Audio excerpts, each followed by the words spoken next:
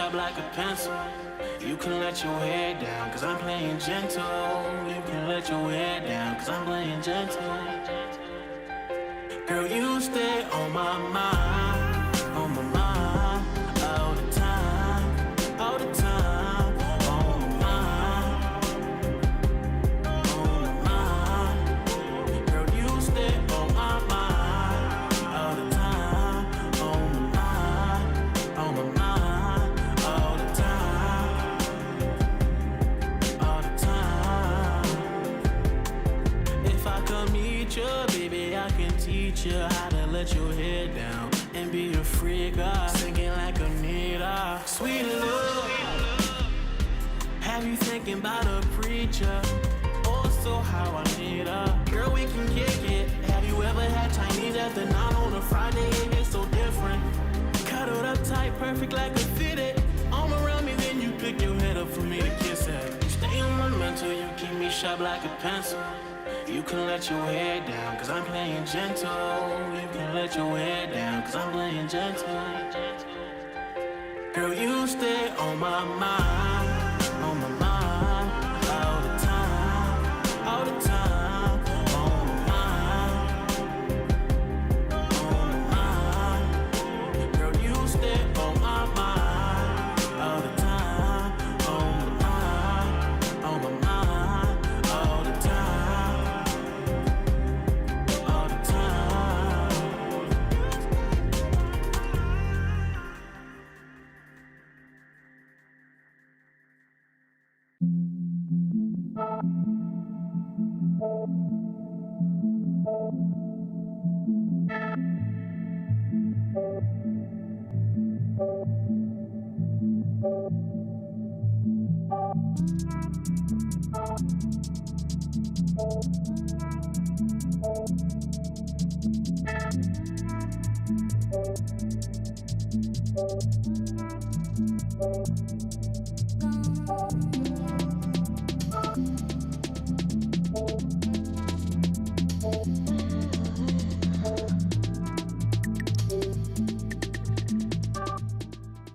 Everybody, it's Hercules. Welcome to the Esports World Cup featuring Rocket League. We've got a round table here for you guys with none other than Achieves and James Bot. And guys, this potentially could be the most mediocre or spicy conversation ever.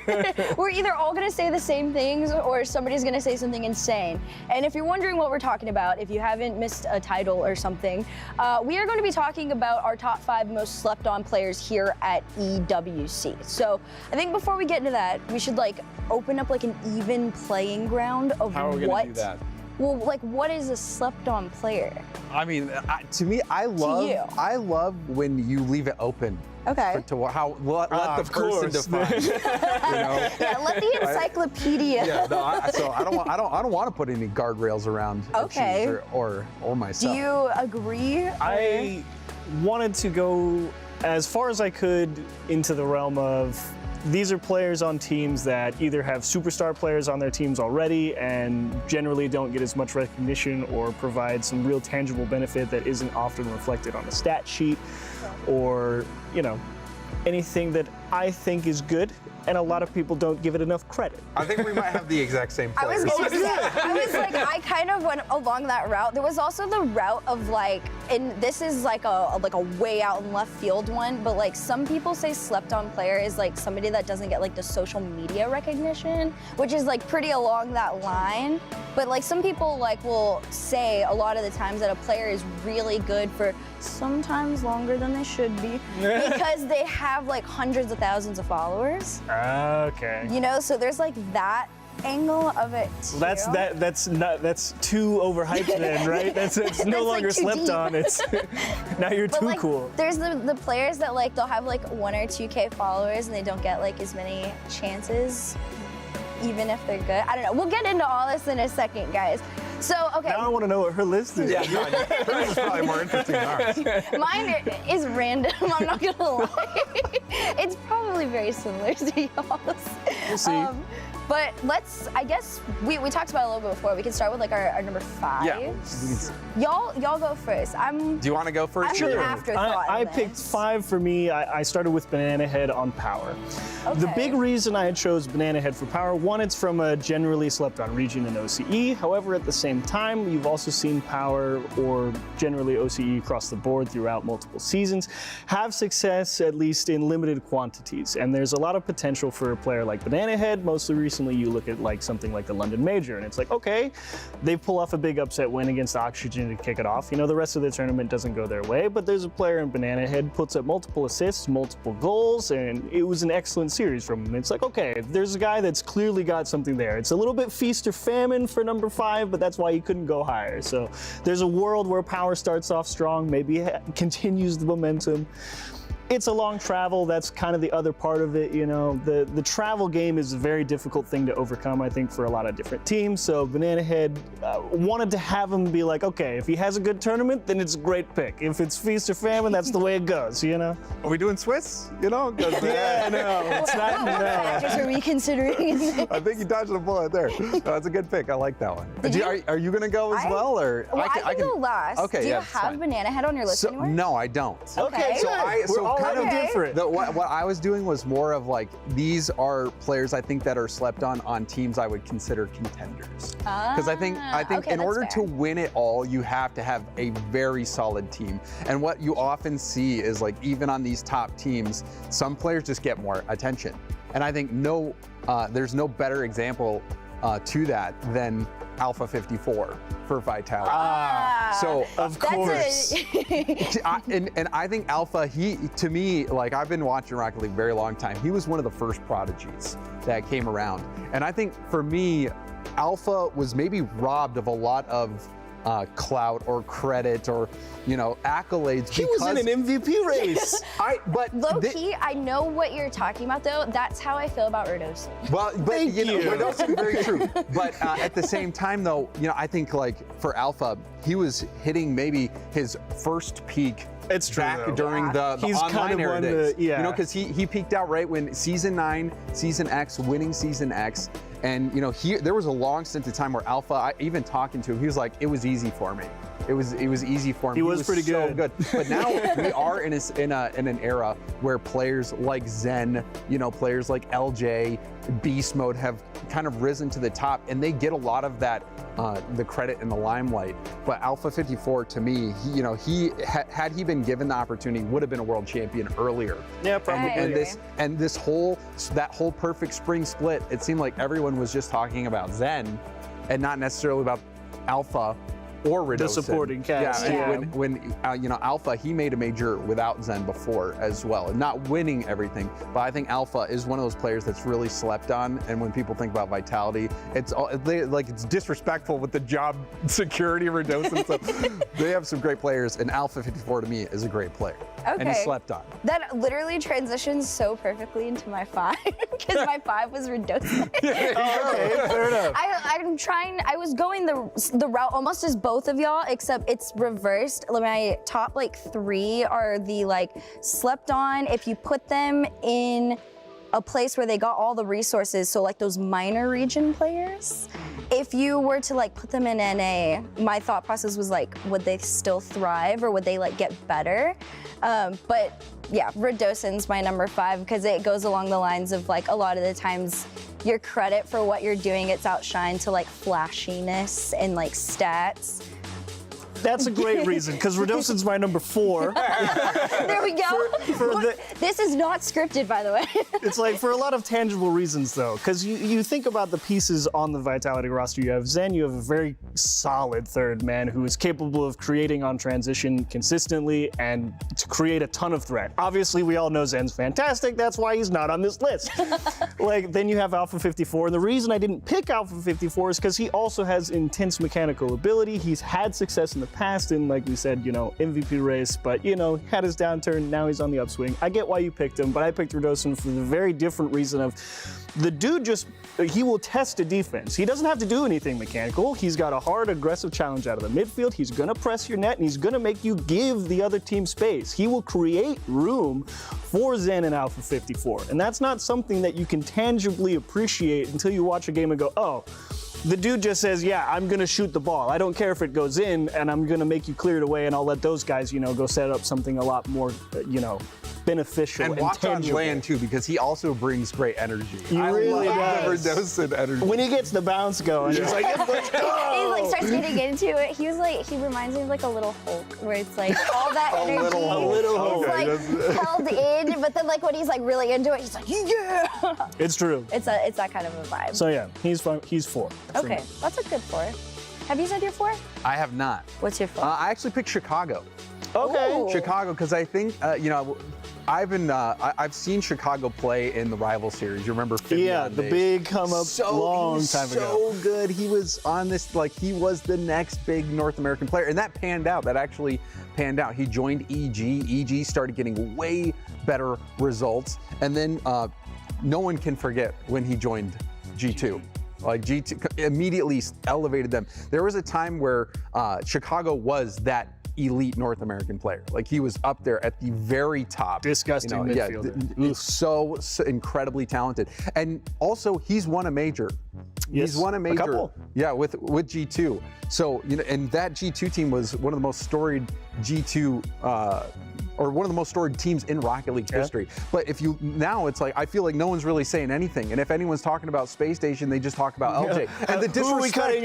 Why are we cutting Chicago for somebody else? Well, it's hearing people say, all right, well, LJ, he's only one not on a super team. Where's LJ gonna go? And things like that. When I think that this Space Station team has already proven that they are a contender, and in Chicago still is so good. If you watch him play, he makes things so difficult for defenses with how aggressive he is on demos. He's one of the best demoers out there, and he is in people's brains. He knows what the defenses are trying to do, and he breaks them down. He's also still very mechanical. You throw him in, he's elite level in 2s, elite level in 3s. You cannot sleep on Chicago, and I feel like people are. Somewhere in my top 3, I had Hawkser. I felt like that was a pretty valid He's my one. 2. There you go. My number 1 is actually Banana Head. Hey, So you did make my I've got list. some ones that will make your head spin. Okay, well, let's hear these ones. But my 3rd, I had First Killer. No! You don't count. I did. No, I cannot have him on I this had list. All right, First Killer run at me 3. the other one. All right, so I had First Killer at 3 just because I feel everyone's saying G2 is the only team from North America. First Killer hasn't had any recent results. He's actually not been putting up the numbers that he has in the past. I think as of late, buddy. this is a recent development. But then I had Itachi at number 2. Oh, And hey, then- I had Itachi in my list at 1.2. Okay, But that's good. I switched him out for Seiko. I did the opposite. But you gotta hear the I had reasoning on Seiko, it. and then I feel- switched it to Itachi. But I You feel guys like we put did it for 2 the superstars on a slept-on you players have to list? hear the reasoning. The only reason I said Seiko was because after, which major was it? It was Copenhagen. I felt like all the attention went to Juicy and Itachi. And Yeah, because they had people good stopped individual games, but paying that doesn't attention mean... to him. But Okay. it's the same conversation as who is the third that if you're not all flashy and going all crazy, do you get as much attention or not? And I don't know. It's Well, and also I will say sometimes people get attention, right? It's I'm not saying some of these players, I'm not saying aren't players that get attention. I'm saying they deserve more. Yes. It's the delta. First Killer already at the top deserves more. I don't think he's at the top right now. I think everyone thinks that G2 That's is fair. by far and away the most untouchable North American well, team. to be fair, That's a team, not a player. that's Yeah, but that's I mean, it's everyone said Beast Mode. Let's All right. be honest. Everyone well, thinks Beast you know Mode what? is the number Beast one. Mode's not wouldn't disagree. here. Nas is here, and we could get a whole other G2 in that case. Thank you both. Well, can we not say our last one? Just my number 1. Say your number one. Say your number one. Brad, Team Secret. Honestly, valid. I Brad was gonna Team put Secret. KV1. Also good I choice. put Atomic. Brother, Get off this round table. He's not in No this way. He's in the one. race for that 3rd open You era have to major. hear We should be talking about that Mute way more. him. You're cut off. No. Bread versus Interesting. atomic. That's why I said I might make you brain Yeah, Anyway. very slept on. Interesting top 5 from all of us. And definitely not a mediocre table all the way around. But thank you both so much for hanging out with me. Thank you guys for hanging out with the Esports World Cup here at our round table. We got more for you coming up shortly, so don't go anywhere. We'll see you after this.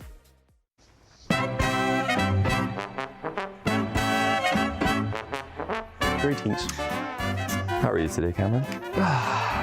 Quite lovely. Thanks, yourself. Oh, splendid. Let's begin. We shall. Very lovely paints I've got here. Yeah, good choice of where to put the mustard. Kind of one of my favourite tones is the mustard. Yes, it's This lid's quite tighter than I thought. this is much harder Did than not I gym thought it was going to yesterday. be. Clashing colors.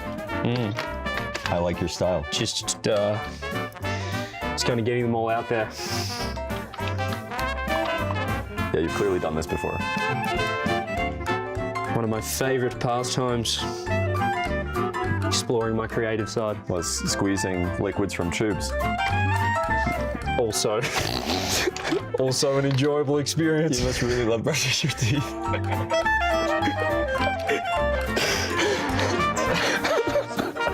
My favourite part of the day. Yeah, this is a really good way to bookend the day. Just finish with a win, start with a win every day. Absolutely. That is very mustardy. Quite a fan of the mustard tone. Okay. Hopefully at some point this gets cut to the good stuff. Yeah. Are there the exact amount of circles? Oh, I don't need Receptacles? them all. Do I need them all? It looks good if I've got them all, doesn't it? Oh, of course. I'm gonna need all of these for what I'm about to do. Oh, really? I'm gonna need all the colors for this masterpiece I'm about to create. That's interesting. I'm a natural at this, by the way. Oh yeah? I feel like I was meant to leave a spot to create some experiences on my palette, but How are you getting on? it's a bad start. It's really bad start. It's quite a thick, bristly brush I've got going on. Not quite my. It is a large brush. It's not quite my desired experience. How many times do you think you've created a masterpiece with a paintbrush? This will be one. Yourself? The first of many, I'm sure. Oh, myself? Yep. Likewise. How would you rate your artistic ability Just in general? on a scale of 1 to myself? Generally, or just only painting? Oh, well, only painting, please. Only painting, of course. 7. A fair number. Sometimes I'm getting just undertones of my previous colour experience Yes. as a part of my A rookie work. mistake. It's like the great Michelangelo said, to create a sculpture of a lion, you start with a rock and then you chip away everything that doesn't look like a lion. If only the same was true for painting. It's a very irrelevant fact, but I appreciate the story. I've just realised that I have forgotten how features of a human, of my creation works. That's tough. I'm actually quite happy so far, if I'm Are going to you? be honest. Yeah. Yeah. I was upset at the start, but I think I just saved it. How happy are you with your work so far? I'm probably going to sell this off to a very large auction. All right, and I'm done. John, finished? Time for the big reveal. It is time to present our masterpieces. Are you ready? Physically, mentally, spiritually? I'm ready. That's really good. Wow, that's What have you done? Why? I didn't think it was that good. I kind of rushed it a little bit. that's no, it's fantastic. Thank you. You drew me. I'm glad you like it, yeah. I'm glad you could tell. What made you decide to draw me? Well, you were right there, so, you know. Pretty easy to see how to draw you when you're standing right in front of me, and it's hard to mess it up when the person's right there, you know? Yep. And no, it's good. It's me. It's in the car. It's the walkout World Championships. I see it, Australian flag on the back, and it does look a lot like me as well, which is great. Right. Would you like to? Oh, I'd love to. You've been at that for a while. I mean, you must have created a spectacular painting to be going that long. It's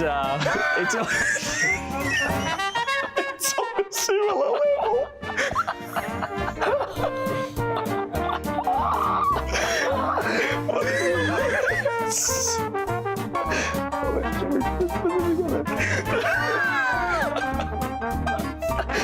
Did you understand the assignment? Yeah. I got really lost. What happened to my arm? I got really lost with the colours. Why is there a cucumber? My palette was a mess. And I thought I'd also draw you. It was inspiring. Oh, it's me. Yeah, Oh, it's you. I thought it was. Right. Yeah. No, I mean, of course it's me. Obviously, I can tell. The facial features are spot on. So If you'd like this, get in touch. you like the Do you want to frame this? well, we should probably I'll take that one. And Do you want this one? Yeah, of course. Okay. I'll put that in the living room. Yeah. Well, thank you. Thank you, CJ. Hopefully you guys enjoyed our artistic experience, and If you want to see more of us painting, let us know.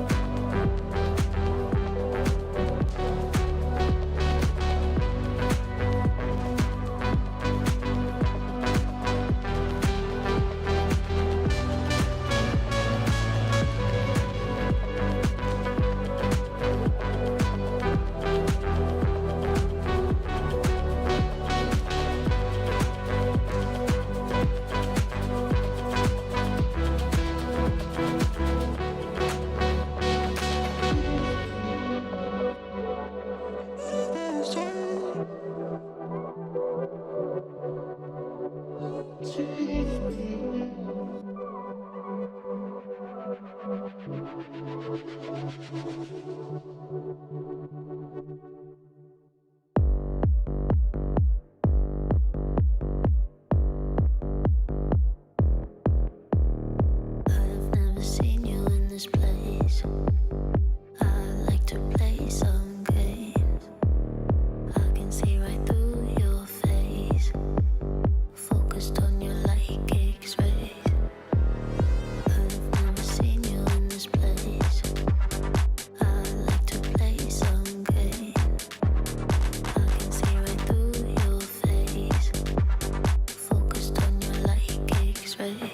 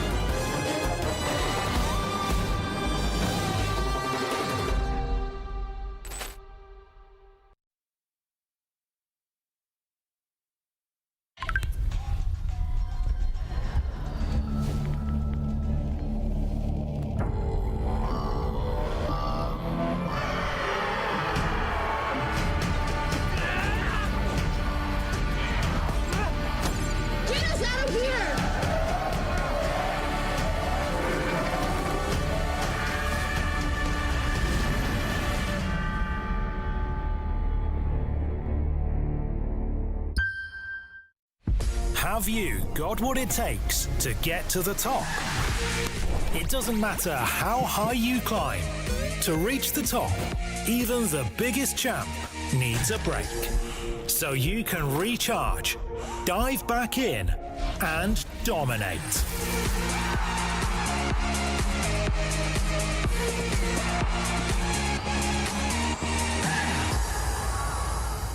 Have a break. Have a Kit Kat.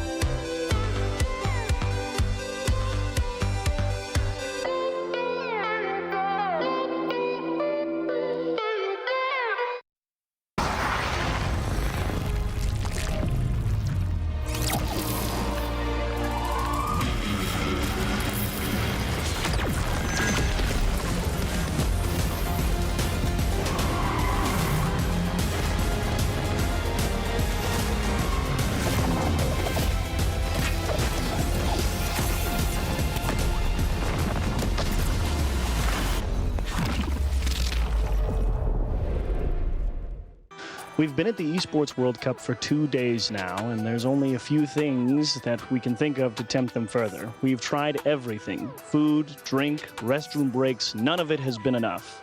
So our last resort is our last two options: boost and the ball. Good luck. We need you.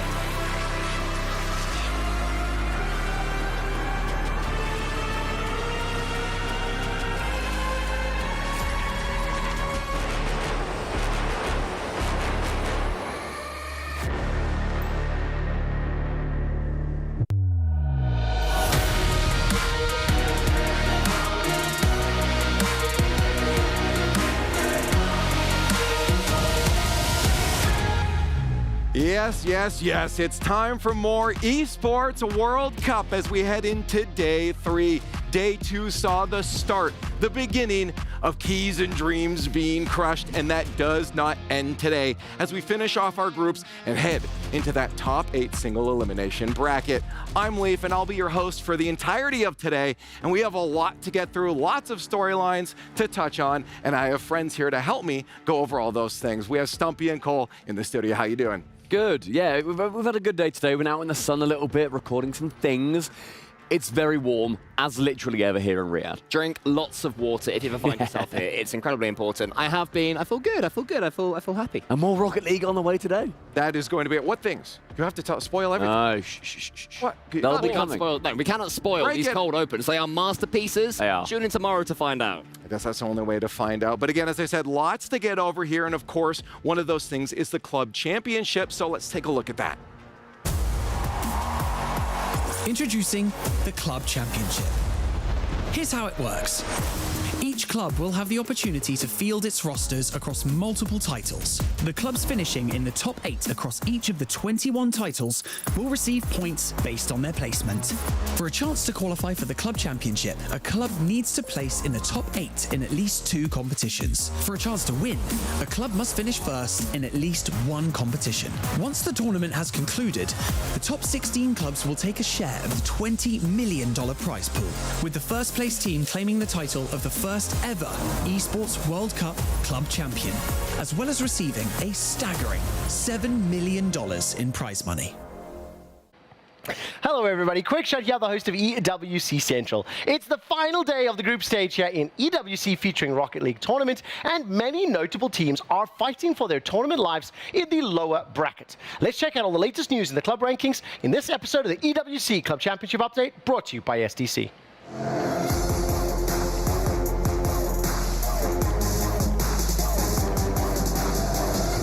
Now, as you already know, in Group A, Team BDS were absolutely annihilated by G2 Esports in the upper bracket, which means BDS is now rematching with Power for a spot in the quarterfinals. Team BDS is currently at 1,000 points after the victory in Rainbow Six, but they have to finish top 8. I want to say that again. They have to finish top 8 here in Rocket League to become eligible for the club championship and a share of that $20 million prize money. That means they need to qualify.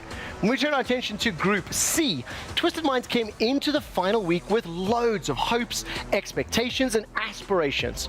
But a very early exit by their Tekken superstar Arson Ash, as well as an incredibly disappointing 18th place in their pre-tournament favorite PUBG, has left the team with a giant donut and 0 points right now.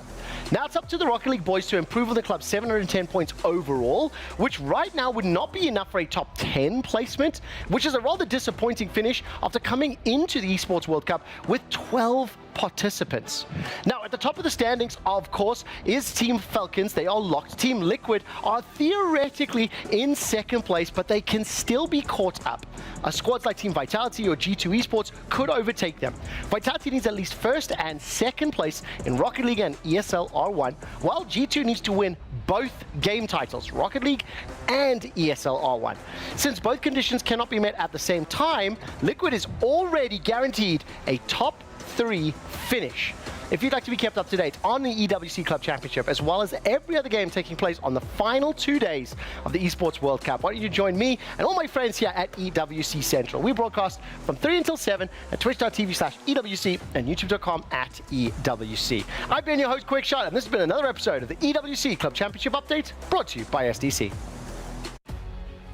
Now, of course, here on our show, we're talking about Rocket League a lot, but we have to highlight that it's not just Rocket League at this event. We said 21 games, and yesterday, Tekken finished off their tournament, and it was Olsen from Kwandon Freaks that took the title, walked with the trophy, and it was really cool to see that community getting an event like this. They were so excited. Well, it's also been good for us as well. I mean, we got to hang out in the show match with Rip and Markman, and they are fantastic as well. We got to hear them do their stuff.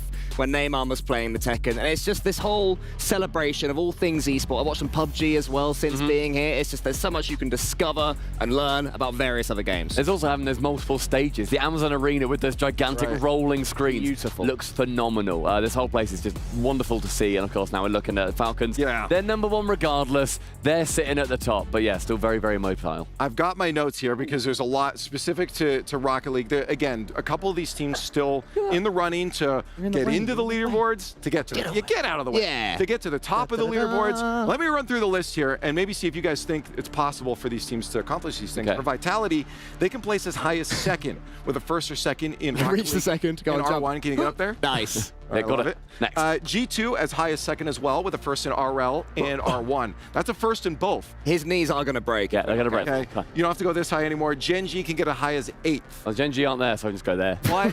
But the thing is, they need a grand finals. Oh, and that's first. Well, not first on this leaderboard, but yes. Do you think they can get a grand finals in Rocket League to get? Yeah. I mean, there's more chance of Stumpy hitting number one on that. So I'm not even going to try because my legs will just implode. But I do. Yeah, I think Gen G, they absolutely have a chance to get number one. How about Team Secret? Because they need the same thing. No. Gen G, Less so. Less Team so. Secret, no. Yeah. The next up is Twisted Minds. They can get as high as third. You can reach that one. Go on, T1. No Twisted Minds. Third. Can you reach that without jumping? They're not. Yeah, they're not in there yet.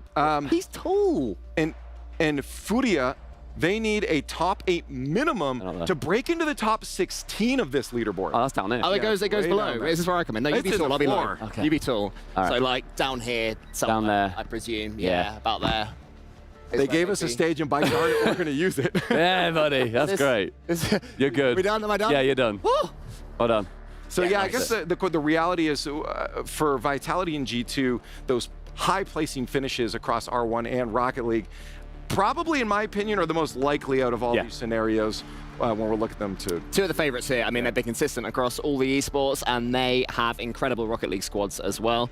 Team Vitality are performing pretty well. They did well against Furia, I think it's fair to say, looking a little bit more like their scary selves too. And when Vitality perform, I mean, they could be, above number one. They could be number 0. I think the thing is, though, that doesn't make sense. I think that the thing is, though, when you look at G2, a sub. That's the big question. Right. It's not going to be able to perform. I think so far, yeah, he absolutely can perform to the level that, of course, we've seen. Yeah, exactly. Like they got pretty much dismantled, I think. G2, very impressed. They're like there's probably like 4 favorite teams.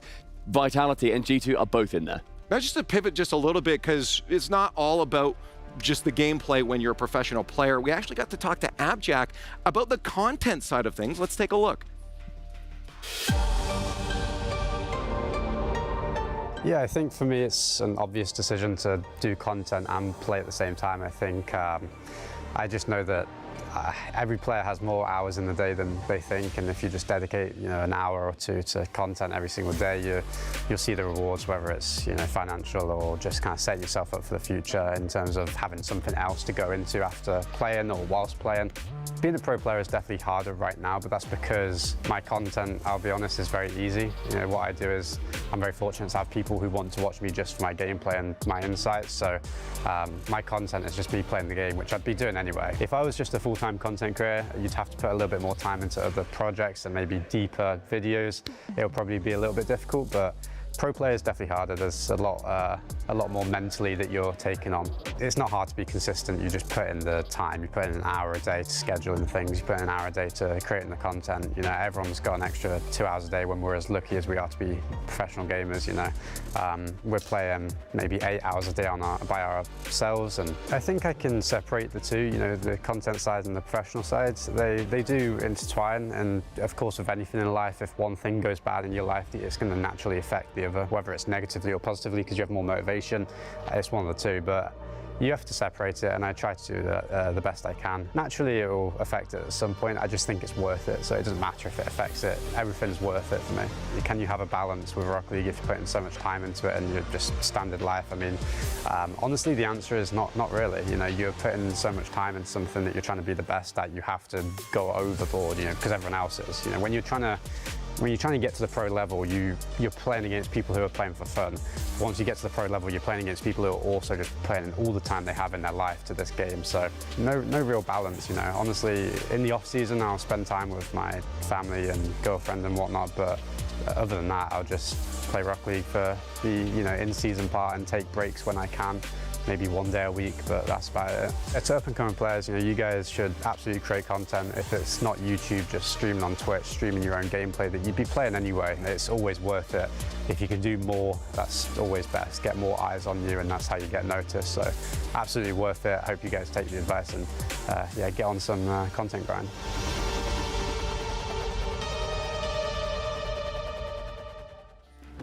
Content. You gotta get it out there. We've been saying this as casters. If Waller's watching right now, he is flipping in his seat because he's been saying that forever.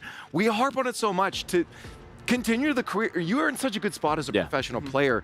You have to make content. I mean, it's also not just the fact that it's about you making the content. It's also about you being able to network with other players. It then also means that if an org looks at you, much like Gen G looked at apparently Jack, and they say, okay, you're obviously a world-class player, but also you have over 100,000 YouTube subs. You've also got a huge Twitch following. It's a lot of value added and a backup plan. And as Jack was saying, it's consistency. With anything in life, consistency is key. Jack's done it so well. He's like, I think for a lot of us, the epitome of a pro. Does the content, is great on social media, brilliant player.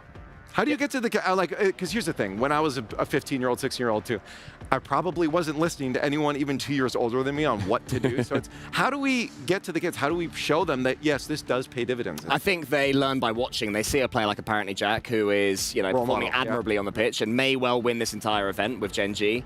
And then he goes home and he makes YouTube videos and he streams and he makes a video saying, this is how we won the... Exactly. And you're watching that thinking, oh, I could do that too. I've got a personality that I can put out there. I'm, maybe I think I'm better at the game than apparently Jack. I'll do the same. And that's what gets the snowball going. I think the real good point he made there too is just as a pro, at the beginning, it's easy. Just hit go live on your OBS. That's it. That's people want to see your perspective when you play. Like we see it so frequently. A lot of players, they won't even necessarily have like a mic on. Right. Like we saw that at very early days. I appreciate, but a player called Cux here. I was thinking went live. They were great. 2,000 viewers immediately. No mic, no webcam, just him playing, and everyone is enthralled. We could talk about this all day. But we got to start talking about the gameplay again. Let's take a look at the format here because nothing's changed. We do get closer, though, to that single elimination halfway through the day. We swap over. For now, we are still on that 16 teams, groups of 4. Some have already been eliminated. Cole, we've seen some of the key crushes already. Yeah, always exciting as well. It's been painful. There haven't been too many shocks and surprises with teams getting their key crushed at this point, but there have been some brilliant performances from teams that we thought would go out. I'm sure at some point we'll get a chance to speak about Limitless, who performed so well against Power. They're the ones that are in my mind, really. But yeah, so far it's all been fairly friendly, handing it over. That might change when some of the big dogs go up against each other. We've said the whole time as well, like when it's Furia and Vitality, the dream, if they get to play each other for an elimination match, I want to see zoom-ins of the key being handed over. Exactly. $500,000 on the line. That also has not changed. $200,000 first place. Stumpy, again, we've said it a few times, real good stop-off here between other events for these players if they can make that leaderboard. Yeah, I mean, we have Worlds in 2 weeks or so, 2.5 weeks. We're all going to be going out there. This is a brilliant chance to face off against a lot of the teams that are going to be facing in the World Championship, the theoretically, at least in our RLCS calendar, the highest stakes event. It's been a big break as well since the London Major, so this is time for players to re-get that experience, working together, come into the event with some form, and hopefully, by the time it comes around, they'll be absolutely smashing it, ready to hit the ground running. And take home a nice chunk of change if they add, depending on how well they do. And speaking of smashing, if you've seen the key crushes happening but didn't know what really was going on, let's explain it to you. The Esports World Cup is a unique tournament and will have a very unique trophy system, consisting of keys, game trophies, the Club Championship trophy, and the totem. Introducing the key. This symbolizes a participant's right to compete in Riyadh. Each team or player will receive a personalized key consisting of the inner key and the outer frame. Winning a competition earns you a game trophy. A champion's key will be inserted inside. The frame will be placed into the totem. A physical block on display in Riyadh, serving as a progress bar of the Esports World Cup. The totem will remain in Riyadh as a chronicle of the Esports World Cup history. Those who get eliminated throughout the competition must give up their keys and see them crushed. Their broken keys will be tossed into the totem and encased in resin, symbolizing those that tried to win but fell short. However, as an additional privilege for winning, Each game's champion gets to select 3 opponents' keys to be encased in the base of their trophy as an additional, more personal prize. Losers will go home with their keys replaced with a token that marks where they ended their journey. Witness history unfold at the Esports World Cup. And taking a look at the schedule, here's our matchups for today. We have some TBDs. That team always shows up, but they will disappear as we get the groups done. Looking at this early on, though, I mean, we have some banger matchups across the board. Anything immediately draw your eye, Cole? My first thought is that if I ever make an esports org, I'll call it TBD, just to ruin the future. Everyone is going to hate me. Secondly, which match is calling me out? Quickly scanning it. Chiefs versus Gentlemates, the big rematch, the big Joria's rematch. I think that's the main one, really. I think in the others, there's a big favorite I'd have either way. But yeah, Chiefs, Gentlemates. Can Joria's get them again in the second best of 5? I mean, also, I'd like to not just say just Joria's. Like, can Hunter and Kaka also stay at that level? Because they've also been peaking alongside him. Yeah, Joria's that target man. And Gentlemates kind of just feel like, all right, now we know what to expect, what's going on. But again, other rematches, BDS, Power, they took the first game against them, but then BDS then won the next 3. Gen G versus Team Secret, another rematch across the board.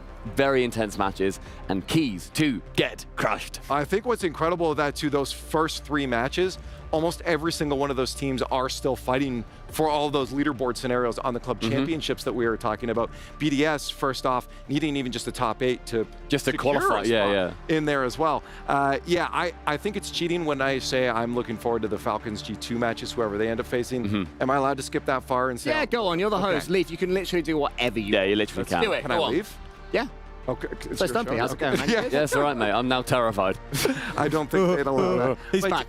But seriously, I really want to see if one of those other M80 players, Naz, can continue with G2 the way they have. I mean, they're calling him Beast Mode V2. Yeah. And he's definitely delivering on it. I mean, he's not letting that pressure get to him, which I think is such a far cry from what we've seen from him online, or at least from that whole team. Anybody who doesn't know, quarterfinals merchants was Joria's, was NASA last season. They've still not made the top 8. There's still a chance of not to necessarily go through. But right now, the track they're on, the trajectory, they're clearly doing better under pressure than I think anybody thought they would. Yeah, I mean, it's incredibly impressive as well to come into a team like G2 who are winning everything off the back of winning the last major in Rocket League and have to step up to the level of beast mode. The best player in the world. On current form, almost certainly, best in the world. And he is performing more than admirably. He's slotting into G2 beautifully. And it's yet another Team BDS land beatdown. When that team lose, they lose. Yeah.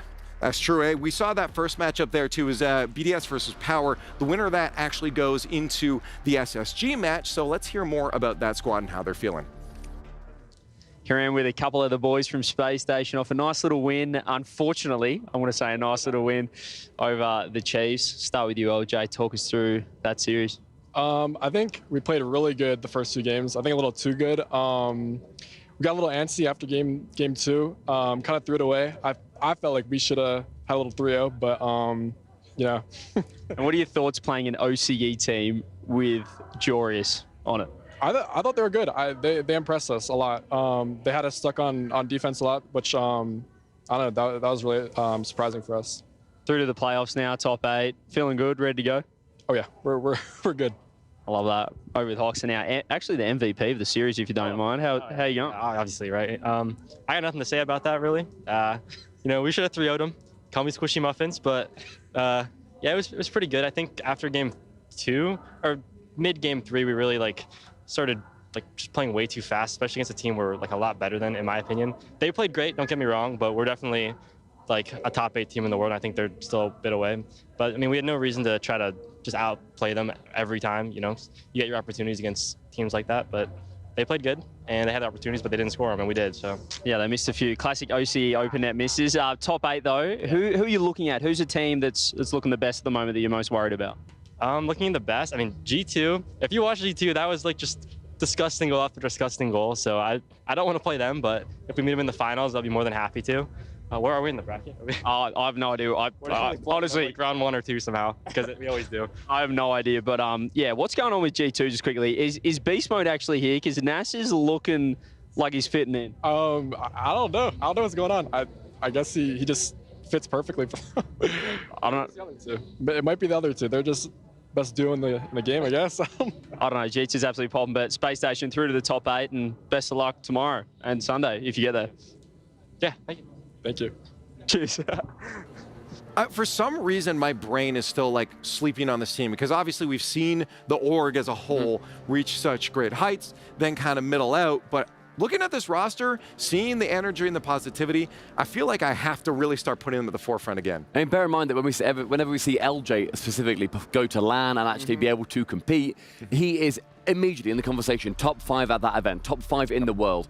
He is phenomenal. But yesterday, our MVP in that series, Hoxer, he got to a level that I feel like we haven't really seen him get to because he's normally overshadowed by LJ. It's interesting in Space Station Gaming because we've had like sort of 2 up-and-comers have 1 experienced pro shepherd them through it. It's more rare to have 2 experienced pros, i.e. Chicago and Hoxer, have 1, not really up-and-comer, but 1 superstar to build a team around. And I think what LJ is doing is elevating the performances, even after all these years of Chicago and Hoxer. They are playing better than ever. They all know their roles fully. And yeah, the fact that Hoxer, who burst into the scene in 2018 when he was like 16, 17, he's still here now, is playing better than ever, such a testament to them.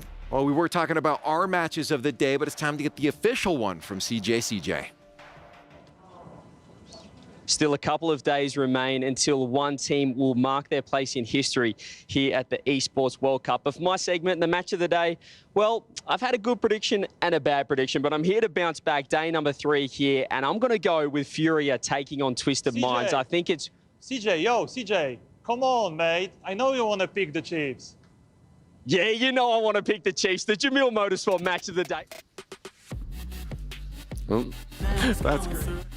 Did it in 5 the first time round, and I think they can get the job done again with none other than the Great White at the helm. It's going to be an absolute cracker. Honestly, we have given them too much screen time. Yeah, that was okay if they just cut that off. Chiefs again, you can't really blame them though, to be honest. That's what we pointed out, right? We're like, the rematch, man. Can they do it again? Are you asking me? Can they do it again? I'm going to go yes, is my early bet. I think they will. Gentleman's out in 2. I'm going to say it. I'm going to say it. What are you going to say? I actually just stopped. That I predict What a host you are. Gentlemates. Okay. Locking it in. Did you pay attention that time? Yeah, I you did. Still taken aback.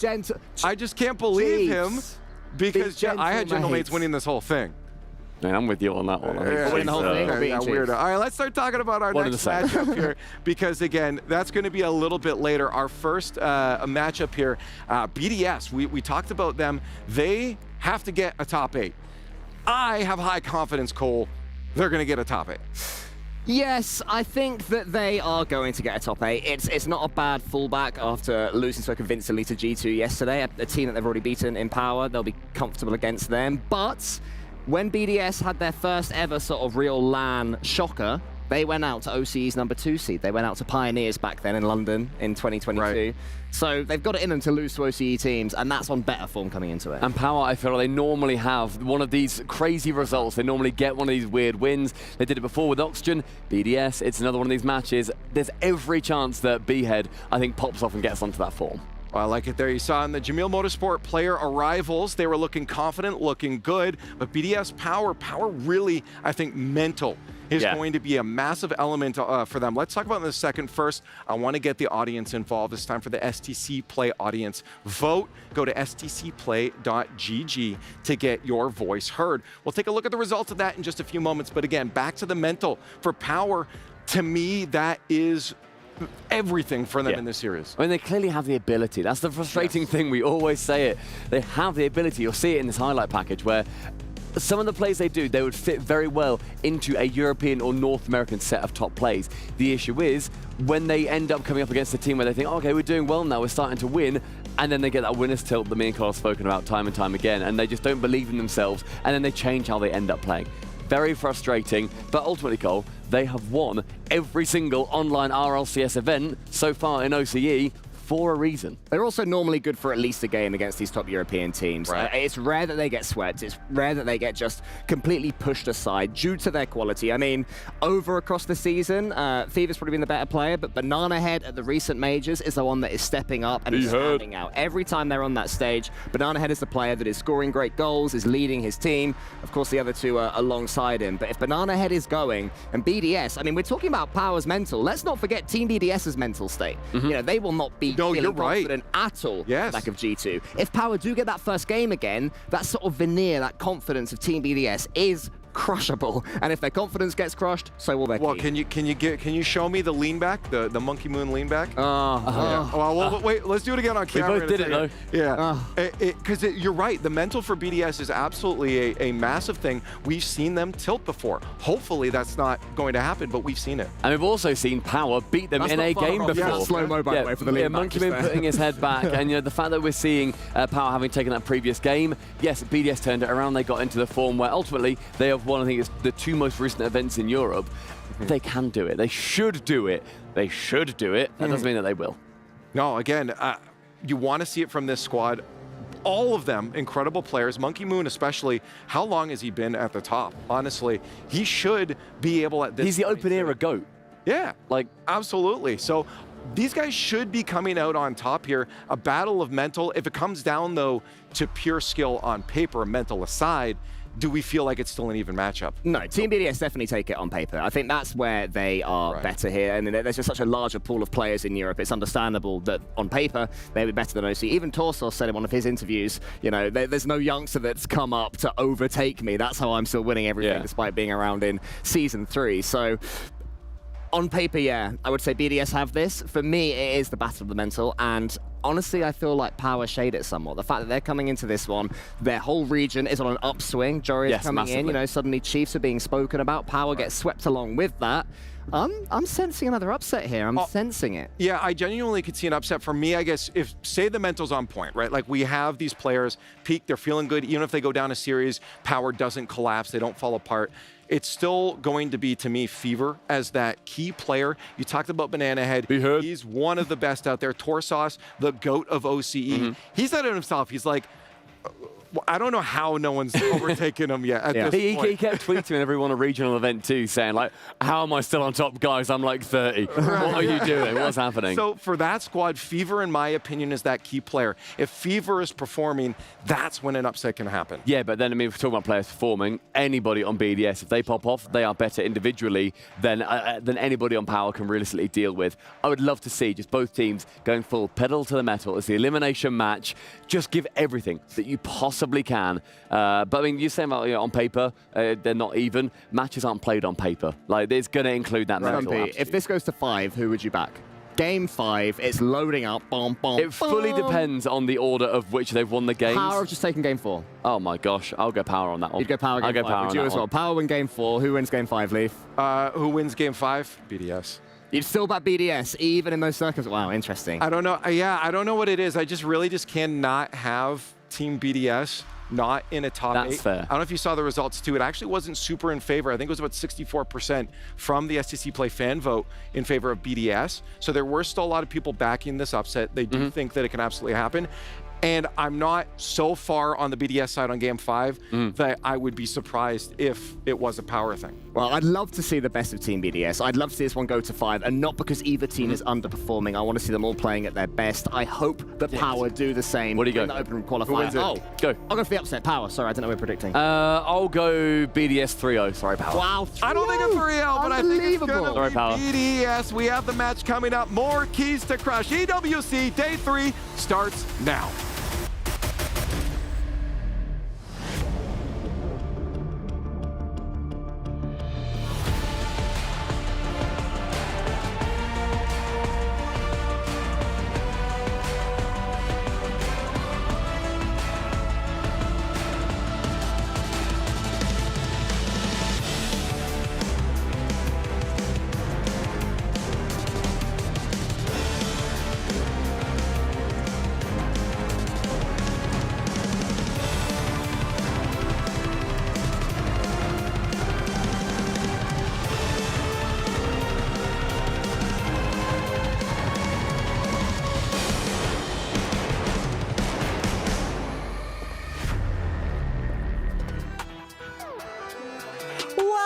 Welcome, welcome to all of our gamers from around the globe. Yes, that includes all of you wonderful folks joining us from the comfort of your homes. This is the Esports World Cup featuring none other than Rocket League. I am Veracity, and it is my great pleasure to be joined up on this gorgeous stage with my co-host, Fancy. Fancy, today's going to be an exciting one. We've got a mixture of best of 5s and best of 7s as well. Absolutely. I've been looking for the best of 7 since the start of this tournament because that's how all the teams can show their full potential. But today, we have a lot of lower bracket matches, and it's the final lower bracket matches. So that means one team is going to get their key crushed, and the other team is going to the quarterfinals, and then we're going to go for the best of 7 matches. Oh, you know what, Fancy? This day as a whole is going to be rematch central, rematch city. And I'm curious to see whether or not these teams will be able to rewrite history and maybe go through a little bit of a redemption arc. So speaking of a rematch, let's go ahead and introduce our first team. Let's do just that. For the first team that is welcomed on stage today, it is Team BDS.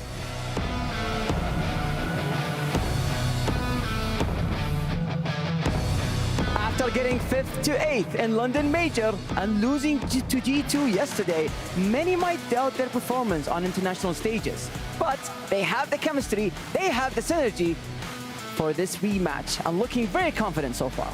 And their opposition is going to be the boys over from Power. Losing 3-1 to BDS just 2 days ago, but don't be fooled by that scoreline, because 2 of those matches went into overtime. These boys have continued to give us an impressive performance. So Torsos, Fever, and Banana Head, I'm sincerely hoping you boys will be back to put OCE on the map once again, Fancy. Love me some Rocket League. Absolutely. The keys are placed and the players are seated.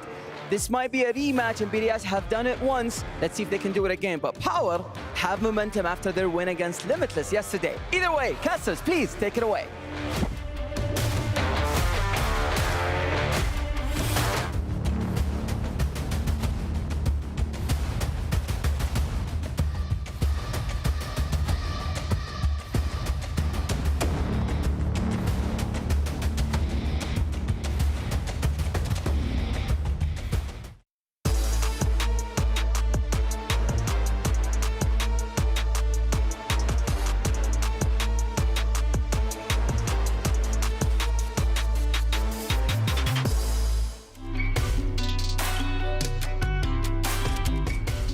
The big day is finally here. OCE versus EU. Can Power get this right the second time around, Johnny, against BDS, who haven't looked the best this tournament so far? Well, you know, that's the beautiful thing about this format, the rematches. We had the opening match of the tournament, featured both these two teams, and BDS won it 3-1. It was opening 2 games overtime, so a close series. And now in the rematch, Power coming off a win, BDS coming off a tough loss. They got destroyed yesterday by G2, who are playing with sub-player Nas. So I don't think they're going to be feeling too happy about that. They might be coming in here with a point to prove, to show that they truly are just a different level from Power. But Power are the team with the momentum in that lower bracket. Well, it wouldn't be the first time that Banana Head took down Monkey Moon, especially in a situation like this. But, you know, for BDS, you talk about not feeling very good. And it feels like that has kind of chased BDS around. You know, if they're not feeling good, they're not playing well. And so is that what Power have to do? Can you keep them uncomfortable, make Monkey Moon uncomfortable, and keep him feeling poorly and have him playing poorly? That just may be the only thing they need to do. Yeah, they've got to try and get BDS to panic, really. They've got to try and put the pressure on them. That's what G2 did yesterday. That's when G2 did their best work. They just got the ball onto the BDS backboard. They attacked them with aerial plays, and BDS were backflipping by mistake. They were messing up the timing of their challenges and ultimately conceding a ton of goals. Now, I don't expect Power to have the same level of firepower that G2 had yesterday, but we have seen games here and there from them in this year's RLCS matches where they can truly pop off. And we know that Banana Head in particular can be a very fast player, very aggressive. I think that's how they've got to play this one. They just want to try and shock BDS as early as possible, because once BDS get a foothold in the series, it might be too difficult for Power in this matchup. If they can hit them early though, get a game 1 win, I could easily see Power winning this and eliminating Team BDS. We just saw him on camera a second ago, Fever. He's the guy I'm looking out for. You know, a long time ago, was supposed to be one of those superstars coming out of OCE to help OCE take that next step up. He's going to have a great series if they have a chance in it. So Power, and hey, OCE, as much as we love to rag on them, and OCE, they rag on themselves as much as anybody, they've played pretty well this tournament, especially when you consider their results in the past, and already Power, right off the kickoff, are trying to threaten BDS. Well, you know, we're talking about how we want to see them start with aggression. They start off with a double kickoff and a cheat behind it, so that's the probably most aggressive kickoff strategy you're going to get, at least that's viable in the meta these days. Power letting their intentions be known early. That's a bad touch. Oh, that's a really bad touch. BDS are going to get an easy goal. Well, everyone in Power wanted to attack here. Like we keep saying, the intentions are clear, but Tarsos wasn't on the same page. Fever was looking to center it to Banana Head. Tarsos just hits it back over both of them. You pretty much doubled the difficulty now on making BDS uncomfortable. You know, you kind of had the chance on that shot, build that pressure. Those kind of miscommunications, they simply cannot happen against a team of BDS's caliber. The Power, off the kickoff, they've already got themselves back into the blue half. Just keep those comms solid. You can't let that goal shake you too poorly. Yeah. Power do a good job getting that clear. Yeah, they just have to try and stay locked in here. They did mess up there for that first goal, but I like the idea. You know, Tarsos knocking it back there to try and pass to his teammates, not a terrible idea. Look how aggressively they are pushed up. They are going to try and stay the attacking side of the pitch as much as possible. Tarsos pounces on a loose ball. Monkeyman alone in defense briefly there. Yeah, they're going to have to read each other so well. If they're going to play like this, they have to communicate so effectively. They've done so well here. They're Fever, and they have not slowed down. They're not tilted from the first goal they conceded. They just keep pressing, and with that bump by Tarsos, left Fever uncontested. Look at that, was a really frustrating sequence for BDS too. There was about 5 or 6 seconds. Two players, Exotic and Drawley, had 0 boost. They had to leave the play and leave Monkey Moon by himself. He couldn't keep the ball close enough to buy them time, and Power just kept on rolling the engine, and eventually were able to break through. Banana Head gets it across, and Power now playing with authority. Like you said, despite getting scored on first, they still bring the attack. Banana Head high. Really risky play from Banana Head in particular. He's been a little jumpy to start. It hasn't completely caught them out on this second try, but BDS down the field. That's nice. So Fever to try to go all the way himself. Quick recovery on the wall.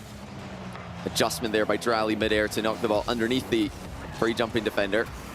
It's first real look we've had of BDS in their comfort zone. I mean, both these teams really are teams who prefer to attack in that final third. They want to be really boxing the opponents into the back corners, keeping them in the net as much as possible. Not many teams can actually beat BDS at that game. They're one of the most dominant teams, especially online, when it comes to pressuring the opponents. Oh my goodness, what a 50-50, but it's gone lengthways. That's on target. Power have a lead. And just like BDS in the opening seconds of the game, Power scored with a counter-attack. It was such a good 52 at first from Drawley. Exotic saw what was happening. He knew that that challenge was coming through. The pass was going to be risky. Exotic thought he could beat the challenge to the ball, but it slips right through him. He's just a little late. And Monkey Moon was ready to receive the pass, but Exotic saw it, just couldn't get there in time. Another fake kickoff coming through for Power. We've seen them use multiple different strategies already. They try to keep BDS guessing. Their game so far is going exactly according to plan. Team BDS have struggled on LAN this year, and they're struggling right now to contain Power. They are not establishing their game. They're not establishing their style at all. And we've not, we're seeing good low 50s in control here from BDS, but where are the outplays? Where are the mechanics that we're used to seeing from them?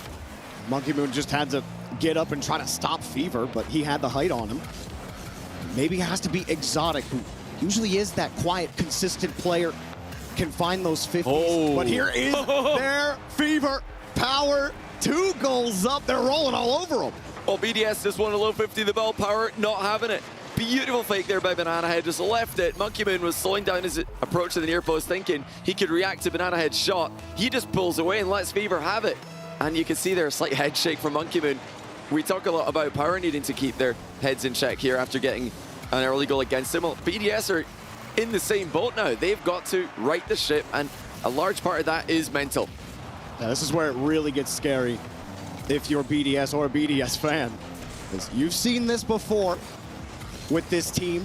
not able to shake off the bad vibes in the first game. Exotic puts that one down. Monkey Moon jumps quick to the ball, and he barely gets to it. Huge. Otherwise, another quick counterattack was coming for Power. Banana Head still downfield and gets a free ball out to Fever. He has to kill it to the corner. Just came out too far to the side.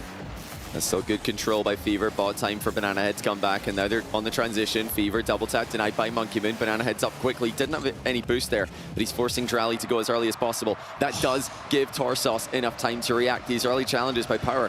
Maybe the first challenge is getting outplayed, but they're forcing BDS early as they just survive again as the ball trickles back wide at the far post. Good cover, but it's not enough. Monkey Moon slots it. Looked like we're going to have a good mid cover there by Fever, but he got dusted to the ball. BDS are back within one. Now, a couple of tight opportunities that Power were able to win, but that able to stop it, Exotic. And that's who I was thinking about. He's the guy, when BDS are in these situations, Johnny, where the mental isn't right, and Monkey Moon is shaking his head. Exotic is the guy to get the head to be stable. It's like, it's all right. Just get to the next game, get to the next play. Exotic is that player for BDS right now, but Power do not care. Torsons attack in the corner, Exotic downfield, but chasing away. Banana Head, nice back pass over to Fever, and BDS are forced to dive for it again. I love the back pass there. 40 seconds to go in game one. Power have led for the vast majority of this one.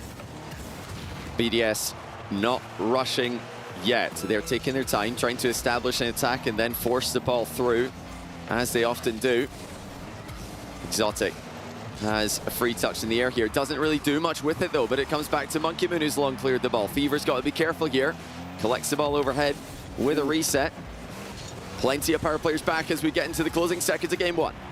Let's see what they can do. The 50 goes right to the net. Trolley. There might as well not have been a Power player there. And just like that, BDS in control and maybe going to overtime. Oh, Banana Head thought Fever had another touch. He turned. He thought Fever was going to double that down the line. Fever didn't communicate in time that he wasn't getting an extra touch, and it's a freebie for BDS. What a disaster for Power, who played so well all game. And now they've made a huge blunder at the end. Or will we head into overtime? Another chance for Power. Banana Head just couldn't get on the end of it. Banana Head with a slight pre-jump, but that's 2 errors, massive errors from Power. You know, BDS, they really haven't had much offense generated on their own. Power, you think Banana Head and Fever had overcommitted. Torsos had played the touch too hard, and then at the end there, Fever not getting the touch, but here Fever gets the pass. Banana Head center to Torsos. And just enough for Exotic to get there, but Power still have control of the midfield. Well, Power have used all their boost there. They've got to be quick back. They are quick enough back. BDS took their sweet time attacking on that counter. Fever biding his time. Plays for the 50 instead of taking any risks. Gets a little bit of a fight with his teammate Torsos there. This is how they conceded the opening goal of the game. Power over-aggressive in that back corner at times, but on this occasion, they've found the balance, and they're going to be able to retreat and defend the incoming counter. BDS knocking at the door, though. Oh, what a fake Drally punches it in. It's BDS who win in overtime in game one, just like they did when the two teams played 2 days ago. And it's so close, yet so far for Power. Fever just could not get goal side of the ball. It might have been tough there for Fever. I wonder on his POV, because Monkey Moon jumped up in front of him as Fever's trying to line the ball up for the catch. And if Fever gets that on his nose, that ball's not skipping out. Drolly's never getting that shot, but Monkey Moon just being there may have been enough for it to skip off of his car.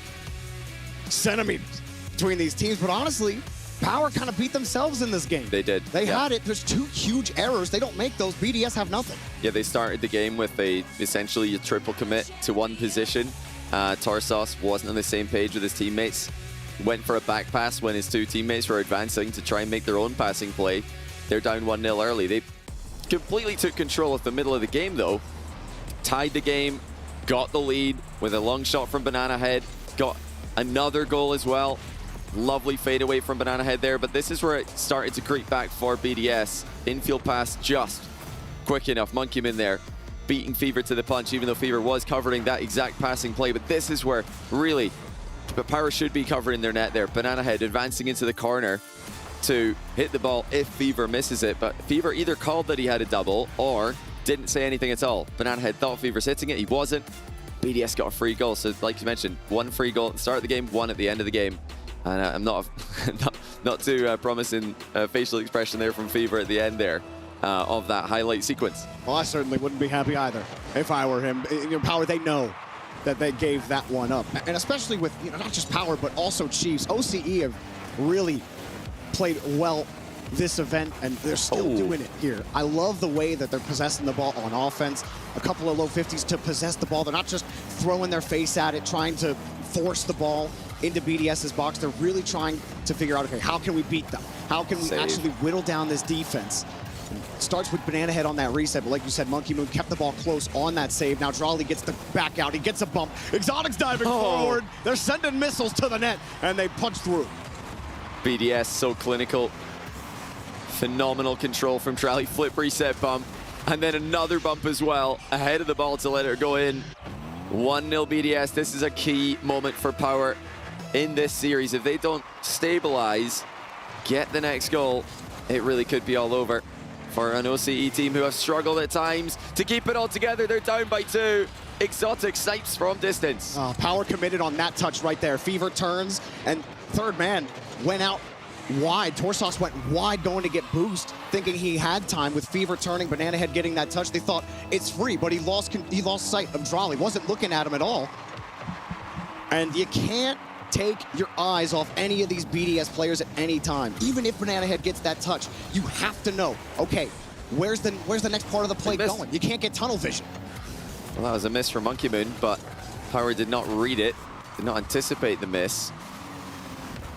It really looks like BDS have adapted well to Power's play style. Oh, well played by Torsos, interception and a double to the back corner in defense. BDS will know now that Power are just sending it every single play, and they're trying to respond accordingly, trying to help each other out in defense. For the most part, that has worked. They've had some good passing in defense this game to help clear the ball. Now here's Fever. Nice. Passes off to Torsos in attack. Torsos with a flick from close range. Power are back within 1. Great job from Fever, creating space with a demo, and gets that nice touch out to Monkey Moon. Monkey Moon has to respect the shot on that play, so he has to fade in on him, and that opens up the passing lane behind Monkey Moon.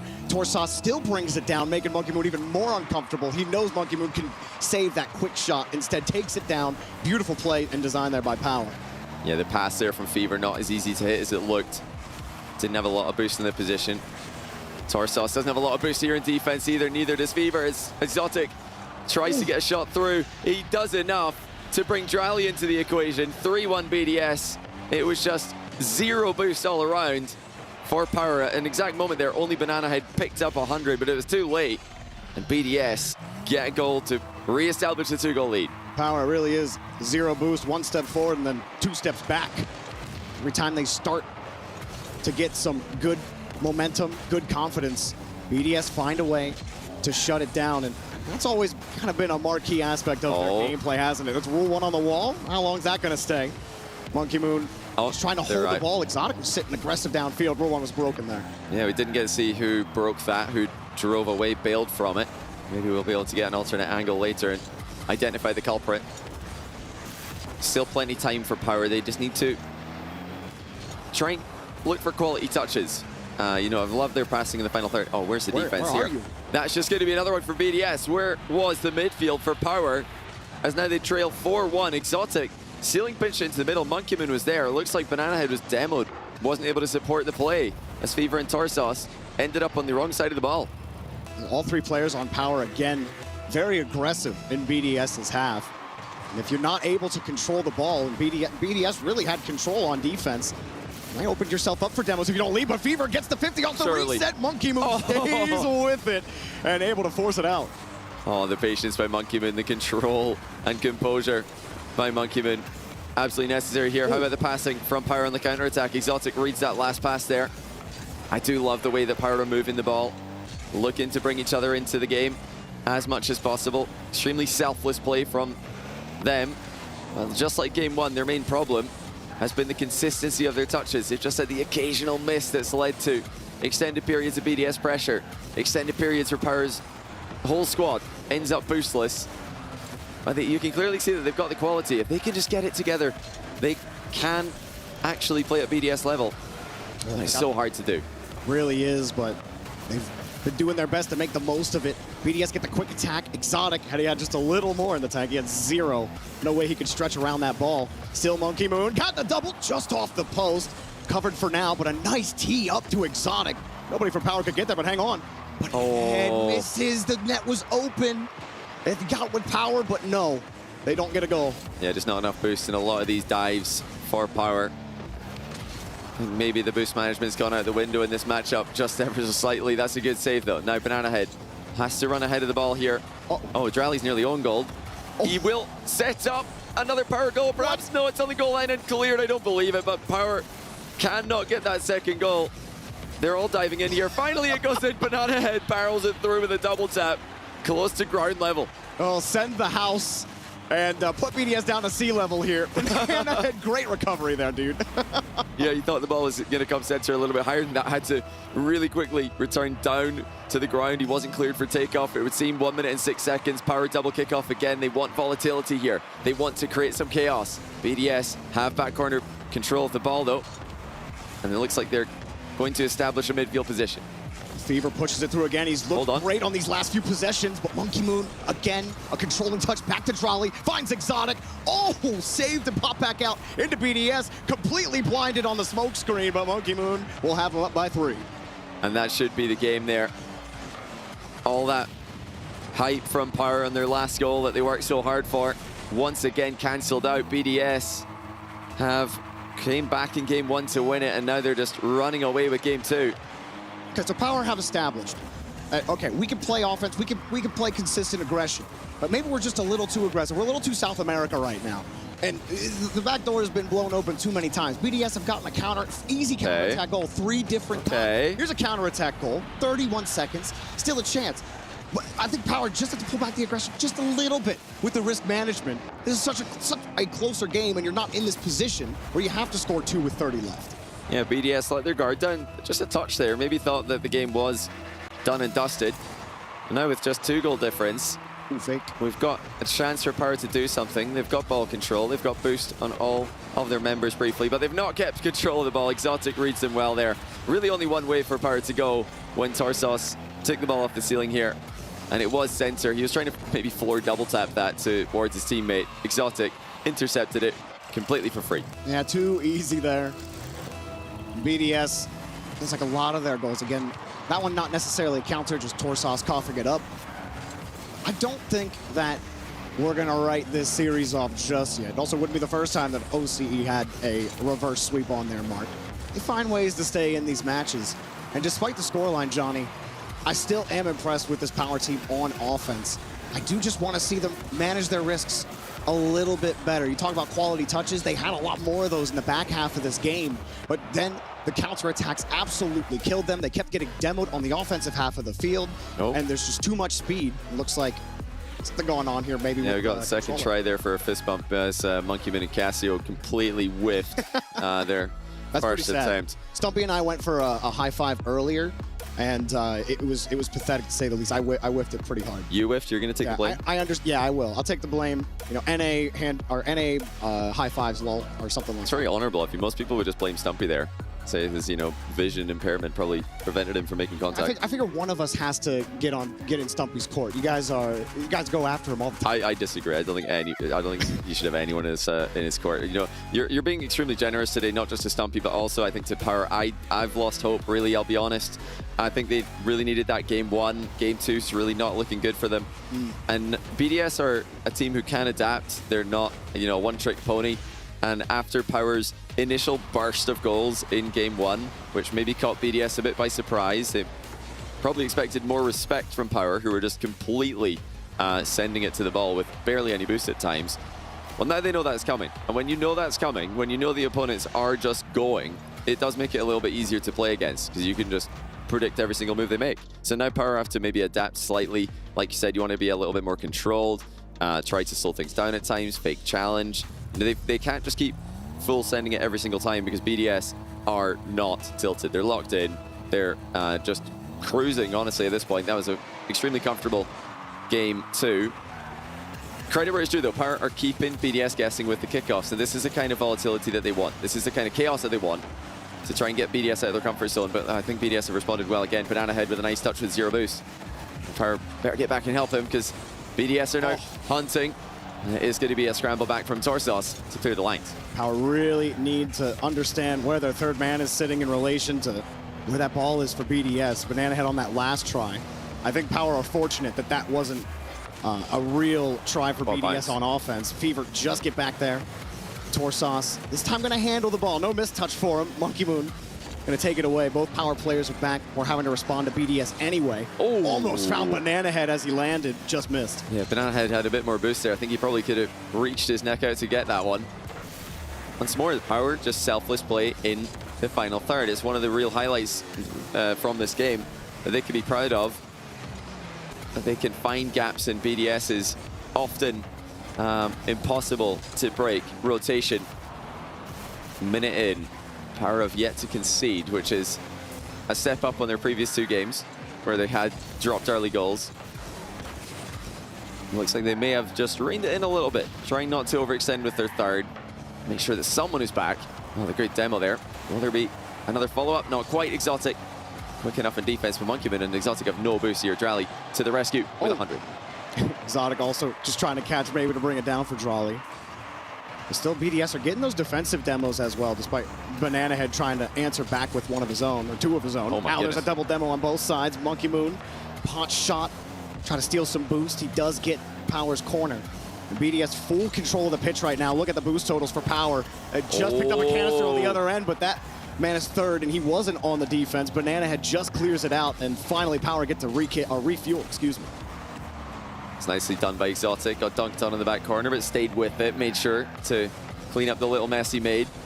Banana Head covers the miss, but doesn't get a good clear on the ball. BDS are swarming now from all sides. Air double bump pass. Leaves Monkey Moon on wide open, uncontested. It's 1-0 BDS for the 3rd game. That touch can't be out to center from Banana Head. None of this happens. He can bring that ball down, but he flips into it, gives up the ball, and it's just too easy for BDS in that scenario. Your team needed time. That was a tough ball for him to handle in that situation. Yeah, I think Fever just bailed on the aerial in defense. He saw the air double bump coming. He just didn't have the time to get down to the ground and back up in the air again before the shot came through. Can Power get one in response? Not this time. Half the game gone. BDS walking the ball down the pitch together there, Monkey Moon and Exotic.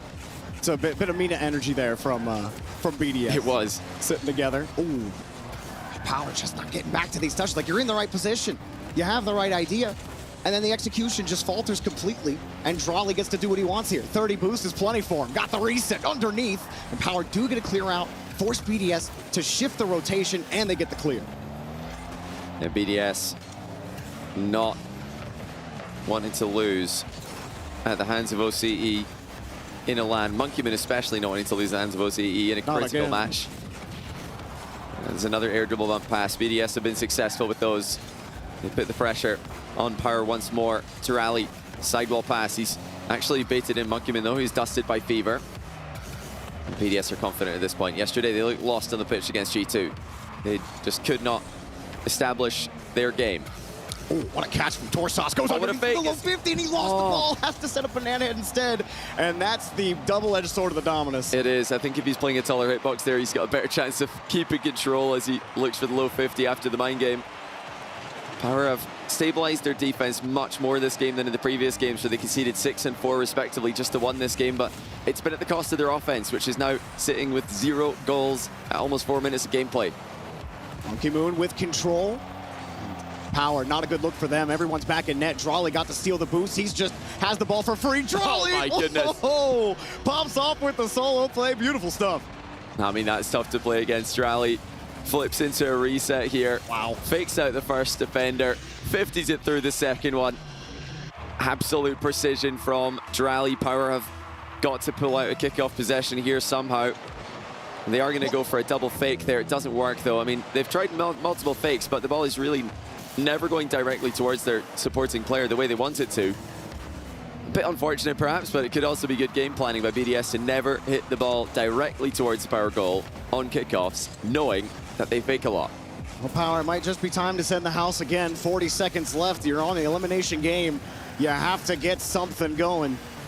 And send the house they do, but the foundation just is not strong enough and starting to sink down into the ground. But here's another clear out. Exotic putting it up high. Nobody from Power able to respond to it. Monkey Moon still keeps it away. Power are guessing where the ball is going. They're not even sure. They're just putting their car in a position and hoping that the ball gets towards them, but nobody is in a position of authority, and BDS are ready for every touch, killing all the time on the clock. They need something with time left here. Banana Head tries to reset, flips under the ball, no power, and it goes through the corner underneath, but BDS, strong rotation here at the end of the game, get the clear out, and that'll do it. Power eliminated from the Esports World Cup. BDS make it to the top 8 as soon as that ball touches the ground. Yeah, just not enough discipline in that game won by Power. They were 8 seconds away from winning it, and they conceded a silly goal that they're going to need to go back and discuss before their next big tournament, the RLCS World Championship. As for BDS, once they got that first game, any potential jitters were gone. They figured out what Power were up to with the aggressive, sometimes over-aggressive play style, countered it comfortably in game 2, and they never looked like they were going to lose this one from that moment. I mean, Power they simply needed that first game. When you lose a lead late like that, up against strong competition like BDS, it is so difficult, especially with the struggles this team's had making it top 8. They've not made a top 8 in the open era on LAN. So close multiple times. But once again, they've fallen at the last hurdle. Really tough. I do feel like Power still had a respectable performance in the moments where they were looking good. And like you said, going back, looking at some of those plays and thinking, okay, it's really just small adjustments for Power. And it was a much closer series for them. Yeah, well, we love the passing plays. Yeah. We love the aggression. Low 50s controlling on There's offense. a lot, kickoff mix-ups. They really did have BDS guessing a lot of times. There's a lot of things that Power could be happy about, and at times they looked like they were really giving BDS problems, but lots of mistakes as well that they're going to need to go back and discuss. So, yeah, plenty more to talk about in this tournament. BDS advance. Desk, what you got to say about it? And Power, unfortunately, cannot do much of anything. Yeah, BDS. one of us said 3-0. One of us said 3-0 BDS. Am I happy about it? No, not at all. I think Power are just going to beat themselves up, especially over that game 1. They were 3-1 ahead and they gave up. Johnny said 1 silly goal. I think it was, 2? The problem is they were still beating themselves up about the end of game 1 into game 2. It wasn't until game 3 they actually slowed it down, tried to sit back and said, okay, let's make sure we don't give away 2 goals right at the start and be chasing the entire time. Game 1, I mean, this shows it, the 8-second equalizer. They'd scored 50 seconds before that, at which point Power had a 2-goal lead. And I was thinking, okay, I can see this happening. BDS are really going to get frustrated. But as soon as they won that overtime, it was pretty much game over. Yeah, 2 early goals, game 2, and then Team BDS just continued to wallop them. Bit of a walloping in the end against I think so. I think BDS ultimately earned it. We knew that they were probably going to be the team coming out of it, being the victors. Power, they just should have really done a lot more to make sure that it was not that 3-0 sweep. However, they had a couple of good goals. They had some really good moments in there, some great solo plays. They did manage to work it around BDS, a very hard team to beat offensively through their defense. Impressive. Worlds is still coming. They have time. Power have achieved their par, though. I mean, they always tend to go out 1 series before the top 8. They've done it again. Nice, Merchants. Oh, yeah, they're consistent. It's always tough because you saw at the end there, Torsauce, the little, when I do that, the little, That's the tilt. Like, that's when it's like, oh, I messed up or something messed up and you're thinking too much about it. We know they can have good moments and excitement. Actually, I think we have some of the comms just to show the peak they can have. Go. I'm gonna get it. Fake. Yeah.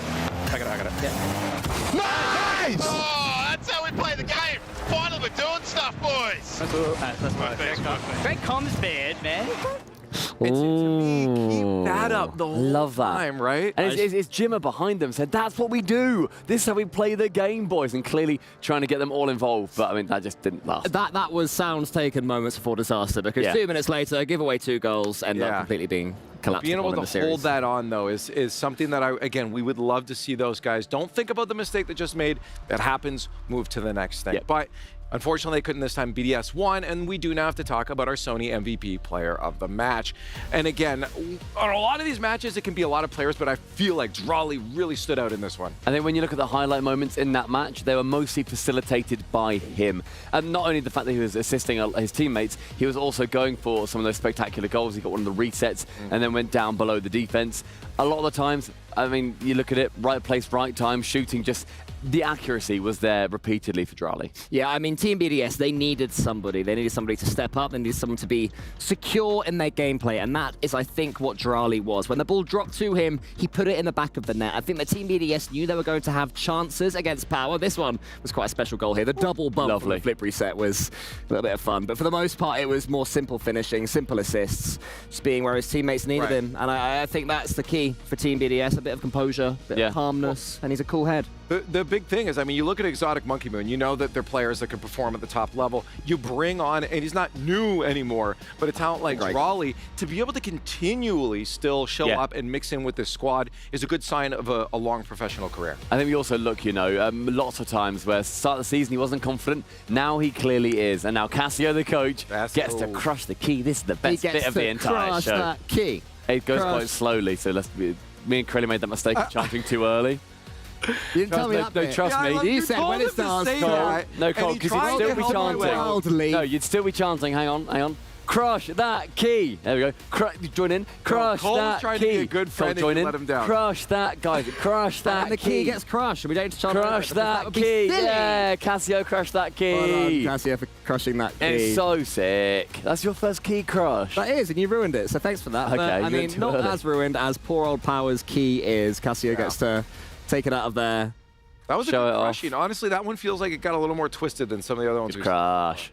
Look at that, beautiful. There they go. Looking at it, it's like, Into the totem with you. And I think what's cool is all of the teams are super excited because it's something fun and new we just haven't seen, right? Like, what are we doing? We're used to a very serious esport over here. You know, there's not a lot of shenanigans with regards to the actual on-the-pitch stuff. You know, we've got skits and stuff behind the scenes, but something like that where players can really sort of put the cat amongst the pigeons is great fun for them. Very well, but we do see BDS take the victory over Power. So many more games to go. Day 3 of the Esports World Cup here for Rocket League will continue on, but first a break.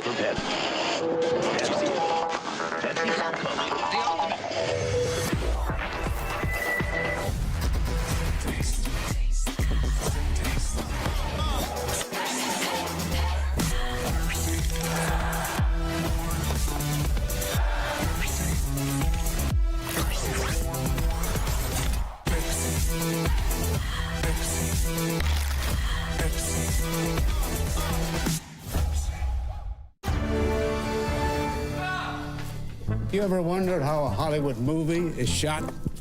On a Sony. You review it on a Sony. And how do you make that sound epic? You record it on a Sony. Lunch break on a Sony. So why wouldn't you watch it on a Bravia by Sony?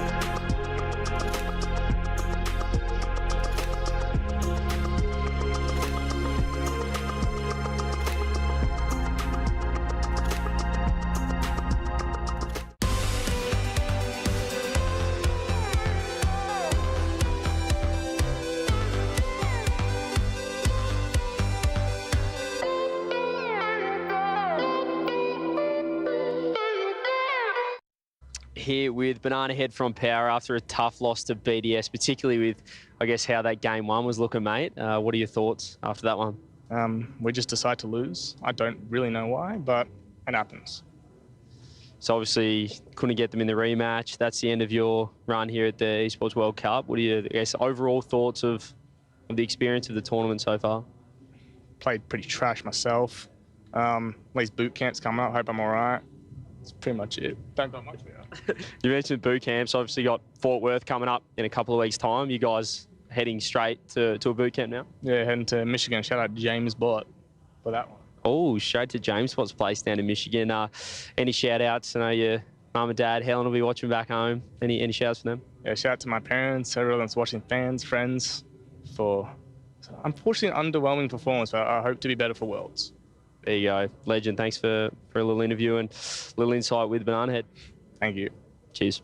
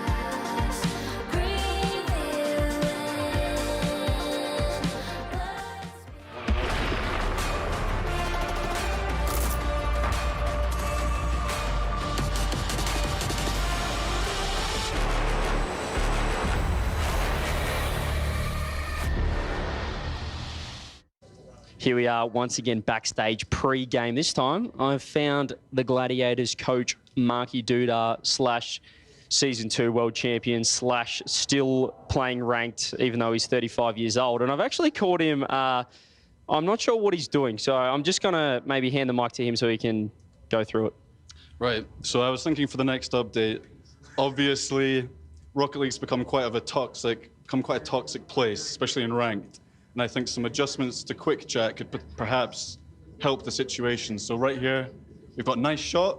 I reckon if we added something on the end there like Pookie or gorgeous or handsome or some other kind of compliment, it might help random teammates be brought closer together, CJ.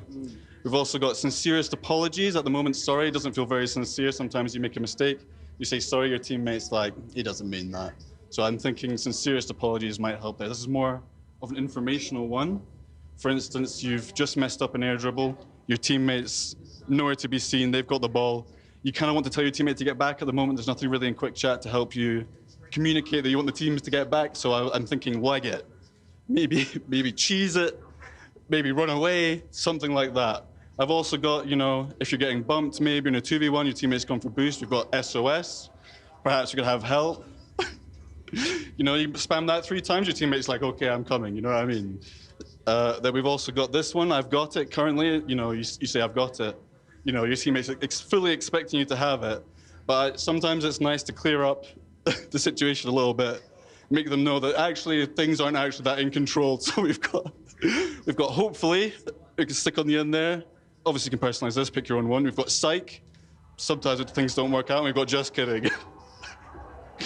This is show me something. I'm thinking you could utilize this if your teammate's got a free ball and you just want to see something nice, you know what I mean? You want him to score. You feel like you need a bit of a carry. You've got show me something. I'm also thinking maybe we could go score. Or we could start putting in specific moves like double flip reset, please, or like, you know, go on then, maybe. Chuck go on and then we've got this one. What's the point? If you're struggling a wee bit, 3-0 down, your tee's ready. This one lets the teammate know that you're about to hit the forfeit button. Sometimes a forfeit out of nowhere can be a bit jarring. If you drop a what's the point first, then, you know, when the forfeit vote comes in, you're ready. It's glad to see the Gaming Gladiators coaches doing a lot of pre-game and working on the next Rocket League update. So there you go, another backstage insight. Cheers. Mm-hmm. In a few moments, I'm going to ask you guys to give your suggestions, so start thinking of them. But right now, we do have the Jamil Motorsport player arrivals. Gen G is walking in right now, and we'll see Team Secret in just a few moments. Unfortunately, after this matchup, one of their keys won't exist. Well, it will, but in an altered state, as we will have to crush it. Welcome back to the show. I'm Leaf, and I do have Stumpy and Cole joining me again. Yeah, mate. Yeah, I'm doing okay. Thank you for asking. Yeah, good. No, we're on a nice day here. You're cool? Yeah, I'm all right. You're all right? Sick. Yeah, I'm all right, mate. Yeah, good. That's great. Awesome. Cool. How do you feel about these two teams? I mean, obviously Gen G probably one of the favorites coming into this, but yeah, Secret has some players on there that could definitely surprise. I mean, you asked us quite early on that out of Gen G, they're obviously not quite on the top 10 at the moment on our club championship table. Right. Do we see them getting up there? They're one of the favorites in this entire competition. Yeah, Gen G have been performing better as well. First Killer is my star man for them currently. He is like the first killer of old. I mean, I said it yesterday. I'll say it again today. He's looking like he was back in the... It hasn't really been this season. Ever since he joined Gen G, everyone was thinking, wow, here's the spark they need. Replacing Nolly, this will be Gen G going back to the very top. It's never really quite worked out like that. And I say that about a Gen G team that have made both majors, that have performed okay. Have won a regional event. Have won a regional event, but you expect more from a team of First Killer Chronic and apparently Jack. Yeah. Now, finally, towards the end of the season, it does seem like the sort of anti-honeymoon period could be coming to a close. First Killer's looking like himself. Yeah. I think that bodes badly for Team Secret, if you ask me. Yeah, I mean, domestically brilliant, Gen G. I think we all know that. They're a top 2 team in North America, only behind G2. Great place to be. When it comes to actually in-person events, struggle to perform. Top 8 merchants. There they are a little bit. Power +1. Yeah, basically. They're going to do a good job here. As we said, Team Secret, it's going to be a harder road for them. The second team in South America, it's going to be, I think, tough for them to break through a very, very strong exoskeleton in Gen G. I mean, they've already played each other before, right? So it was 3-1 to Gen G. I think it was a couple of days ago on day 1.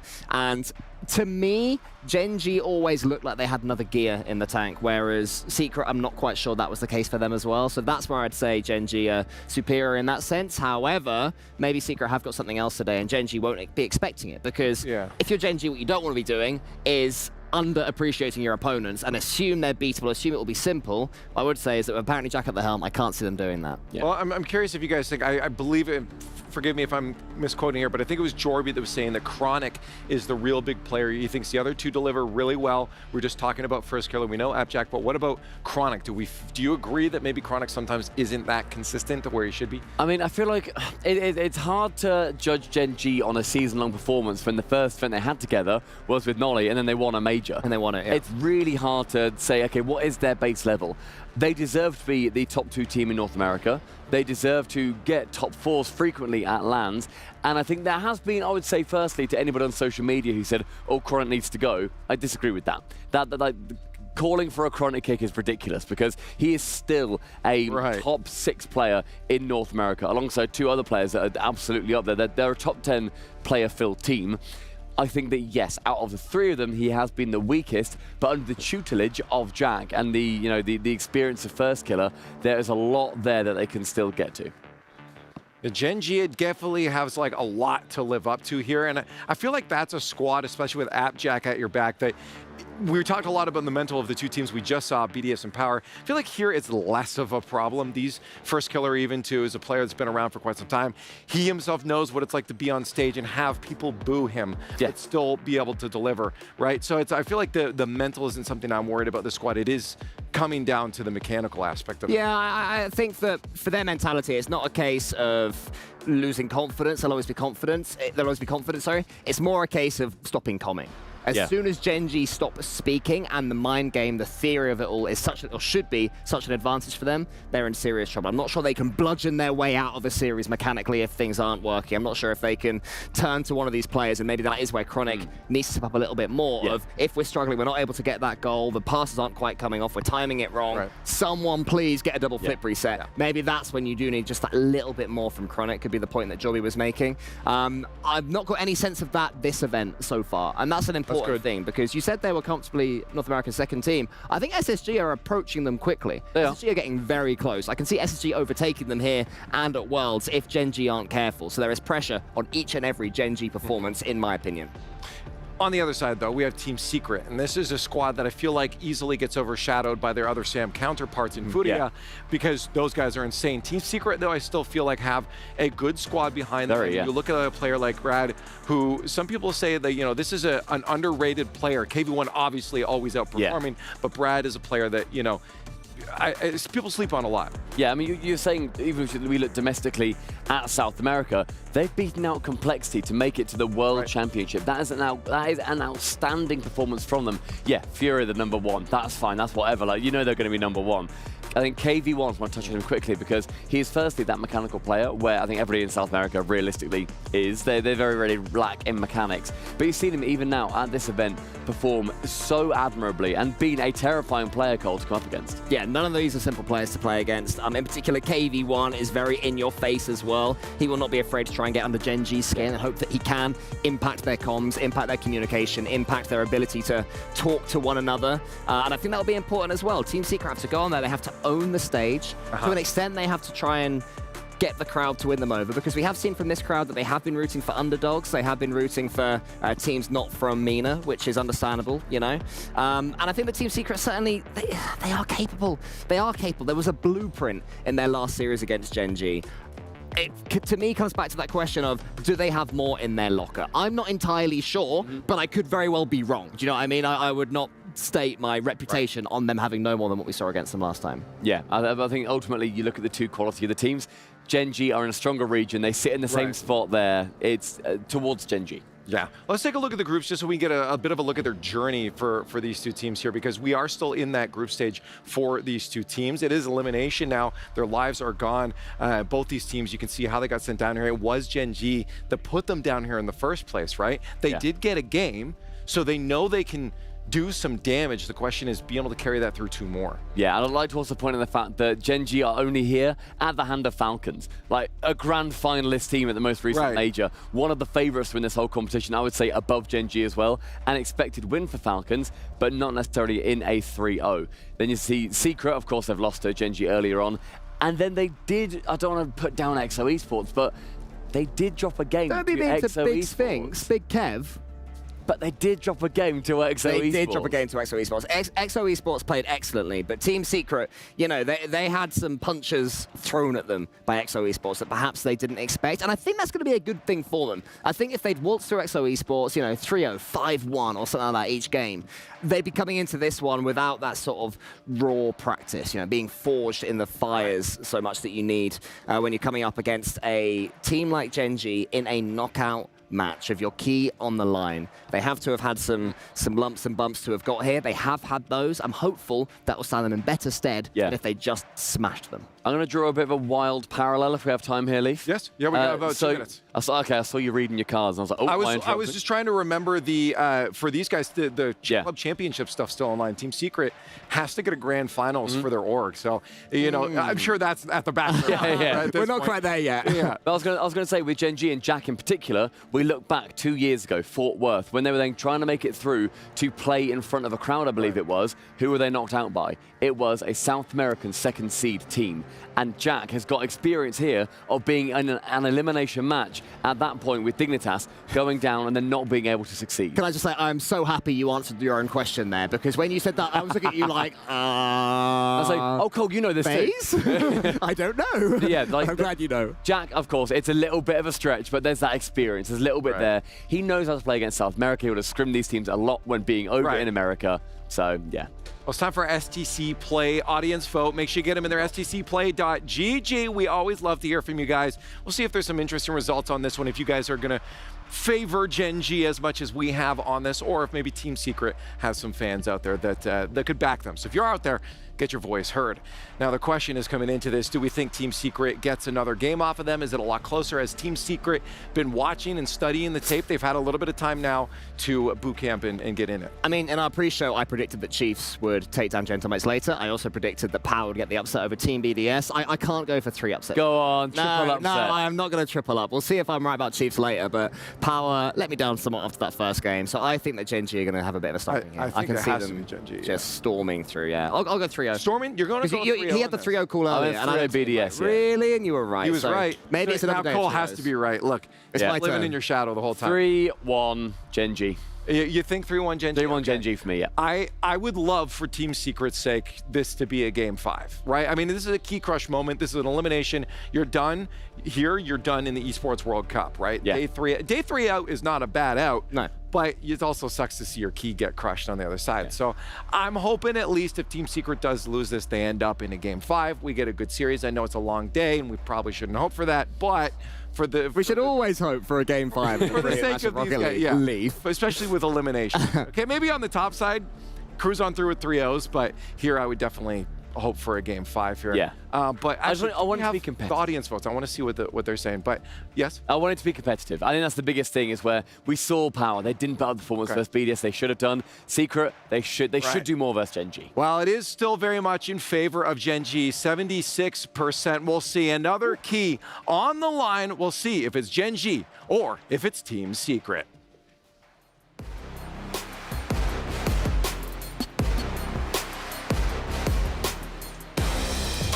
Don't lie, boys. I know you're hoping for the full best-of-5 series to play out. I know I'm hoping for the full best-of-5. I know you are too, Fancy. So should we go ahead and introduce our first team? Absolutely. Let's do just that. The first team that is walking on stage for this match, it is your ranked 10th in the world, Gen G.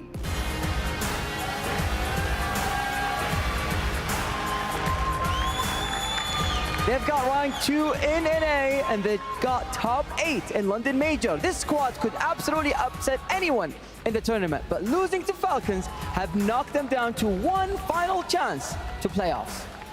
Well, Fancy, if the crowd noise is anything to go by, I think maybe, just maybe, they might be the favorites, but hoping to take them on, it is Team Secret.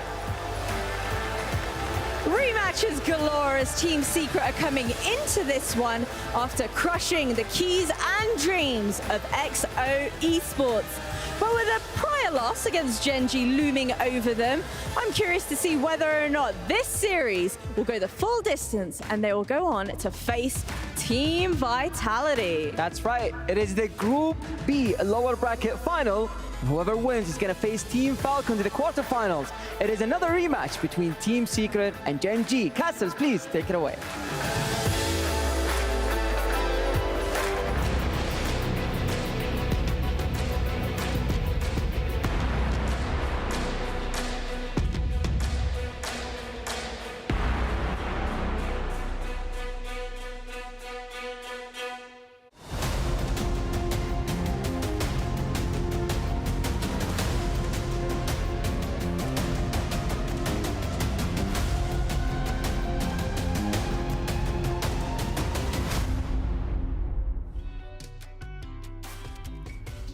It's the Group B rematch. Gen G trying to get back to yet another tournament top 8 here at the Esports World Cup. The Team Secret, well, Johnny, regionally this team has performed well enough to get to the World Championship. They have not figured things out internationally as a unit. They really have not put together a quality performance. This is their last chance, at least here, to get it done.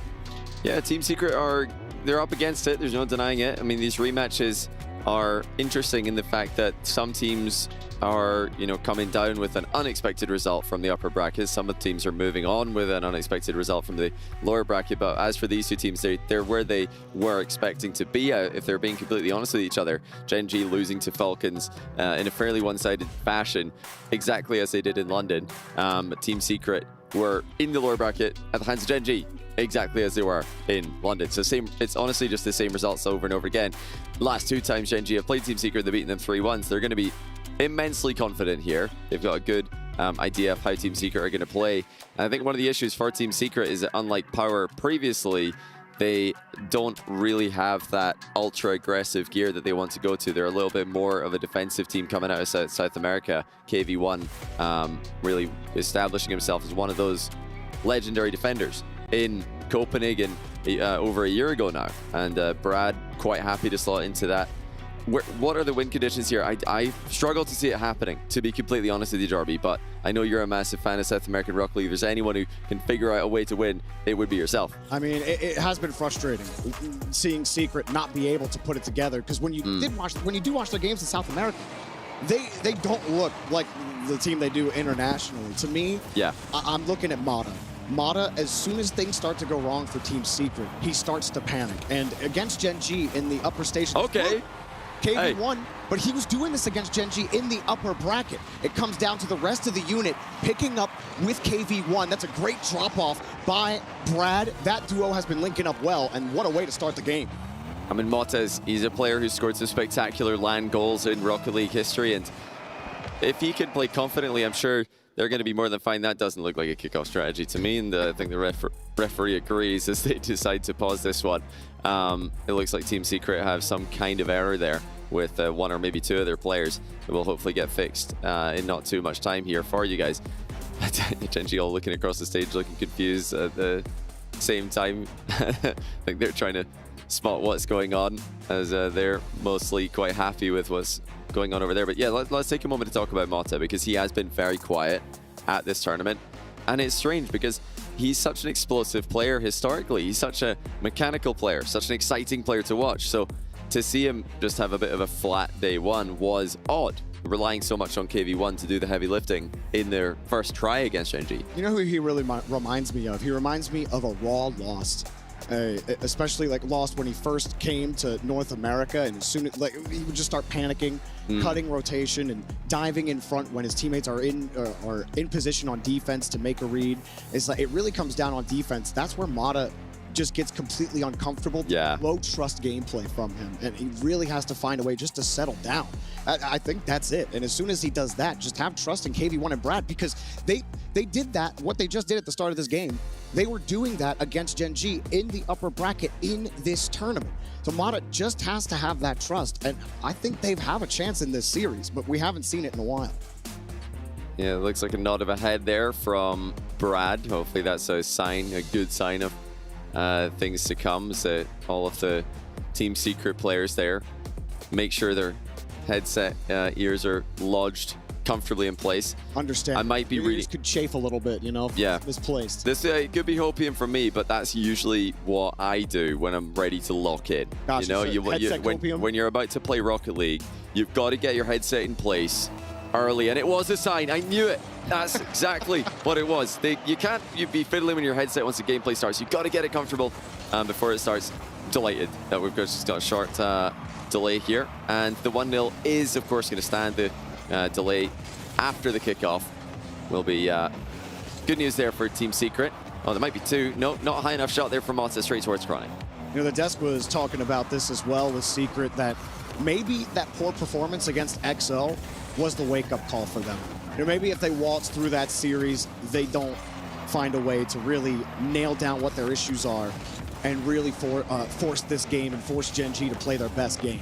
But we'll see. It's a long series, and Secret, they've had some great pushes, even in that upper game. So even if they get goals, it doesn't mean that Secret have figured it all out. They're going to have to play these next 4 minutes, and Gen G have stopped their offensive attack for now and trying to develop something here on offense. And Gen G have also been relying a fair amount on solo plays. Farskiller in particular has looked dangerous in this tournament. And we know this team are a team who could do it all. They can play physically, they can play a team-oriented style. And there's nothing wrong. You know, when we say a team's focusing on solo plays, that's not necessarily a bad thing. Sometimes it is a good way to just get a quick 2-for-1, take 2 players of the opponent's team out of the game with just one of your own, using a player like First Killer. Oh, what a goal steal by Jack. Unbelievable to get on the score sheet. But really, First Killer did it all himself here. Perfect catch mid-air, reset, nowhere near KV1. Jack's just there to touch it on the way in. You talk about the solo plays. Jack's tired of First Killer getting all the goals. I think actually in the first match against Hero, First Killer had 19 shots in the series. Oh my goodness. So Jack's like, you know what, First Killer? I'm gonna get some goals, man. Nice game-tying goal there. But yeah, First Killer, I mean, how consistent is he? Even when Gen G aren't looking great, he's still creating opportunities and just slapping the ball on net. And I think it's so valuable to have someone like that on your team that is that powerful, is capable of taking the game into his hands when you need him to. Hasn't always worked out for Gen G. But, you know, it's a 3-man game. You can't get through to the top anymore just with one player. Yeah, it's going to work if Team Secret can't chain together some challenges in quick succession. It's First Killer as one of the players with the best ball control at pace, so he can get the ball past one, immediately recover, and then get the ball past another one with a reset. If you're not chaining your challenges together in quick succession, and you give him the time to get past everyone. Oh, that's a key touch to bump the Chronic as he's going over the bar, but it's not enough. First Killer with a follow-up will make it 2-1. Chronic did well here to get the ball past the defender, and even though he got taken out of the game, First Killer left nothing up to doubt with the finish. I couldn't see what happened on this. He wasn't on the screen, but Mata, he was at 0 boost for about 12 seconds during that push, and he was off screen. He picked up one pad before he had to commit on defense for the play, and nobody else, KV1 or Brad, went around. Mata was off trying to find boost. There wasn't any. No canisters available for him. Gen G, the quick starvation, they couldn't get the clears. Mata will stop them here, but it's a good start for Gen G. And the clear out, nobody's going to be the go-ahead for Secret. That's still Gen G possession. This really does put in perspective the Falcons' performance yesterday, to see Gen G just rapidly outpacing Team Secret. Many a play, just one, oh, not even a whole game in here. Oh, Jack with a creative back pass, ground pinch of sorts. You know, this really does paint a picture of how fast Falcons are playing, that they can blow Gen G off the pitch completely, and then you put Gen G in a matchup against one of the best teams from South America, historically known as one of the fastest regions, and now it's Gen G who look like they're just far too strong. First Killer's been unstoppable so far, and Jack there slowing the game down with low boost. Masterfully done to take even more time away from Team Secret. Oh, First Killer, great way to push forward and then change his speed, goes lateral, and apparently Jack goes downfield. Gen G, excellent work here, but First Killer baiting that challenge in and then going lateral. Excellent work from him. I mean, it's what we talked about. When you've got a player like First Killer in the squad, just let him outplay 2 players, and that's exactly what he's done there. Just fakes that he's going to go high. KV1 completely misses his ceiling challenge, and then a deft touch past the last defender. He had both Chronic and Jack waiting in the middle with full faith that, okay, First Killer's going to get the ball into the middle here, whether he hits it hard downwards or just lobs it over. Somebody's going to be there for it. Not the start that Secret wanted for sure. But maybe they'd have a different energy after that first 10 seconds. Then the pause happens. You know, they're quiet for another 2 minutes. Kind of erases that feel-good momentum that you get right off of the kickoff. Or at least it helps Gen G keep stable, even if they were unstable, excuse me, at all. The Secret haven't really possessed the ball even here on the blue half. They're just preventing Gen G from taking the ball fully away. Mata does good work there. Brad gets a free ball, has First Killer beat. KV1 underneath, but no target shot. Mata will wait, and Secret finally get a solid possession here near the end of the game. Plays for the 50.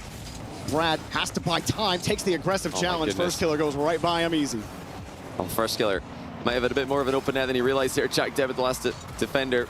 First Killer taking it to the scenic route. Not that it matters at this point. They've done more than enough here. Speculative efforts from Team Secret on their last attacking press, but nothing to write home about. After an early goal, I think it was 10 seconds in from Team Secret to take the 1-0 lead. It was all Gen G and really all First Killer. This guy could not be stopped. His initial goal was stolen by his teammate Jack, and he assisted the last one to Jack as well. Yeah, you've got to assume when you challenge First Killer that there's a decent chance, maybe even a majority possibility, that your first challenge is getting outplayed, send the second one right after, before first killer outplays your whole team. He did it all game. KV1 started with that double tap. Oh my the goodness. pass from Brad. Apparently, Jack, epic steal with first killer. Was that his reaction to getting his goal still in? Nice, Yeah, let's go. Like, great steal, ball. He didn't need those points. But then at the end, first killer had a great smile on his face. And I don't know how often I see first killer smile. Almost yeah, I would like to see them smile more when they're walking in today. They were all, you know, business, serious, but it would be nice to see first killer having some fun again. That was one of the best things about this team, or first killer joining this team. It felt like one of the times where he finally didn't have a ton of pressure on him to do all the heavy lifting. He is doing a lot of heavy lifting for this team, but you notice there, Chronic in the second goal, giving first killer an uncontested shot from close range. They can all do it. Jack with scoring the third goal as well. That's more like it. I mean, this kind of Gen G will, I think, be so much more dangerous if they can keep that vibe, just relax a little bit. Because they have been known, especially in matchups against Falcons, to let their heads go down a little bit, just get a bit confused on the pitch. And I'd much rather see a happy first killer, happy Gen G, and the best version of Gen G for the rest of this tournament. Secret have to find a way to make this work. They were no smiles on that side. And oh, wow. You can't blame them. But first killer, half flip, back into possession. Oh, my goodness. I mean, this is just too easy for him. I mean, this is why you want to practice reverse dribbling every now and then. It's not for the ball carrying, it's for those half flip flicks. First killer, pass one. And then once again, there's just no second challenge quickly enough. First killer easily gets it past the second challenge as well. 1-0 Gen G. First killer cannot be stopped. See, that's why Jack stole his goal earlier, because he knew that he wouldn't get to play the game otherwise. Go for the air dribble bump. You've got him, but oh, it ball hit into KV1. I still think it might get saved, but we won't know now. Mata tried to delay them. It did buy Brad a little bit of time, but he can't get solid contact. And there's a little bit of harassment there from first killer on the goal line, but Mata gets there quickly. Having to go with pace, otherwise he's getting demoed. A nice catch there from Gen G, but Secret trying to lock him down. Brad has to stretch and buy some time. Well, it was a nice play by Mata to center the ball, but really, that's all we can say about Team Secret right now is, okay, there's a good play to almost create a scoring chance. And meanwhile, when we're talking about Gen G, it's, oh, look, yeah, there's a good play by first killer, outplaying everyone once again. So, you know, a real difference in quality of attacks between both squads right now. We'll look at Chronic with the ceiling reset. Shot on target was good, but saved by KV1. Gen G just looked more dangerous at the moment, and it's not close. It's a clear difference in scoring threat when the two teams take turns attacking. Last two times KV1 took to an air dribble, he's tried to focus on the bump. At least for KV1, he's just trying to force Gen G out through physicality. That might be one of the only ways you make him uncomfortable, but that's a good reset from Brad, getting over one. KV1 and Brad get back. Mata coming across, double tap, and he can't put it on target. That was the best chance that Secret have had yet. Oh, there's still with half a chance though. The ball bouncing on target slowly. First killer and Chronic have both missed now, giving KV1 a free shot. He goes backboard pass. No one's there in time. You know, they've had that as an option occasionally when Gen G have gone for the net instead of the backboard, but Team Secret are not putting it together right now. Whenever it's a solo play, they're missing the target. When it's a team play, no one's there. And the trust clearly isn't there. The belief in these attacks working, these outplays working, is really nowhere near the same level of trust that Gen G have exhibited. Man, Mata did so much work. He won about 30 50s to get that setup in front of the box, but then KV1, he's just not able to get there. Gen G's structure on defense is too strong. But Secret have been able to possess the ball. They get it away from Gen G as soon as they get back to the orange, but here comes first killer, gets over one. Free ball for Chronic, off the post and into the net. I mean, the winning formula is pretty clear, isn't it? Let's just wait for first killer to, outplay the whole team once again. Little pre-flip into air dribble there. Immaculate control. And how about that for placement by Chronic, posting in past two defenders. If there was a possibility of calling timeout in this format, this would be the game I think that Team Secret seriously think about it, but they don't have that as an option. They really have to just level up here significantly because they're getting played off the pitch by first killer. This game in particular, rotations there. I thought that one might sneak through. But this first killer's reminded me a little bit of RLCSX when he was with Road, with Turinturo and Taroko. Except now he's playing with apparently Jack and Chronic. Yeah, I mean, it's not, no disrespect. I'm not saying they're not doing anything. It's just first killer's doing everything, and they don't have to work. Well, I mean, it's the same idea, right? You've got first killer on the pitch. Let's just, play solid Rocket League. and then eventually he's going to create a goal scoring chance. Oh, well, you know, as if they heard us. Apparently Jack and Chronic create a goal without first killer even in the picture. You know, the difference is Turn and Sirocco back in the day were not at first killers level. Jack and Chronic, you know, they really are world-class players in their own right. They're former LAN champions in their own right. So this is the best supporting cast first killer's ever had by a mile, and it just really gives him full confidence to unleash every ounce of his power whenever he gets a chance to do so. Yeah, Secret, again, you get 3 steps forward, you get on the doorstep, but you can't open the door. Okay. And finally, KV1 gets his foot in and puts a crack through the threshold. They finally pick up their first. That's a really good catch mid-air by Mota, and he was covering the ball on Gen G's side, so it wasn't like they had easy access to it. If Jack did jump, he was in danger of being bumped by Mota. That's why he waited on the ground. And that just left him unable to react to KV1's incoming touch. And will it be too little too late? Gen G have made it back into midfield play here. Jack just plays it safely to the corner towards Chronic. Selfless play. Maybe Chronic could have done something more with it, but he's still active in the back corner, harassing Team Secret, letting the clock run down. Yeah, and despite how Secret are looking, I gotta say, you know, we talked about Mata at the start of this and panicking on defense, but he's actually been pretty solid as far as the defense goes and has broken them out a couple times, got the assist to start, and despite that, it just doesn't matter. They get it across. It is a team issue right now for Team Secret. You gotta beat all 3 of these players. Really, you have to commit 2 for first killer every time. And box shot, you're not gonna make that happen. They need more pressure than that. KV1 has to buy time. Brad diving, but it's not a controlling touch. Gen G, they weren't threatened by it. KV1 couldn't hang on to it, and Gen G get it back. You know, getting the ball off Gen G has been an issue, but we've had other issues as well. Team Secret's attack has looked pretty aimless at times. They haven't got any clear direction of what they want to do. It just looks like the game plan, whatever it is, isn't working. It's hard to identify, honestly, what they're going for. Is it the physical game? Is it a team play? Is it solo play? I mean, they haven't had really a lot of anything to indicate what their plan is. Gen G are just a few seconds away from winning Game 2, moving to triple match point. That'll just about do it as the ball pinches in to the Team Secret end of the pitch. Gen G do not look like they're giving this game up. Secret will have to pull some other rabbit out of their hat, and there may be no more left in the pen for Team Secret. First Killer and company, First and Friends, looking sick right now for another top 8. And unfortunately for Team Secret, it's playing out exactly as we feared for their perspective.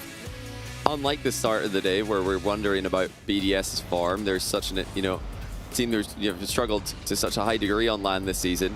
Gen G have been very consistent. They've struggled against certain teams, Falcons namely, and the occasional other, suboptimal matchup, but they beat who they're supposed to beat, and they are supposed to beat Team Secret, and they're beating them. So it just makes sense. Never look like they're in danger in either of these games. Maybe first 10 seconds you could say, but even at that point, there's still long left in the game. I don't think they were worried. I don't think any of their fans were worried. I don't think anyone's worried that they were coming back there, which they did. And now it's just all Gen G. Strength to strength. First Killer is on fire. Yeah, looking like this one's already in the bag for Gen G. Knowing those players, I know they're not feeling that way. They've been in positions where they haven't come away with a win when they thought they would. But I mean, even regionally, the only team that's really ever given them consistent fits is G2. And they beat G2 fairly often not fairly often regionally, but enough to get it going. So now Secret, it's your time to respond. You were able to beat the likes of Complexity, Ninjas in Pajamas in South America. Those are not bad teams.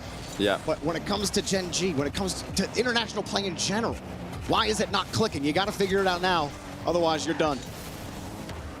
Team Secret were able to just do enough online, really. But, whereas they're the consistent team at this level, it's not enough when you're up against Gen G at their consistent level. Chronic air dribbles past one, hands off to First Killer, who flips it into the middle towards Jack. And they're just completely styling on them now. All smiles for Gen G. Team Secret have got it all to do. Nothing you can do about that one. As soon as Chronic wins that 50, all Secret with Dustin. Just more of the same for Gen G, but man, when they get a series like this, they really are so fun to watch. Even when my South American boys are getting crushed. I've been a First Killer fan even before he was ever eligible for the RLCS, and it's been awesome seeing him develop as a player and take over lobbies with anybody in the world. and been a pleasure to watch him roll around the pitch here against Secret and make their bid for the top 8, maybe even a little farther. Here he goes with control. Musty off the ceiling, could not find it, and Jack was there waiting too. And look how close he was hitting the double, but he knew if he did, it was going to go off target, so instead he just left it, just faking out even the last second. Well, hang on a second. Will that be one? No, Jack says no. It's still a 1-goal lead, almost an opening there for Team Secret, but Gen G remain resolute in defense. Still, that was a great catch from Mata. He had to go back, or aerial back towards that ball for the catch. And that catch allowed Secret to get refueled and have another chance at it. But that backboard defense, way too solid, and Secret are lucky that wasn't in. Yeah, Team Secret just, I think again, the main issue for me is that they just seem to lack direction, lack a clear plan. I'm just struggling to see the silver linings to, talk about. So when you notice things that are going well in game, this could be one thing. Oh no, Jack just made another world-class save. Well, Team Secret have come close twice this game, but Jack is not letting them through. If they could just find something, some aspect of the game that's working, they could hone in on that. But it is a struggle right now against this level of Gen G. Doesn't even matter the physical game. Chronic is up in the sky just enough. Mata's able to get there. Secret can't think about those last few tries, but it's got to be frustrating when you're getting the bumps. And another layer pops up like a Hydra. Gen G, it almost feels like there's 4 players on the field that you have to get by. It doesn't seem to matter what you do, and then apparently Jack comes out and just completely makes you look silly with his save. Mata will take his space. Little dash to set his position. Has a man downfield. He'll take the double reset. Maybe the dunk, but no. First Killer ain't losing that one. Chronic takes it out. Phenomenal read by First Killer. He spotted that double reset a mile away. Which is a wild sentence to think about if we were just go back a year in Rocket League's history, but that's the level that these players are at now. Put in Mata on a double reset from so far out. First Killer's just tracking every move in defense now. It was Jack earlier on, now it's First Killer who's just keeping Team Secret at bay, constantly frustrating them. And Chronic, who generally is the priority 3rd man for this team, also not an easy player to get past. And thank you, Chronic, for perfectly illustrating my point as he just sent it 50-50 the entire length of the pitch. Brick wall play by Gen G, absolute denial, and another 2-goal lead. Mata wasn't expecting that one to come back that hard. Sees his teammate in front. Thinks, all right, neutral 50, play it. They were on offense for about 30 seconds there. And you think, all right, we're winning all the 50s. And it only takes one. They get the demo for Mata to get a free touch, but it doesn't matter. Is any touch really free for Secret in this lobby? Hasn't felt like it. This is a game where if we're in a closer series, then I don't think Team Secret would really mind all that much because they've created some good chances, but it's world-class goalkeeping and defending from Gen G that's kept them at bay. The issue is, this could be their last chance, and it's nearly 3. First Killer booming the post off an infield pass. Just over a minute to go. Team Secret are in even more trouble with every passing second. Surviving defensively, just trying to hold Gen G to this 2-goal advantage. First Killer will just hold, expended the tank to give the free ball to Jack. And almost a chance for First Killer to take that one away. Secret, another clear, less than a minute to go. Gen G bought some pretty cheap insurance for how the series has gone. Jack, next up, that ball kicked away from him, gave a chance to Brad. First Killer jumps early, and he was in the way just enough to force Secret to put it out onto the right side. Gen G put it up. What a great touch from First Killer to get back to Chronic. Forces Secret to dive back for the touch. They don't have boost. KV1 at 24, Mata at 0. Brad the only one with anything, and Chronic will just take it away from him. Team Secret chasing stars, but they don't have the rockets. They don't got the boost to get to the moon. They had their chances earlier on. They couldn't take them despite their best efforts. See, it looks like Team Secret just do not have enough to stop Gen G's attack with any sort of consistency, and they don't have enough firepower or creativity in offense to find a way through and actually get goals in this matchup. It's Gen G who win, and Jack's denied them once again just to keep this one even more one-sided. 2 shutouts to finish the series after one extremely early goal by Team Secret. Gen G have absolutely taken over the series, and they advance to the top 8. Another key is about to be crushed, or based on how that game went, obliterated. And Secret, they got a lot of things to work on by the time the next tournament comes around, but the Esports World Cup does come to a close for them. Near the end, they had some ideas, but like you said, as far as the team philosophy went, there really wasn't one. It was air dribble bump. Just put pressure. Get the 50s, just try to outspeed them, outmaneuver them. You can't outmaneuver First Killer. You can't beat apparently Jack on defense, and you can't beat Chronic's 50s. They were way too strong. Gen G showcasing why they are always a threat. And if anything, like you were highlighting at the start of the match, Johnny, just shows you how good Falcons are. Yeah, it really does. I mean, this style of play that Gen G like to utilize works against almost everyone. They even have, I think, still a winning record against G2 regionally, despite G2's superior performances versus the rest of the international competition. Really, you know, Falcons are the only team who have made Gen G style look ineffective. Every other matchup that this team's in, it looks like they've either got a chance or it looks like they're absolutely dominant. And that was a perfect finish to the group stage for Gen G. Didn't all go according to the plan. They lost again to Falcons, who might be the tournament favorites with the absence of Beast Mode, and Gentlemate's struggles to make it out of their group. But Gen G have made the top 8, and they're on the opposite side of the bracket from Falcons, so they, you know, avoiding them for now. Avoid them for now, but maybe we'll see them in the grand finals for a rematch. But Desk, 2 quick 3-0s to start the day. How are we feeling? Oh, I'm sure it's not relevant to the gameplay, but I'm feeling all right. You know, I'm getting through. I think I have enough energy to get the rest of the day. But let's. Can we get their 2-shot real quick? I want to see these moves. Okay, no, they don't. They're over. Oh, there we go. Breathe. Done now. I'm not dancing. Oh, you. breathe. Oh, come on. Okay, how do you guys feel about that Gen G win? Relax now. My goodness, wow, I'm getting a bit of a head rush after all that. No, exciting. Yeah, a couple of 3-0s. Early start, quick start to the day. Gen G looking like the Gen G of old. Apparently, Jack stealing that. I think that was their first goal of the series as well. Apparently, Jack on the goal line, like, yeah, I've got this. Don't you worry. He actually scored quite a few, and it's pretty much a similar story to what we saw last time these guys played. Team Secret are capable of getting goals against Gen G, but Gen G are just capable of getting so many more. Yeah, I think the finishing power from Secret, at least versus this team, it's lacking. That shot is phenomenal, a proper like top bins rocket to make sure that Gen G win the second. But I think Secret could have put up a little bit more, but realistically, Gen G, when it comes down to it, they were defensively more impressive. There was a moment at the end of game number 3 where they could have just got 1 goal for the road, doesn't matter. And Gen G was still like, no, you're not getting that. 3-0, I think, yeah, relatively standard. Yeah, it sucks because, again, we see these little glimmers of hope and potential out of Team Secret, but by golly, what we saw from the all 3 players on the other side, I mean, it was Chronic and First Killer really just full sending it. Yeah, off the pitch as well. I mean, even in the first game, there was a moment where one of the players scored and they gave a big old fist bump. They were jumping about, do you know what I mean? And I can't remember the last time we saw Gen G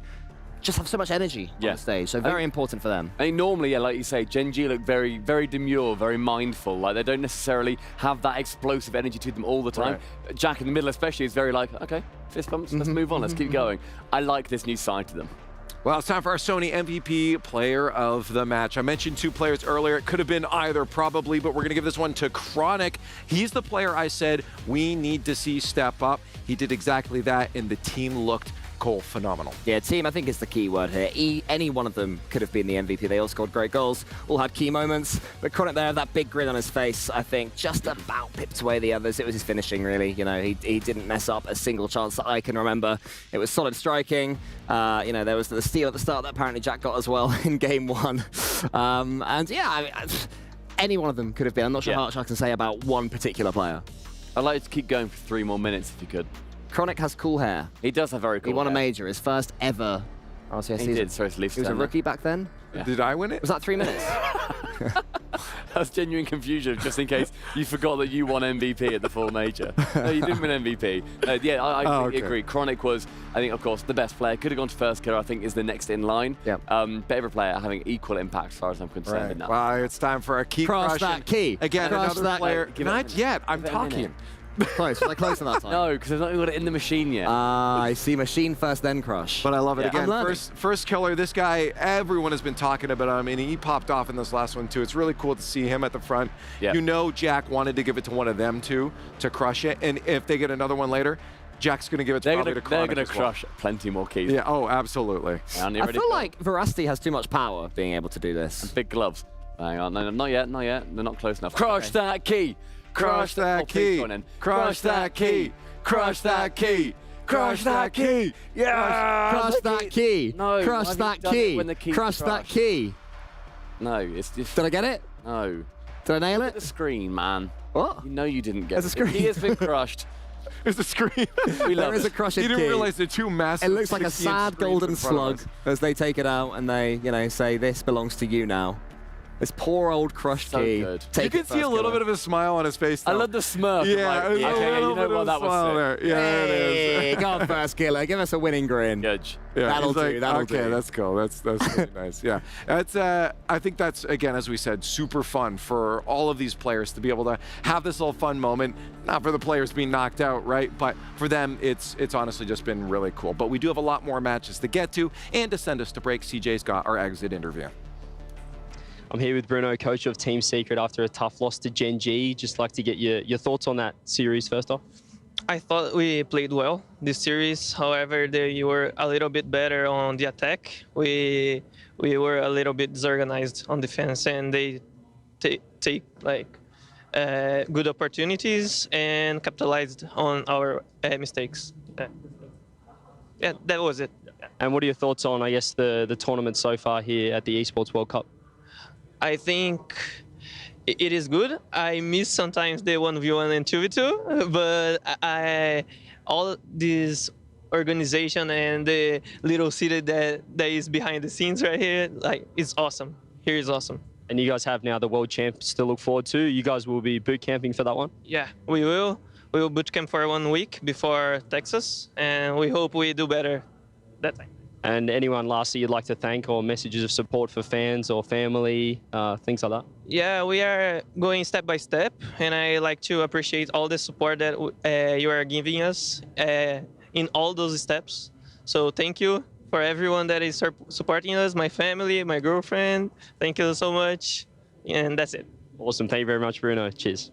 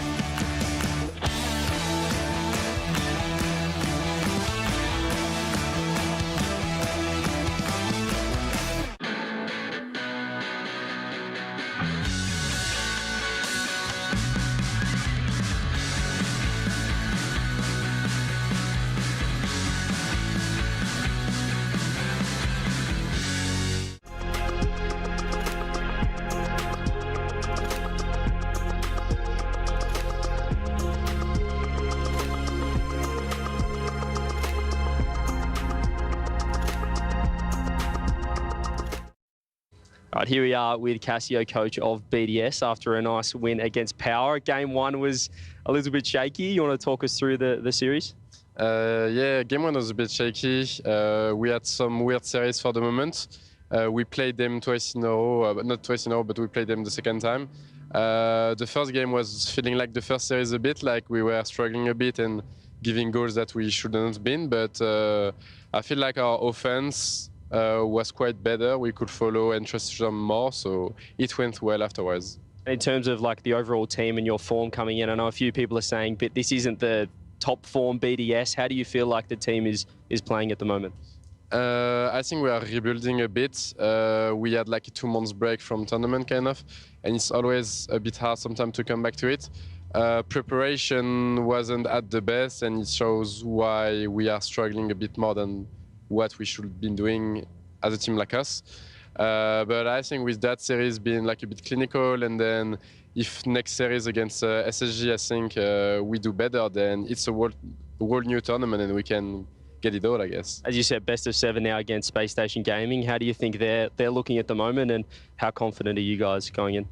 I think they're a good team, but it's not like they are the best, like the favorite, I think, in the tournament. They are really solid and they don't do much mistake, but I don't think they are specifically gonna put us into trouble if we play really well. So I think it's one of the best series we can have. So like it's in our range right now to be able to win and to get the confidence to be able to get maybe against better team or something. Awesome. Well, thank you very much for the interview, and there you have it. Cassio, BDS. Cheers.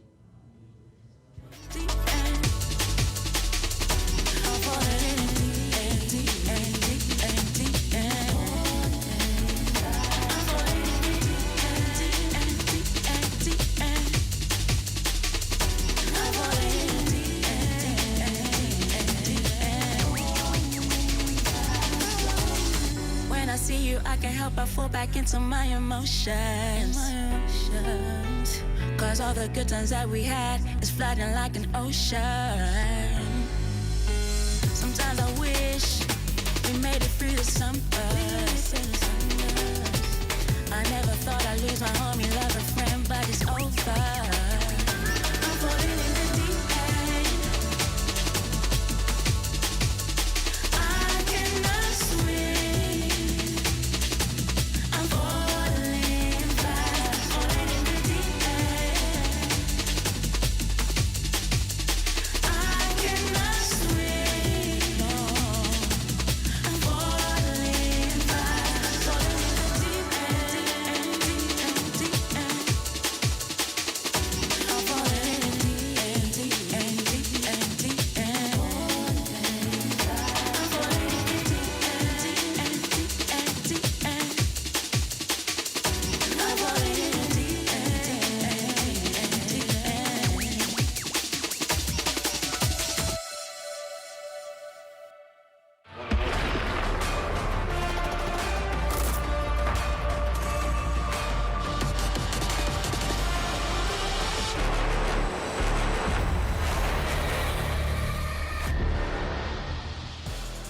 Well, ladies and gentlemen, welcome back to the Esports World Cup day number 3. It's a slog. We got a lot to get through and more keys to crush. And we do see our next teams walking in. Furia will be facing off against some hometown heroes here, Twisted Minds, who are maybe living in the shadows of Falcons a little bit, but maybe they can make a name for themselves right now. I'm Leaf, and I have James Spot and Achieves alongside me.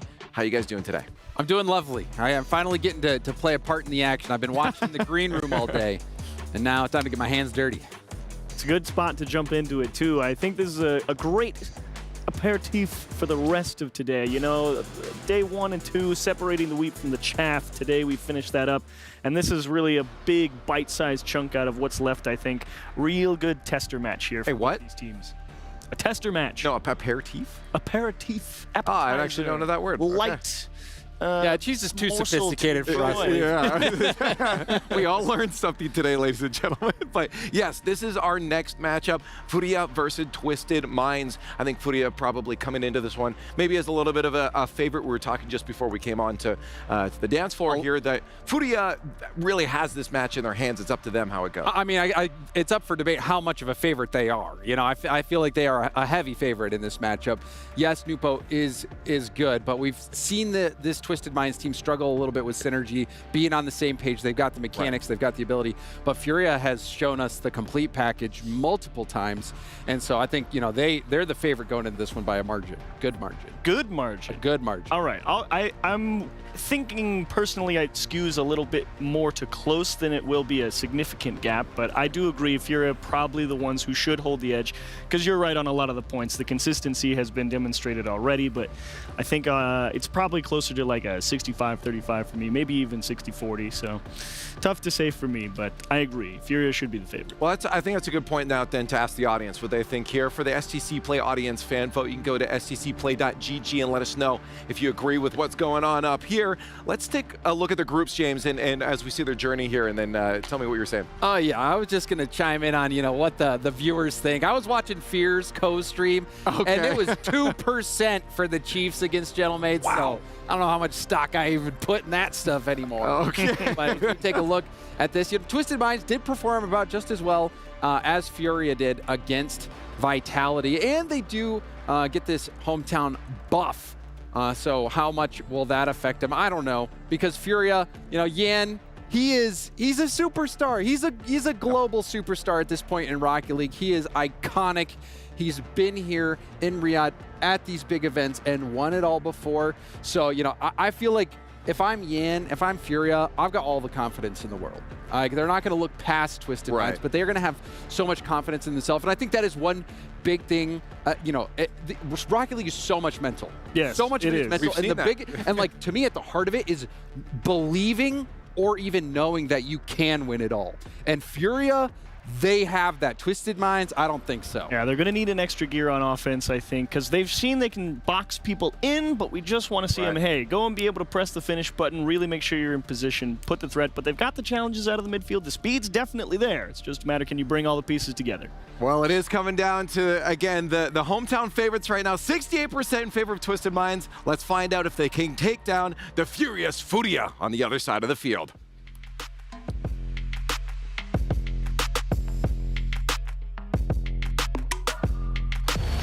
There we have it, Fancy. 68% going in favor of the Twisted Minds boys. But what can you tell me about the opposition that is going to be facing them on this very stage? You know what, though? This is not a rematch. We've had rematches so far today, but in fact, this match have never happened in history. Twisted Minds against Furia, and never happened in any of the majors, so there's not much we can say about this match. We're getting into the unknown, but either way, we are ready to welcome the first team on stage, and it is Furia.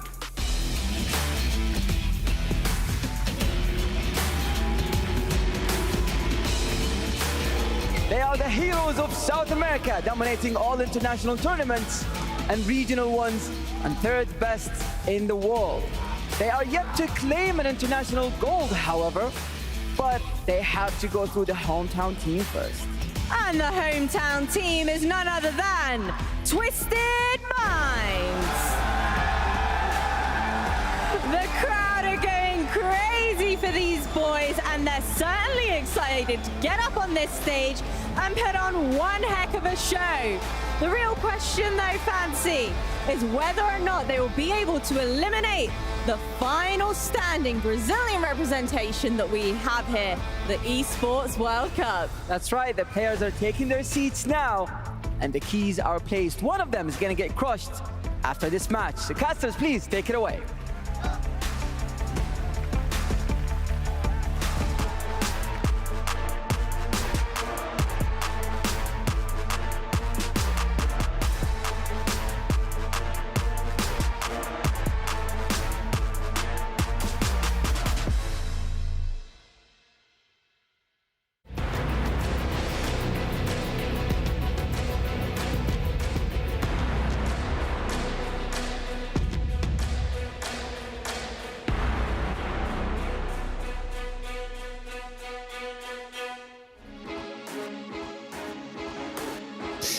Time for a brand new matchup. Furia versus Twisted Minds. Furia, who won the very first esports event over here in Saudi Arabia, Gamers 8 a couple of years ago. Up against Twisted Minds, Stumpy, the hometown favourites, and some boos for their opposition. Which I'm going to be honest, I quite enjoy. I like it when there's clearly a heel in this match. The crowd is here for Twisted Minds, still battling for those places on our club championship table as well, wanting to earn a little bit more moolah on their way through this tournament. Furia, I think, coming into this one, quite clear favourites, I would argue, for Twisted Minds, with Nalpo recently joining that team. They're going to be no easy feat to defeat.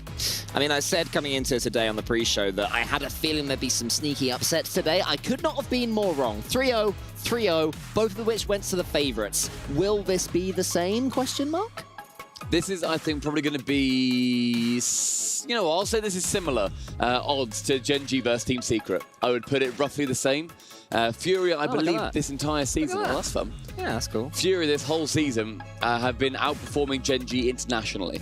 They have done a phenomenal job when they come up against these international teams. Domestically, of course, they are very clearly on top, even if Jan isn't going to be able to actually catch his little hand warmer on the back of his hand. He did about 5 times in a row. Yeah, then I saw him fail once, and that's enough for me to say, You're a cruel, cruel, sad, wonderful man. I am. I'll tell you what, though. I've said it multiple times, I'll say it again. I love the Twisted Minds jerseys. They are so cool. Meeting in the middle of the buttons as well. You know, slightly different design, the shirt style design. It's like a baseball jersey, right? Yeah, exactly that. And then having the light green, sort of mint green going on. What's your thoughts on mint choc chip ice cream? I genuinely hate it. Yeah, why? It's a bad opinion. Vile. Because I don't want ice cream to taste like toothpaste. But do you want your toothpaste to taste like ice cream? I do. That's why I have strawberry toothpaste. There you go. Well, do you know the best flavour of ice cream? Of ice cream? Yep. Does sorbet count? No. Does ice cream with bits in count? Yeah. Okay, then bits of brownie with ice cream. That one, I like the brownie. Okay, it doesn't count anymore. The best flavour of ice cream, I would go with, I like a nice sort of raspberry, like Raspberry Ripple. Raspberry Ripple is the best flavour. No way. Genuinely.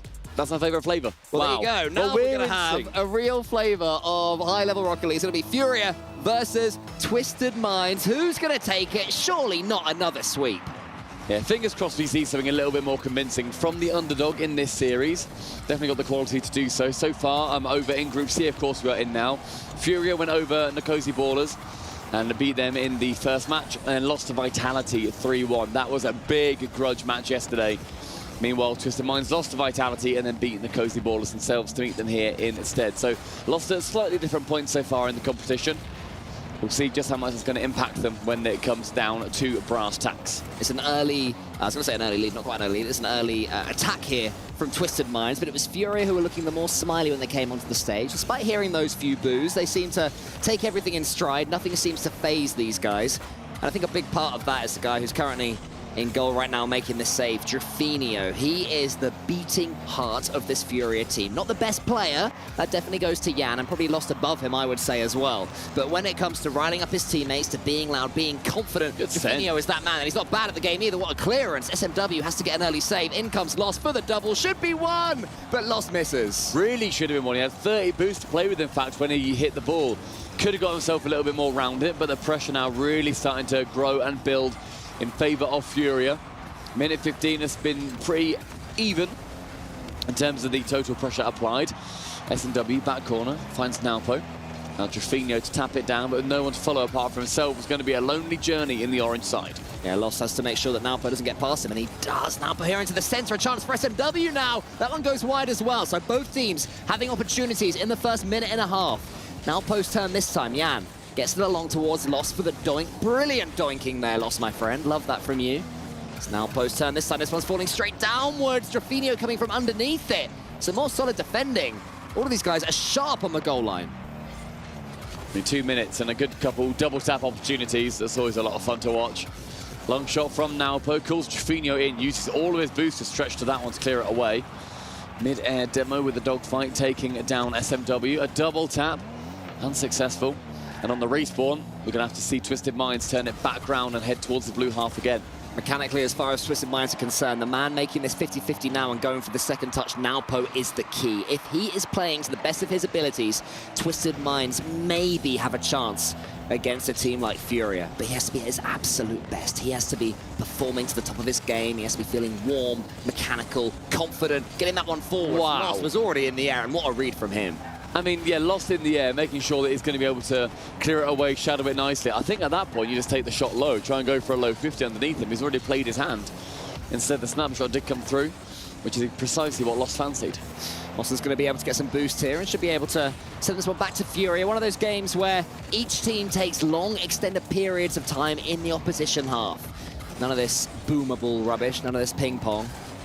This is both teams being unafraid to play with the ball, confident in using it, having belief in their own abilities and their own mechanics, and also not fearing overcommitting. You know, if you get through the third man, suddenly your opponent's going to be through on goal, but no signs of that up to this point. It falls to Loss. He tries to take the quick shot. Mossen gets it to the side. Yan takes a touch. Last time we saw Furia on this main stream, Yan was actually kind of quiet against Team Vitality. They kept him quiet well, and that was the true difference between them.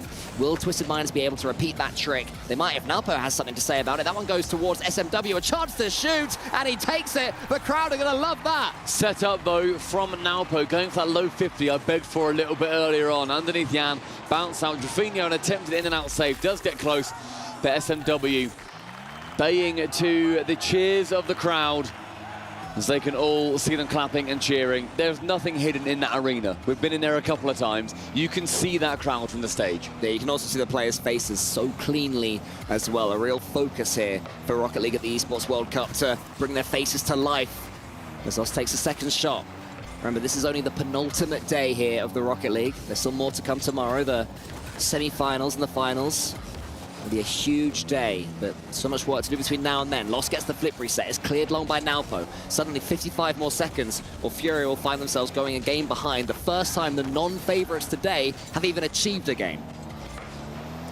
Final 45, and Naopo sends it to the ceiling, does get the double. And I feel every time we've seen Fury go for an attack, they've gone to the backboard that is so well covered.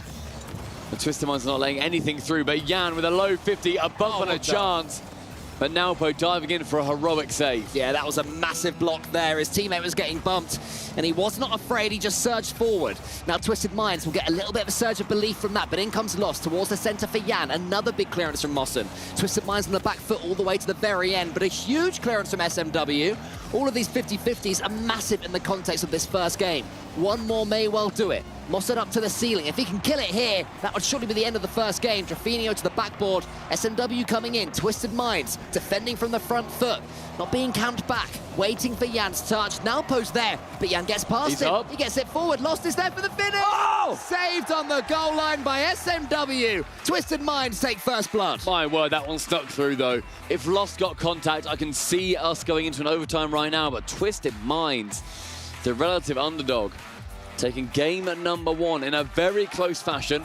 This, to me, feels like we're going to be seeing both teams take chunks out of each other on their way to crushing each other's key. For sure, I loved the way that first game looked. Sometimes there's not much flow to a game of Rocket League, but that one certainly had 30, 40 seconds at a time where each team was on top and their opposition would be having to do the defending. In the end, it was Twisted Minds that had the better of the battle of those defenses. And then attack it was here. Yan got the ball. Lost actually missed the bump on SMW, or SMW avoided him. And once that was done, the finish was just a matter of holding your nerve. He did exactly that. But look at this. Yan going for the bump on SMW. Naopo saw that coming. That's true bravery, because if that doesn't happen, if the ball bops over your head, you look a little bit silly. But that's not how Naopo thinks. Seeing on the side of Furia, though, they're not going to be too happy with themselves losing game number one. A team of champions in South America, very rarely being delivered a loss. Over at the London Major, we saw them, of course, go through into that semi-finals. They didn't make it through to the finals, but an international win has come for them previously. Slightly different team, of course, back in, I guess, 2022. It was 2 years ago. But a lot of talent on the Furia side. Not really been able to show it off just yet, and that is credit to the Twisted Minds defense. Well, let's see. Will we see a few more goals this time around? Twisted Minds taking game one by just 1-0. Not common to see either of these two teams involved in a one-goal game, so I've got a feeling the brakes are going to come off here in Forbidden Temple, and it's going to be the start of that. Lost is sprinting down the ramp. He almost gets the goal early doors, but another big save. Yeah, Mossen needs to make sure that he reads pretty much every single future with that. Probably thinking of 16 million ways it can go, and then the one that he can save it, he manages to conjure up. Mossen with 1-2, the bump unsuccessful. Jan can clear it from his backboard. But still, I'd love to see more from Jan, and going from that crossbar again. Naupo putting on continued pressure for TM. It's continued pressure, but that was a huge chance for Naupo. He had the goal in his sights, just had to get his car a little bit higher in order to send that ball down. Unable to, and in a series that's so far been as tight as this, will they be kicking themselves at the end of this game? Naupo up against Jan. He gets past Jan yet again. Those two are seriously having a battle because that was the challenge that led to the goal in game one, so keep an eye on that one. Lost central to find Rafinha, but two defenders up. No one from Furia pushes, so Jan actually in the end does manage to push his way through. 50's it on target. The strongest 50 you're going to see today. Yeah, I mean, I said keep an eye on Jan versus Naupo, but this one wasn't them. It was Jan versus, I don't know, was it Jan versus Naupo in the end? My brain went to sleep for a second. Either way. Yeah, it was Jan and Naupo. Wow, in that case, yeah, exactly what you would have wanted after losing a couple of challenges. Jan certainly won that one. The first lead, the first goal for Furia, and the second goal coming immediately from the kickoff, this time at the hand of Lost. It's funny how it happens in Rocket League. As soon as one goes in, the floodgates somewhat open. It was a great kickoff there from Furia, going for the demo straight after the ball had been sent fairly neutrally. And then there was the second. And just like that, Twisted Minds haven't even had a chance to blink, and they find themselves a couple of goals down to a Furia that's beginning to step up in quality. Jan gets another bump. Naupo is the player that makes the save in the end and follows up. That one was falling into the center if he didn't do it. Twisted Minds have to show some resolve for the next 25 seconds or so, because if they concede one or two more here, game two is already gone. Jan gets the flip reset. SMW takes him out of the game. Mossen sends it long as well, so Twisted Minds still being camped back. This is what we want to see from Furia, though.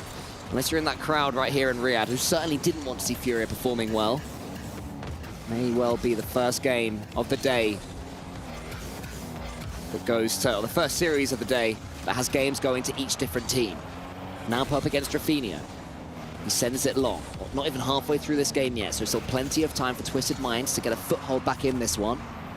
Jan meets SMW in the air. Lost gets it over the top of himself, and Mossen comes in now. So finally, Twisted Minds have their turn to attack. Naupo, good decision. Tries to put it into the center, not quite able to on that occasion. And he has to try and wave dash his way towards the boots. He's got nothing in the tank. Can't do anything at all here. Mossen long. Anyone helping him out? No, again, it's just Jan. Winning every single race right now, Furia.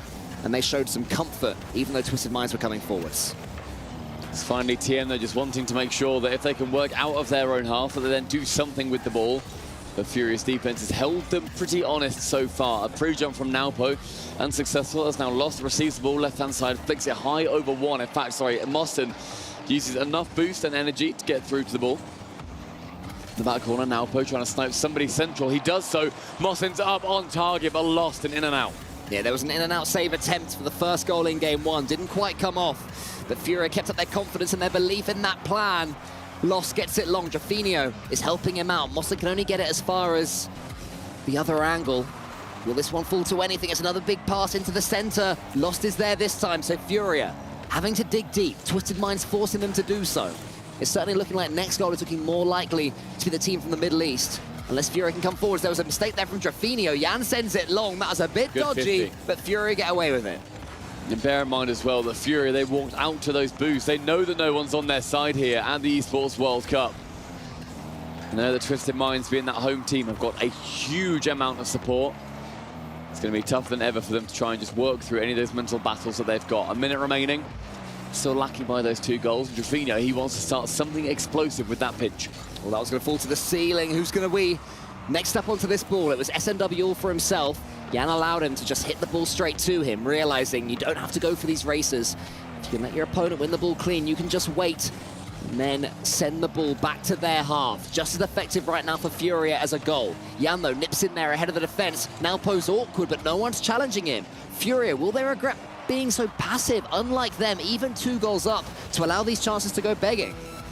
In a double tap chance, though, from Lost, a reset, unsuccessful. Now they're clearing it away. That backboard's still staying very strong, but with them being 2-0 down, they're going to need to put something over towards the other half of the pitch. SMW has to make this work now. That's a great first pinch. Jaffinio's going to try and get in his way. Jan beats him to the ball. As he's been doing to player after player over the years. SMW's going to go up for it, but it does look like Furia are going to have enough to see game 2 out, and we certainly have a series on our hands here. One to take forward for Twisted Minds would be great. They don't even get that, and Furia take game 2. 1-1 now in the series. A chance, a very, very good chance for Furia to establish their dominance going into games 3 and onwards. You have to hope, though, that Twisted Minds are going to be able to become a team that can actually defend against the sheer aggression that Furia like to put on. So they're putting them really under pressure, especially in that second game. Well, what did you make of Furia sort of sitting back, being a bit more passive, despite going 2 goals up? Because Furia are a team that I always expect to push for the third, but they were definitely content with what they had there. I don't know if they were like content, more so the fact that they were being pushed far back and then they didn't feel the need to necessarily push forward. I think if they were given space to, they would have taken it. Absolutely, the best defense in Rocket League is sheer offense, and Furia are phenomenal at that, some of the best in the world. So I think being able to accept the fact that, okay, they're pushing us, and trusting that I don't think that they can score past us, we can take more of this pressure on and then maybe attempt from these counterattacks. And you see Jaffinio in the middle there smiling, making sure that vibes are staying very good on the Furia side. But 1-1 in the series. 2 more games for either team.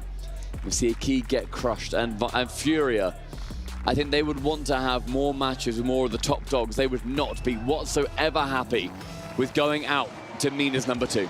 The ability to hold on to a lead is maybe something that Coach STL has been working on recently, because I love to see that from Furia. Maybe I disparaged it a tad during the game just because it surprised me, but it's good that Furia, despite all these years of playing together, are still able to surprise me and to surprise my opponent or their opponents. Either way, we go into game 3. Twisted Minds will be confident. They have that first game. They won it on merit. It was a tight one, but they're the ones who got the goal.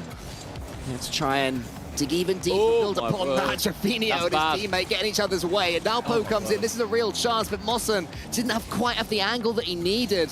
Furia get away with one there, but not ideal. He was bumped out of the way. I think he had a really decently positioned shot, but just got bumped at the last second, and the ball just cleared at the last second. But that was a huge error from Jaffinio, and a long shot, bottom corner, not found. Jofo has to turn around.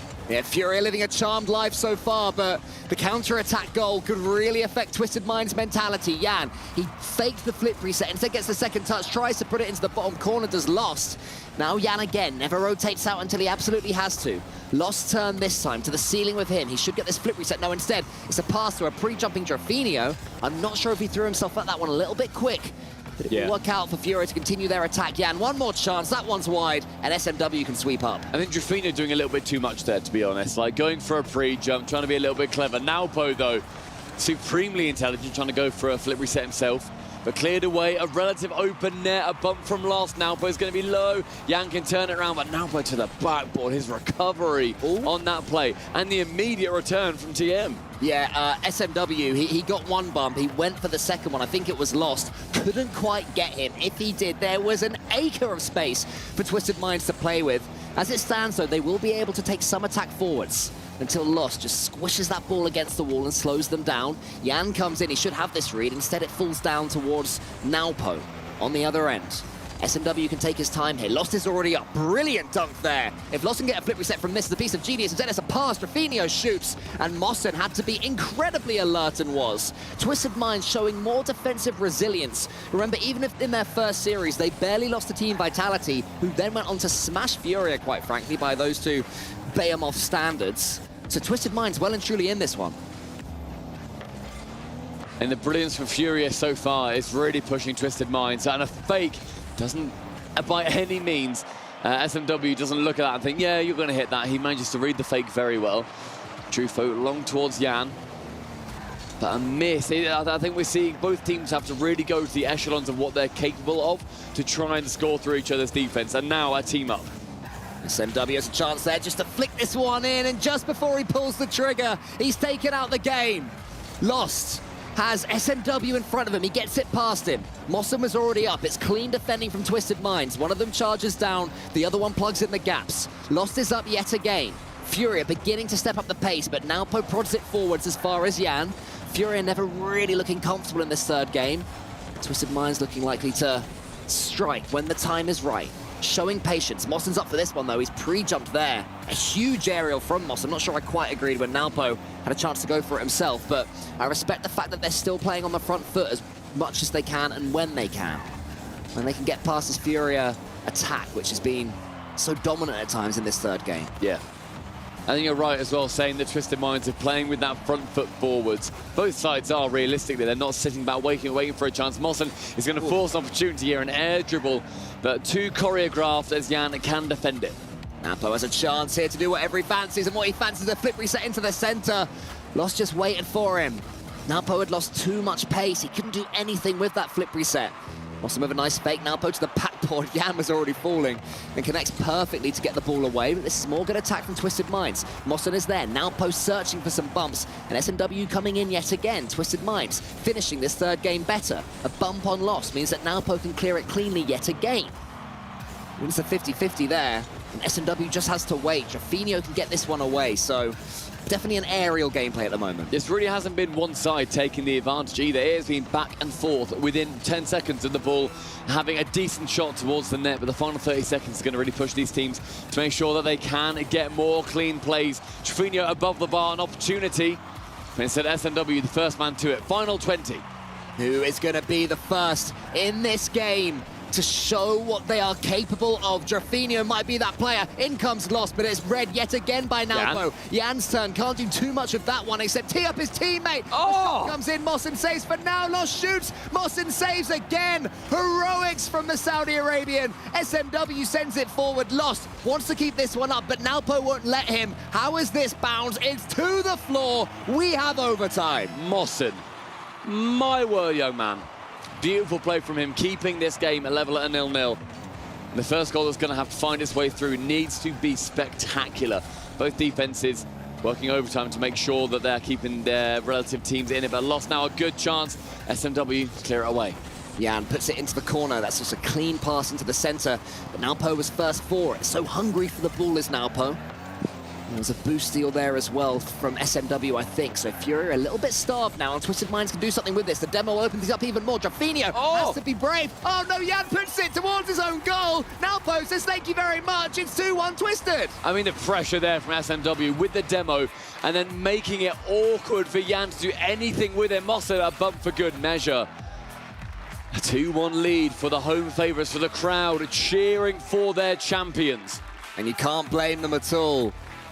Maybe the way this day has gone, they'd have been thinking this will be a toughie for their team, but upset. Twisted Minds are elevating themselves, showing that MENA as a region has more than one team. They are so much more than just the Falcons. Twisted Minds are also here to play. And now, after saves like that, the double save from Mossen, absolutely, truly heroic. Twisted Minds are proving that they are up here at this level as well. And then, yeah, it was such an awkward position from Jan. In hindsight, he should have just driven away, got himself out of that situation, but that is not how Jan sees things. Unfortunately, on this occasion, for once for Jan, it backfired, and now Furia are going to need 2 games in a row if they're to survive in the top 8. Yeah, Furia right now on the verge of going home without escaping the groups. I'm going to have a quick look. When's the last time Furia went to an international tournament and didn't finish within the top 8? Mate, your scroll finger is going to be knackered by the time you find that, because it has been quite a while, I think it's fair to say. Maybe back in the good old days of Card and Kaio for Furia. It was the 2022-2023 Spring Split Major. So what's that? That's July 2023. So about a year and a bit since they finished outside of the top 8. I'm surprised it's that recent. I thought it would be longer, I won't lie. Either way, it could happen again. That history could repeat itself if Twisted Minds continue to push. The games they've won have both been 1-0. You expect that Furia won't allow them to keep a clean sheet this time. So Twisted, do you have a couple of goals in you? Surely it won't be as tight. I mean, out of their last 9 events that they've competed in, not including this one, they've only finished outside the top 8, and of course with different rosters earlier on, twice. It was in the full split major, 21-22, and then the 2022-23 spring split major. I saw my Renegades beat him, right? CJ and Renegades beat him in 21-22. I think they knocked them out. Probably in the group, yeah. Yeah, good times. That was good old times. Shout out CJ. Remember he used to be a pro? Well, CJ? Yeah. Oh, embarrassing that ever happened. Now Poe sends it forward to SMW. Twisted Minds in with an early chance, but no boost left to play with. Furia, I think, slightly relieved that this one remains at 0-0. A potentially tight game is emerging. It's strange because both teams are playing so aggressively, showing no fear defensively or in attack, and yet goals just aren't coming. It's clean touches from all of them. When you look at the sheer speed of both regions, Furia and Twisted Minds from 2 of the fastest regions, SMW going for a bump on loss, manages to avoid it very nicely. But the speed is outrageous from South America and MENA respectively, that you don't expect any of them to even have the break button bound. Now Poe gets that one past Rafinha. Now Poe's got a chance to follow it up against Lost. Lost just had to hit that ball anywhere except from his own goal and the emerging Now Poe. And gets a challenge into the ceiling. That's a great touch there from Rafinha, but no one was alert to it. And maybe Furia are just starting to question themselves. Normally there would be someone there just sniffing about for half a chance. What a strike that is from Jan. Saved by the second goalkeeper. Furia now, though, in the ascendancy. I mean, Twisted Minds are sending a couple of keepers to each of these saves. If the saves are poor, it's going to be awkward. And that is a disastrous moment for Twisted Minds. Oh, the own goal of the tournament so far. Whack it in a montage, put it in black and white, and what a finish you will see. 54 kilometers per hour from a standstill. Just an absolute ping there. SMW has to shake that off. I think I saw a sense of a wry smile on his face, which is all you can do, but if you then concede that. No, don't do it, Twisted Minds. Do not be shaken, I beg you. I mean, that's a brilliant kickoff, though, going straight back to Lost in the back left corner. It's ugly, though. He picks up the 100 boost. I disagree that that's ugly. That was a perfect kickoff from Furia. It's not the rotation that Twisted Minds needed, admittedly, but Furia playing it perfectly. You've got to prey on the downfall of your opponent's mental. Yeah, I'm not sure if now Poe going for an awkward aerial after trending forwards is beautiful personally, but, you know, maybe Furia need to believe themselves that it was a thing of beauty, or maybe they do not care. Maybe all that matters to them is the fact there are a couple of goals to the good, just as we saw in Game 1. When they get 1, it immediately turns into 2. And also in Game 2, we saw Furia step back off the pedal after getting a couple. I don't think they'll do that now. I think this is the game they will want to exert their dominance and really shut this crowd up. I mean, the crowd, I'm sure, gave maybe a supportive clap towards SMW after he got that own goal. A bump in the sky onto Mossen, and Lost. He looks activated with dribbles like that. Rafinha gets that one to the ceiling. Mossen leaves it from Lost. That was brave. Rafinha used the rest of his boost just to keep the ball in the air and try and keep it in orange territory for now, but it's turned into a lovely pass to SMW. Lost was already back for it, and now he and Rafinha both chase via a wave dash as they are completely boostless. Thank goodness, by the way, for this boost update. Makes casting so much easier to know that neither player there had boost. Great addition. 100 seconds, though, as SMW only finds Rafinha in the midfield, and we're certainly seeing Furia become much more alive. We saw what Game 3, they had a lot of chances, didn't score any of them. Game 2, similar kind of position where they got a couple of goals. But the aggression now seems a lot more one-sided against Twisted Minds, who I think have struggled after that own goal. They're continuing to kick down upon their opponents, this time Furia, but now Poe does send it forwards. This is where Twisted Minds are dangerous. When he gets hold of the ball, when he has some boost to play with, he did there, but Furia were up rapidly for it. They know the danger that Nalpo offers. They know that if they give him too much space, it's not going to happen. Down the other end, though, they are just sweeping away the Twisted Minds defenders. I mean, Jan up utterly alone there.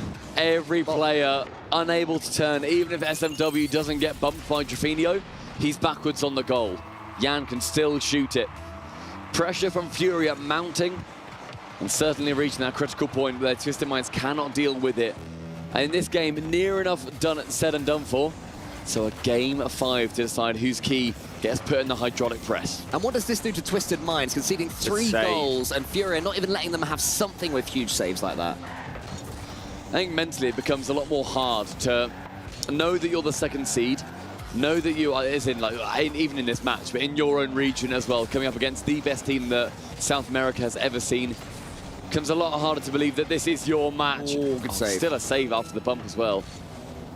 But I mean, realistically, Twisted Minds, if they look down, they can genuinely do what Zen does. Look to the crowd, get them to cheer for you. I think even if being a little bit introverted, feeling like you don't want to be, you know, having everybody cheer on you and being that team, look at the crowd, man. Even the coach, you know, waft your hand. Say to you, come on, you're on our side. Bring us back into this. This is a team effort. This is the Middle East versus South America.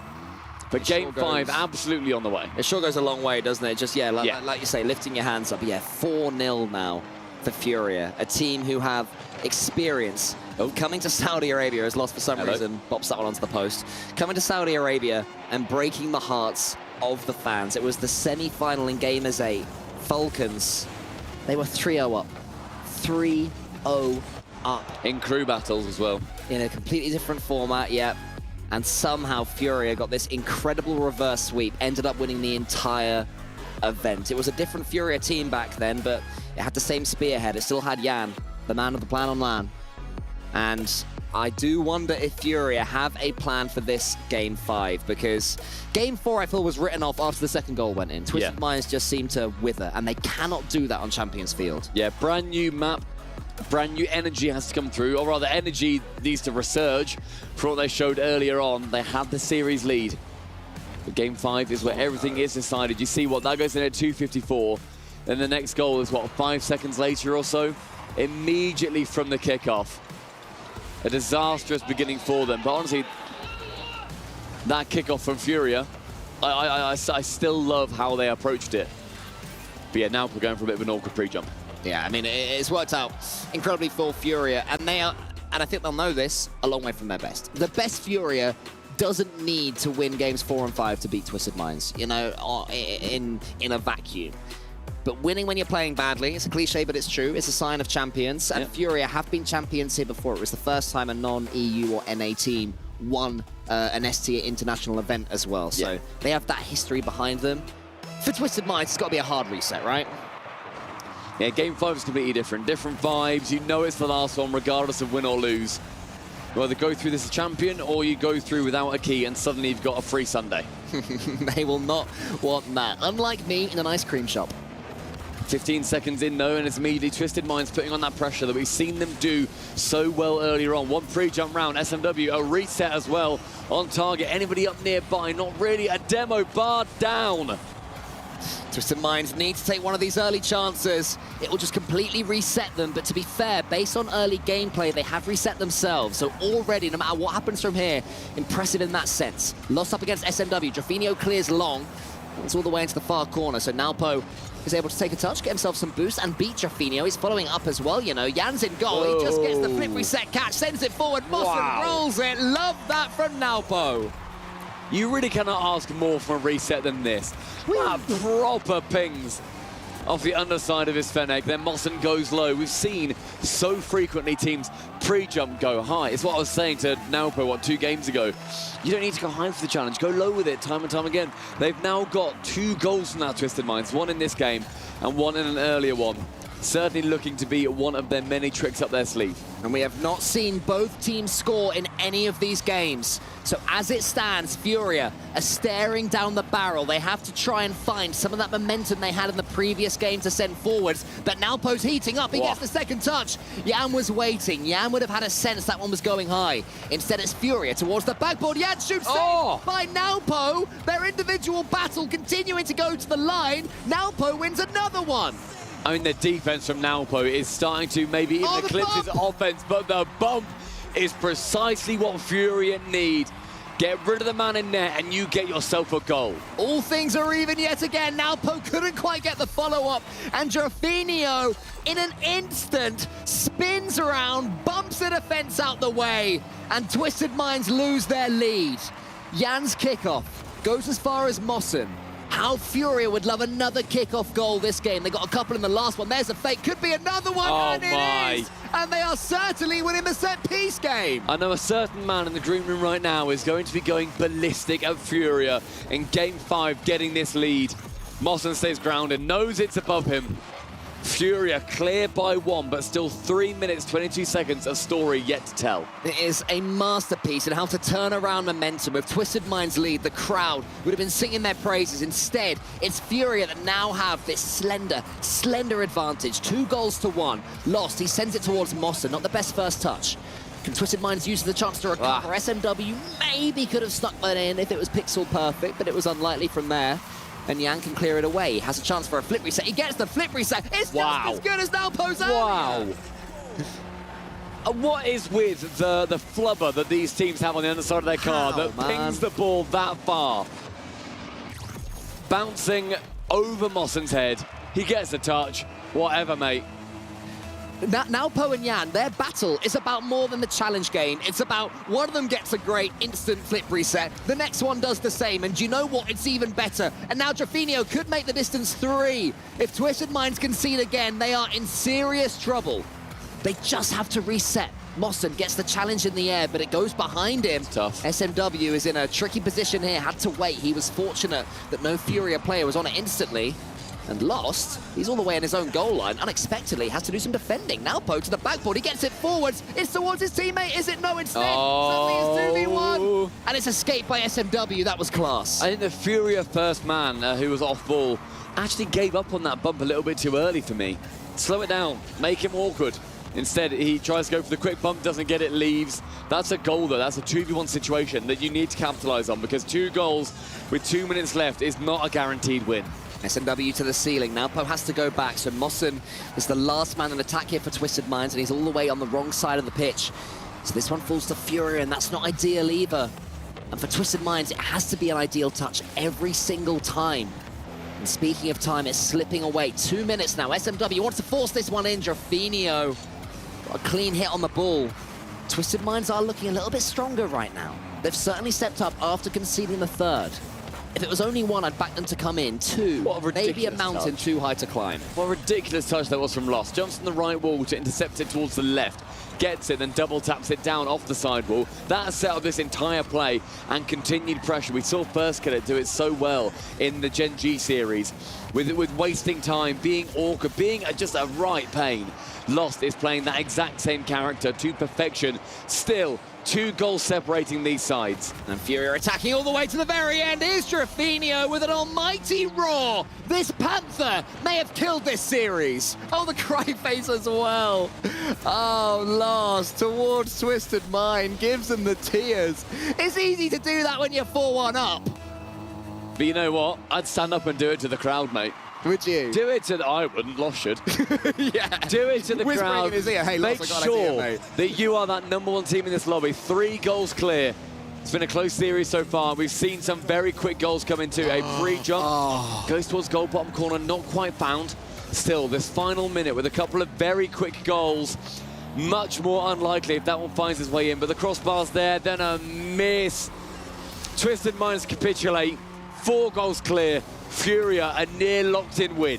Yeah, a near locked-in win, and they will take the key of Twisted Minds. 4 goals in 47 seconds. If there was a forfeit button now, I think it's fair to say they would be spamming it. They want to get out of there to Twisted Minds. They want to chuck their key at Furia and just head back. A disappointing Game 5 as far as they're concerned. Compared to the series where they've been so competitive, where they've been somehow at the level of the greatest South American team we've ever seen. Overall, the series, abundant positive notes for them. But Game 5, one to forget. Yeah, I mean, they took the lead in it as well. Twisted Minds were 1-0 up, and it was looking like they were going to be able to just grind Furia to death. But Furia had that other level. They had the experience of winning everything on this very stage 2 years prior. In the end, Furia had too much for Twisted Minds, who fought valiantly, but it wasn't enough, and that's from the coach. Furia, I said when they walked out, they were the heel. They were the team that wanted to be the bad guys, and they have lent into that to an outrageous degree. It's going to be handshakes and hugs on the way through, but very deserving winners. The South American #1 seed have now gone through and qualified in Group C, joining Vitality as one of the victors. Twisted Minds, understandably, looking forlorn after that Game 5. It is incredible in Rocket League how 1 second you can have the lead, you can have victory in your grasp. The next, the opponent's coach is going to you and you've lost. It's incredibly tough, but it's part of being a pro.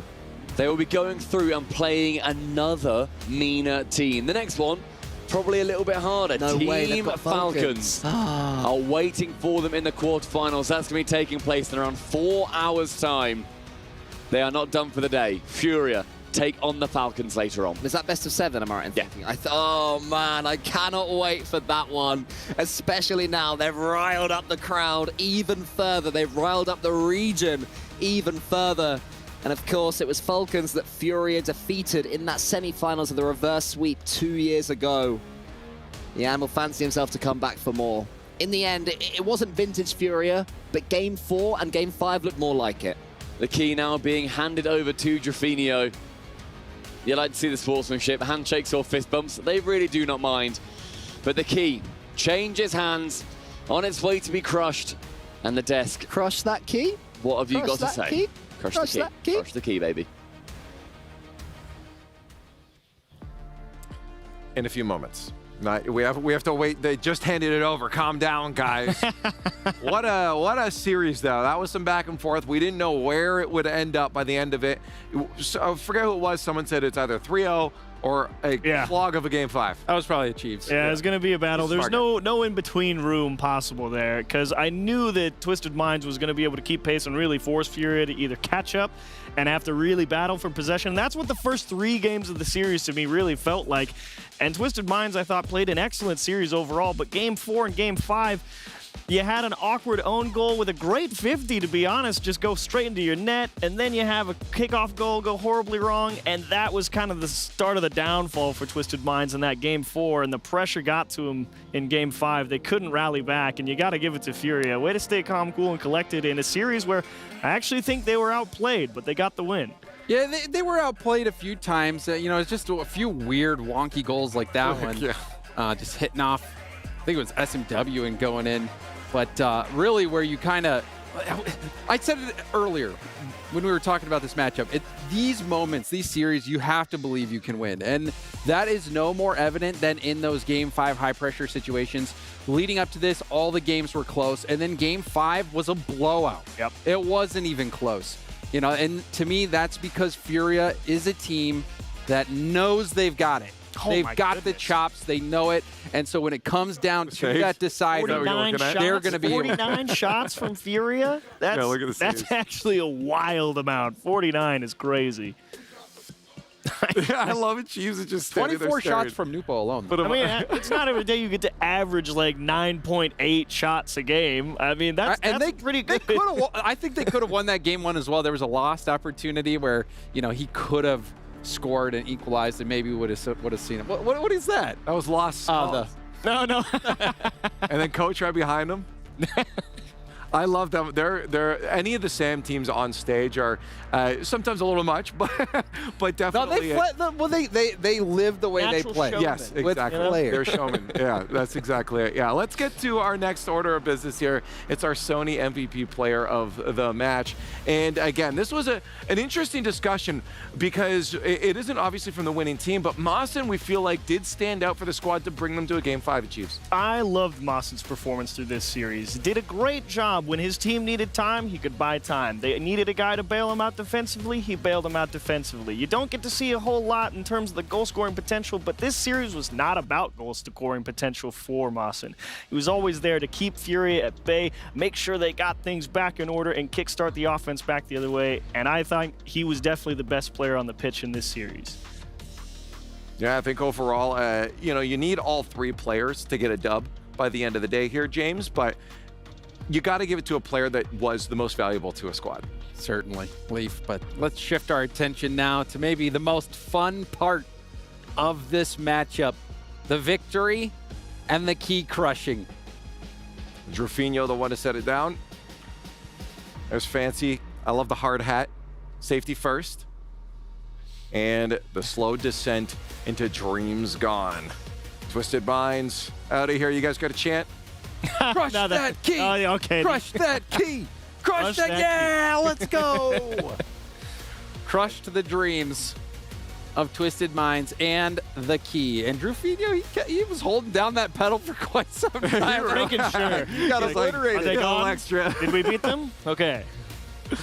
Yeah, and I mean, Furia is a team that could win it all, and you got to remember that, you know, if you do win it all, your key goes into the trophy, and at the base of your trophy, you can put 3 of your opponent's keys that you crushed. Yeah. They want that vitality key. Yeah. That's I what think they really want. I think so.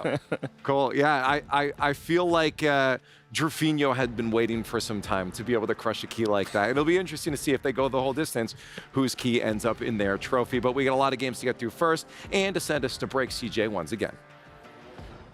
We're here with Mish from Twisted Minds after a tough Game 5 loss. Just first question is, what were your thoughts on that series and current thoughts? بعد خسارة صعبة بالنسبة لفريقكم، شو أفكارك عن الماتش اللي صار؟ أول شيء الحمد لله، أنا أتوقع أن كل الأيام لعبنا لعب كويس مرة، بس ناقصنا شوي الحظ، والحمد لله على كل حال. They are grateful. They played their game, but they're missing luck, he said. So, yeah, that's it. Yep. And in terms of your tournament so far, how have you found your run? كيف كانت جولتكم بال EWC بشكل كامل؟ صراحة بالنسبة لنا سيئة أكيد، كنا الطموح كان أعلى، كان ودنا نجيب مركز كويس حتى ناخذ البطولة، بس الحمد لله. For them, it was not very good run. They were hoping for a better placement, but this is their run. Like, they can't change anything about it. So yeah. Obviously into the off season now. What is next for Twisted Minds? طالعين انتم من الموسم هلا داخلين على فترة الركود. شو مخططات Twisted Minds فعليا بهي الفترة؟ إن شاء الله الفريق بيتناغم أكثر وبنكون بإذن الله من أفضل الأفرقة بالعالم، نقدر ننافس يعني على مستوى العالم. They're going to be working on their synergy, and they're hoping basically to be one of those top teams to compete in the world. And just lastly, do you have any message of support or thanks to your family or friends back? أي رسالة حابة توصلها للأهل المعجبين؟ صراحة يعطيكم العافية على الحضور، يعني كل الجماهير كانوا معنا، إن شاء الله نعوضكم بالجايات إن شاء الله. We are very grateful for our fans and audience, and hopefully we will be able to compensate you later on in the future. Awesome. Thank you very much to Mish, the coach of Twisted Minds.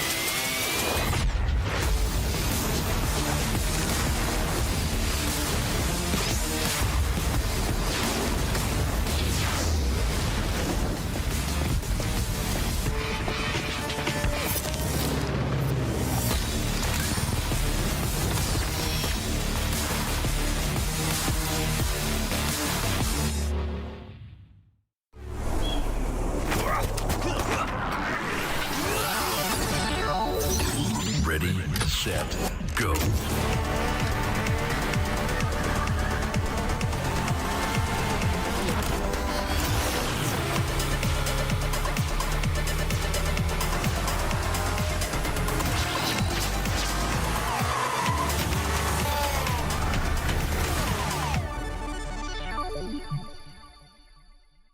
It's the EWC and you want to play like a pro. Well, we've got a lesson for you. Axe on. You're fresh, ready to fight and grind those long hours. It's how it should be. Axe off. You're slow, unfocused, and lagging. Do you get it? Let's go again. To unleash your best game, you must freshen up first. Get your axe on. Spray, play, repeat. Axe and Esports World Cup.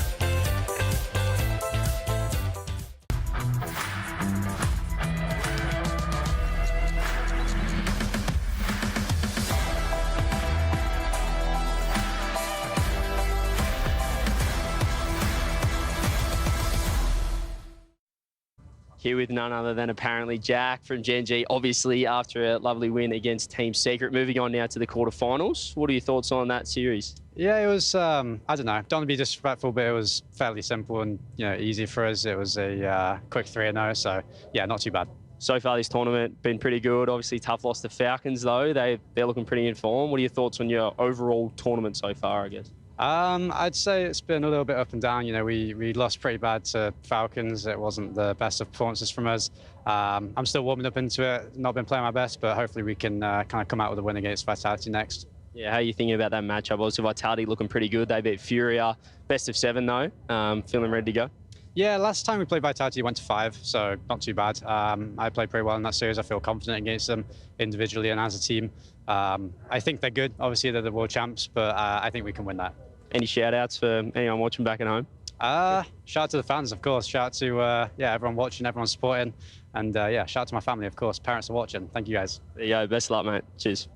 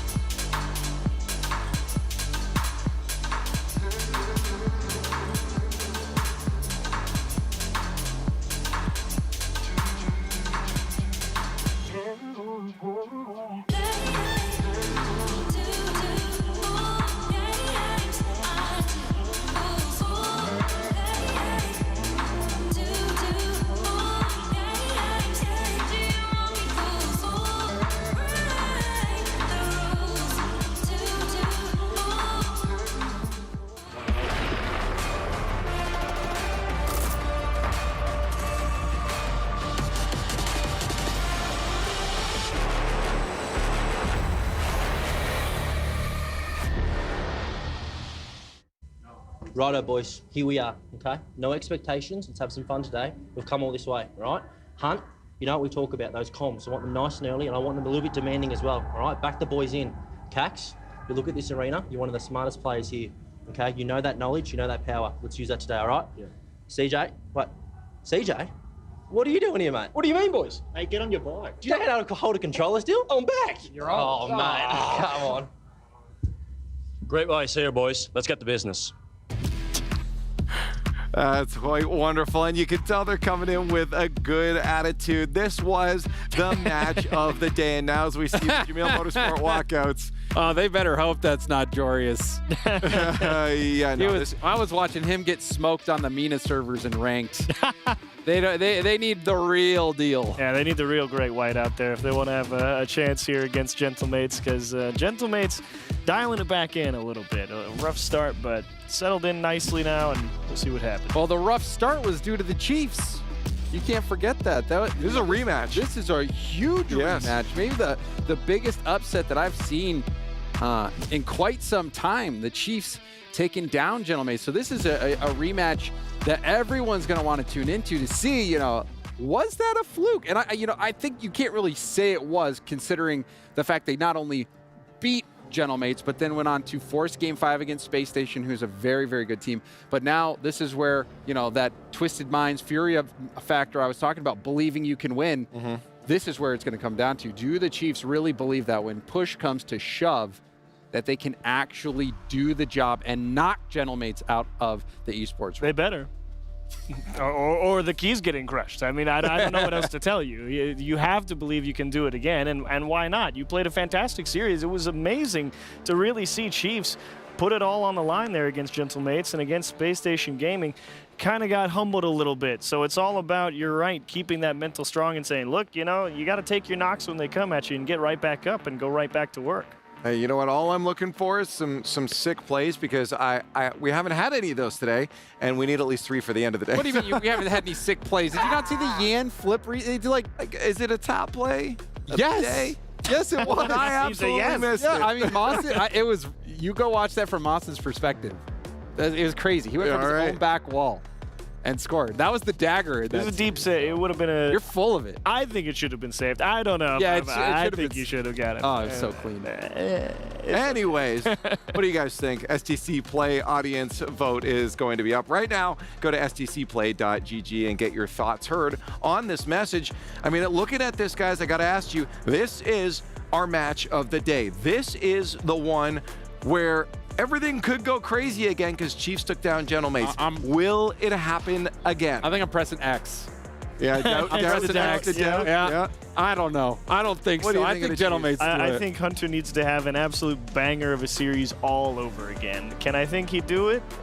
Maybe, but I expect Seiko to have a much better series, have a lot more impact, and force that defense of Chiefs to respect him now. Well, the rest of the world thinks they might be able to, but there's definitely some X's being pressed out there right now. I had them to go the whole way. We're going to see if it's going to happen right now. Whose key is about to be crushed?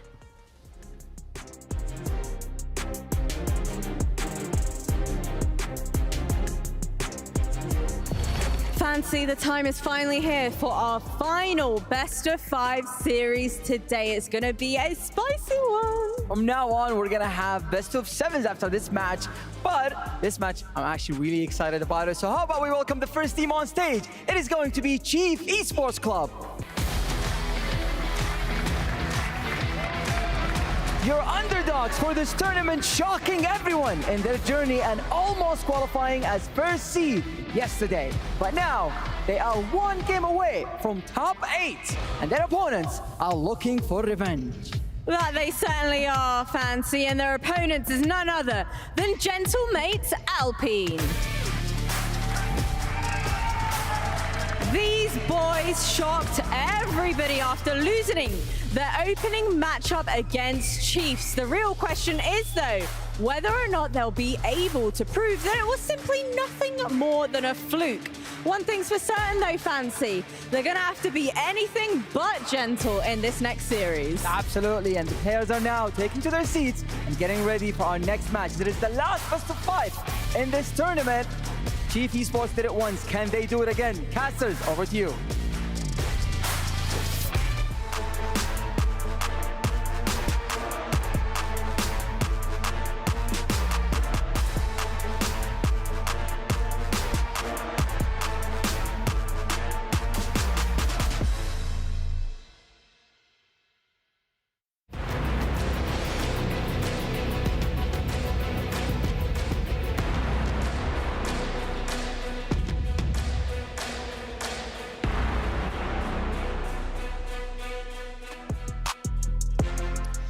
Here in Riyadh, it doesn't rain often, but we are looking to see if lightning can strike twice with a Chiefs win over Gentlemates Alpine. I am Stumpy, joined by Cole for our final best of 5 of the group stage. And Chiefs may well reign supreme as far as OCE teams are concerned. If they can make it past the Gentlemates, finally, an OCE team will make it into the top 8. It has been an incredibly long while.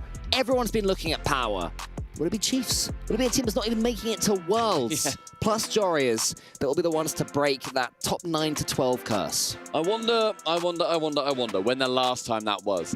Because obviously the Season 6 win with Power going through into the top 4 was the highest they've ever placed. Chiefs. When was the last... Chiefs, sorry. I was Torsos, wasn't it? That's what I'm thinking of. But of course, when was the last time it was top 8? It's so long ago, and we're begging for this. At every major that we have, get to a top 8. At the expense of Gentlemates Alpine, that will be the biggest upset all over again. Well, it happened the other day. It did happen the other day. It was a 1-0 Game 5 victory as Chiefs knocked Gentlemates to the lower bracket. Earlier on, Gentlemates defeated Gladiators comfortably, 3-2, 1-0, and then 5-0 in the final game. That was yesterday. Towards the end thereof, will they be feeling more comfortable now? Will they be feeling more confident? Will they be feeling they can come over to Chiefs and say, look, like, I don't know what happened before, but it ain't gonna happen again. Jorias, we are demoing you, fam, all right? So just, you know, just get out of here, they might say. I really hope they don't. No? I really hope they don't say fam. I mean, look, let's drop a little prediction. And maybe if we're just both going to be going Gentlemates, drop a percentage. I mean, I said earlier Chiefs on the pre-show. After that, there were 2 3-0s from favourites, so I got a little bit spooked. But then, you know, Furia versus Twisted Minds, if that can go to 5, then Chiefs are more than capable of doing it again. What I would say is when Chiefs faced Gentlemates, they'd only had a few scrims. They were brand new together. They hadn't learned each other's weaknesses. Exactly. So they had no reason not to be confident and feel like they had nothing to lose. Now they have something to lose. Losing 3-2 to Space Station Game in the upper bracket, you know, losing that Game 5, if they can't break through, they will feel bitterly disappointed. But Gentlemates, you know, they're your full major champions. These teams ain't no slouch. Yeah, not at all. Last time, as we said, there was no tape to review. This time, they have been in the tapes that they will have reviewed. They've also got the other series where Chiefs ended up, as you say, losing to Space Station Gaming. A lot more of a known factor now, but still, a little bit of a wild card compared to the teams that they'll be used to playing. Seiko wanted to kick things off early by linking up with Juicy, the MVP for the major that they ended up taking home. Well, yeah, it's some early defending to do for Chiefs, but they do so. Jorias gets it past one of them with a dunk, and then there he goes into the net. He's already online. A one-man army kicking us off. A reception in the midfield, flick over one, and then the low 50. Really seems to be the theme of this LAN, I feel. Trying to lure teams into going high, taking it low, pushing it through. Chiefs, an early lead just 1 minute in. I mean, I was about to do a statement about how Chiefs with Jorias has been about so much more than just Jorias, as Gentlemates have a chance here. Hunter and Kaka, their step up has been unbelievably impressive. They're showing composure, they're showing class, as well as the raw mechanics that Oceanic players always seem to have. The ability to know when to stay still, when to go for a bump or a demo, when to hold your head up high when all hope seems lost. Losing in that Game 5, they had to almost reverse sweep just to get there against Space Station Gaming. And that surely shows their mentality is higher, as well as their overall gameplay. Crazy story coming through for Jorias, but you're completely right identifying Hunter and Kaka. Recently losing their teammate Finn to retirement at the ripe old age of like 22 or something ridiculous. Old. Very old. And Hunter trying to slam that one top corner, Juicy to block it away. And the pressure really has not fallen in favour of the Gentlemates. Yeah, I mean, they had about 20 seconds of it, but Chiefs managed to escape that fairly simply. And Jorias, I mean, the man just has a free roll. He does whatever he wants in this team. And Hunter and Kaka are learning to play around him. But here comes Juicy down the other end, a player whose own mechanics have been improving match by match pretty much since being brought up with Moist into the RLCS last season. And now with this season winning that major before ever winning an online event. Kaka, you've got to doink that power. There is a pass for Kaka. The attack goes to nowhere. He didn't doink. Nice little reset, block attempt going through from Jorias. But let's talk about Gentlemates real quick. Because the fact that we're not talking as much about Itachi, Seiko and Juicy really shows quality that Chiefs have put forward. They are the number one, or they were the number one team for a little while, coming through from Europe, going into the World Championship. End up losing that title, I believe. But this is the last event that we've got on LAN before we go to Fort Worth in a couple of weeks' time. And if you're going into it with the doubts of, we just lost to Chiefs, if that ends up happening, that may well spell tournament over before it even begins. I mean, there were some poor performances a couple of days ago, individually from Gentlemates. I want to identify Itachi as missing some shots that he really should be finishing. That is his role on this team, to put the ball away when his more mechanical teammates have open up the floodgates. Will it be the same again today? Seiko has potentially opened up that floodgate, but Joreas beats Itachi to the ball cleanly. Juicy now finds himself as the last line of defense. Wins the ball and musties it towards Seiko. It's a nice idea. Seiko gets a touch into the middle. Itachi's following up, hoping the ball will fall to him. He also needs to be the disruptor against Chiefs. They found things a little bit comfortable at times. What I would say as well, though, Stumpy, is that in game 1, last time these two played, Gentlemates actually took it comfortably before Chiefs warmed up. If Chiefs can take game 1, it's an even taller mountain for Gentlemates. Yeah, setting themselves that early handicap, making sure that, okay, we've got 1 done. We can do 2 more. And not gonna lie, if you took all the nameplates off here and showed me the replay, I would absolutely pip the blue side as Gentlemates, considering how well they're playing. Yeah, really so hasn't been that many pushes down past the halfway line. So far, the eye test has pretty much been dominance for Chiefs. Gentlemates have had a couple of forays into the blue half, but Chiefs going to have to do a lot. Sorry, Gentlemates going to have to do a lot more than what we've been doing so far. Seiko is jumping early there. You know, why did he leave the ground that quick? There was no Chiefs players around him. More signs of nerves there for Gentlemates. In the end, it leads to a great pass, though, and that shows how quickly these quality teams can turn it around. 142 kilometers per hour, 3-man passing play. Absolutely rips it past Joreas. It was just as I was critiquing Gentlemates for rushing into things. They slow it down, they consider their options, and they bust out a couple of perfect passes, and suddenly they find themselves back into game 1. Who steps up next is Kaka! Chiefs get the instant response! A homegrown hero, potentially securing game number 1, and a dunk. The assist from Joreas. Kaka, right place, right time. Absolutely perfect placement below the defending player. 40 seconds to hold this lead now. Well, will they hold or will they continue to push? Traditionally, OCE teams do the latter. Joreas onto the backboard. Itachi has to get this read. He does. It's a good pass to Seiko. Another 3-player passing play. Juicy follows it up on the backboard, but Hunter was there. This is where Chiefs have evolved with Joreas at the helm. Joreas, here he is now, the man of the moment. Gets it towards Hunter, wants the redirect. Juicy doesn't let him. Gentlemates desperate to get this ball. Unable to do so up to this point. Seiko goes long. Itachi wins it. That's better from Gentlemates. Juicy now slows things down. It's exactly what Joreas wants. It's more loose play from Gentlemates. Last time I critiqued them for that, they got a passing play 2 seconds later. Will they get a chance to again, though, as Hunter takes a nice touch, should send it down. Joreas is there, could finish it. Itachi gets the save. We're watching Kaka, but he's watching the game. Juicy into the center. Itachi no boost. Hunter just wants to kill it. As soon as this touches the ground, it's game 1 over. It still remains up. Seiko goes high. Itachi has boost. This would be agony if Gentlemates can get the equalizer, but Kaka ain't gonna let them. It ends. Chiefs 2, Gentlemates 1. And if Gentlemates thought this one would be simple, they can think again. Chiefs taking game number 1 as a huge statement coming through into this series. Gentlemates, after reviewing every video they can, seeing what Joreas is capable of, Hunter and Kaka alongside him are not going to be an easy team to take down. I would hope that they're not underestimating them again, because knocking out, and I double-checked it, EU's #1 world seed is the greatest statement from OCE for a hot minute. It would be. It truly would be.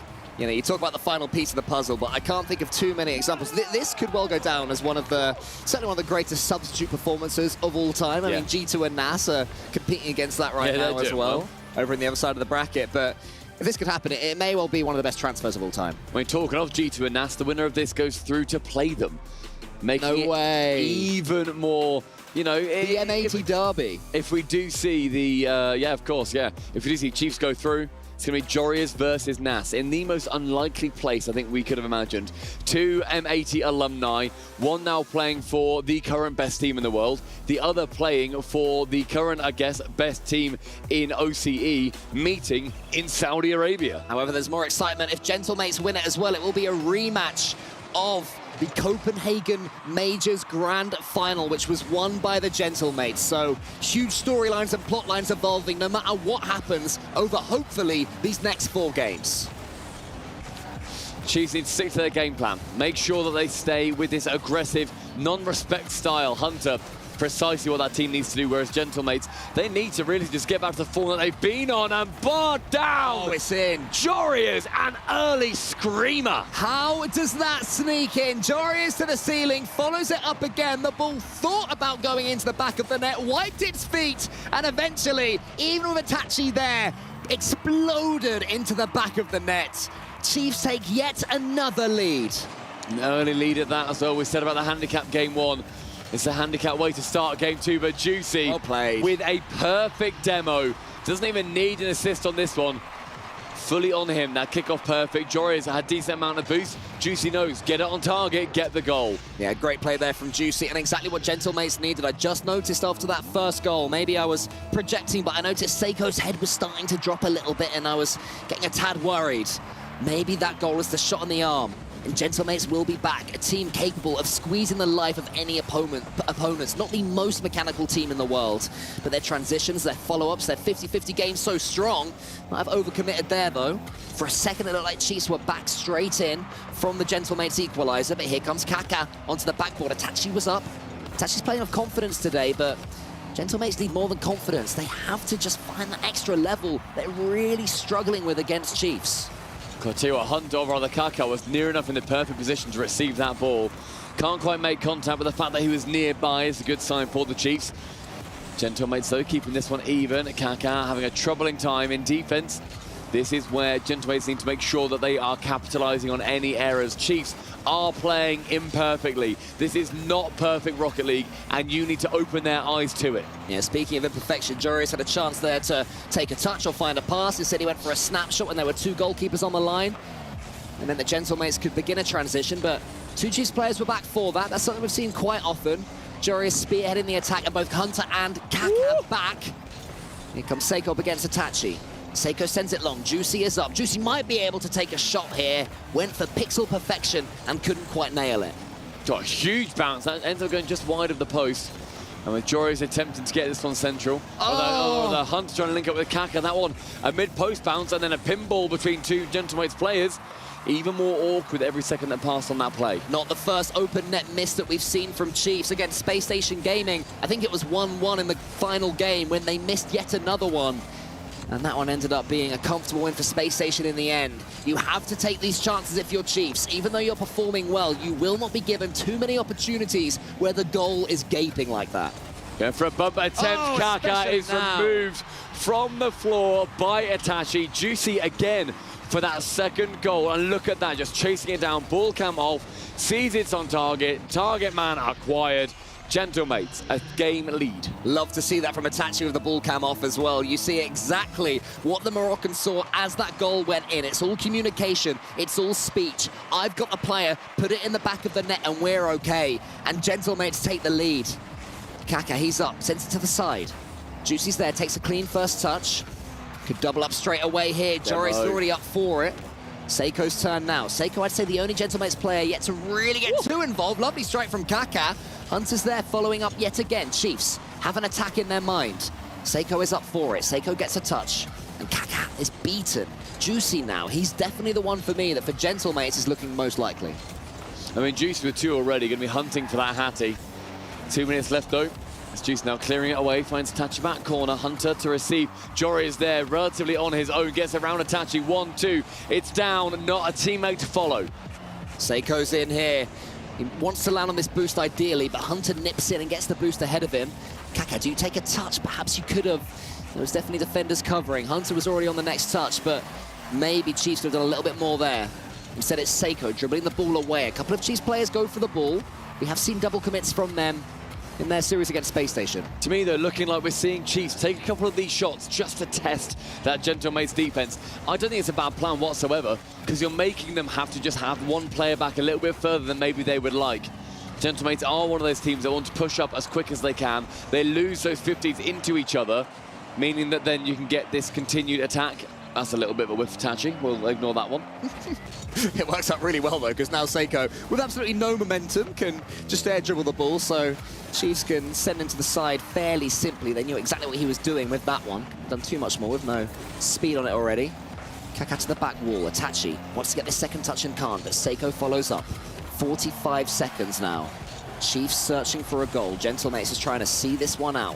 One of the best teams in the world when they have a lead, Gentlemates. They never fear only having one goal to the good. Of course, they won't say no to a second if the opportunity presents itself. An opportunity might present itself here to Chiefs. Hunter goes high. Jorius is sniffing about for a bump. Hunter gets a second touch, and he threads the needle. He threads that needle through 3 needles. Juicy, he reckons he might have it. Hunter with no boost, then gets it past Itachi, bounces a pixel in front of Seiko. Drama for Gentlemates on the goal line as Chiefs draw level. I just cannot believe that one has found its way in. There was nothing wrong with the mechanics there, but the fact that it just bounced in front of the final defender. Anyway, here comes Juicy to the backboard. Juicy desperate to get on the ball again. He's demanding it from his teammates. Seiko that has the touch over the top. Tachi's going to fall round. Hunter clears it long. 10 seconds left now. I wonder if these players would take overtime. Remember, it went to Game 5 last time they both played. It's missed there by a couple of Gentlemates players. Juicy wants one more bite at the cherry. Into the center with him. Wants to get the bump as well. He follows up. Anyone there? Not on this occasion, apart from Jorius. And Seiko just says, you know what, lads? Overtime will do. Jorius says no, though. Juicy keeps it up as well. Now it's Gentlemates on the front foot. Juicy with the flip reset. Hunter has finally had enough. And that will be the overtime. If Gentlemates can't score this next goal, they will need a reverse sweep.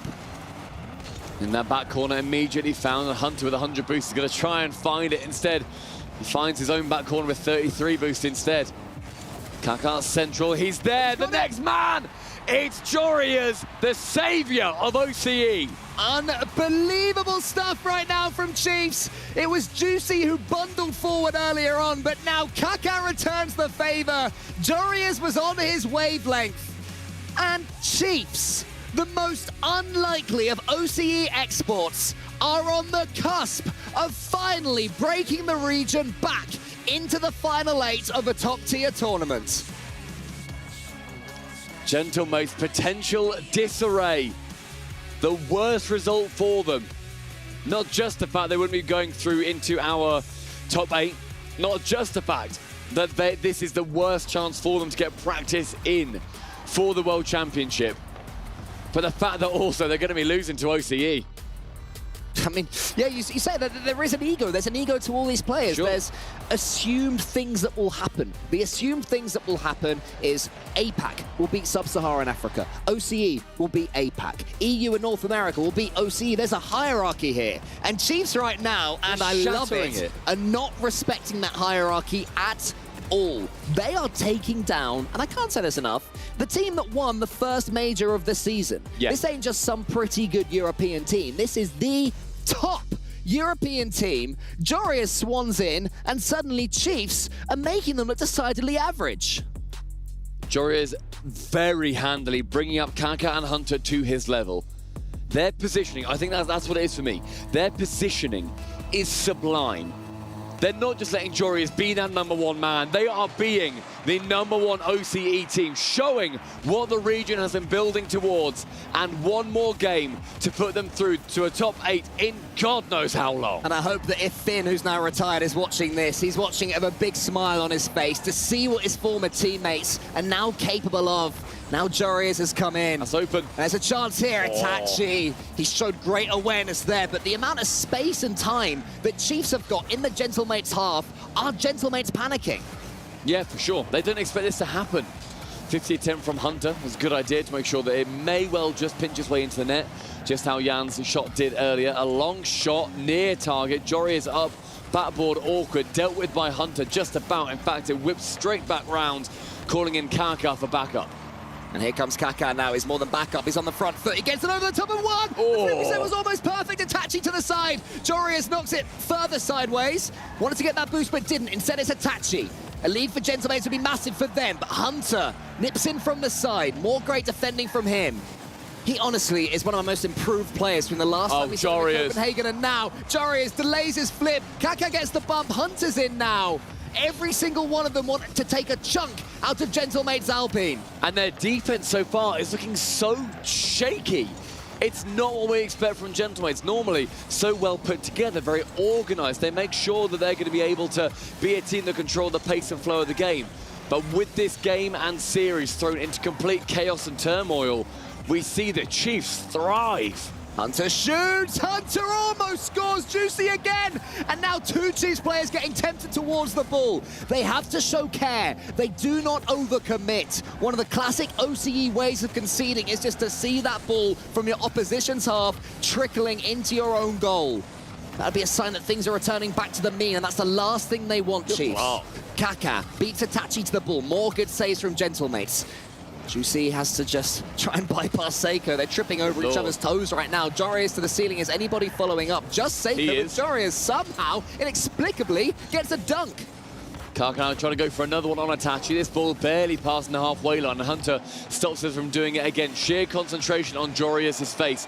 Central from Itachi. Who's up first? Juicy will be the man there. Kaka to intercept. Instead falling back towards Hunter. And we have not seen any offense from Gentlemates on the first time of shooting, however. It becomes awkwardly close. Jorius no boost. On target. Saved. Up to now, it has been an oceanic barrage against the orange net. Here's another chance. That one's just going wide. And we see the Power Boys. They're waiting, looking at their countrymen, wanting them to go through in favor of OCE, making sure that they don't care who the pride of the nation is. Well, Gentlemates up to now have been the pride of their region, and they certainly have a higher ceiling you would expect than Chiefs. Can they find it? Can they reach towards it and show themselves now? Seiko just shoots. Jorius not only gets the save, keeps about 90 boost, but in comes Itachi. Another huge save from Hunter. How is this guy so good? Minute 45, 100 seconds left. Hunter is going to be sticking around, challenging, makes it awkward. Jorius tries to sidewall Ritter, and Kaka is there. In the 50 with Seiko, unsuccessful. Itachi here, he sends it long. He wants to get the boost, can't quite do it. And Hunter, yet again, Juicy's turn, this time into the center for Seiko. Can't quite get the angle. Gentlemates have stepped up. Hunter almost beats his opponent there. The ball just rolls into the corner. Jorius still has top boost. He keeps it going. He wants to flick over Seiko and gets it. Itachi just waiting. The game's starting to slow down just for a second. Any second you feel, it will spring back into life. But which team will be the benefactors? This final line of defense holding strong so far for both sides. 0-0. Chance though, Seiko's over the top. Hunter, 0 boost, goal line save. Keeps it away on this occasion. Hunter with one central, and said Jorius going to take control of it. Jorius now to shoot just above the bar. Hunter is unbelievable with 0 boost. He rarely has anything in the tank, and yet still getting clean touches against Gentlemates. He's back yet again with 12 in the tank. Has to get another save, and he does. Jorius is there to help him out. Seiko's turn to hopefully get a touch for Gentlemates. He can't do it. Itachi towards Juicy. Here comes Jorius though. Juicy to the side. Jorius stares him down. One clean 50-50. One of these teams will win. It's Jorius' turn. He fakes it. Kaka gets the goal! Jorius shows his genius! 20 seconds and Kaka, a long shot, his own half. The dreams of OCE now resting on the Chiefs' shoulders. And an opportunity though for a kickoff goal. It becomes awkward. How do they handle the kickoff? It's one going for it, backline. Jorius try and send it long. Instead, Seiko up for the bump. It's round, it's wide. Kaka back wall. Again, it's Chiefs to hold on strong. Final 10 seconds. Central, Seiko, a save.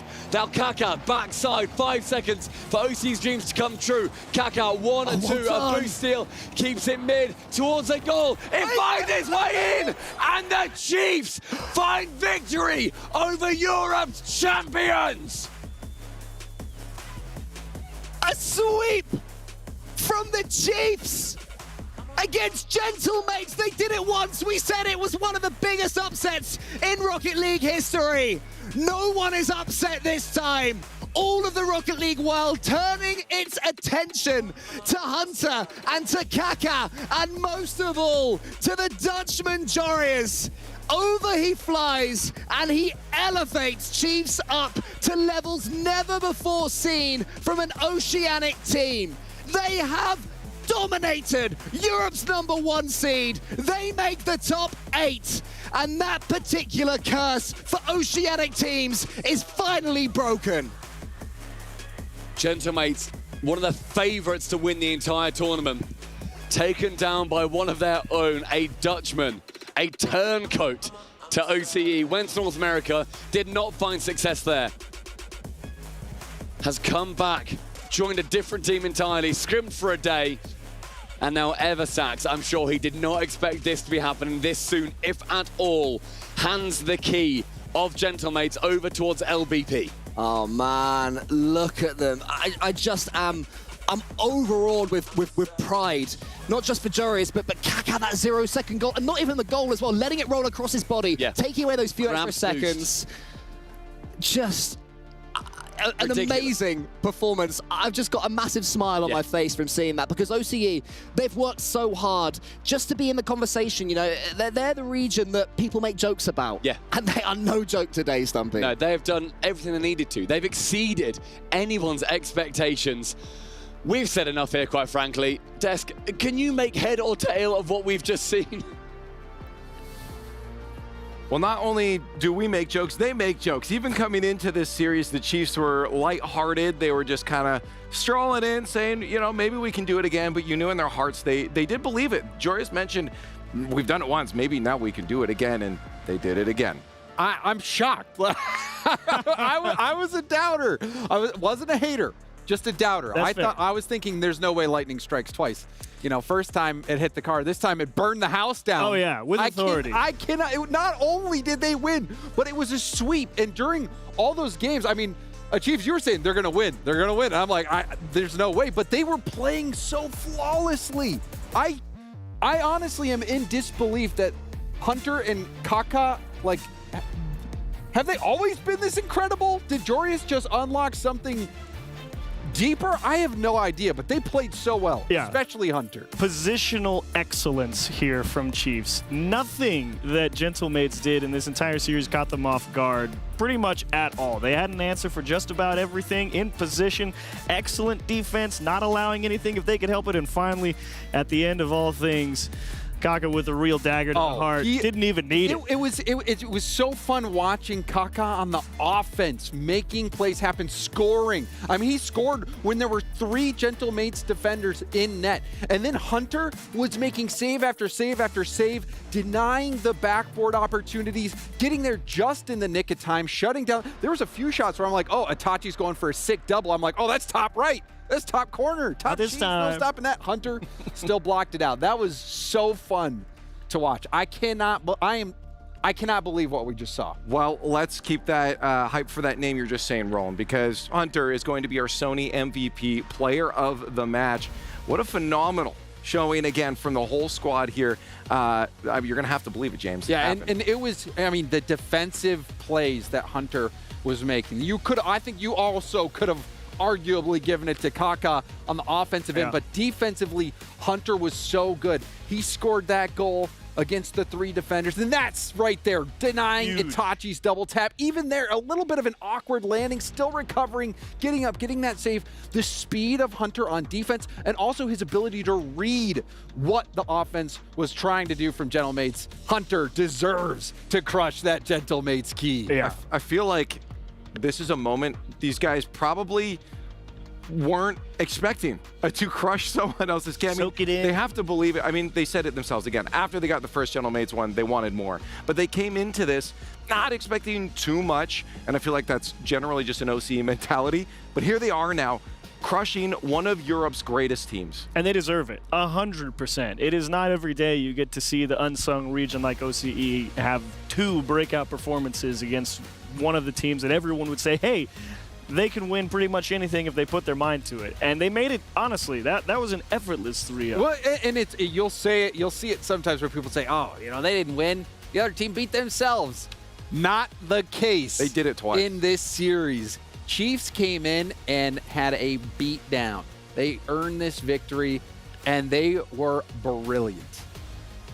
I'm just trying to take in overall what's this for OCE. What keep it rolling, man. You know you got it in you now. Like, obviously, 100%. You guys have some positional brilliance behind you. What are you waiting for? That's what they're going to be telling themselves. If that team that we just beat twice won a major, an international land event, so can we. Mm-hmm. Not us. Specific. They can. Yeah, they can. Yeah, sure. Definitely not us. They definitely can. Yeah, this was... something happened here. Go rewatch the VOD. I know I'm about to do that, but we do have more games to get to. Groups is done. And now we go into our best of 7. Top 8 is on its way. Let's go to a break and come back for some action.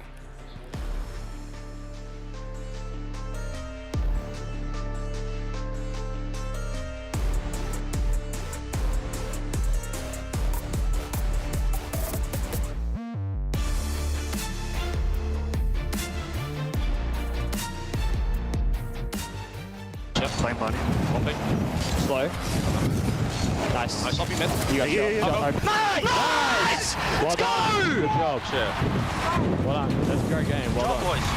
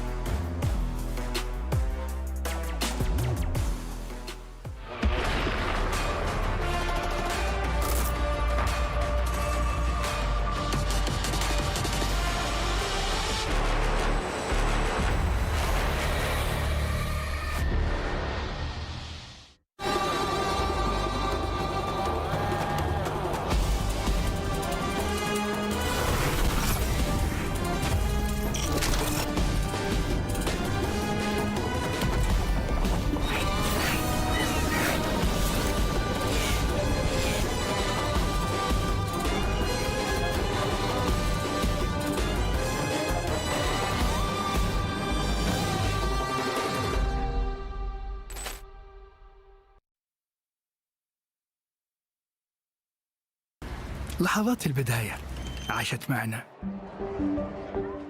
كنا نحسبها وقت للتسلية بس. نحسبها بس ذكريات. عبود أعطي أختك اليد يا ولد. ابتكرنا فيها ابتكارات، وإذا بغينا قلبناها خرافات. كنا نحسبها بس لمة وصحبة وسهرات. انتبه نو ترى نو. لكن كنا نشوف عالم ما حد يشوفه. ليت يشغل وقته بشيء يفيده. الله عليك على اليد سود. عالم كبر وعاش فينا. عالم الحماس فيه يوصلك كل مرة لحلم أصعب، بس ما يصعب عليك. بارد معك وين ما تروح.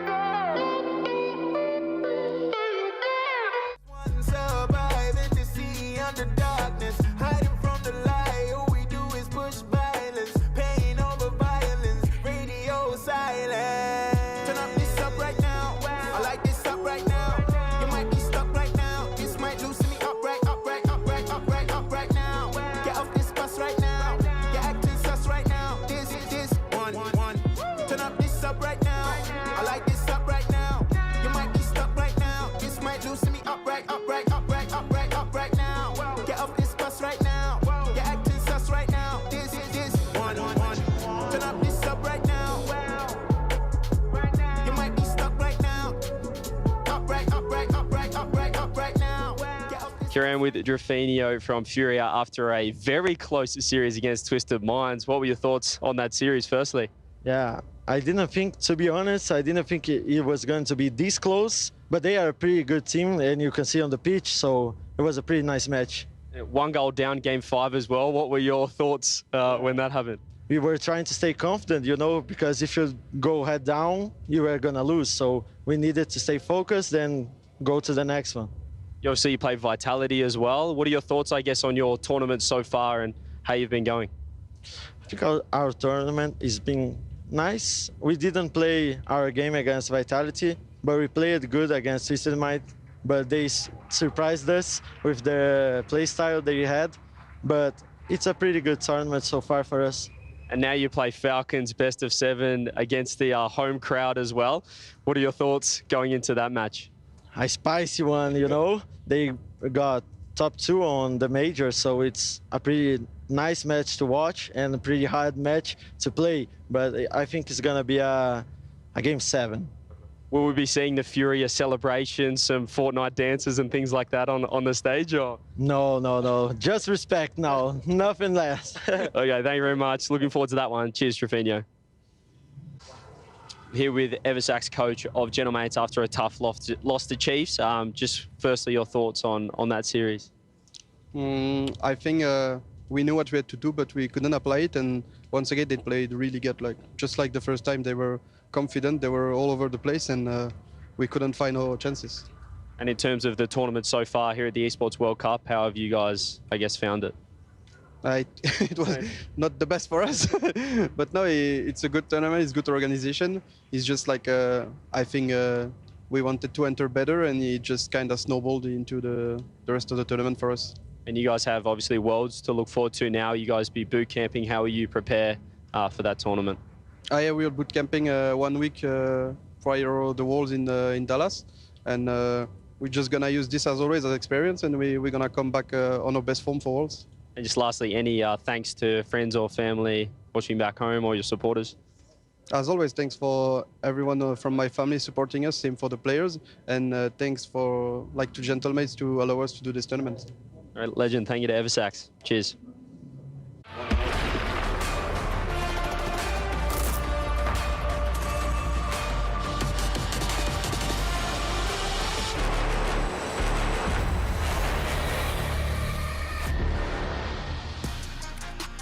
Playoffs have arrived. Our top 8 have been decided. Keys have been crushed, and we ain't gonna stop now. Single elimination, it's do or die. Welcome back to the EWC Day 3 for Rocket League. Your Jamil Motorsport arrivals are happening right now as we see SSG on point, BDS right behind them. I'm Leaf. We got Corelli and Jorby now joining for our playoffs. Dude, I am charged after that last match. Oh my, what a way to put us into the playoffs. And now we got Space Station versus BDS.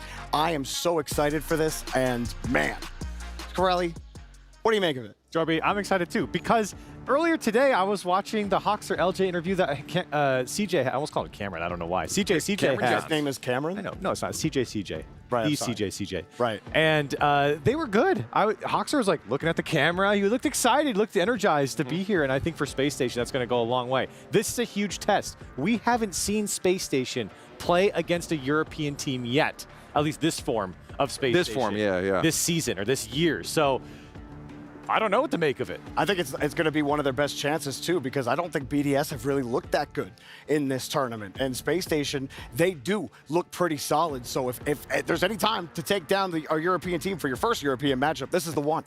We'll have more to talk about in a few moments here, but let's take a look at the bracket. We haven't looked at this playoff yet, the situation, who's up against who, but here it is, single elimination. You guys know how a bracket works. You lose and you're out here, but we got some good matches ahead of us. We got some really good matches. Of course, we have the match upcoming, but Vitality, Gen G into Jorby, Team Falcons, Furia, and then honestly, and I'm not joking, G2 versus the Chiefs might be the first time anyone's been excited for a matchup like that, because Chiefs look that good. And you know what's crazy is that we almost had the exact same top 8 as we did at our last international LAN. Jorius, Kaka, and Hunter made sure that wasn't going to happen, though, and I'm super pumped for it, man. This is a sick playoff. I wonder what they're thinking looking at that bracket and be like, wait, that's our logo. That's our team. Yeah. It's like that meme, like the military meme with the clown sitting in the middle. Like that's what Chiefs look like. You can't. No, they don't. No, they don't. Even them anymore. It's like a powerful clown. That's all I'm saying. You know? It's over 9,000. Well, let us know what you guys think about this next match coming up, because it's SSG versus BDS. We need you guys on stcplay.gg letting us know what you're thinking about this matchup. Let's talk about it just a little bit more here because, again, SSG, I'm loving their energy coming into this. You talked about Hoxer. I want to talk about LJ, too. I mean, they were up. Jasmine had the battle between him and Jorius before on stage 1 point, and he was feeling comfortable. He was talking some smack up there, looking like he was having a good time. Yeah, I think for Space Station, the biggest thing is that you have to know that BDS, as Jorby mentioned just a second ago, they haven't been up to par, I think, for what, and maybe that's been for a while now, that BDS hasn't been playing up to par. And Space Station, I don't know, I feel like they're in a spot right now where their season has been up and down in RLCS. They didn't qualify for Major 1. They did qualify for Major 2, and they had a top 8 finish, which was, I think, pretty much where people expected them to be. This is an opportunity, like I mentioned before, the first time they're going to play against a European opposition. It's their opportunity to really prove, are you the real deal? Because I think the true test for any team is how do you do against the top European teams? I mean, and you know, you talk about it, Leaf, you mentioned LJ's name, and LJ is exactly the player that he's gonna pop off. He always pops off in every single series, and I think this is the perfect time for it. Him, Hoxer in Chicago is gonna be a good one. Well, on the other side, BDS, you can't count them out. I know this, you said this is the form of BDS that SSG might have the best chance against, but if they can get their mental wrapped up, BDS is still a force to be reckoned with. Yeah, I think that's the biggest thing is mentality-wise. BDS hasn't felt as maybe energized, as we keep using that word, versus Space Station. They've certainly been more flat than I would expect. Even in these series against Power, right? Like, it felt like BDS, they were doing the bare minimum to scrape by, but it didn't feel like we were getting maximum effort out of them. Yes, they're getting their wins. Yes, they're in the opportunity for top 8 right now, or rather in top 8. I just feel like we haven't seen the best of BDS quite yet. Jorby. Leaf. Who wins? Space Station. Okay. BDS. We're going to find out right now. Ladies and gentlemen, playoffs have begun. Let's go.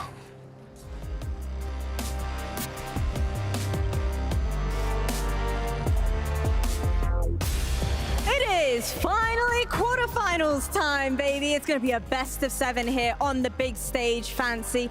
Can't wait to dive into some more Rocket League. Absolutely, and what a way for us to start the playoffs after that insane upset from Chief Esports. But we got so much more Rocket League ready to go, and for the first team that's walking on stage for our first quarterfinal match, it is Space Station Gaming.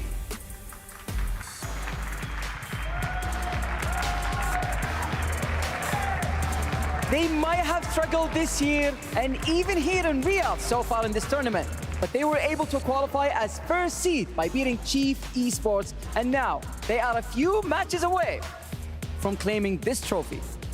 And hoping to take them on, it is BDS. A quick 3-0 victory against Power earlier today. These boys are already warmed up. And only having lost a series to G2 themselves throughout EWC, I'm keen to see whether or not these boys can finally take down an NA team for the very first time at this event. It's gonna be a good game to watch. Even the panelists have split their predictions. One said SSG, the other one said BDS, so nobody knows what's gonna happen. It's gonna be a best of 5, a best of 7 from now on, but it's the first quarterfinal match. We've got a lot of keys to crush, so casters, please take it away.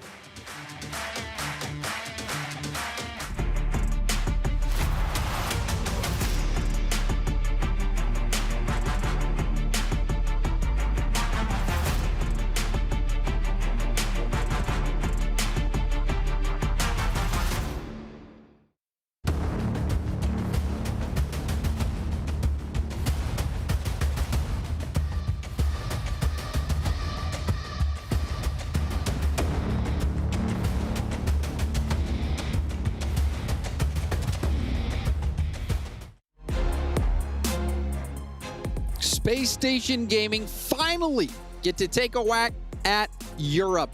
Team BDS, they've struggled a little bit as of late with the expectations of greatness you have when it comes to Team BDS, but they could start inching back to their former glory with a win here against SSG.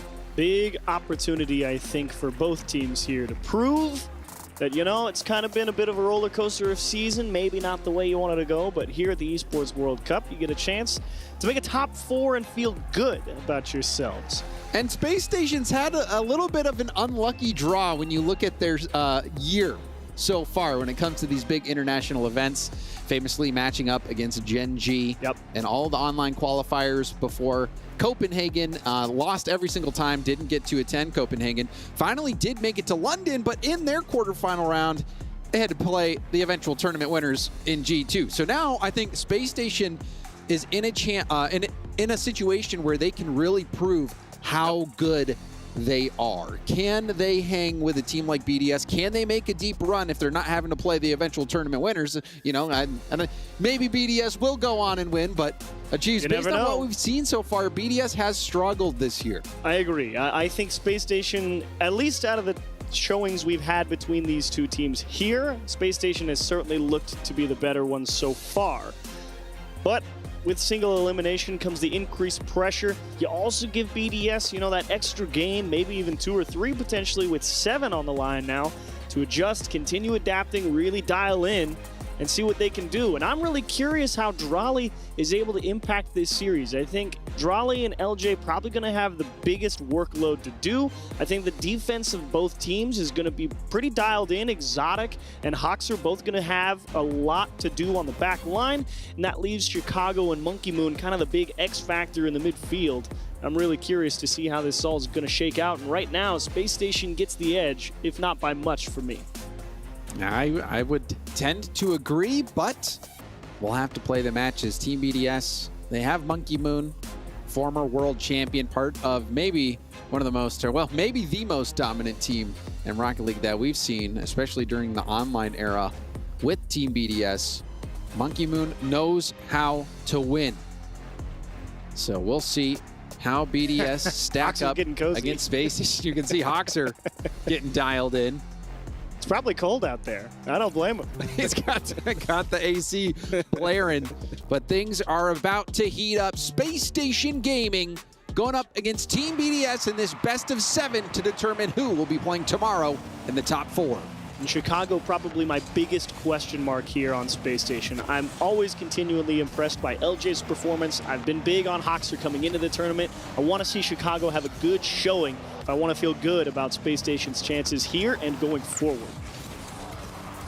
Early on, Space Station having a little bit of possession. Drali, he maybe gets a light touch, but no one was there to punch that one in. LJ boosted up.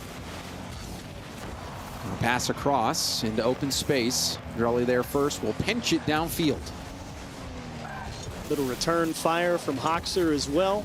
Both teams definitely settling in. Chicago, nice drop pass to LJ and a nasty attempt to throw the changeup at him early, and BDS just gets a hold of it. And a little fortunate for Space Station there that 2 went, because that little touch was lovely had a teammate been there for the double tap. But now the push forward from Chicago. Team BDS overextended, and they left Exotic back alone. And Exotic was trying to figure out, hey, do I have to actually defend this passing lane out to LJ? Do I have to turn and cut on Chicago? Do I have to dodge the bump? Because LJ's zooming in, swinging in, trying to take him out. That is not the situation you want to put your teammate in. A 2v1 situation, more often than not, especially against a good team, will get you scored on. But now the response, potentially, that one off the post and out. Space Station on the counterattack. Bounce shot towards net, easily saved. LJ with the boost steal. Chicago landing on the wall, keeping the ball in the zone. Passing off the backboard, LJ gets a piece of it. Demo on the goal line as well. Hawkser couldn't get the block, but still, the pressure is mounting, and it goes in. 0 boost situation. That was all the defense Team BDS could muster. Boldness from Chicago. Sees 3 people lined up on the net and says, yeah, I'm gonna take my chance here. Goes right at the defense, gets them to jump. They own goal it. Well, what are you thinking with this start from Space Station, Achieves? It's definitely a good start. It's a long way to go. 3.5.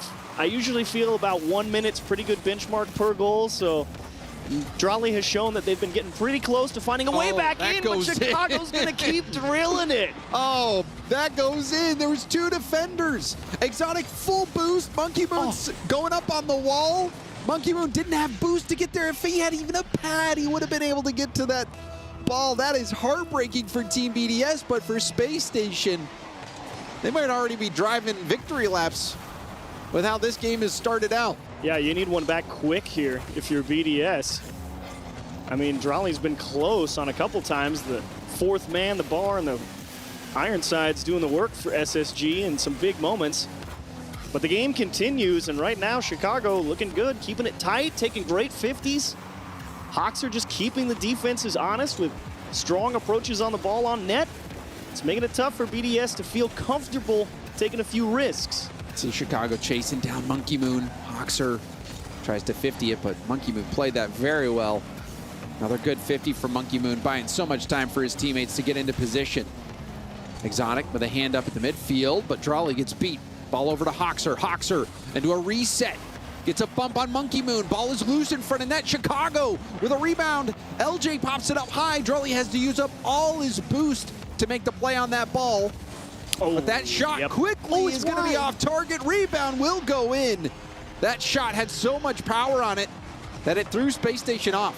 Yeah, Hoxer, I think, chickened out there a little bit in the midfield, got scared, maybe blindsided, didn't notice Monkey Moon there as he was watching that 50 up above between Chicago and BDS. Tried to turn back towards net, definitely gave it up. Had a second look at it, but BDS fight back, and actually they keep themselves on pace here to stay in the game. So it's not been pretty, but at least the engine started. How much gas is in the tank, though? Team BDS also running out of runway. Drawley. Pass into the middle. Hoxer pops up.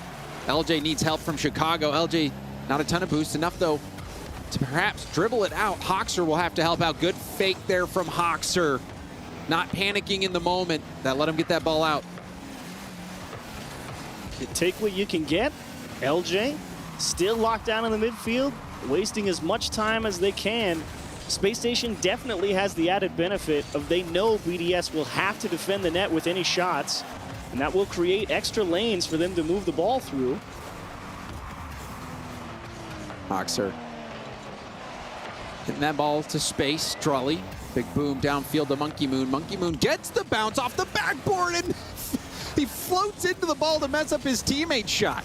Don't think he even expected Space Station even to miss, but BDS definitely going to start pressing hard. Beauty of the pass. Hoxer just gets the roof on it, skids it out to the corner, and Space Station definitely getting pushed back heavily here. Despite the good start from Space Station, Team BDS started to answer back with pressure of their own. Monkey Moon, 50, down to the corner. Another press from Drawley. Exotic demoed after stealing the corner. Monkey Moon full tank, but a good challenge from Chicago. However, it's right to a respawn. Exotic flip reset. Did he get it? Not nice quite pass. sure. Infield pass. Nicely played by LJ, who saved his jump to wave dash back into the ball to get it out of the zone. Great understanding from LJ which way the play is developing. Only 15 seconds, and BDS needs something right about now. And look at Space Station. They just stack the net. You don't get anything. We're moving on to game two. Start off with a strong win. Took the lead early. And how different the game could have been if that one shot from Drawley had just snuck into the net. And, you know, Team BDS, you would think they would come in hot, especially after having to play an extra match earlier compared to Space Station Gaming.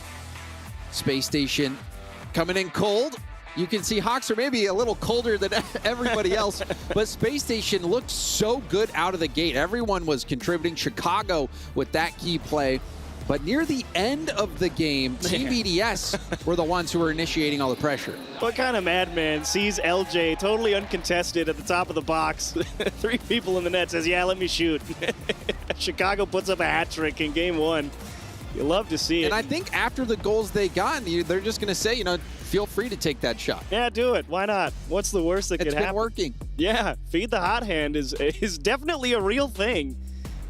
Teams dial into that sometimes. You say, hey, you're putting them in, keep shooting. Why not?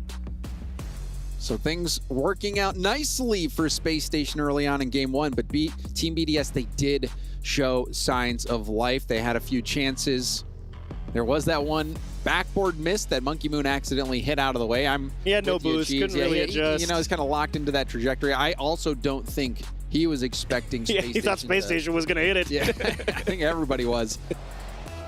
But here we go, game 2, best of 7. Let's get into it. Ooh, a slightly delayed kickoff from Space Station Gaming, and Monkey Moon pounces all over it and smashes it wide. That's tough. That's a lean back in your chair moment right there. But they get it right back, and it's Monkey Moon who scores it.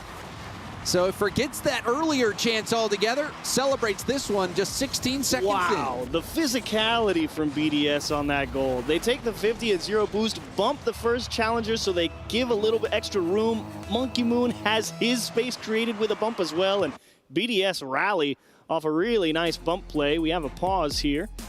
Could be some issues that they will get sorted in present order. The real question is, does the goal stand? I mean, I have to imagine it was. It looked pretty legit. The goal. It did look pretty legit to me.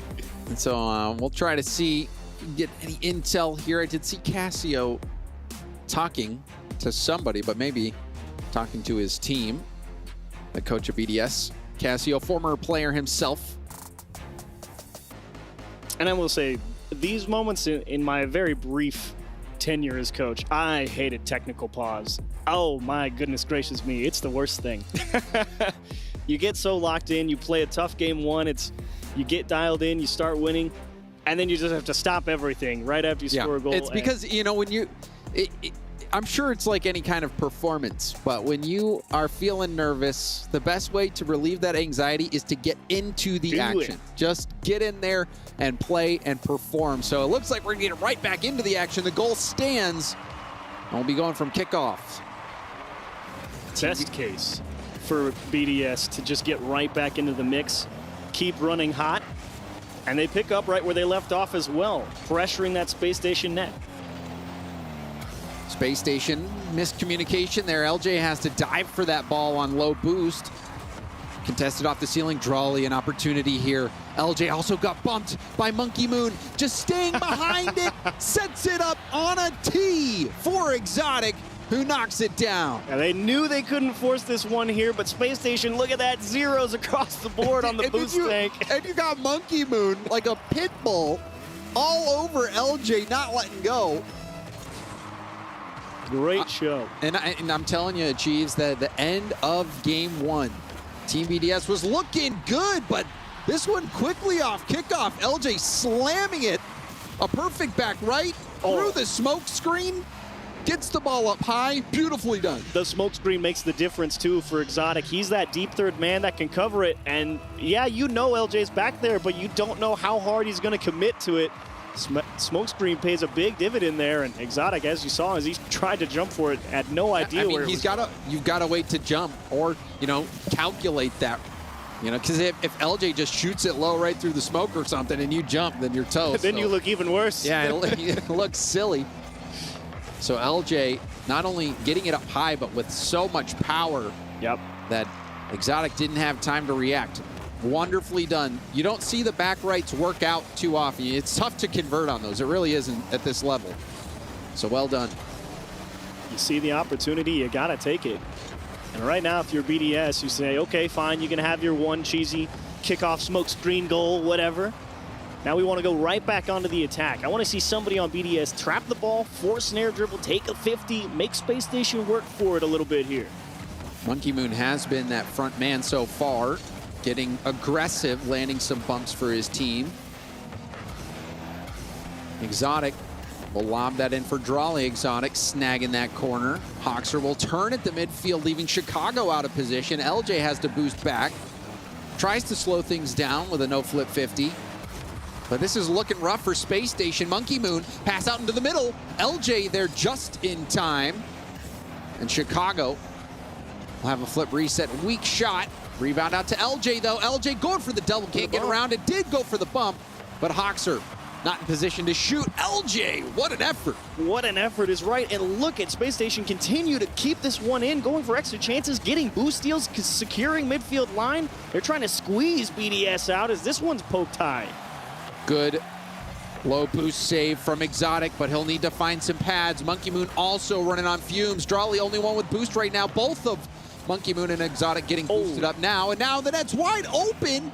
And that's going to be a free goal for Team BDS. I think someone got a bite taken out of him here at the midfield line. Yeah, Chicago by Monkey Moon.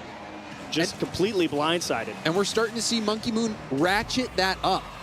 He was the one on the back wall, like a pit bull on LJ. Yep. He's looking for these bumps from behind. And he's looking to be that front runner that's a nuisance. And it is working for Team BDS. Good approach to take, to be honest, if you're BDS. You know, you sat there in game one and think, man, we couldn't really shake Space Station off the scent. Fine, go hit him. That's one of the best ways to do it. And those hits have landed squarely on the jaw of Space Station Gaming in game two. Timer running out for SSG. Ball pinched all the way back down. Hoxer misses, but gets some support from LJ. LJ hit into the middle, will have to 50 that to safety, but does so. Very confident. He says, hey, I know you need the boost in the corner. Let me take the no boost 50, and now I'm going to just keep pressing out of the midfield. Space Station not afraid to try and slow it down. Take a tough 50. They're confident in their approach. Pass into the middle, deflected. Now you got to be careful if you're on that midfield line for Space Station. Keep that third eye open. Don't get poked out. And Monkey Moon keeping Hoxer guessing. Space Station sputtering out a bit in game two. A much different Team BDS. We saw glimpses of it near the end of game one and game two. From beginning to end, or at least from beginning to the final minute, they have been looking in control. BDS doing a great job really trying to manipulate the timing of these challenges. Stopping, stuttering, slowing it down right before they hit the ball, and finally they catch Space Station jumping with limited boost. They come up empty. They toss a floater up there that they know they can't reach. And Chicago, no other choice, or at least felt like it, decided to take a chance, and that'll put game two definitely out of range. Big game from Monkey Moon as well. You had mentioned that Chicago and Monkey Moon was the matchup that you had your eye on. Well, in game two, Monkey Moon really left his mark. Amazing, even that back pass there to Drawley, but the aggression, the physicality from Monkey Moon, and this is gonna be another goal. A beat down in game two by Team BDS. Space Station now will have to go back to the drawing board. Yeah, just take the risk there in the midfield. What have you got to lose? You're already down 3. Who cares if you go down 4 with 30 if you're going to try and get back pride, in it? I guess. That's all you got to lose. No pride lost. Fine, take it. We'll play the 5-game set now. But BDS, an excellent game too. And the big difference, certainly the physicality. And you're right, Monkey Moon definitely at the forefront of that push here in game two. If you're Space Station, you definitely had a couple good looks on net here, but you do have to give credit. The BDS, comfortable, locked it down, said, hey, we're not worried about, only having 2v3 for a moment. We'll send somebody to go fight for boost, poke you out of position. And even with Space Station having a pretty firm grasp on the boost throughout this one, they could never actually find a way to get the ball into a shootable position.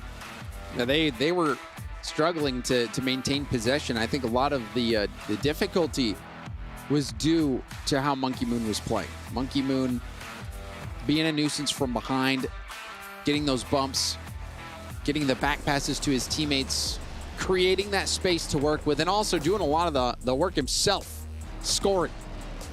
And I really appreciate all of BDS willing to take a quality 50. It's like, hey, we're not trying to outpace Space Station here. We're trying to outplay them. And that approach is one of the most dangerous things that any team can throw at any player at the top level. Because, you see a lot of players, they have no boost or something. They just smack the ball away because it's uncomfortable. You don't want to sit there and try and make a play when you've got nothing. Everyone on BDS says, if I have 100 or I have 0, I'm sticking on the ball. You're going to take it off me. I'm not going to let you have it. I'm not going to give it to you. I'm going to make you guess how much boost I have. Exactly. Because your teammates, they know, but say the people on the other team, they got to guess. No idea. They may know every now and again. Yeah, contextually. But sometimes you drive over a boost and people wonder, did that? But it's not fun. The point is, it's not fun when the other team is making you think, hang on, what all can they do Don't here? make anything easy. Never make it easy. And BDS did just that in game two. And it was a hard game for Space Station to get through. Kickoff strategy right to Hoxer. Fake kickoff does lead to a shot, and it's a conversion. Hello. Sad Jr. making the big bucks from that written up play. Yeah, Chicago, beautiful kickoff, drawn right to him, and a perfectly executed shot from the sidewall, pretty much all the way to the back post. And BDS, got to tip your cap. Nice shot, buddy. It worked out. I mean, they had the back right kickoff conversion, and now the fake right to Hoxer. That was beautifully done. And what a way to set the tone after a game like Space Station had in game 2, where they got beat down. I love it. There goes Drali. You see him stall that ball out in the midfield. You know, it costs him all of his boost, right? But at the same time, he sits right behind the ball, and everyone on Space Station has to look at it and try and figure out what's about to happen. It's just a screen to let BDS come forward and start the attack, pass across, and it's going to be kicked well wide of the net. BDS, though, continuing to make life difficult here on the Space Station back line with Exotic poking holes. Trolley looking to get a 50. LJ over Exotic, and that faked out Monkey Moon. LJ, beautiful 50s from LJ. Being able to get the no-flip 50 into a wave dash to stay on the ball. LJ mechanically an inspiring player. Oh, hold on, Monkey Moon. The touchdown, Chicago guessed right. What a try, though, from Monkey Moon there, and excellent guess from Chicago. Could have done a lot. And I'd like to see Space Station, you know, if you're in that midfield line trying to fight for possession on defense, I don't want to see them rotate back to net. I want to see them get their eyes back into the middle, try and take away the help from BDS and find that demo just like that. Now it's going to force Exotic here to hold the ball for a lot longer. Trolley looking for Exotic, and they break through finally. The cross-field pass, the low boost pop up from Chicago, proven to be the end of Space Station there. Oh, and a nice job from Exotic as well. Just winning the race, but they do keep catching Space Station kind of low on boost. It's not the easiest thing to play defense for them. Team BDS definitely doing a great job making sure to control the boost. You know, there's only about 900 of it, and 600 of it is all on the sides. Making you go far away from the net to get there. LJ defending Drawley. Sees Exotic right there. Behind him, Hoxer goes up for a bump. And that little tip up made it so that Monkey Moon didn't have to play the ball. Could focus on dodging that bump. Hoxer downfield now. Chicago, the boost will take it straight up into the air in the corner. Pinch pass attempt. Exotic got a piece of it. Right now, Space Station, you just need somebody to buy a little time. Right now, they're kind of getting forced into dumping the ball away. Yeah, they might squeak the ball through that first line of defense, but it's very difficult for them to hold possession. LJ, I think, been about the only one throughout this whole series to take a 50 and maybe have a chance at keeping possession. Exotic with possession, being contested, does demo Chicago though. Making Chicago spawn all the way back. Chicago on the respawn, taps it down to Hoxer. Hoxer with the mid boost, 50 from Drawley. Monkey Moon going for a pinch on the wall and pinches it nicely around Chicago. That relieves a lot of pressure from Team BDS and now puts them on the attack. Poor pickup from LJ on the side, but none of BDS actually ready to go on the attack just yet. Monkey Moon getting the ball stripped from him. Chicago just trying to take a good 50 and has a little help come through on the back line as well, but look at how far Space Station has to come up the pitch just to try and hold it. There's one demo. Hoxer gets turned to smoke as well. And LJ the only one with an opportunity here to be an outlet, as Chicago just getting squeezed by two members of BDS, and BDS says, look, we've got a lot more time than we think. Let's try and use it. Exotic finding Drawley on the outlet, but Hoxer will shut down that play. LJ, low boost on the wall with a 50. Defensively, BDS passing their way out.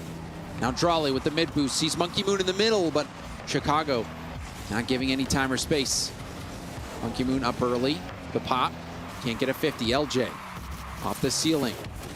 Flip reset pass over to Chicago, who hits it to this high corner. Hoxer, did he grab that mid boost? Yeah. Used a lot of it just to get back in the play, though. Oh, hold up. LJ. Oh my goodness, LJ denied. Chicago with a bold choice here. It might pay off. Cut right back into the play, and Space Station Gaming pressing hard here, want to get the job done in regulation. Hoxer will boom it downfield, try to make things awkward for Drawley, but Drawley receives the ball well.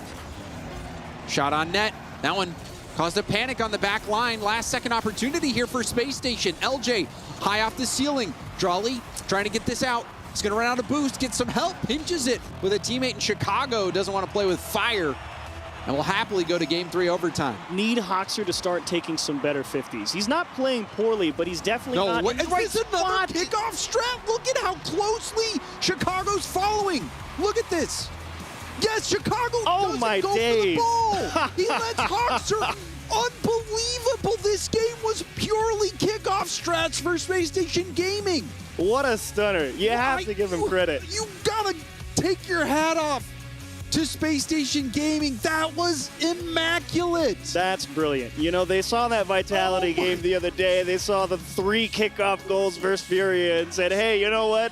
We got to do something. Well, let's get in the lab. Let's come up with some ideas. And there's some great things you can do on kickoff. And you never know when it's going to pay off. In Copenhagen, we saw crazy K-Corp kickoff strats against Falcons, Team Falcons. And then this game started out with a kickoff strat, and it ended with one as well, in overtime.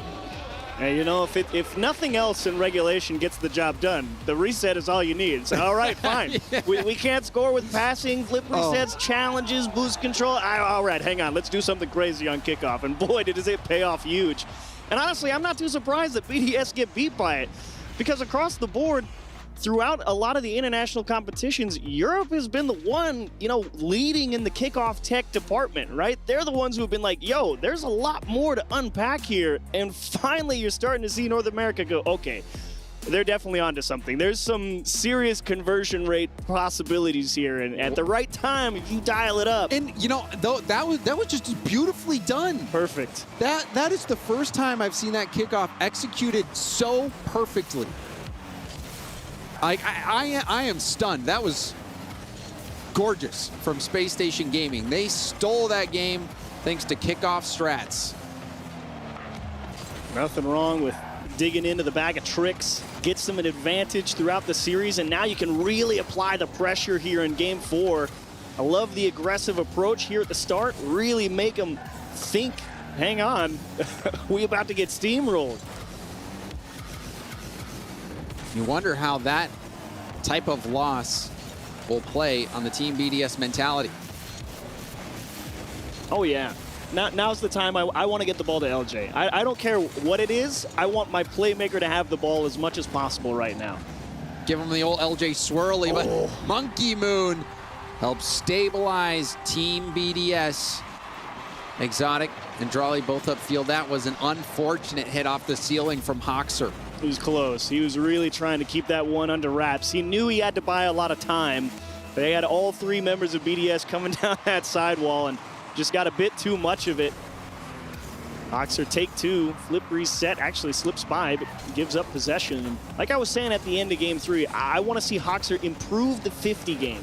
He's not been playing poorly, but he does need to get a handle on the challenges and really make sure that he's directionalizing them and getting them to his team and not just through the guy. It was that Hoxer touch off the ceiling that led to the first goal for Team BDS. Space Station now playing from behind. Team BDS, though, behind in this best of 7.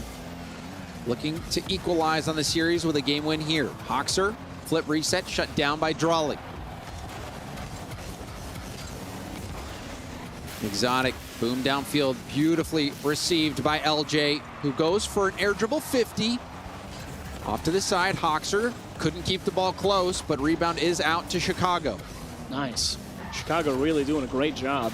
I mean, again, he's not getting the ball to his team either, but his 50s are definitely buying consistently more amounts of time.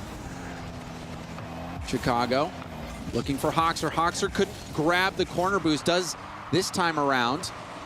and will get a hand up. And LJ with that boost. Drawley doesn't have enough boost to get there.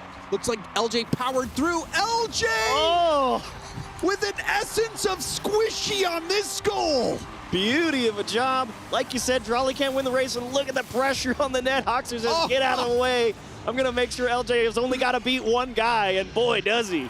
Oh, you know, that looked like the reverse flipping of the squishy shot. Believe that it was in DC. Not easy. Not easy to do. Oh, that was a beautiful goal from LJ. That's exactly what you said you wanted to see, Chiefs. Get the ball to LJ. LJ didn't disappoint.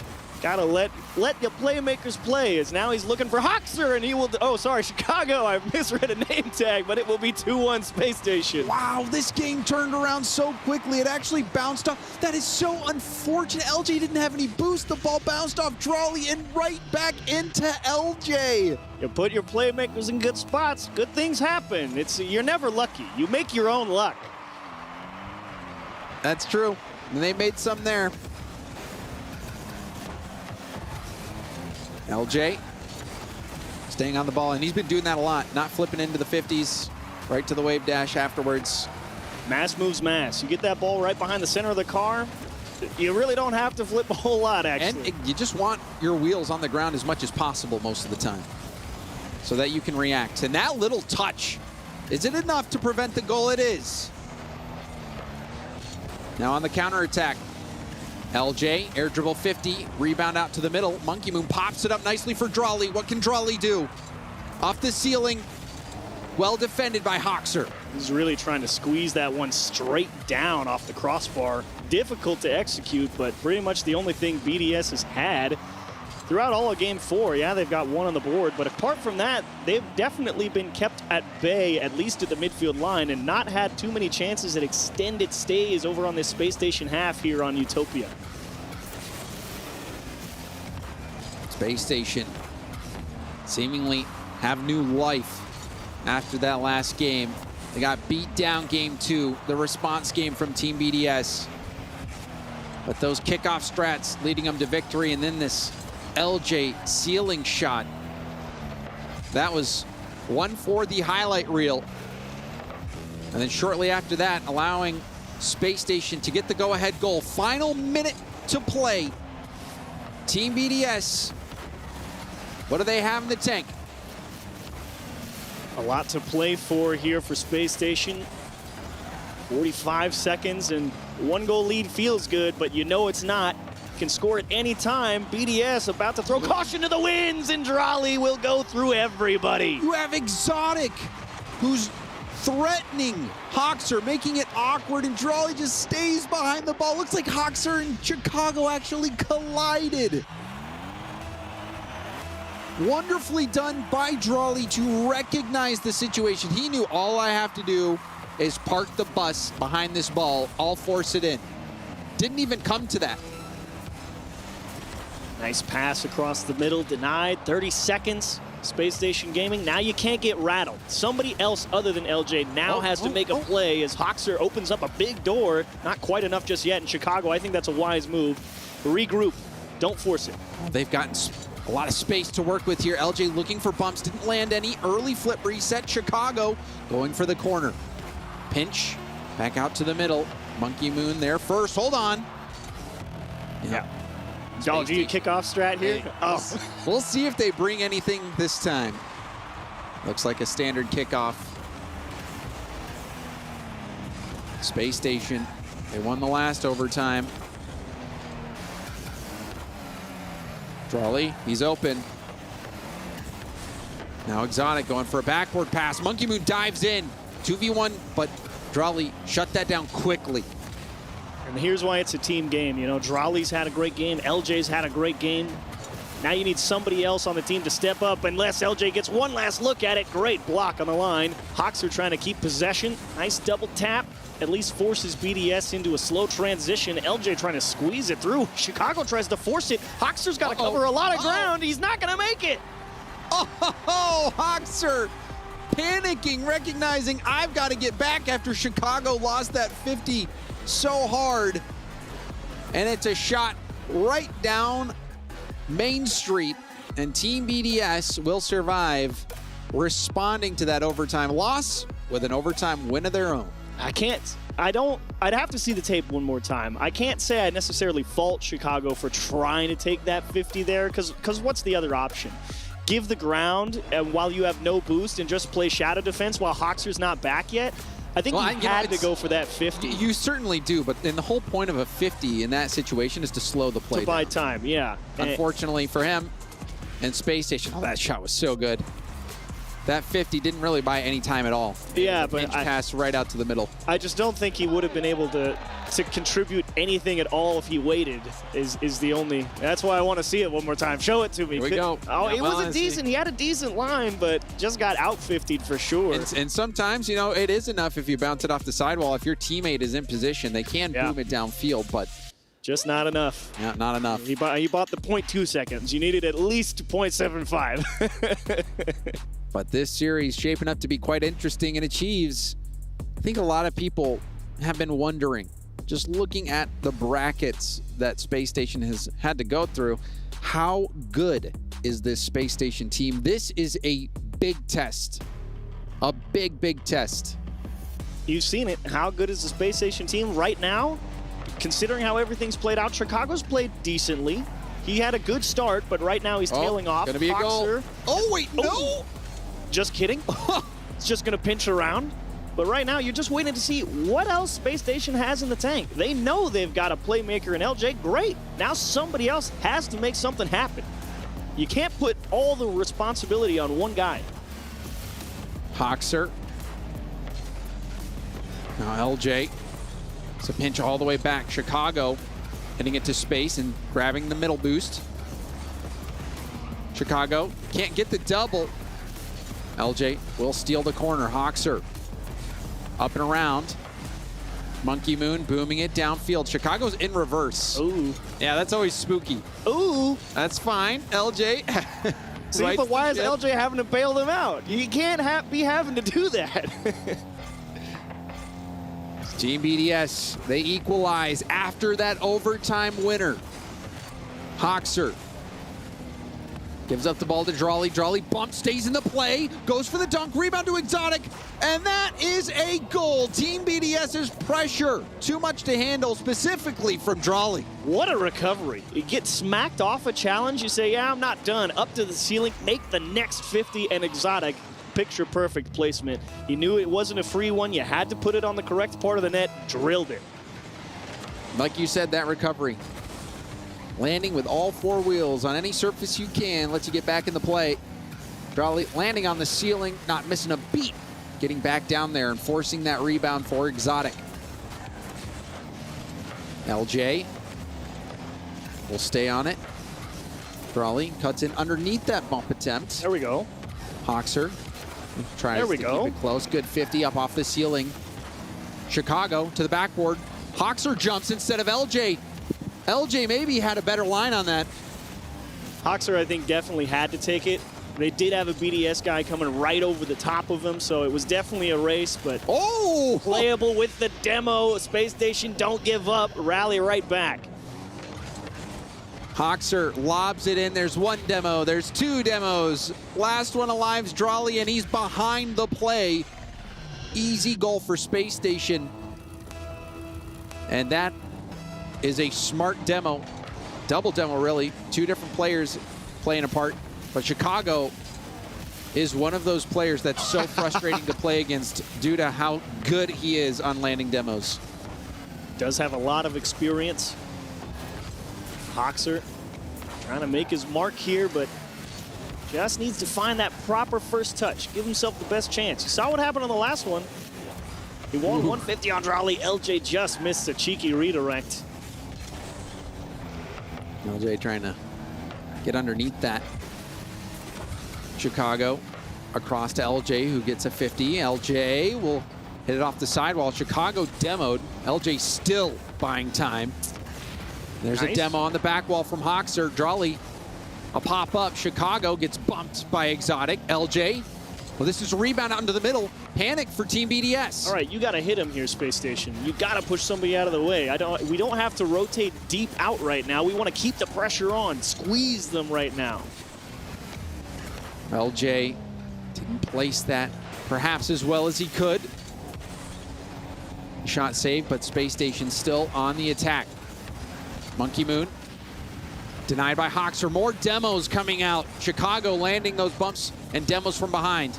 Keep that pressure up. Otherwise, you're going to let BDS out of the cage. And nice job from Monkey Moon. Beautiful stutter step with 0. Just trying to keep things close. Oh, got to jump. Breaks him out. Hoxer will make a stop. And BDS start to say, okay, we're out of the cage. We've at least neutralized. LJ looking for Hoxer. We've seen a couple times now where Space Station lobs the ball up to somebody in front of net to see if they can get a piece of it. Hasn't worked out yet. Well, careful, yeah. LJ knew. He's like, hang on, that one's a little too far away to keep the press going. And BDS finally cements themselves as playing the game at the middle of the pitch now. Another demo from behind. Chicago will stay on the ball. Light hit down into the middle. It's a race. LJ all alone, gets the flip reset first. 50 by Chicago. Hoxer beat to the ball. Speedy from Drawley. And that's just going to go in. Exotic making the most of that win from Drawley. Drawley so fast to the ball. Now it's a mental game for Space Station. It looks like a bad mistake. You know, Hoxer's got 100 boost. It looks like he's in position. And to see him not even be close to that 50 is a big hit.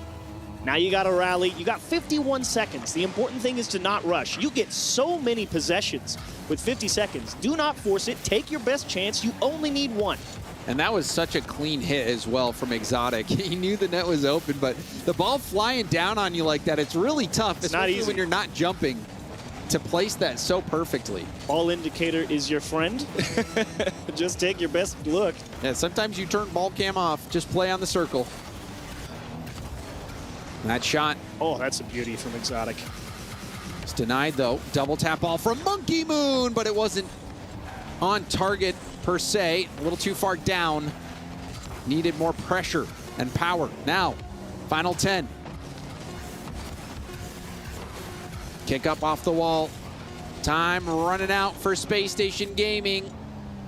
And that will do it. Team BDS move to match point. One more game, and they will get their hands on Space Station Gaming's key. A well done BDS. That was a hard-fought victory. It was not easy. Space Station had a pretty good grasp on the game, but I will say, I don't think they capitalized as much as they could have. I feel like if they would have been more willing to say, hey, we're going to take a few small pads, play with 30 or 40 in the box, and just rotate right back through, try and make things as uncomfortable as possible, I think they walk away with the win there, but they wanted to rotate out, try and keep the boost advantage as much as possible.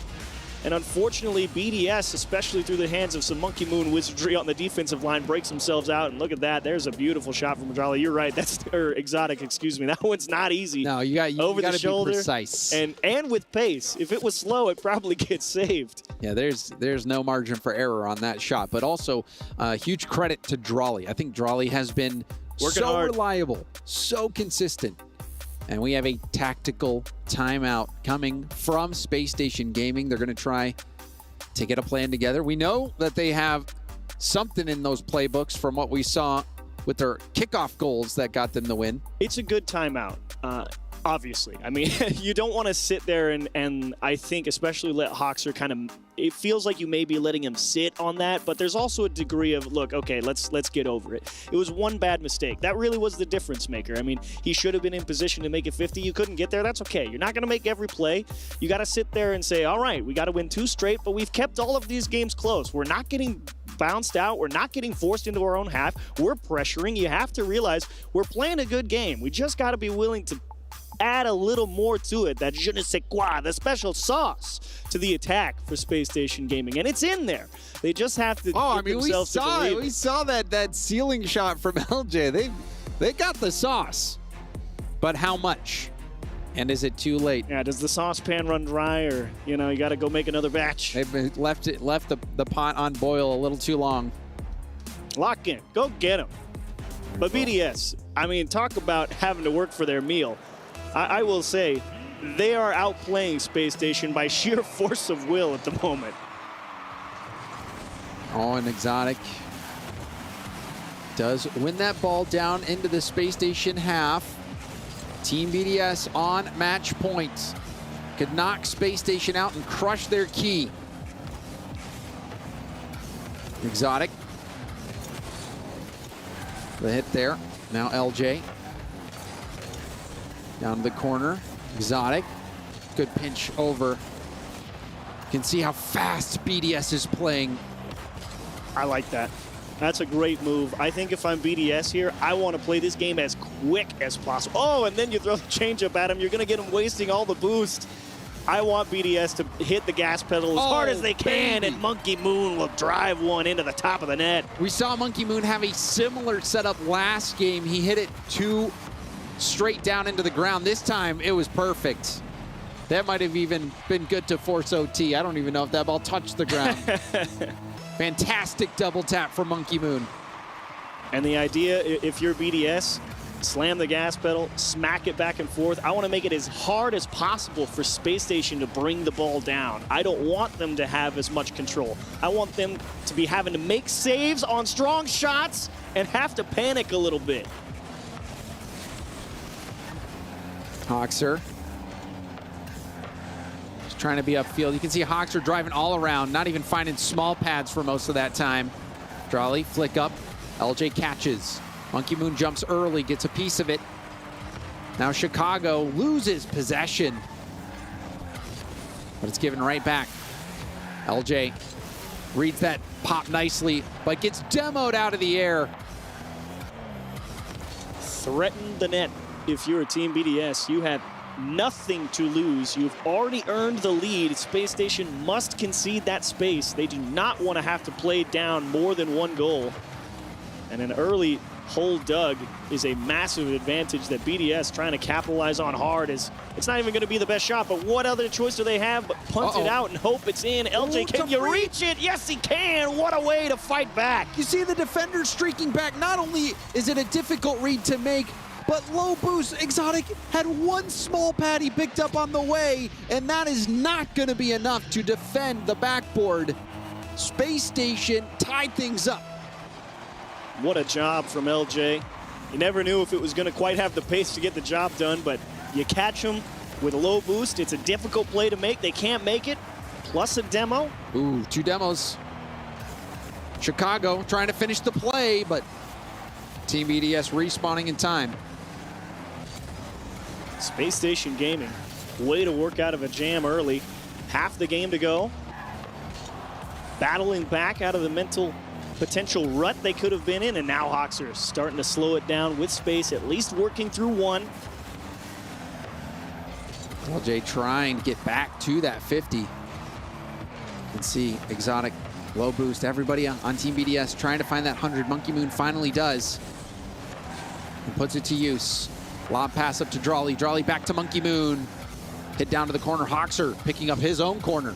Has LJ in support, but Exotic read that pass attempt. Knew exactly where it was headed. They know LJ's the hot hand as Drawley denied, and Hoxer, that's so much of the net to cover, couldn't decide which side to go, and again, Exotic with the placement. Yeah, this one, to me, is Drawley getting up in the mix, making things happen, breaking down the defense, creating these opportunities for his teammates. Drawley so reliable. Now Team BDS have their lead back. Exotic. Try to get back down for a 50. Chicago, bit of a panic hit there. Chicago, though, finds LJ and catches Team BDS out. Oh, man. You know, I'm glad Chicago's finding these passes across the pitch on his own half. If he starts doing that on the offensive third, maybe these goals will start to feel a little more consistently coming. But, hey, you'll take them where you get them. That's twice now. BDS have been late getting back. False sense of security from Team BDS, thinking they've got time to go and get that corner boost. Don't need to rotate close to the ball. And LJ, he bit him for it. Ball back to Chicago. Takes it airborne. Goes into a 50. Exotic, lovely catch. 50 from him. Down to Monkey Moon, goes to the backboard. Chicago bumped off the ball. Drawley there, and Drawley scores! That's a brutal hammer blow. Hoxer again can't win the 50, doesn't even get a hand on it. That's what makes it doubly worse. Chicago trying his best to get back. LJ was 0. Well, I mean, never Exotic had a shot. had landed with low boost upfield and immediately landed that crazy bump on Chicago. Just brutal.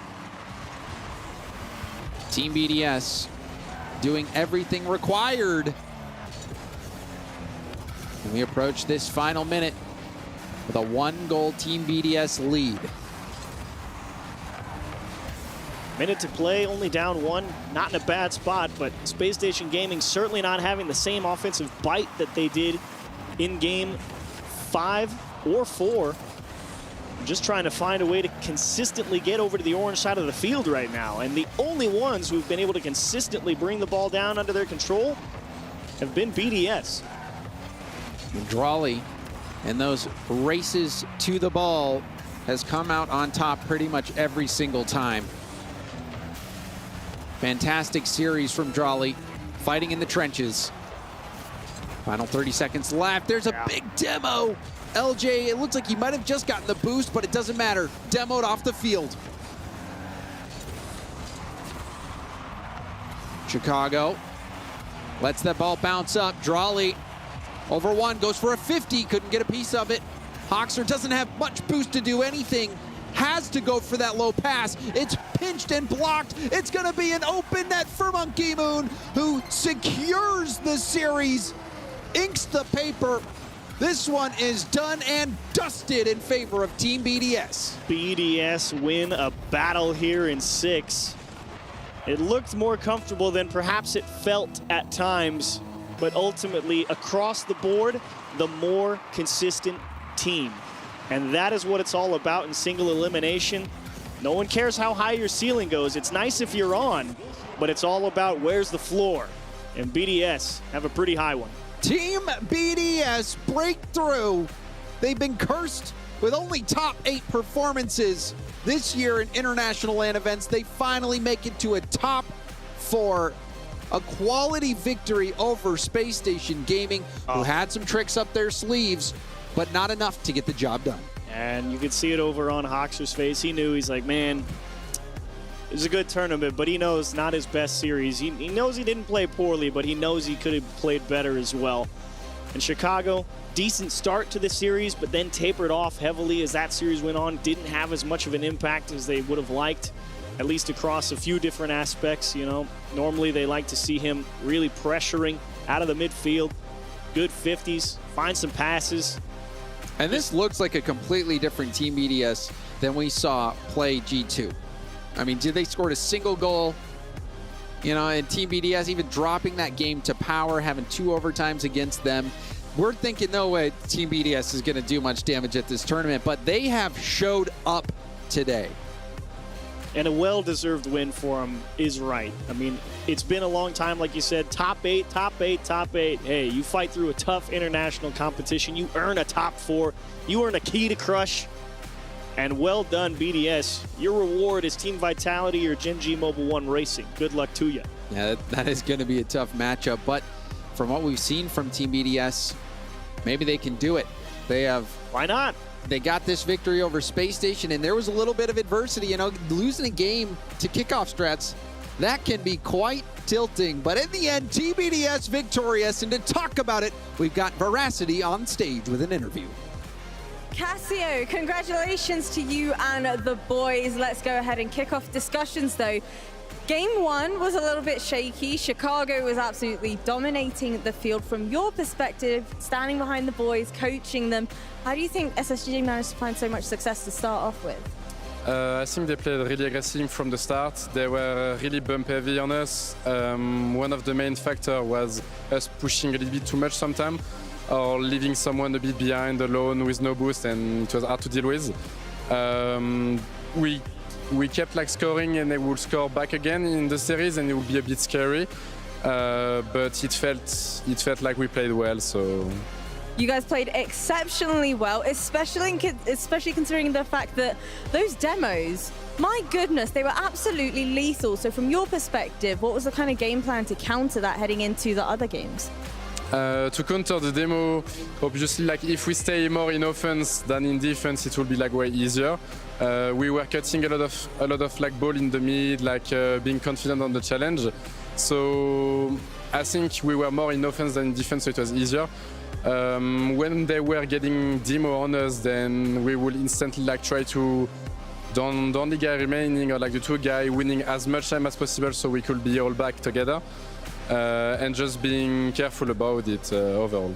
Well, congratulations again, but you guys actually get to go ahead and crush the key of Space Station Gaming. So could I please grab somebody from SSG? Come on up, commiserations are in order. I'm gonna let you go ahead and hand over that key. No, you're gonna come and grab the key before you can go and crush it. GG's, very well played. Thank you boys so much for competing and taking part. I'm gonna let you go ahead, join your team, crush that key, and I'm gonna go back over to the studio.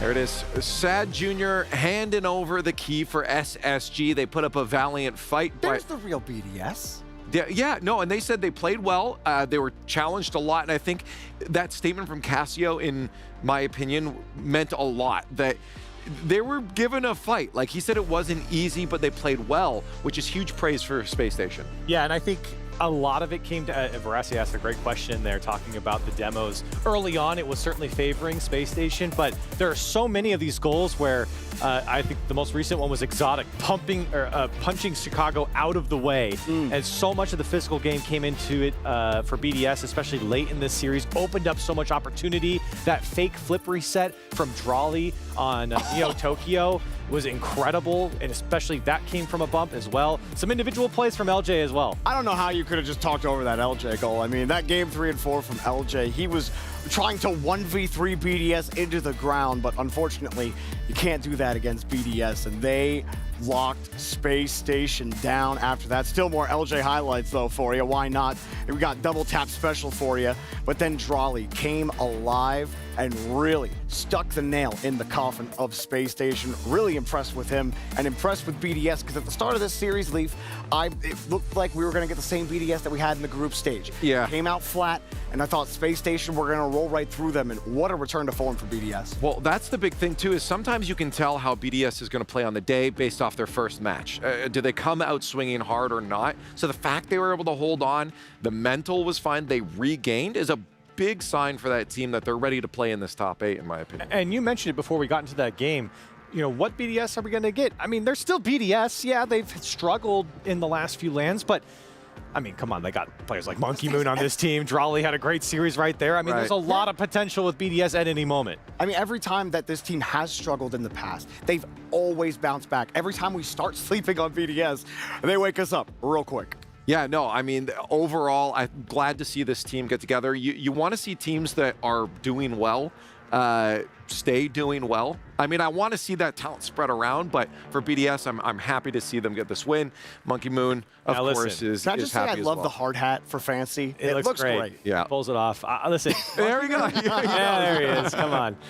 Monkey Moon, though, you know, he's been working out. I don't actually know if he needs this. He's going to do it for posterity, but I mean, really. How much does he bench? I don't know. Just based on his mass right there, how much do you think? Probably in kilograms, so I don't know. At least 500 pounds. At least that's how we've seen him flex on some of these wins. This is the ultimate flex, though. You're flexing a. He's got the dad yeah, pose. come on. That's the low-key flex right there. Yeah, that's right. He's like, this is no worries. Easy toe business. flex is really what he's doing. Doing some calf work. Crushing. There it is. That Key crushed SSG, eliminated from the tournament. And there it is, the sadness. The Sad Junior. No, don't put Sad Junior in there. Or Sad Junior. Looks like a chair you would have, you know, with that nice little yeah, you can relax it in. Or a nice fleece blanket there he is. on it. It might feel nice. He's happy.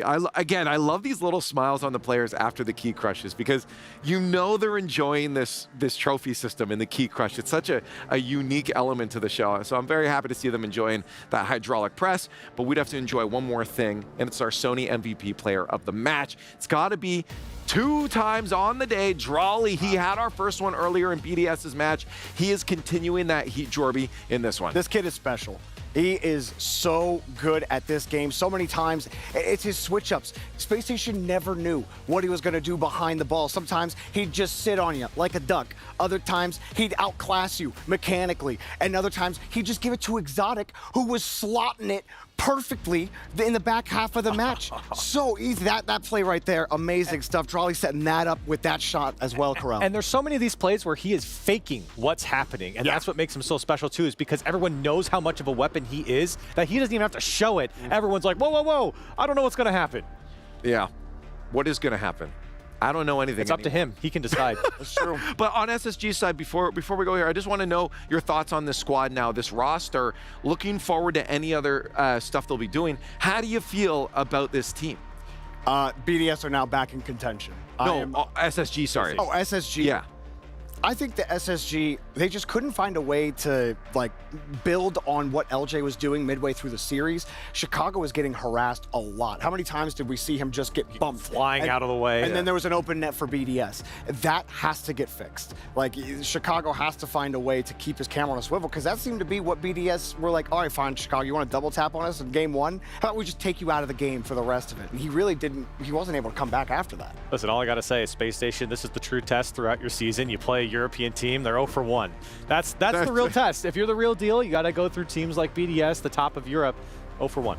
Fair enough. Anyways, we got more matches to get to. Top 8 continues after the break.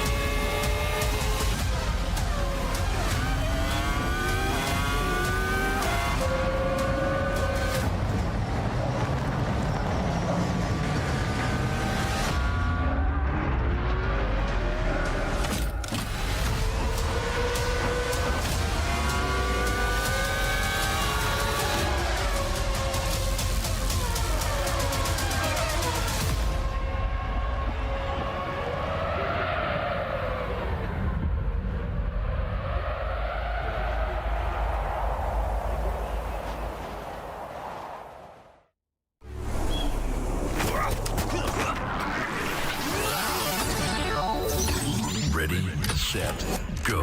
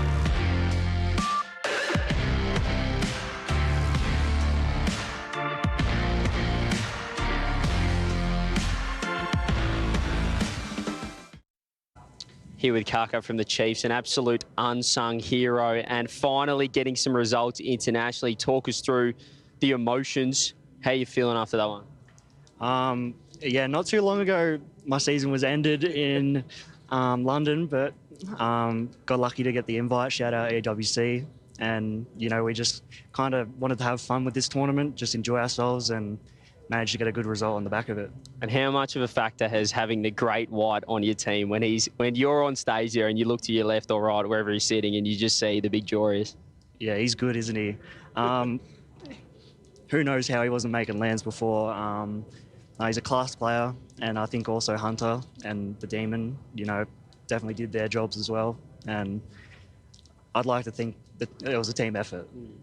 So what do you think it's done, I guess, for the confidence of the team, having an international player, you know, by your side? Do you think that's elevated you and Hunter as well? Yeah, I think so. I think mentally it's just something that doesn't really weigh on you as much, knowing you just have a class player right next to you. And yeah, like I said, I think it helps our performance. It helps us help him as well. Now you've got G2, best of 7 as well. You never played G2 before, I don't think, so.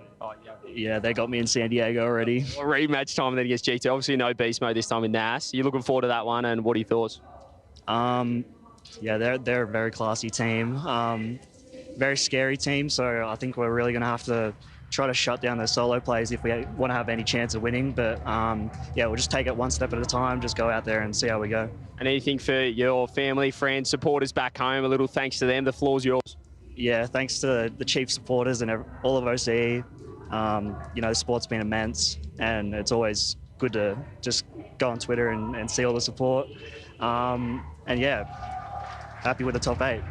Legend, let's go. Cheers.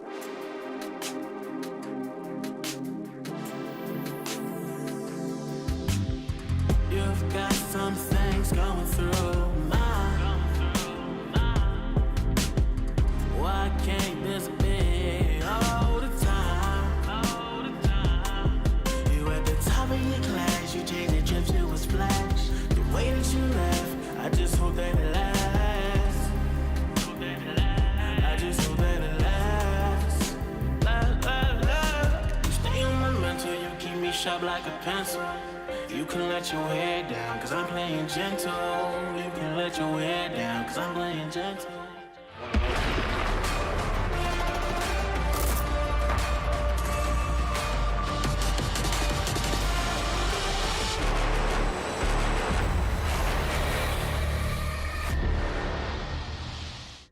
Here with Chicago from Space Station after a tough series against BDS. You want to talk us through a little bit of that one? I thought we started off hot. You know, I think we were playing well. We obviously went 2-1 up, and then, you know, bad habits you build sometimes leak out, and I think throughout the series it got worse and worse, and it showed. A lot of the goals we were giving up were, you know, well played by them, but definitely stuff I think we could work on and get better on. So it really sucks. It hurts more than just getting absolutely smashed. But, you know, we got Worlds. Just got to lose, you learn, you know? In terms of this tournament, a bit of a boot camp for Fort Worth as well for Texas. Is this kind of how you guys have treated it, or have you treated it as a separate tournament altogether? It's definitely been nice to scrim like better teams, because back in NA right now, a lot of rosters are not even a thing. So scrims have been bleak. So this is nice, and it gets the competitive juices flowing again. Because come Worlds, like that's a different ballgame. Like everyone's gonna be more locked than ever. So I think this is kind of a good wake-up call. Like, we can do it, but we need to be better, and we need to be on our A game. Yeah. And in terms of just outside the tournament here at the Esports World Cup, how have you enjoyed yourself so far? Have you got up to much? Unfortunately, we haven't got up to much. It's been pretty busy, but I guess now we got some time. But go karts or something? Yeah, I'm sure we'll figure it out. You know, third time being here, both times was a blast. So I'm sure we'll figure something out. And yeah, I'm happy to come here again. Legend. We'll look forward to seeing Space Station at Worlds. Bounce back. Cheers.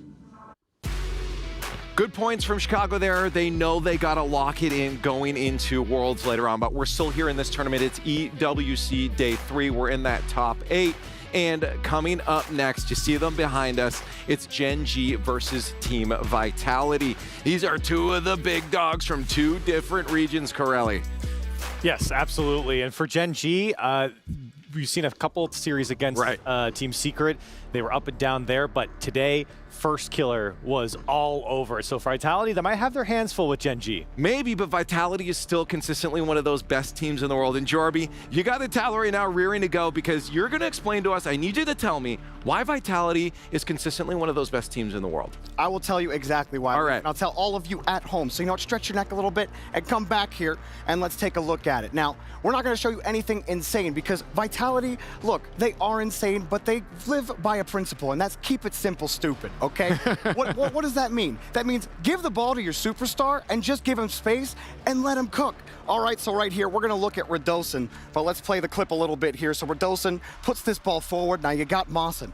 He's going to have the first lead on the ball. Radosin doesn't have any boost. What is he going to do? He's just going to bump Mawson off the play. And what does that do? Well, Zen gets all the free real estate. And of course he's going to take free real estate. He's Zen. But now, stopping it right here. Look at the field in front of Zen. You can see everything. He sees 1. He sees 2. And, there's 2. And he sees 3. All 3 players of Twisted Minds, but he's also got Radosin over here as an option. Now, Radosin's going to turn around and be an option. And Zen, you know, he's got the mechs, the best mechs in the world. But, you know, he doesn't really want to use them all the time. He's a team player. It's the threat of mechanics that makes him so dangerous. And because Twisted Minds are in this position, they see Zen in this position. And what do, Leaf, when you see Zen here and you're on defense? Panic! Double commit.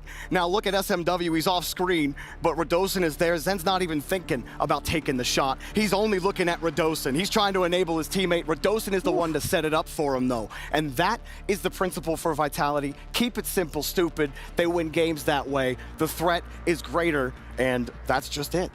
Vitality. Wonderful. Crazy. No, I love it. And I think, Corelli, you have to agree. Something that's so great about Zen is that, again, you can trust him to use those mechanics in a way that just support the team every single time. And he's so creative as well. It's something that you can consistently rely on with Zen is how creative he is. How many of the highlight goals that we've seen from him are just like new things that you haven't seen before, right? Right. So, I mean, when you have a player like Zen on Vitality, very few players live up to the expectation in series and series over series. Zen does that. And I really think that, you know, a lot of people just expect Zen to go for the worldies, go for the double reset, musty double taps, but that's not really what he wants to do. He wants to enable his teammates as well. And everyone on Vitality does that. They all have that same mindset. That's why they have that synergy. Zen in that play, he could have went for the big solo play, but instead he saw the high percentage option. Radosin's there. I can stretch the whole Twisted Minds defense to that side and Radosin will have a free goal. And so many plays like that for Vitality that makes them so deadly. No, Zen has said it himself too. His mechanics aren't there just for him to show off. They're there for him to help his team. He said it so many times. I do want to get the audience involved real quick though, because they do need to get their votes in on sdcplay.gg so we can get your thoughts for this upcoming match. For Corelli. Sorry, I just saw in that replay. Was he doing the L dance on a celebration? Very likely. Very likely. Is that what was happening? It's a beautiful rivalry. I just saw that one again and I was like, did he really do that? Yeah, would not put him past it, but I need to know because the match is coming up in a few seconds. Who is winning it? Look, I know I just gave you the breakdown on Zen. We didn't get to talk anyway on Gen G. Tell me right now, Gen G. Give me Vitality. Vitality. I gotta go Vitality too. We'll see if North American can do it in Gen G. We got the match. Let's go.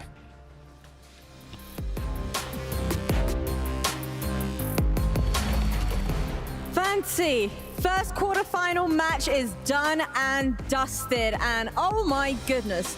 I felt like I was having a little bit of a heart attack watching from the audience, but let's focus on our next best of 7 showdown. It's going to be another NA versus EU showdown. Absolutely. This one is going to be a special one because the next team that is walking on stage is the #1 team in Europe and your RLCS World Champions. Please welcome Team Vitality.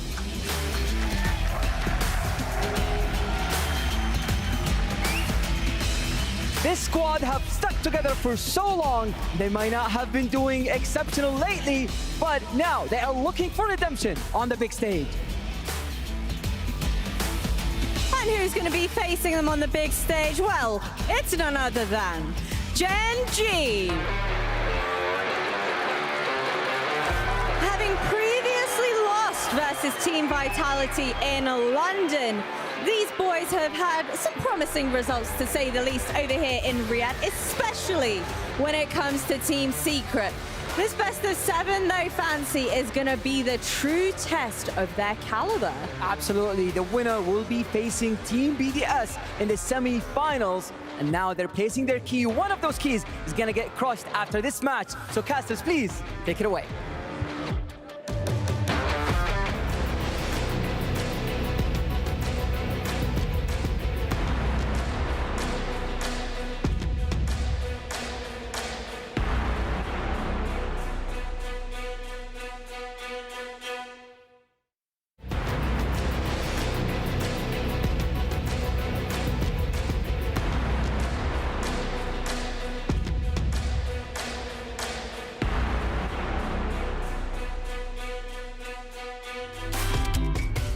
Well, it Chiefs, both of these teams have won a major, and one has won it all in the RLCS.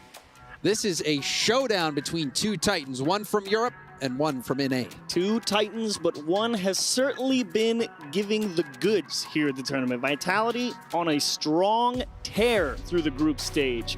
3-1 Twisted Minds, 3-1 through Furia. Both teams that put up stiff resistance against everyone else. And Gen G, while they have been playing well, I definitely give the edge to strength of schedule as they, well, that's not true. Team Secret and Team Falcons, no joke, but they did have to beat Secret twice. Vitality just getting it done in the upper bracket. I think Vitality's definitely had the tougher road. They've played an excellent game, and I think I have to give them the edge here. They've looked more consistent.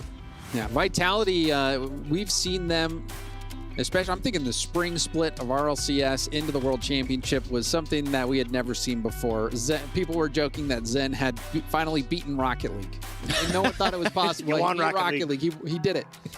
Could hang up the sticks if he wanted to, but no, he keeps on going. But since then, Vitality has cooled off. I think Vitality, what they accomplished in the RLCS was the start of an international super team arms race.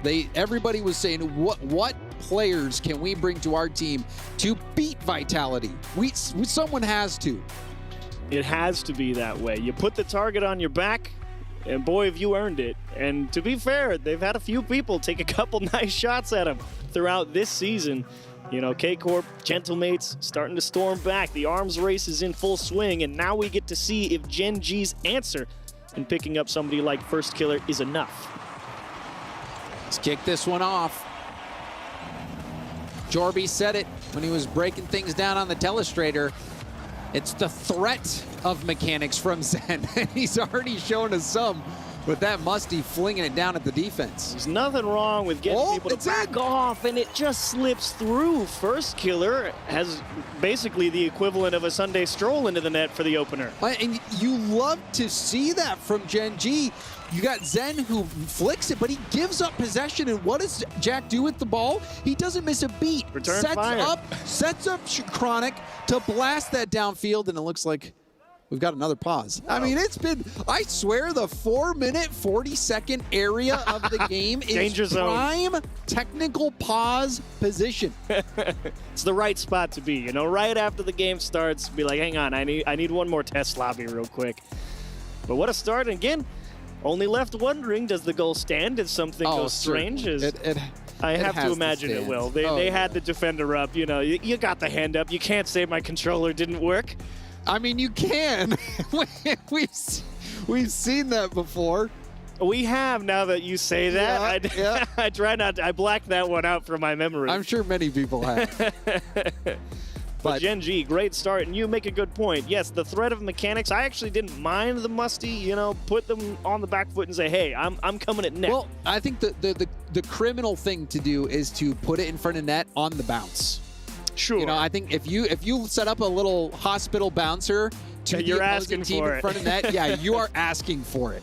But he got good power, power from that Musty, and it was, I mean, Jack, it was such good power that Jack could not be the one to blast that downfield, but what Jack did was set up Chronic, who's already on the back wall, to hit First Killer on that counterattack. It surprised all of Vitality. That's why it's a great counter stroke, right? You know, there's the eternal push and pull, as I like to say. The other way to think about it, parry, thrust. Well, here's the thrust from Vitality. Here comes the parry. Like, you put one on target, where you're keeping us honest, we're keeping you honest. And Vitality says, oh, fair enough. Oh, yeah. I have to defend too. And Radosin and Alpha are thinking, okay, Zen, he's buying us a little bit of time, and then, before they know it, it's over they're my passing head. to First Killer. Oh, no, that's open. You got to keep one eye on him. That is the real value of a player like First Killer on this team. He's speedy, he is powerful, and all of his value is actually, believe it or not, much the same approach as Zen. Certainly. He's very mechanical, he's very aggressive, and he will attack the net. The difference is I think Zen is happy to throw the ball around the pitch a little bit more.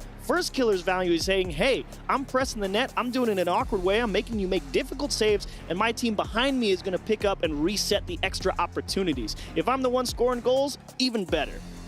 As a defender, you want to be defending as few options as possible. Yes. And the problem with trying to defend First Killer and Zen is that there are times where you don't know how many options you even need to defend the world, because they might pull something out that you've never seen before. And it's just not fair. That's actually another reason I give the edge to a team like Vitality here. There is definitely an argument to be made. All right, First Killer versus Zen. I think we all know we might lean Zen probably takes the edge there one way or the other, but what's the second matchup? Alpha and who? Appjack? I'm taking Alpha, at least in the, I need to make a play. I'll take Alpha well, that's for tough sure. because I have seen apparently Jack be so do some clutch in stuff. so many. Clutch is one thing. Yes. But it's not the same as, hey, I'm going to crack the door open. I'm making a play. Someone come take it off me. Jack's got that in him, but I do consistently see it more from Alpha 54. And of course, Radosin's whole game plan, as Jorby also pointed out, there's the threat of mechanics from Zen, but the value from Radosin is all in creating the space. He knows he's got two playmakers on his team.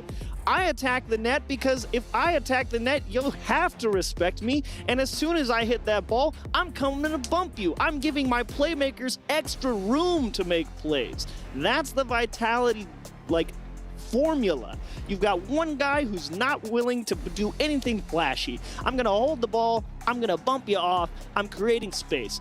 Gen G, you've got one strong approach in First Killer, and the rest is, hey, how well are Appjack and Chronic playing right now? And you don't know.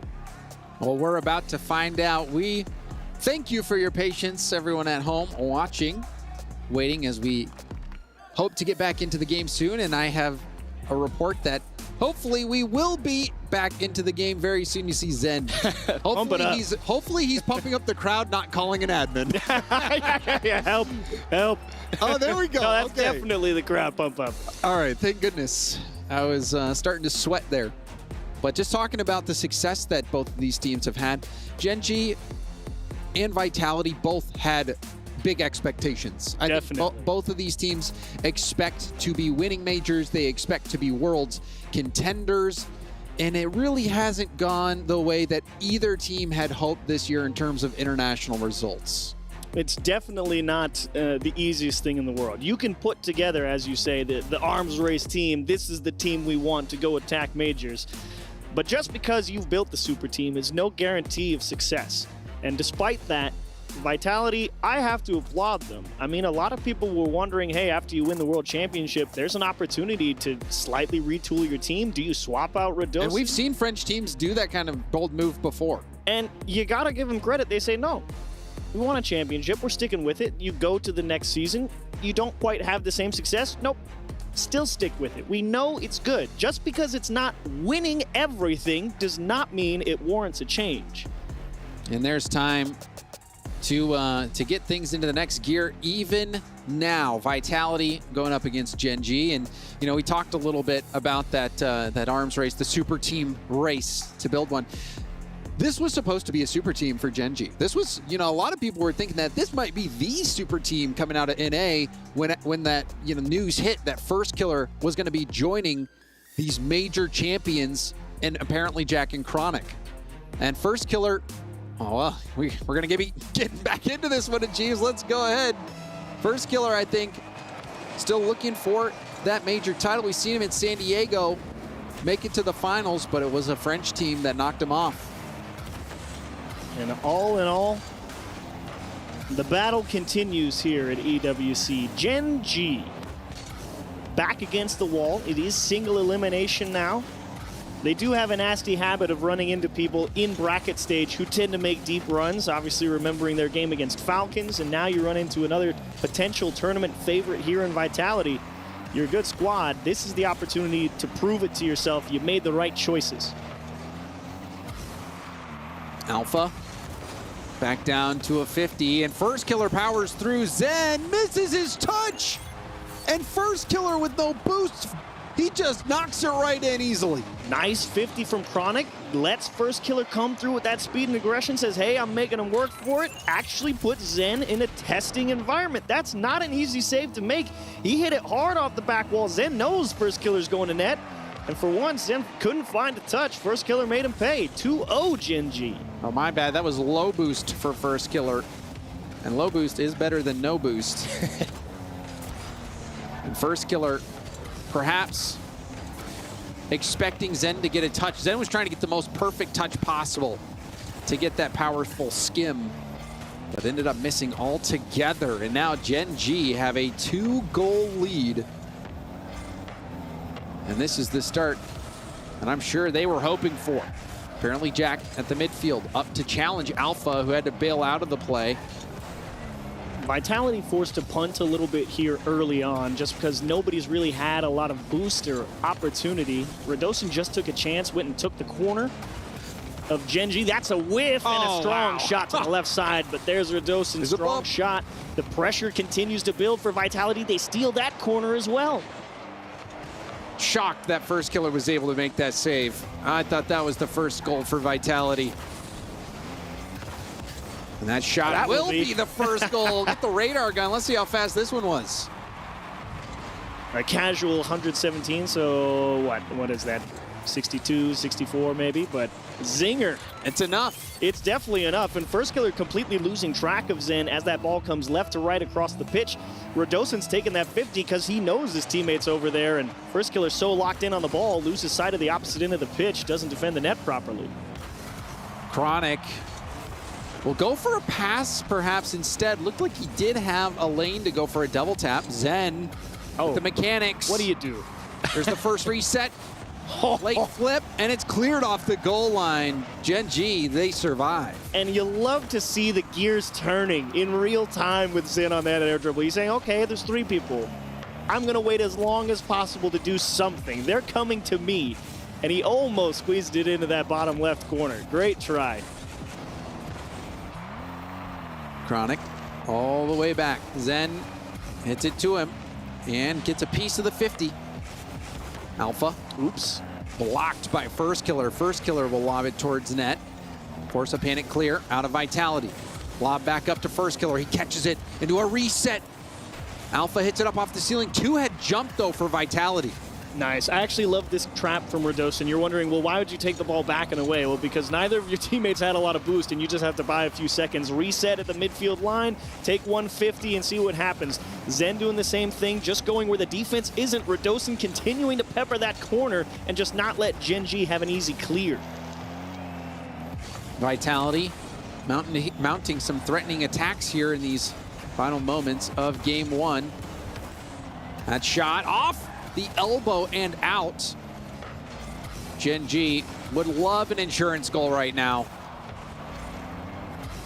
Apparently Jack looking for the bump. Zen still gets a touch and will try to knock this downfield. 1 to beat. It's off the post and in. Fresh out of the 1v1, Zen dodges the demo, makes the save, goes on transition, and goes for max power out of the midfield. I mean, he's disguising the fact that he's going to go for a flick. That is not a standard approach. He can play a lot of space over people's head. Zen, a wizard with just a little bit of room. He knows people want to come close the gap on him. You're able to set that up so quick, and it's so tough to tell exactly what the plan is from far away. Finds a huge equalizer. Vitality fighting from behind. They managed to tie things up. Chronic trying to force that through. It's a nice rebound opportunity. Flip reset double. Apparently Jack couldn't convert. Oh, what a block from Alpha. Actually dangerously on target, and that will get saved out. Zen comes through to drive the final nail into the coffin. About to steal game one. And watch, Chronic gets bumped. Alpha had flipped ahead into his path and made that so awkward. If Alpha doesn't get in the way, that's a routine save for Chronic. Not a trouble at all in the world, but now Gen G, big problems with 25 seconds. Vitality coming from behind, getting the lead in the final seconds. Apparently Jack, pass over to FK. Jack stealing the boost, low boost for Radosin. Alpha also low boost, but Vitality playing it close. There's the back pass, weak shot, but no one's there. Where was the defense? Where indeed? Alpha squeezed in the box, and Zen covers near post, and you can see apparently Jack destroys Zen on the way back. A sneaky demo. Zen considering maybe his team wins the 50, and blindsided. And when you are trying to dodge bumps, you need at least a little bit of boost. Everyone was running on fumes for Vitality. Apparently Jack recognized that chance and does what he does so brilliantly, which is get upfield, land bumps, play ahead of the ball, generate chances, and now we see a chance for Vitality in overtime. Alpha leaves it for Zen. Zen over one. Has Radosin in the middle, but Chronic was there to stop it. Excellent defense from Chronic. Well aware of the passing options, getting out, not letting that ball get pushed out into the middle, and love taking the time here. You've got zero boost. Take the best 50 you can. Radosin, heavy touch. Chronic will try to boom towards backboard because he had no boost to do anything else. Apparently Jack struggling with the pace of that 50. Rebound opportunity. Radosin, he's blocked by Chronic. Gen G closed the gap nicely. Oh, and look at that bump from Radosin. Allows Alpha to sweep back in off the wall. Here comes Zen and can't get it through. Nice defense from Gen G. They saw where the threat was, and they just made themselves as big as possible. Tough ball to play here. It will just get skimmed over there. Radosin will pop this up with no boost to follow up. Alpha closely behind. Sails a pass across the box. No one was there. Zen with a backflip. First killer might beat him. Zen, backflip almost costing Vitality. Chronic up and over. Now apparently Jack with space. He goes for a goal! And he clutches up! Gen G, despite giving up the lead late, close it out in overtime. And you see, it's the full speed ahead that forces the defense to freeze, and Zen sees Appjack cut right, says, oh, I gotta challenge him, and the guy behind Zen thinks, what's about to happen? Yeah, challenge fastball. First killer was right there. First killer was in the passing lane, but this is what I was talking about at Chiefs when we were on that brief you don't need the pause. You know, apparently Jack, he's just so clutch. He is. That's what he's the guy you want in those moments, those overtimes. That situation where he has to make a decision. In that play, he's deciding, am I going for the pass or do I take the shot myself? And if you're going to take the shot yourself, you better score. You better score. But the more important idea is he didn't tip his hand. That's the whole point. You go full speed ahead, you force the defense to freeze, you give them the stutter step, you say, hey, what are you actually going to do? And they see Zen come out and he says, okay. And then he makes his choice. I'm shooting. I'm going to try and win this game. Because, yeah, he absolutely had the pass into the middle. And you can bet that's what the guy in the net was thinking about defending. Surprise, surprise. Here comes the 100 kph blaster over your head. And you go, oh, no way, dude just tried to cook me. He just launched it right above me. Heck of a shot from apparently Jack. First killer was in position to help keep the defense guessing. Threw a lot of options to defend out there, and apparently Jack knew the option that was the winning one. And he took it. Gen G winning game one. But Vitality had some good moments there. We saw Zen with a nice flick in the 1v1 situation. There's a demo from behind. First killer, air dribbling out. There's another demo, and that's what I was talking about with apparently Jack, the off-ball plays.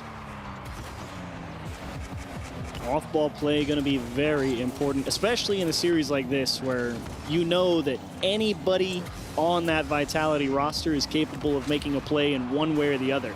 The more you just remove them from the field, it forces Vitality to really create individual efforts, as that is dangerously close to going into the net. As first killer says, hang on, let me give it a go. First killer trying to get back up to the ceiling. Now Alpha, he doesn't jump. Radosin, I was thinking he might get bumped by Chronic. That was a scary moment there for Team Vitality, but they survive. Zen tried to blast it over. Radosin in reverse. Alpha trying to pass to himself off the corner. It almost worked out.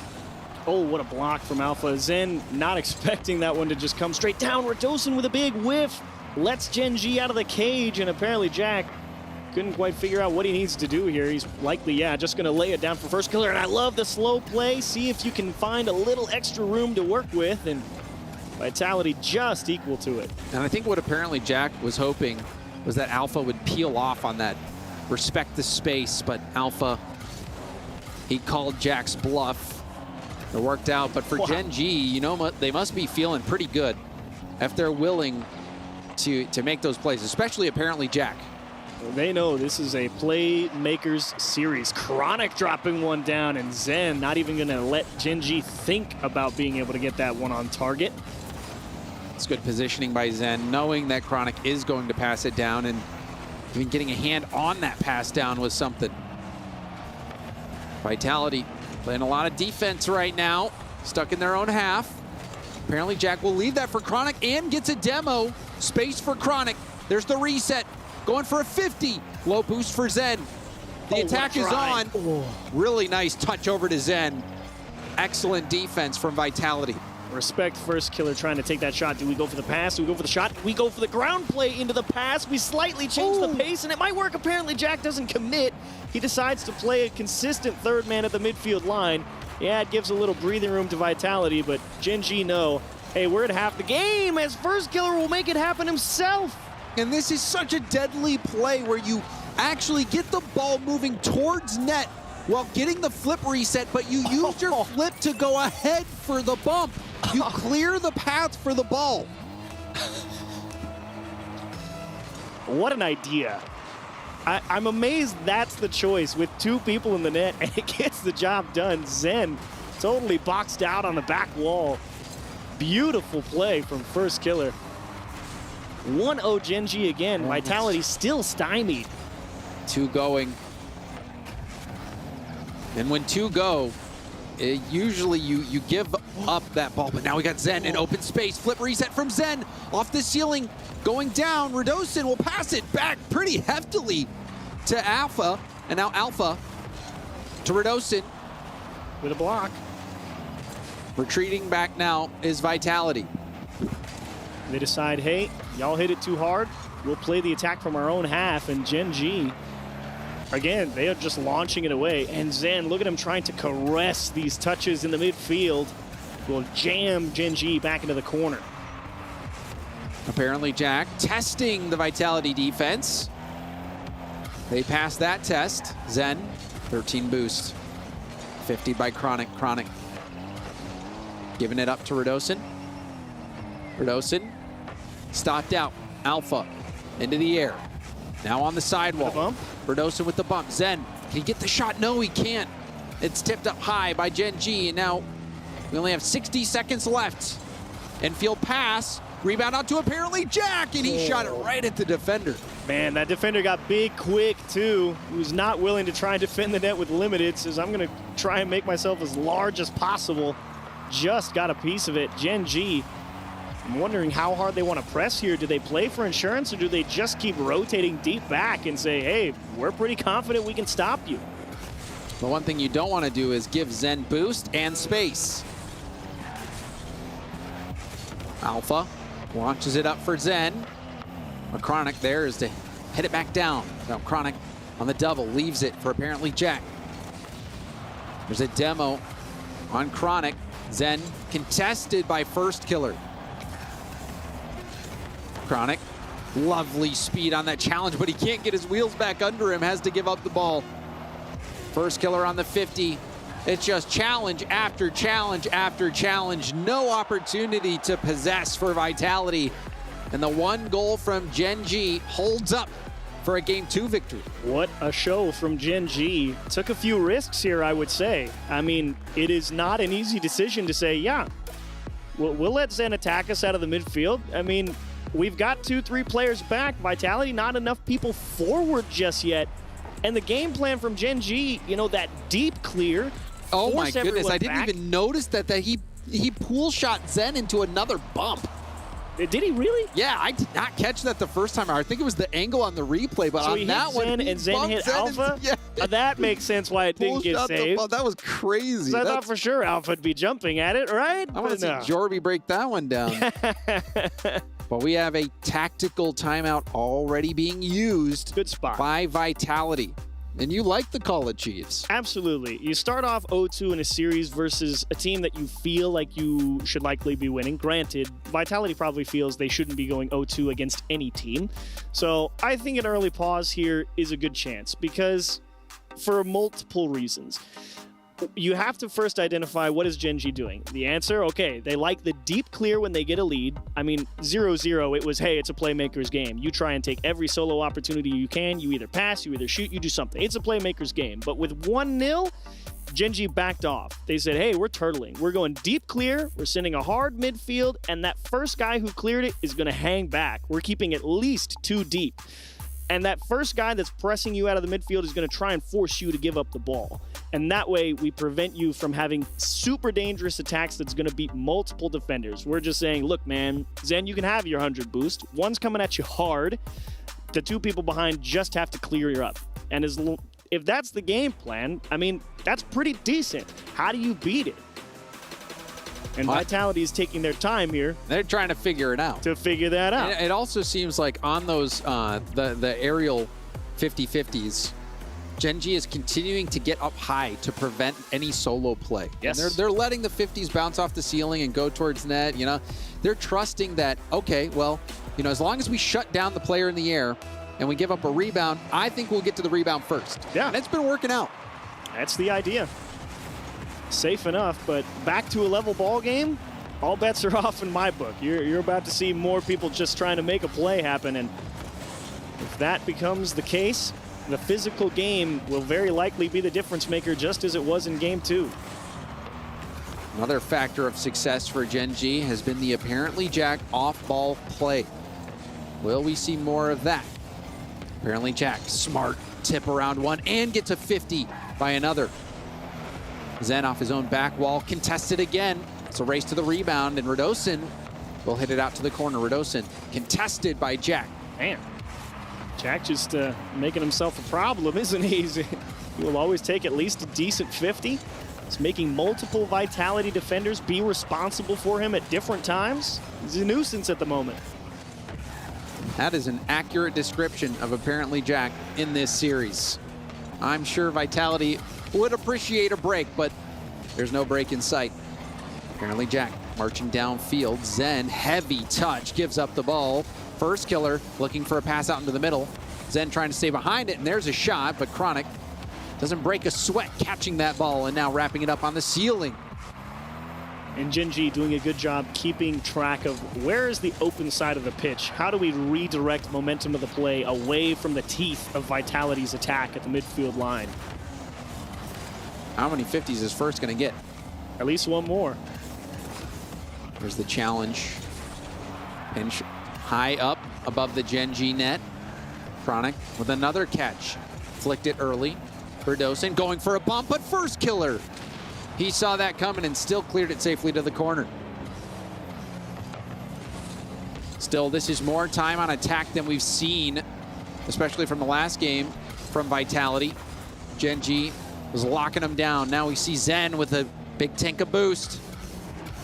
Goes for goal, but even then you could see him trying to mask what he was going to do. Make the defense guess whether it's going to be a flip reset. Ended up trying to go for a double tap, but It just didn't work out for Zen, and now that shot! Oh my goodness gracious me! You could give me a protractor in a decade. I would never be able to hit this shot. Oh, yo, that one's gotta be in the top plays. What a shot from apparently Jack. Oh, you're gonna need a couple pretty protractors. clutch, isn't he? That's fair enough. That was pretty sick. My goodness. It's a playmaker's game when it's 0-0. Jack's making plays. Oh, and that one hitting off the post, rebound in front of net. There's the 50, it kills it. First killer trying to backflip into another 50, but Radosin didn't panic clear. Kept the ball close, it was the right call. Vitality trailing again. Apparently Jack up to first. He lands on the ceiling, tries to get back down, but no bounce on the ground. Radosin late to jump because of the bump attempt. Gen.G, so difficult to deal with. First killer. He's like a greased pig out there. You just can't catch him. They're trying to demo him. You just got to send it at him. And now we see, I'm curious if that Gen.G strat repeats. Deep clear, 2 back, make 1, give him up the ball in the midfield, and see what happens. Off the arc and down. Radosin, make sure that doesn't come underneath the crossbar. Jack, trusting a teammate there. It's a race to the ball. Zen gets demoed. At least equal. It's a trade. At least equal. Now it's a race to the ball. Apparently Jack up against a respawn. Zen gets there first, grabs the corner. Gen.G so quick to shut these opportunities down. And now you can see Vitality trying to bring as many pieces forward as possible. They realize, hey man, we're just running into a brick wall at the midfield line. We got to be willing to take a few risks. We need extra people to come forward and give more options, or maybe cut with less boost, find a bump, take a good 50. Got to throw a curveball at Gen.G somewhere. Because right now it seems like Vitality's throwing only fastballs, and Gen.G have adjusted to the speed. Use the space. Vitality's coming, fine. We're going backwards off the wall and over your head. And it's you beautiful. see first killer driving off the ceiling right there. Won't get to the play. Now the shot behind the defense, but that wasn't even on target. Apparently Jack loses out the race to the mid boost. Radosin. Next step of the plan. What is it? Now let's go for a bump. But Chronic had already gone on the back wall, seeing that coming. Off the arc of the ceiling, cleared deep by first killer. Oh, and there's a pass. First killer slowing things down. He gets bumped. Pool shot pass. Free ball. Alpha tries to take it into a dribble. Final 10 seconds. First killer again towards net. Saved by Alpha. Alpha also dodges the bump. Zen keeps the play alive. Oh. And that's going to be game. Match point for Gen.G. The timeout for Team Vitality was not the answer. And Gen.G look unstoppable right now. I mean, achieves. What do you think Vitality's even trying to do on the offense? It seems like they just don't have a plan at the moment. I mean, that was definitely wash, rinse, repeat from Gen.G. Oh, yeah. I love the reaction from First Killer and Chronic on that shot. The surprise on their face. Give that man his flowers. Apparently, Jack says, yeah, I do that all the time. Oh, yeah, I bet you do. I do that all the time. I bet he does. That's the best part about LAN. You hit that in free play every day, but, you know, online you always miss it. Yeah. But, on LAN, Against the world champs as well. Against the world champs is right. What do you think those 2 stars stand for on the jersey? 2 world championships. Vitality is the real deal.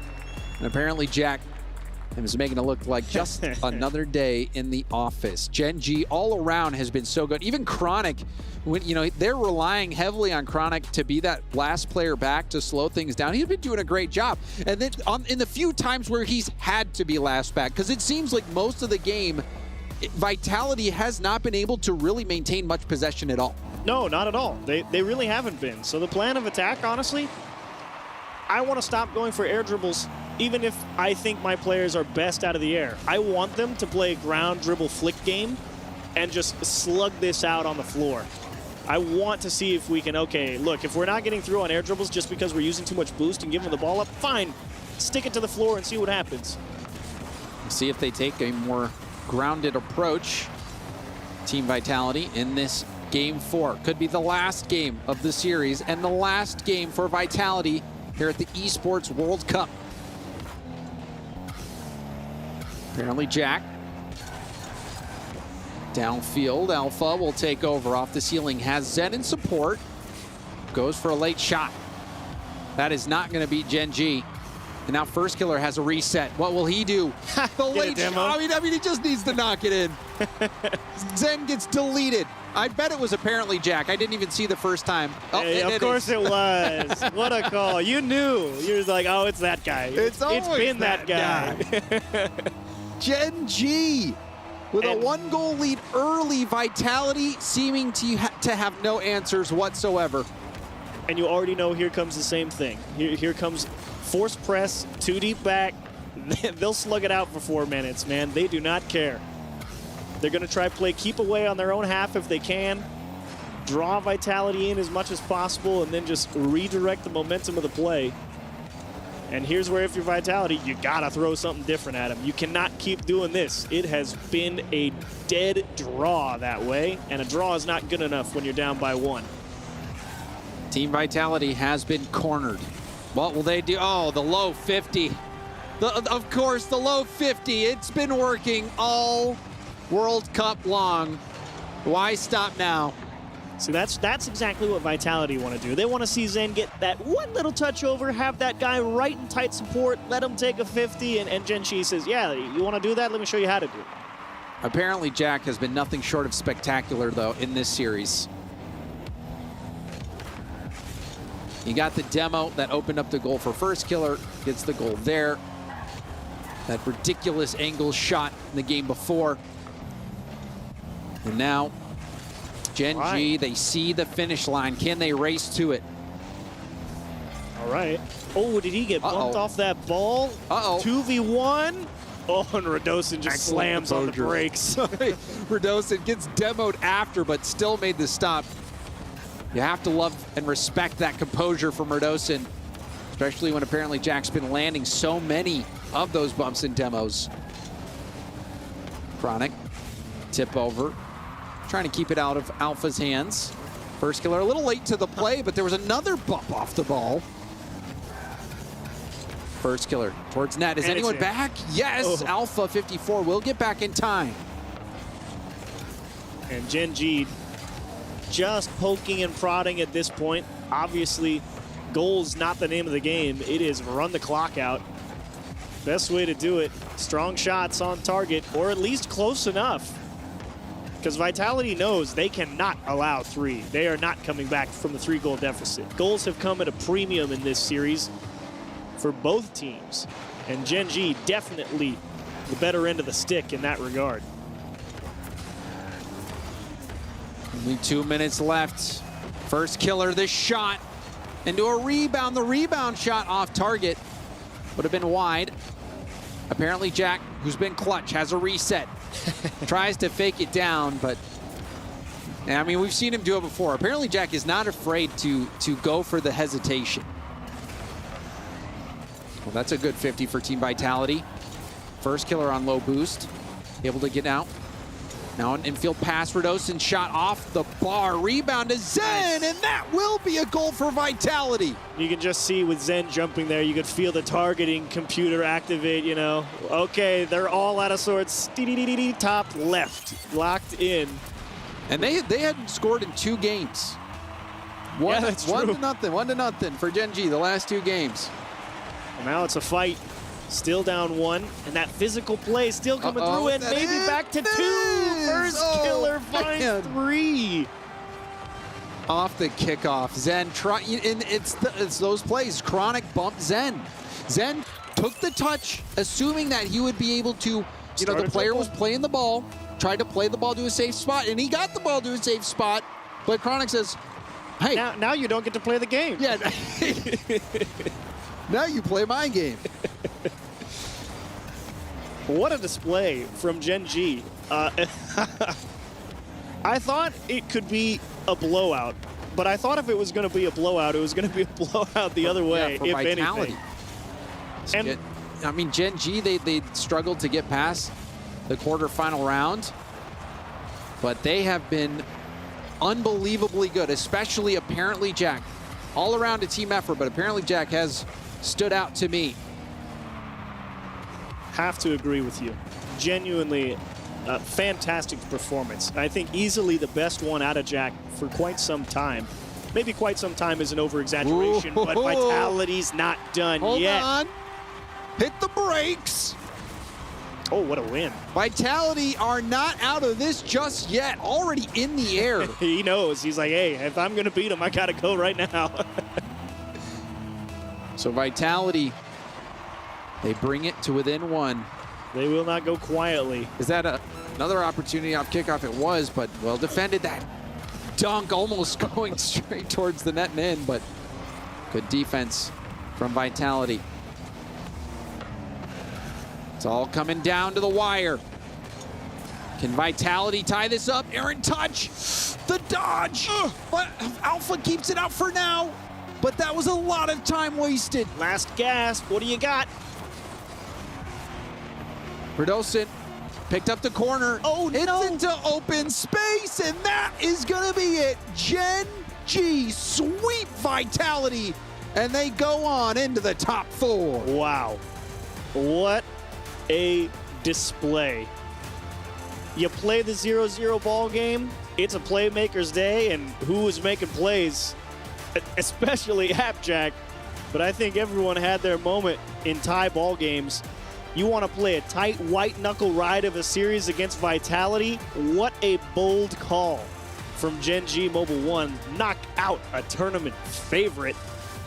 All one-goal games, though, Achieves. All one-goal games. But even looking back on the series, I mean, I'm struggling to even remember many opportunities for Vitality. Yeah, they scored those 3 goals in game 1, but then shutout. And this game, you know, held at arm's length. And always fighting from behind. So this Gen G performance, I think, you know, it was one for the record books, really. They were, oh man, it was so entertaining to watch them, especially apparently Jack. I mean, that shot, you could see it on the highlights, the reaction from his teammates. They're like, they look at him, they're like, what was that? He's, yeah, you didn't know I had that one in the tank, did I? Yeah, I still got it. Goodness, we got to hear about this. Let's go down for another interview. Jack, mate, congratulations. The fans certainly seem to love you boys. So tell me and everybody that's here right now, feelings before you headed into this series. Yeah, first of all, thank you to all the fans. I really appreciate you guys. The support you guys give us is absolutely insane.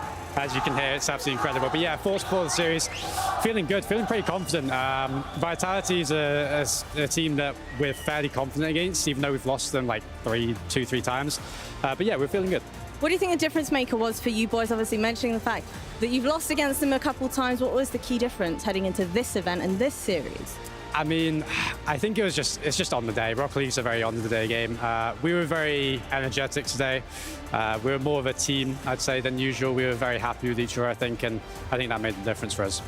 And really quick, my last question for you. Game 1, 3 seconds left on the clock.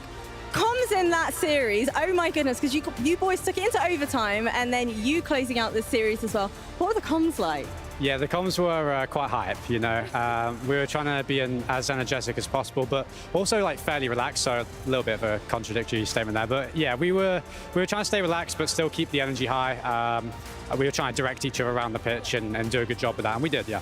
You absolutely did. The fans love you boys, but let's go ahead and grab that key for you so you can go ahead and get it crushed. Good job, man. Go ahead, join your team, go get that crush, and it is back over to the studio. There it is. Appjack. What a legend, really, honestly. I mean, from playing so wonderfully on the field to just being just a great sport. You heard the audience, big fans of them. Corelli, how'd you feel about that? For Vitality, I mean, where's the fire? Where's the passion out here? What happened to Zen? What happened to my goat? Zen was the only one holding the flame. And he couldn't do anything. Alpha, I mean, for Gen G, I mean, this was such a great series from them. And for Vitality, I mean, my goodness, apparently Jack putting away shots like that. Vitality is just, this is like a series where I'm just like, kind of flabbergasted looking at it because it feels like Vitality just couldn't get anything to go through. I mean, honestly though, Gen G played incredibly. The first game, I was talking to you, Leaf, and I'm like, oh, first killer, here we go, first killer special. And then Jack just took over the series. I mean, like Zen in position didn't matter. First killer, bumping him out. Zen's plastered on the backboard. First killer, delete him. Jack, the absolute banger in the corner with pace. I could watch that shot all day, and I think I will go back and watch it all day. And he said in that interview, he's like, oh, it's on the day, bad day. That is the most APR-ently Jack interview question answer that I've ever heard in my entire life. No, it was just Gen G was so much better in Vitality. I don't know what we're going to say. Is EU even going to make it to the final? I was going to say, is EU washed? BDS is the last hope. Last hope? You washed? Yeah. Say it now. Which is funny because BDS, well, no, Gentlemaids probably still looked like the worst loser. Right. But, I mean, BDS didn't look that much better, but now they're the last ones remaining. Yeah, I mean, BDS doesn't look that much more inspirational right now from Europe. I don't know what's going on. Hey, well, let's keep the AppJack love going. It's time for our Sony MVP player of the match. You know it's got to be the man. Again, Jorby, you just said at the beginning, first killer MVP. That changed very quickly when this man took the field later. Look, Jack did a lot of things in the series, but I'll be honest with you, once he hit that shot, that was a done thing for me. You get the MVP. I don't care what else you did in the series. And smile all you want, Jack. You deserve it. And how about the fans popping off for him as well, Corelli? You love the fan love. That was cool, too. Yeah, that was cool to hear. And, imagine he hits this shot, and then he smiled like he did just a second ago. That's what he did. Can we run it back? Incredible stuff from Jack. And for Gen G, I mean, it's good that you're hearing, like, yes, first killer is looking great early on. First killers look great in other series, and now apparently Jack's looking fantastic. Chronic's always in the picture as well. For Gen G, this is the time to shine. This is when you need to start peaking, and they're showing it here against obviously still a very tough Vitality, but they smothered them. Oh, it looked like you wanted to say something. Can you believe Falcons 3-0'd them in the upper bracket earlier this week? Based off that gameplay, no. I mean, like based on all their other series, it's just insane. Maybe they go back and they play them again later on in the finals this weekend, maybe.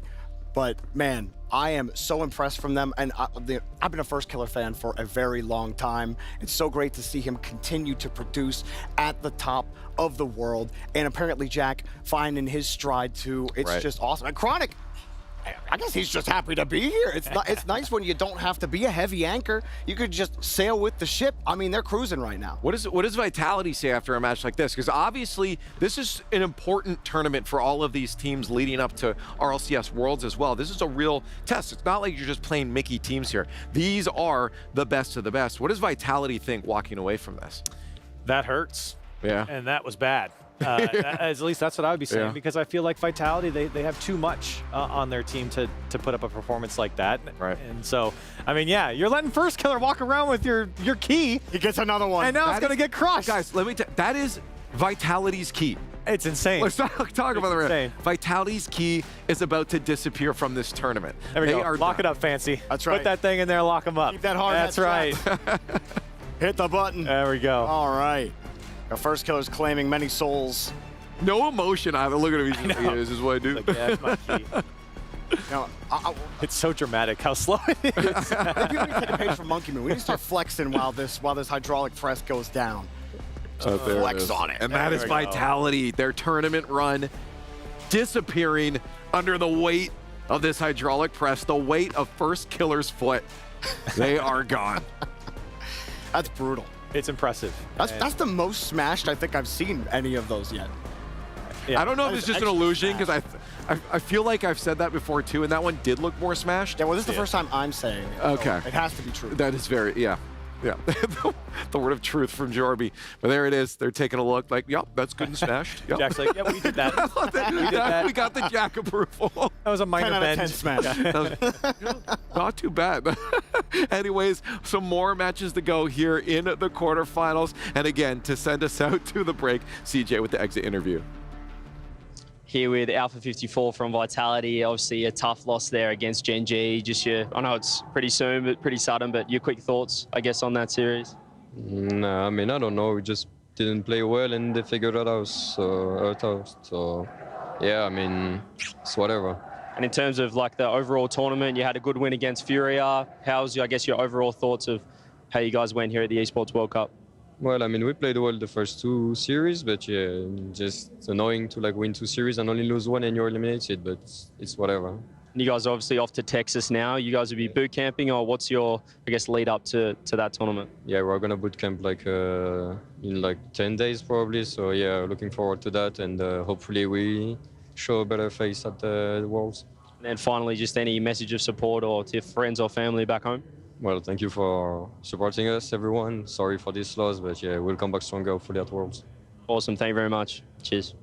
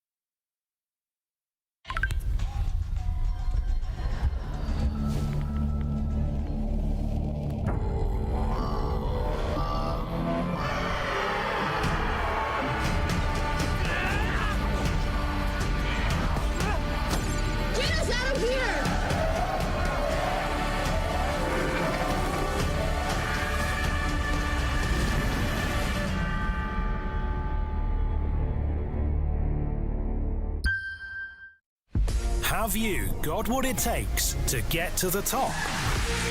It doesn't matter how high you climb. To reach the top, even the biggest champ needs a break. So you can recharge, dive back in, and dominate.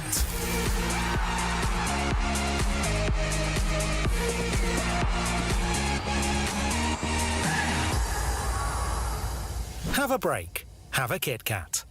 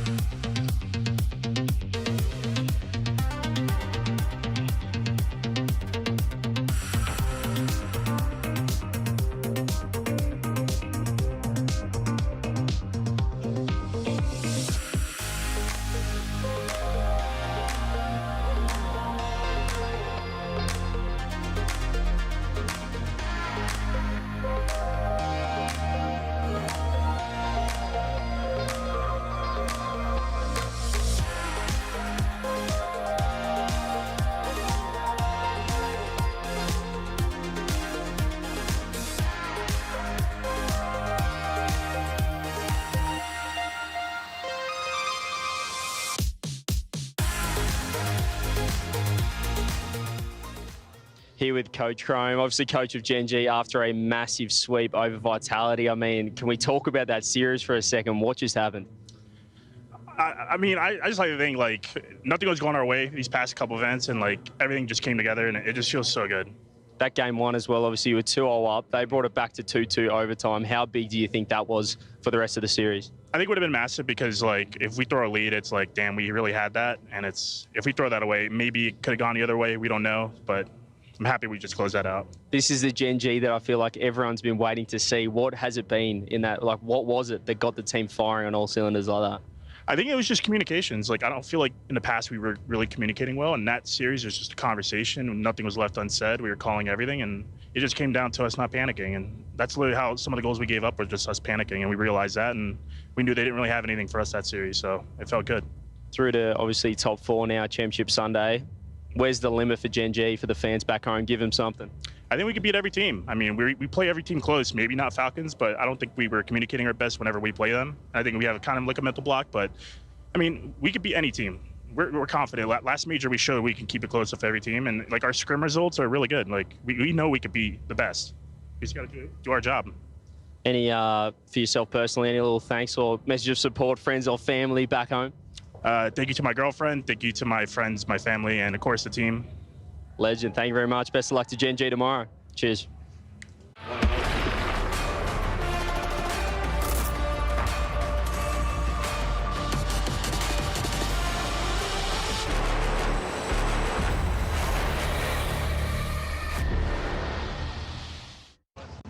I'm here with STL coach of Furia just before you guys go out and play Falcons. Just like to give your quick thoughts on the series coming up. Well, it'd be like a hard series, of course. Falcons is second best team in the world, maybe first here. But I think we are confident in our play style. We're actually against it like pretty well, and we have the Neymar buff, so we can do it. And as the coach, how much do you have to, I guess, change on matchups? You know, you're playing Falcons, obviously a very different team to a Vitality. How much do you as the coach have to adjust or talk to the players about different play styles? Well, of course, Falcons are different than Vitality, but we have a unique play style, I would say. We can have the play style against anyone, and I think against Falcons we have like a little different stuff going on. Maybe we'll see. But I think we can do it really well. Don't want to give too many secrets away. I like it. And will we see any, you know, on stage? We've seen some emotes, some things going on, some, I guess, back and forth banter with the other team. Will we see some emotion from your players out there in this series? Well, I think so because the crowd's going to be full package of Falcons supporters. And I think we're going to do it, but maybe at the end, not at first. I like it. Well, best of luck. Thank you. Cheers. Yeah, he's definitely right. This is going to be for certainly an uphill battle in terms of winning the audience over, as they do have Falcons on the other side, but they got the Neymar buff. I do want to welcome first off Johnny and Achieves to the stage here again, or to the studio again. Do you think the Neymar buff is enough? Enough? I'm going to say no, but do I think it is impactful? Well, absolutely. I mean, Neymar's aura has been, you know, somewhat passed on to Furia. They're the co-Brazilians, but also I think Mateus got a chance to meet him. I'm not sure if the players did, but that's something. A little bit of a transition to power, and they're perhaps. through the other media teams. You know, you're halfway done. Job's halfway there if you're Furia. I think if they take out Falcons, they'll probably be like, oh yeah, we're winning this thing. But Falcons has looked, I will say, immaculate the entire tournament long. So job before you for sure. Well, we've got a few minutes to talk about this. Why don't you talk with us? Actually, let's just get that in there now. STC Play fan vote. Let's go get it. stcplay.gg. While we're doing that, make sure you're talking online too and posting everywhere your thoughts on this. Let's get the analyst thoughts here. Overall match thoughts. In my opinion, this is going to be a very fast-paced series. Oh, I can see that. Oh, yeah. I can see that. At times, these look like the two fastest teams in the world. Right. I think, you know, this weekend, I mean, we just saw what Gen G did to Vitality, and we saw what Falcons did to them. So I could see this being the fastest series, maybe of the tournament. It'll be an interesting job. I think Furia found the pace during Twisted Minds, and some of the games started to go away, definitely more in their favor as it went on. But it didn't feel like Furia quite had that same playmaking ability that they normally have versus a lot of other teams in the world. And that's, I think, my biggest holdup. I think Falcons take that pace of play and say, yeah, Twisted Minds are okay at it. Let us show you how to really do it. And they make plays at that speed, and that's what I'm worried about for the Furia side. Well, Johnny, for Furia, I mean, like, we know these guys know how to hold the energy on stage as well. That's definitely going to be a boon for them. They love to get energetic. They love to show off when they get goals, but it's going to be hard against a team like Falcons. Well, you know, we just saw the Vitality roster who beat Furia. They made it through first seed in their group, lose 0-4 in the quarterfinals. So Falcons made that same journey through their group undefeated, but now they're facing elimination. Every team now facing elimination, no more chances left. And it is a little bit different when that happens. We've just seen BDS and Gen G pick up their first quarterfinal wins on land this year. But Furia not actually looking for that. They got one already in London not too long ago. And they do have the win. Well, Jan specifically has the win over TRK here 2 years ago. That was a reverse sweep. So I think that if there's one thing that Furia could have in their favor, is, you know, perhaps the mental edge. Falcons, despite having the home advantage, and Rule 1, despite having the home advantage last year, did seem like that put pressure, you know, on them as much as it helped them. So I guess the question is, in this series, who edges out? Does this come down to an individual player, or is this hands down, it's a team game? Is it going to come down to every single player? It's a team game, no question. There is no way, if you're Furia, you can sit here and say, yeah, Jan's just going to win the game. I mean, that's not going to be good enough. For sure, Mina is going to have the speed and the aggression and be like, yeah, Jan's up, great, we're going to go smack him and make sure he can't do anything. So there will definitely be work to be done for Lost and Drufinho. Yeah, I agree. I think it's a team game. The way the Falcons play, they play very tight-knit, close together. If you beat one of them, there's going to be another challenge. I know that. We played ranked. We played ranked here. Yeah, we played ranked here in MENA. We played against a lot of Saudi teams, and it's the same thing in ranked, all the way from the top to you know, our level, very much lower. Teams play very tight-knit. They play very, very boxed in together. Okay, well, look at that. They think the Falcons is going to take it. Oh, my goodness. I'm not going to say I'm surprised. We are in Riyadh. Let's find out, though. This is elimination. Keys will be crushed. Let's see how it goes.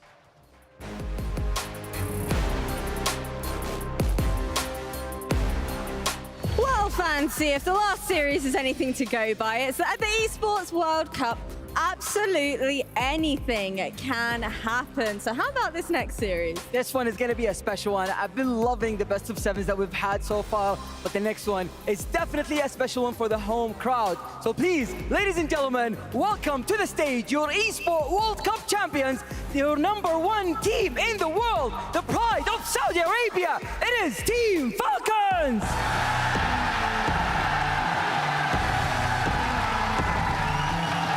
The heroes of Saudi take the big stage once again. The home crowd is right behind them, and they are looking better than ever, and only a few steps away from claiming international gold. And who's going to be taking them on, fancy? Well, it is Furia! Oh my goodness, the fans have spoken! These boys, having previously lost against Team Vitality, a team that is now out for the count, out of the running here at EWC. It is now up to them to make sure they do not suffer the exact same fate. Absolutely, and the teams are now taken to their seats. One key will be crushed after this match, and the other team is heading to the semifinals for another best of 7 tomorrow. But before we start, Gidea Arena, are you ready? I think the fans are ready, and we are ready to take on this match. So casters, let's get it on.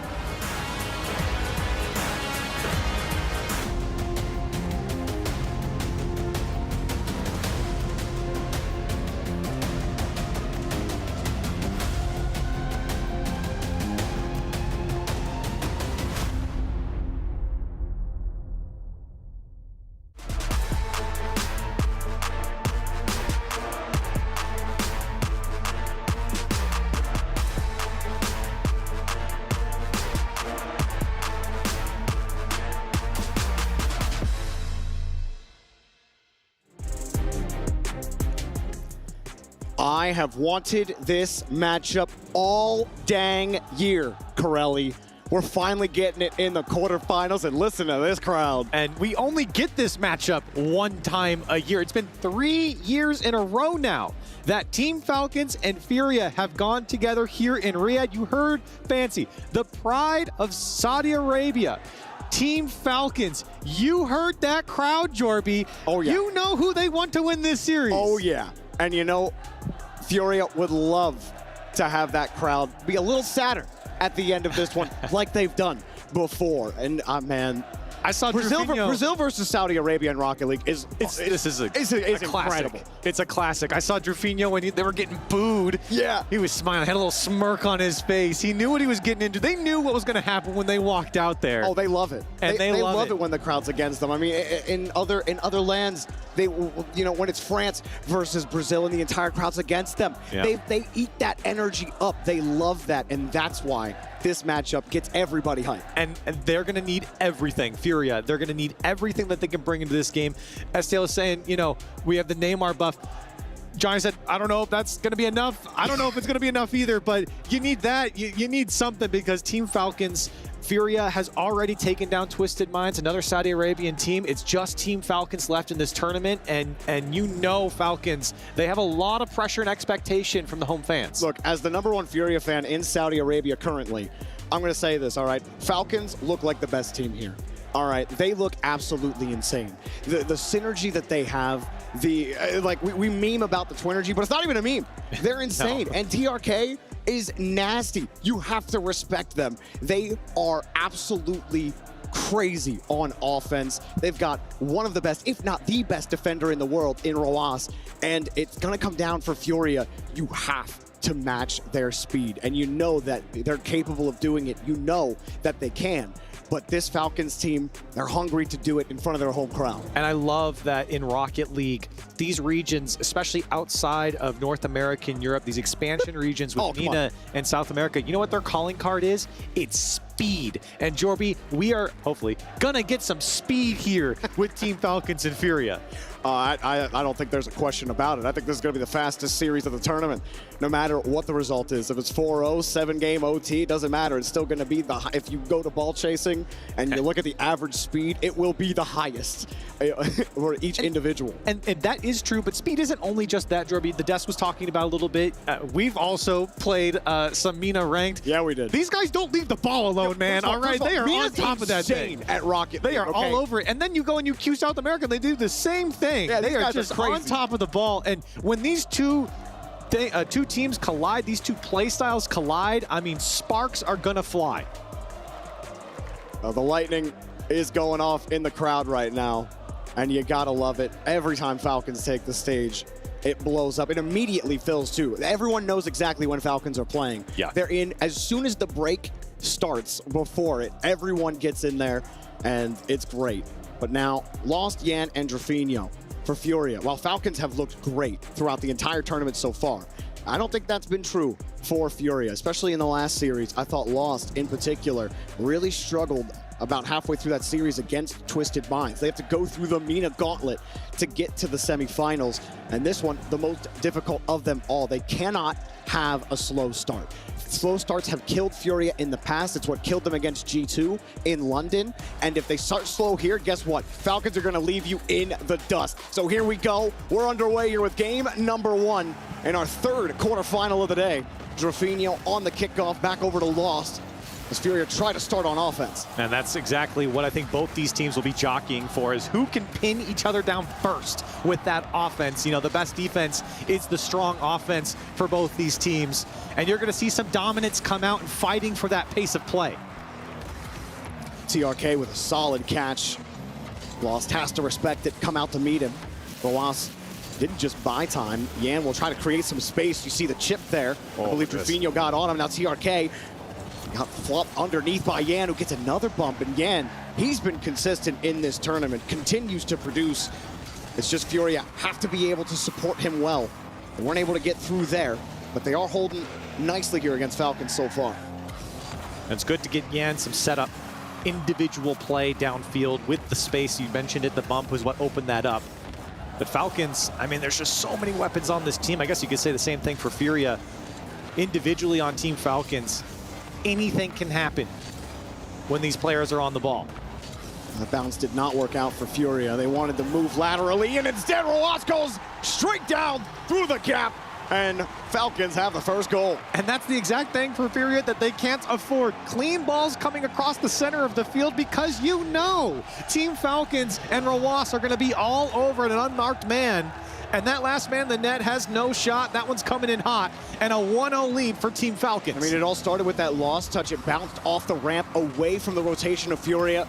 And Falcons are going to punish you for one simple missed touch. And the feint, Clears comes in, and it's 2-0 all of a sudden. And look at the crowd getting up, swinging. And I mean, again, look at all this space over to TRK. Little cut past the last man. He sets up Killers for Furia.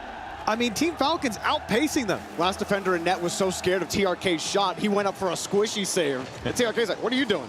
I'm not shooting. What a start for Falcons. And we talk about that, you know, the slow start for Furia, biting them in tournaments past. It's only a minute and a half into the first game, but it's starting to feel like one of those slow starts, and Falcons are making the most of it right now. As, wow, diving in front of that, and Rawas just wins that touch for Furia. It looked like they were going to win that 50. Instead, a nice high touch. Loss goes underneath with Yan, and Falcons forced to play a little defense. And I mentioned, you know, these teams are going to fight for pace of play and the dominance of their defensive thirds. And for Falcons, I mean, what a start for them to be all over Furia and to have so much space to do what they want. Here they are finding each other again. Killers putting a weak shot on target, but the follow-up was there from Rawas. Demos coming out. Furia trying to gather themselves to move downfield, but it just seems like Team Falcons, they're cutting everything off. Another clear too. Drafinho by himself, but easily handled. He still has to be really fast off that wall. You see Killers chasing him down. If you don't leave the wall, you're getting demoed. Yan tries to get across, but the back wall's clean. Furia getting a couple of solid touches. Not able to command the ball with authority. Forced to hold the ball in the midfield. TRK waiting for the pass. Yan was ready for it though. He's locked in a couple of times. Once on defense, he saw the pass coming. And again, Yan continues to see the pitch well here against Falcons. And Furia, I think, slowly figuring out what they're up against. Not that they don't know, but they're just feeling that pressure from Team Falcons. Things have slowed down for Furia. They've stopped the bleeding a little bit, but here comes Killers. Has he broken through? The last man's there in time. Furia certainly need to get their bearings. Wow, TRK just won the ball. Looked like the 50 was going to happen. And Roas also recovers off the initial. Things have slowed down. Furia just can't really get a hold of the ball. Every single touch challenged, knocked away. The demo doesn't matter. Straight to TRK. Off the ceiling. Roas, that's a good catch. Furia have to respect it. Off the top of the net for Lost, and nobody's available. Everybody goes, but nobody knows where that ball's going. And Team Falcons making Furia look like child's play right now. I mean, they can't put a hand up, and when they do, they're not connecting. The crowd is going berserk in there, they're going by nuts. the way. And for Team Falcons, I mean, what an environment to play in, especially when the crowd's on your side. I mean, that energy is absolutely electric. We know what a crowd can do for a team. We've seen it, you know, when Vitality went on their run. But we see it here in Saudi Arabia with Falcons. Quite the opener in game one. Furia tried to start to slow things down, like you were saying.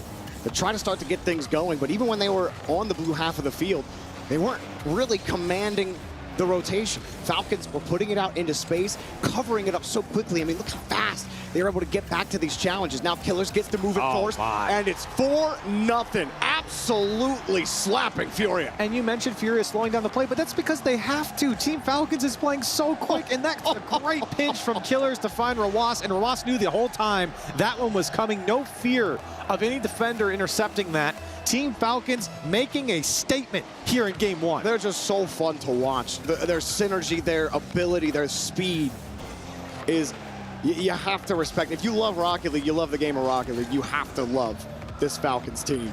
Roas trying to get the 50 out. They want 5. Why not? Killers lands across. Not going to make it happen, though. So thinking about game 2, does Furia have to be at this point with 30 seconds left? Got to find a way to open it up against Falcons. You got to find a way. Just hold on to the possession. Anything. Just hold on to the ball at this point. Look at this. Yeah, they had a real possession? I mean, not really. There's been a couple, give and goes downfield from Furia. I mean, the most notably was in the first, 20 seconds when Yan had the air dribble from the bump and had so much space to attack. I mean, but Furia, even then, like, there was no threat on net. No, truly. he was so far behind. I mean, Falcons have suffocated Furia so much. I mean, this is just dominance. Wow. Well, if there ever was a statement to be made, this one has an exclamation point, maybe a couple of them. Roas gets one more for the road, 5 seconds left. And yeah, I mean, even, I think it was like halfway through the game, I think Lost tried to cover a clear that was coming, but he was nowhere near it, just jumping off into no man's land.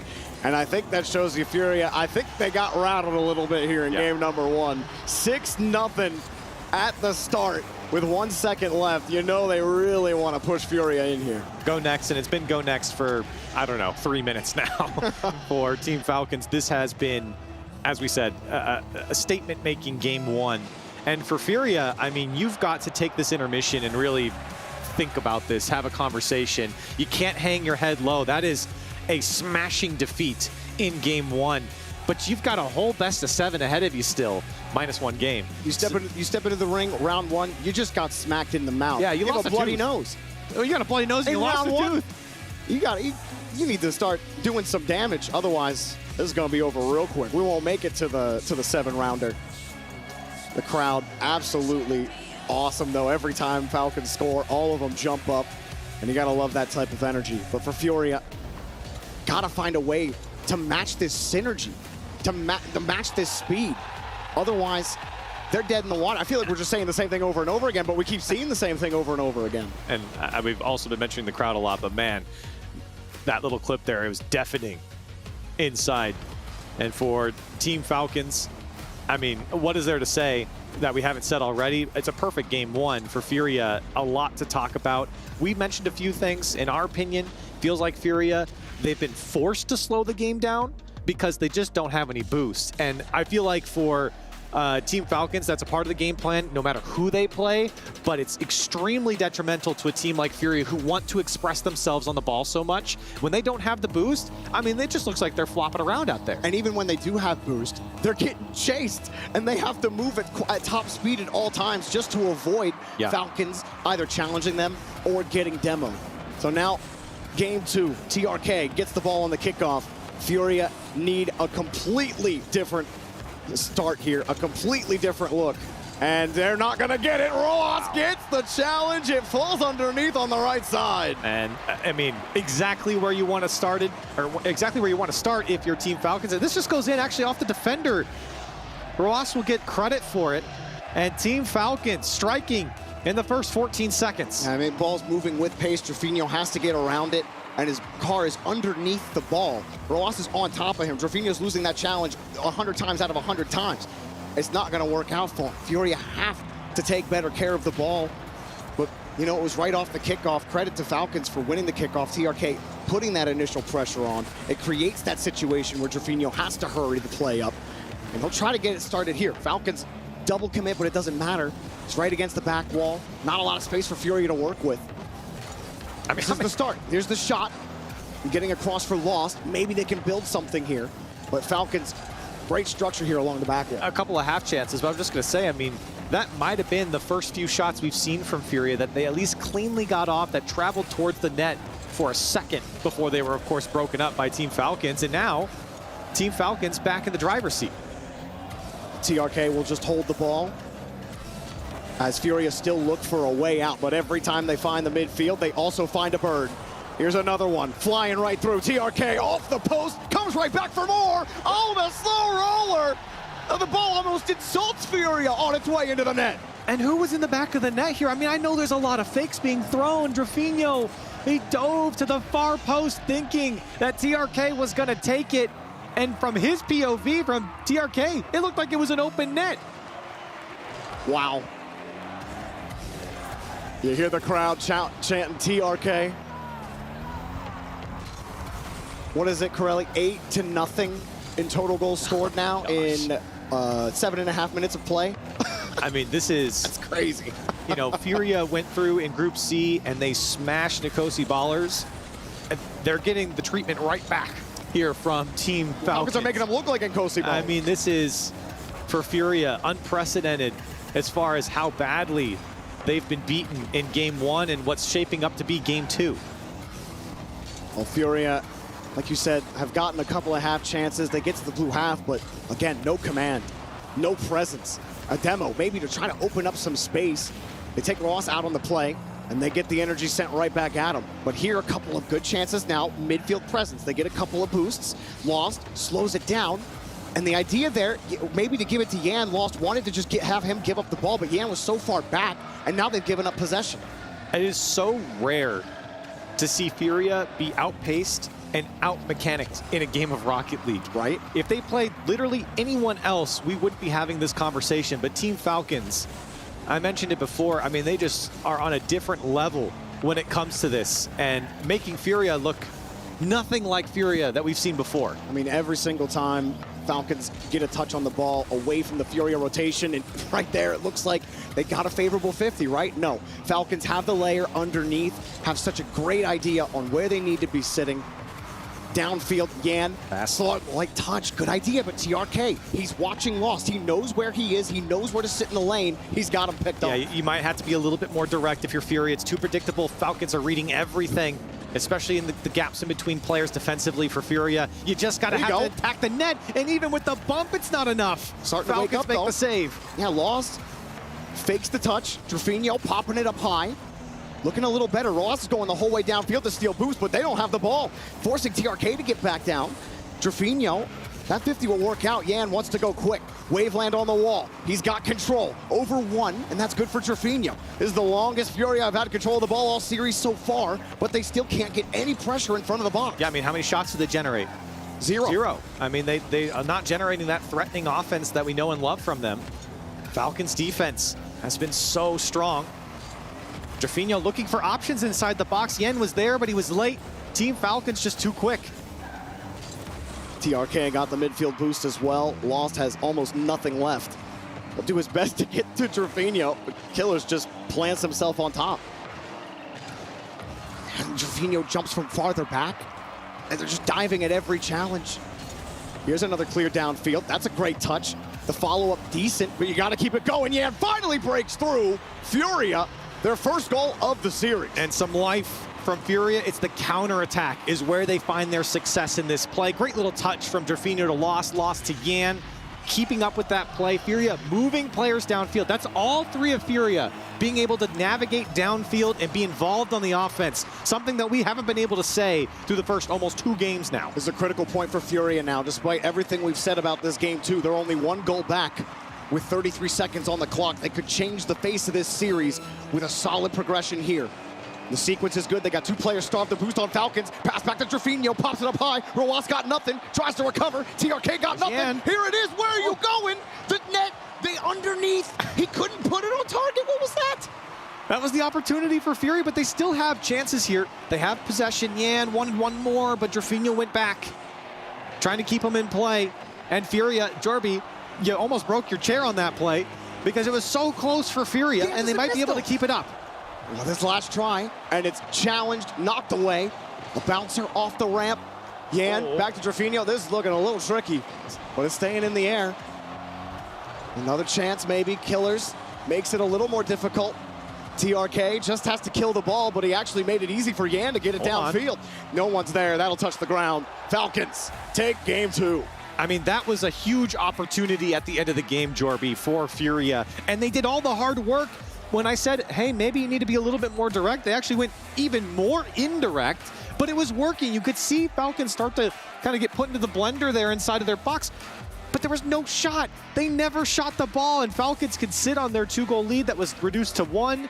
And Falcons, again, it was closer, Jorby, but coming out on top and dominating game 2. I don't think we're going to see it on the highlight reel, but I would love to see that missed opportunity from Furia again, because I think it was Yan on the shot, right? Or Yan who should have been taking the shot. And that right there, I mean, adding insult to injury, and it felt like things were going to keep snowballing. The Furia slowly but surely started to find their way back. You know, that one easily defended by Roas. And this shot from Yan, he did score. But then it was that last opportunity that they had. They had the pressure. It was under 30 seconds left. and he had a free ball. And I don't know if his launch was bad. You know, we were on the wide cam. It was hard to see what his POV was looking like in that scenario. But Yan doesn't miss those. And you can't miss those against Falcons, not with the way they're playing right now. And it seemed like he was pretty late winding up to that one as well. So, you know, he was maybe hedging more defensively in that moment. But for Furia, you're not going to get a lot of those opportunities, Jorby. And that's been a challenge for Furia throughout these first 2 games. Despite that one only being a 1-goal game, it was still completely dominated by Team Falcons. The Falcons are showing you why they are the darlings of this tournament right now. They've earned every bit of love they've gotten. And for really every team that we've seen so far, they certainly do look like the biggest threat out of everybody left. Furia started to match that energy in the back half of game 2. Now another couple of demos gives the space for Falcons. Killers has to work with low boost and just off the crossbar, saved off the post. They need to get control of this ball and get the clear though. They're not quite out of danger just yet. Rawaz making them know it too. Killers gets back to it. TRK holding the ball and Furia have control in the corner. Lost has nothing though. And he had to just throw it away and hope that Furia could receive a clear. That's a great touch from Yan. Tries to get the bump, but for Furia, in the beginning of this game, for the first 15 seconds or so, they actually had some great pressure. They were set up on Falcons as well, and now a big miss and a bump might set it up for Furia. Yan wants this pass across the box, and Drafinho, he wasn't close to make a play either way, as he keeps it in play in the final third for Furia. Still a good idea initially there from Drafinho to get it back to Lost. Lost so speedy on his launch against the back wall. You think you have him caught out of position. You take the shot, but you better shoot it on the far right away from him. Otherwise, he will find a way to stretch. Drafinho maybe looking for his teammate there. This is a good hold for Furia right now. Killers going with a quick flick back to Rawaz, and Falcons break out on defense. And whoa, that pitch goes straight back out. Here's the pass to TRK. Underneath, right into the bumper of Lost. And Furia surviving for now on defense. A lot of goal line saves coming out from Furia, bending and not breaking. But despite maybe the good first 10 seconds or so, it's been, again, all Team Falcons. The difference is this time, they're not breaking through as easily. They're not getting those 1-2 punch plays that they had before. Furia at least breaking those up, but here they come across the field again. Team Falcons doing well to find each other and use each other in the attack, something that Furia struggled with. Furia are trying to shorten up the field, trying to go for those short passes. Falcons are just ready for it. Every time, they don't care. They will send the man. Even if they don't have a ton of boost to do it, there's just so much trust in each individual that even if they commit multiple players on those aggressive challenges, they know their third is good enough to get back. They know their recoveries are fast enough to support and get back in time. But Furia have done well enough here on defense. The problem is you got to get on the other half of the field, and they've spent the last minute in the orange half. It's a series that's quickly shaping up to be what Falcons did at the last RLCS Major, where they were crushing the likes of BDS, G2 in the Swiss stage. Loss. Well, thought he might have had an incredible goal in his pocket. It just feels like Furia can't catch up to the pace of play. This is an opportunity. Yan's got free airspace at the top of the box, but just too light on their touches, nothing threatening on the shot. Yan just punts that ball away. I mean, how many options does Yan have in that situation? I feel like he should be trying to hold that or trying to find a way in. 2 shots are denied. Lost picks up that save.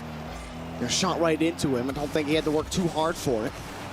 But here, a full field clear. And Furia, everyone had to go back and get boosts. Like, why aren't they challenging the midfield there? They all were refueling after they lost the last 450s. And now TRK takes him underneath, pulls the rug out from under him. 1-0. Yeah, you want to talk about some 50s. Rawaz takes one, then TRK plays this one off the wall, puts it all the way through. Drafinho gets a piece of it, but TRK's there to close the deal.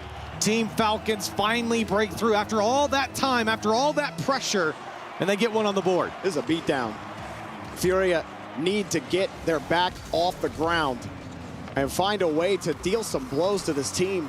They've spent so much time on the orange half. Killers with a beautiful touch. Follow-up is gorgeous, and that is another Falcons goal. And for Furia, things went from bad to worse real quickly. Look at this, touch of the angel from Killers, and another one to beat the defender. It's a free goal after that, and Team Falcons, when it rains, it pours, 2-0 with 1:05 on the clock. Now the quarterfinals today so far have been, you know, after the last one we just saw what Gen G did in their series to Vitality. And now Falcons trying to match that energy, if not eclipse it, with the way they're looking right now. Furia have tried the quick attack. They've tried to get physical. They've tried to shorten up the field with the short passes. But Falcons just have so much speed and the aggression, the 50s. And Killer's right here, just holding the ball. Gets to do whatever he wants. Square on the nose every time on his 50s.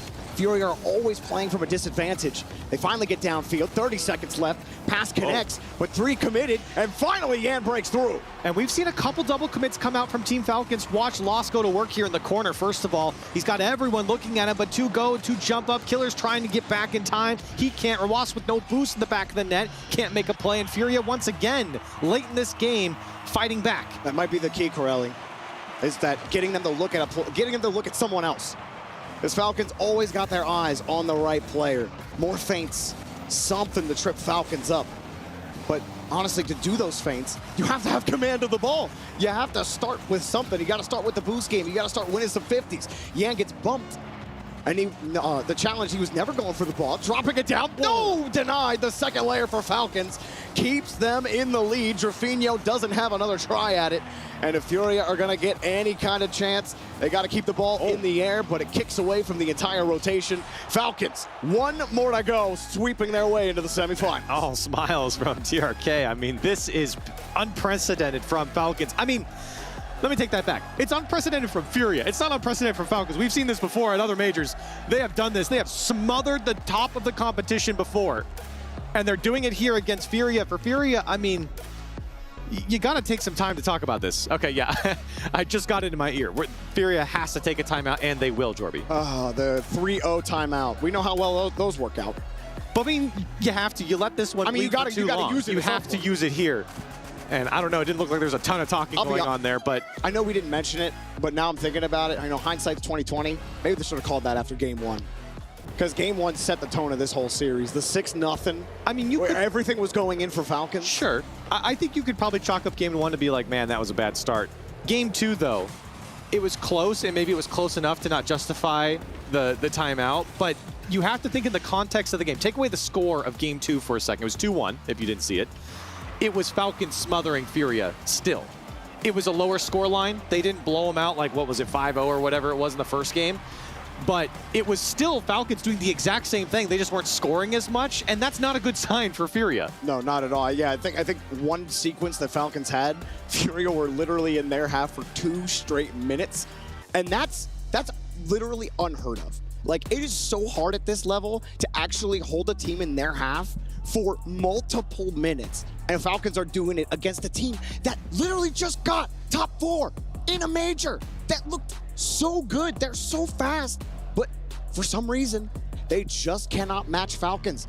Falcons they're just that good. Yeah, it's not a question. They're just that good. It's definitely not a question. I mean, so far in this series, Falcons have scored 10 goals to the Furia 2.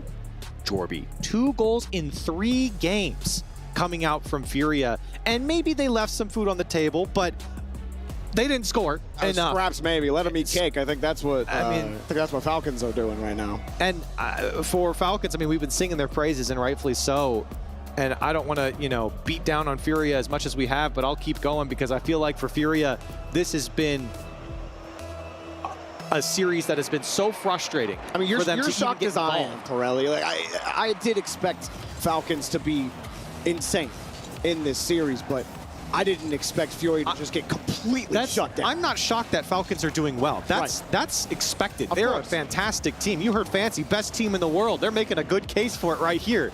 That's not surprising to me, but for Furia to not have any offensive output, that's what's surprising me the most. Wow, that one, it looked like they might have caught them out on the rotation, but no, Killers got back just in time. Yan looking for Lost.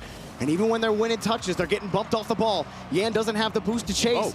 Falcons coughed it up, Drafinho, but he's playing back because Falcons haven't coughed anything up, so why is he going to position them? Why would you expect that? I mean, you can't know, especially in that central last man position. I mean, you can't hedge for that type of play, but how does this go in for TRK? See, looking, Drafinho giving it up. Yan lost. He grabbed the midfield. Why was Yan on the wall? What is going on? I mean, that is just unacceptable from Furia. You can't be making mistakes like that. Just completely botched. I don't know if someone got bumped or if we ran into each other. Either way, I mean, that was just completely broken apart. Furia cannot get it figured out.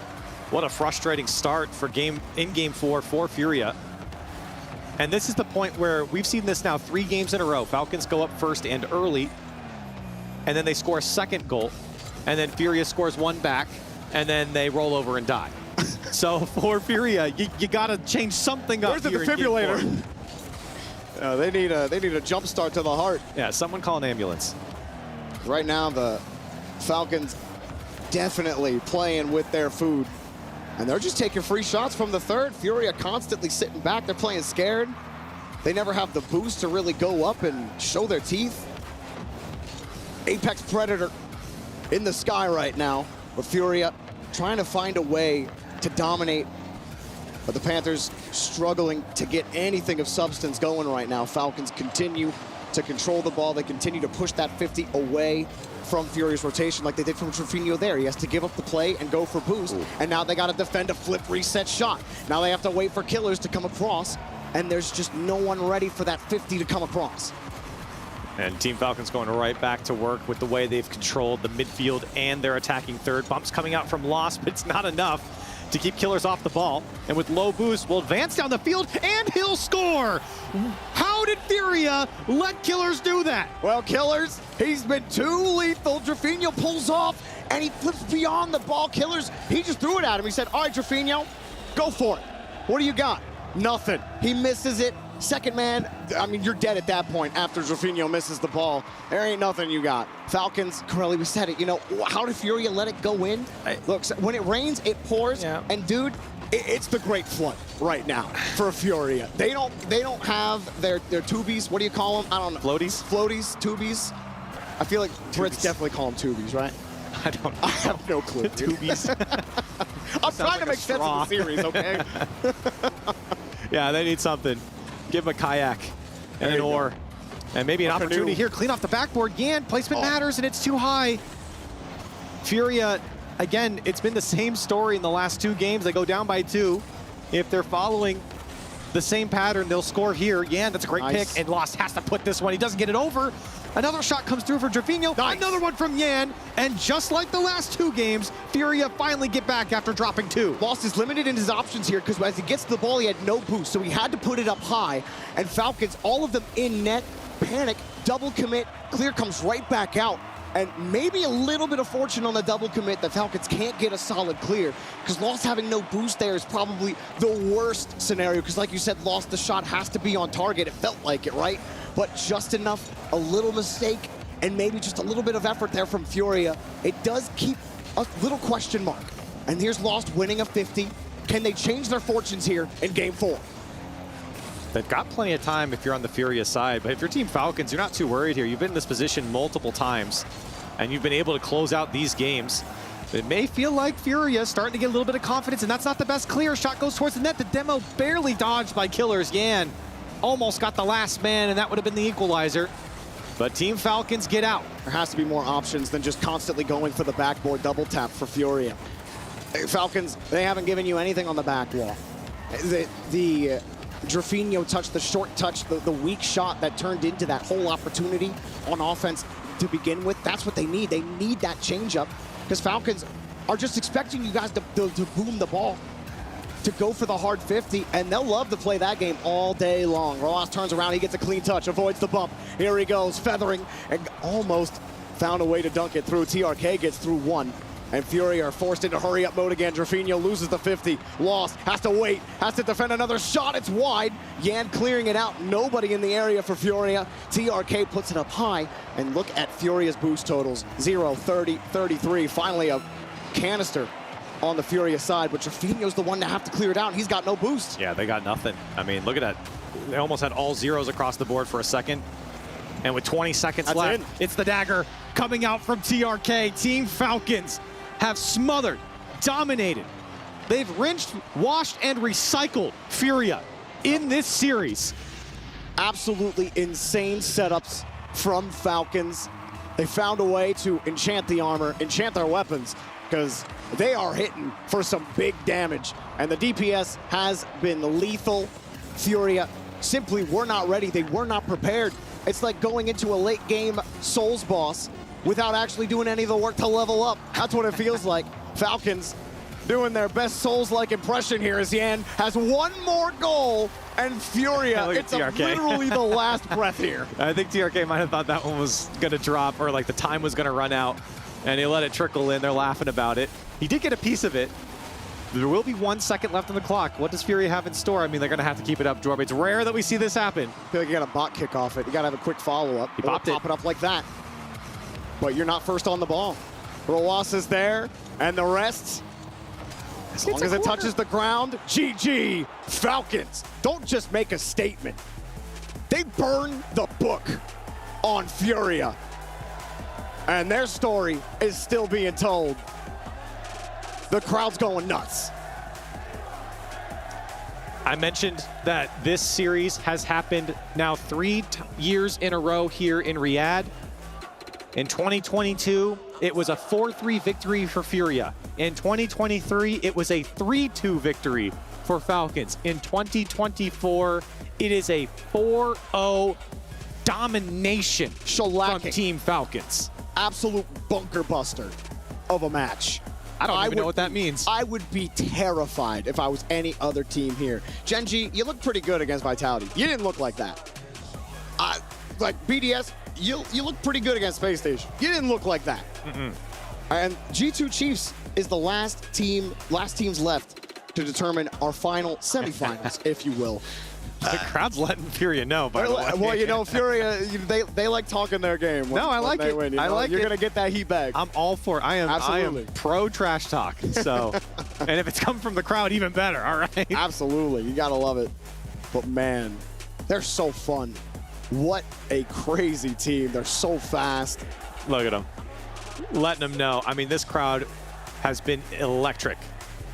Well, Carly, we've talked everyone's ears off, but I want to hear from the winners. Let's go down for the winners interview. What an absolute dominance from Team Falcons against Furia. They head on to playoffs, to the semi-finals for another best of 7 and a chance to win that trophy. I have TRK with me for a quick interview. For the first question, TRK, you've been playing the game for 5-6 years now as a pro player. You've never had a chance to win an international title. Do you think this is the year where you actually can do that? ترك من طول الفترة اللي أنت كنت تلعب فيها روكيت ليج ما كان عندك فرصة أبداً إنك تأخذ كأس عالمي. هل تشوف إن السنة هذه هي السنة اللي بتأخذ فيها الكأس؟ بإذن الله.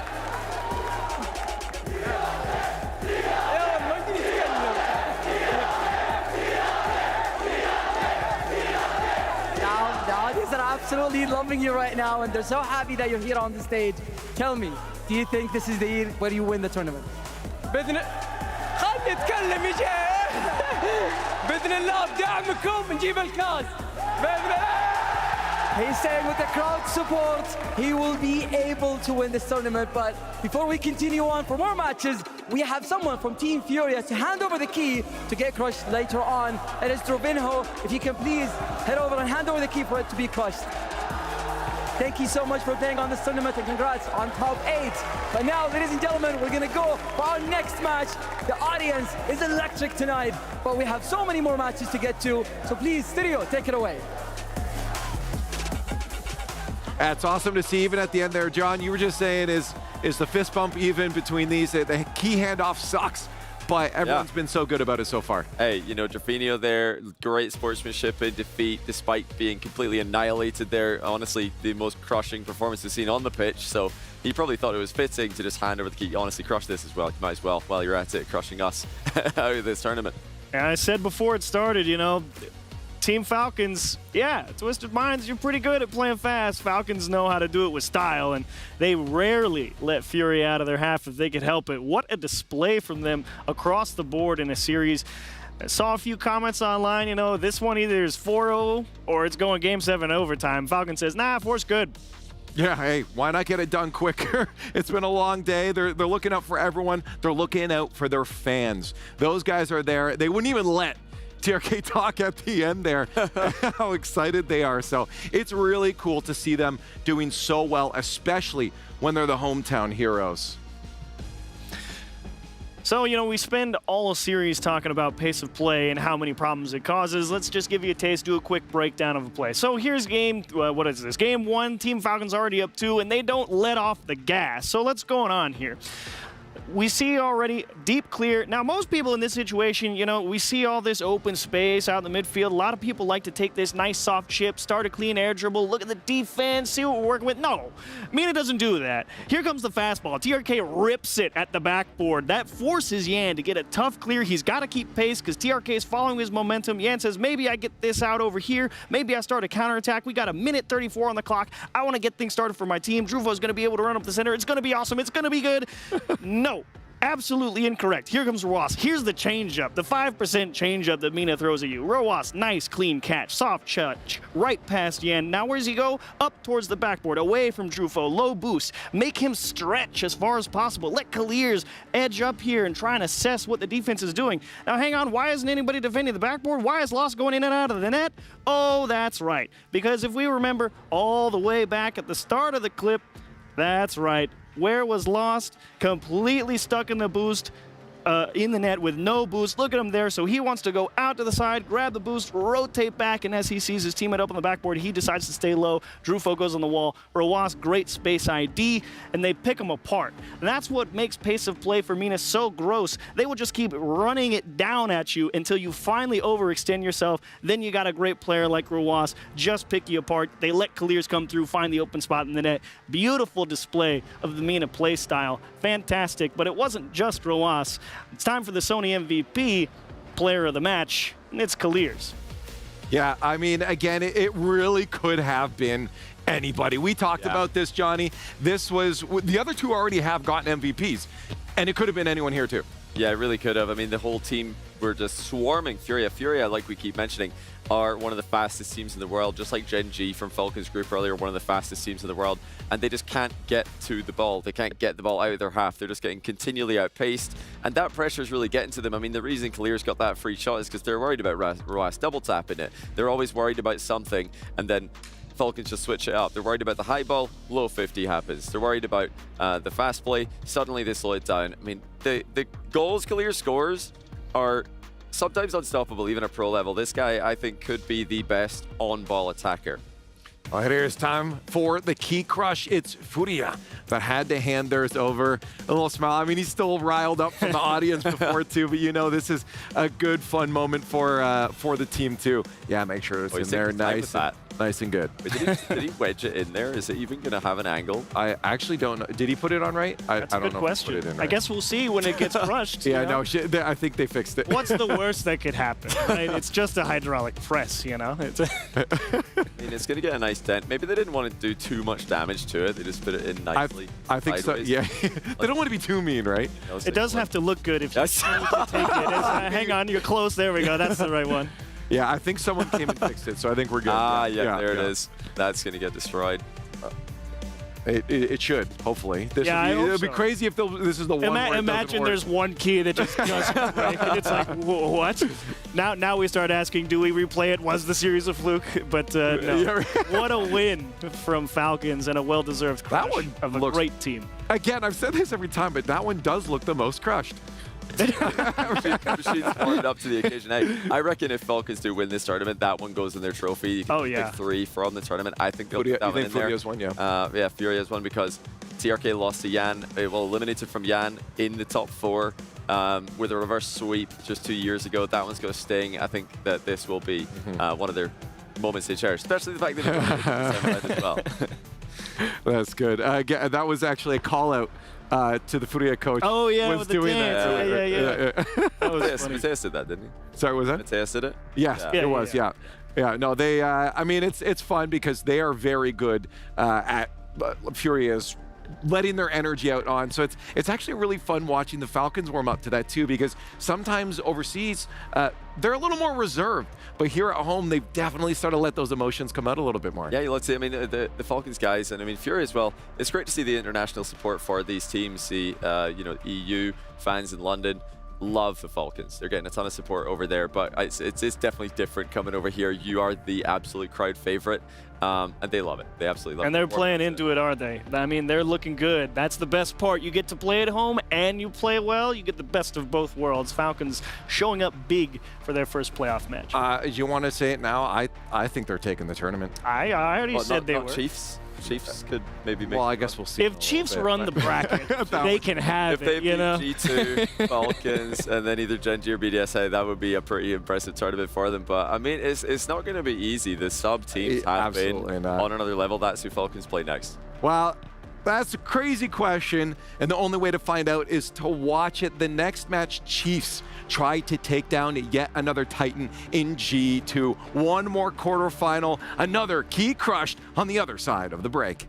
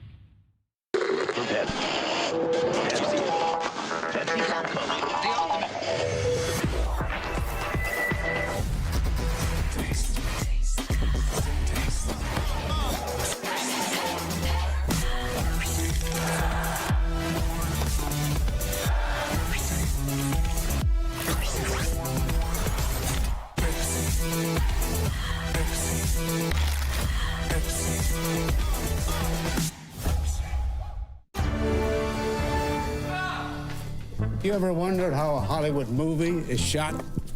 On a Sony. You review it on a Sony. And how do you make that sound epic?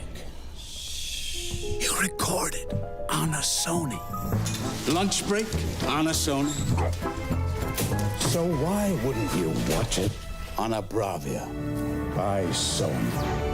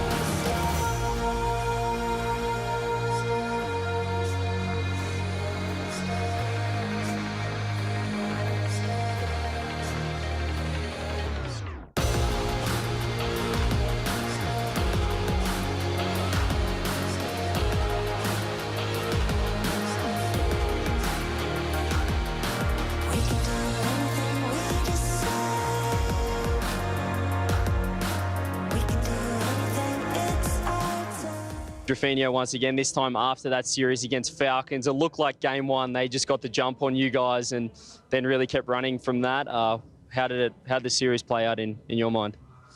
I think we played poorly but they played so good, you know. They were on the peak.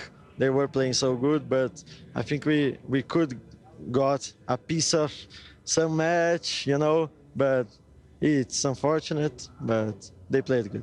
And I feel like it's pretty rare to play in front of a crowd where pretty much everyone is rooting for the other team. What was it like playing against that home crowd advantage? I think it's cool, but it's hard, you know. When we scored, it's like, and when they scored, it's like, yeah. So it's hard, you know, but it's cool. It's amazing. The passion is crazy. For you guys as well, I feel like you're a team that relies on the passion and the hype. Is it hard to sort of build the hype when you don't have, I guess, the crowd support?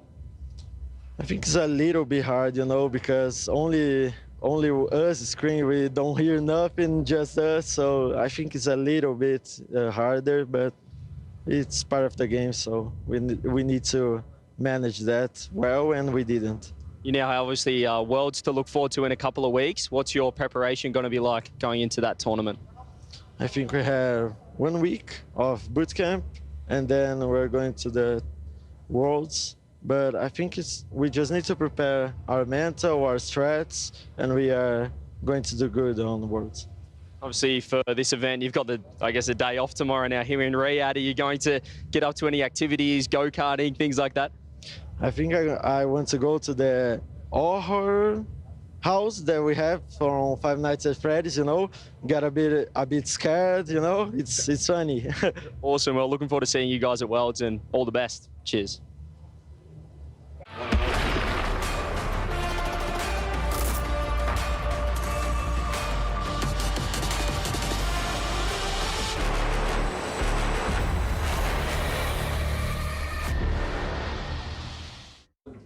Boys, OCE, top 8, the playoffs, we're here.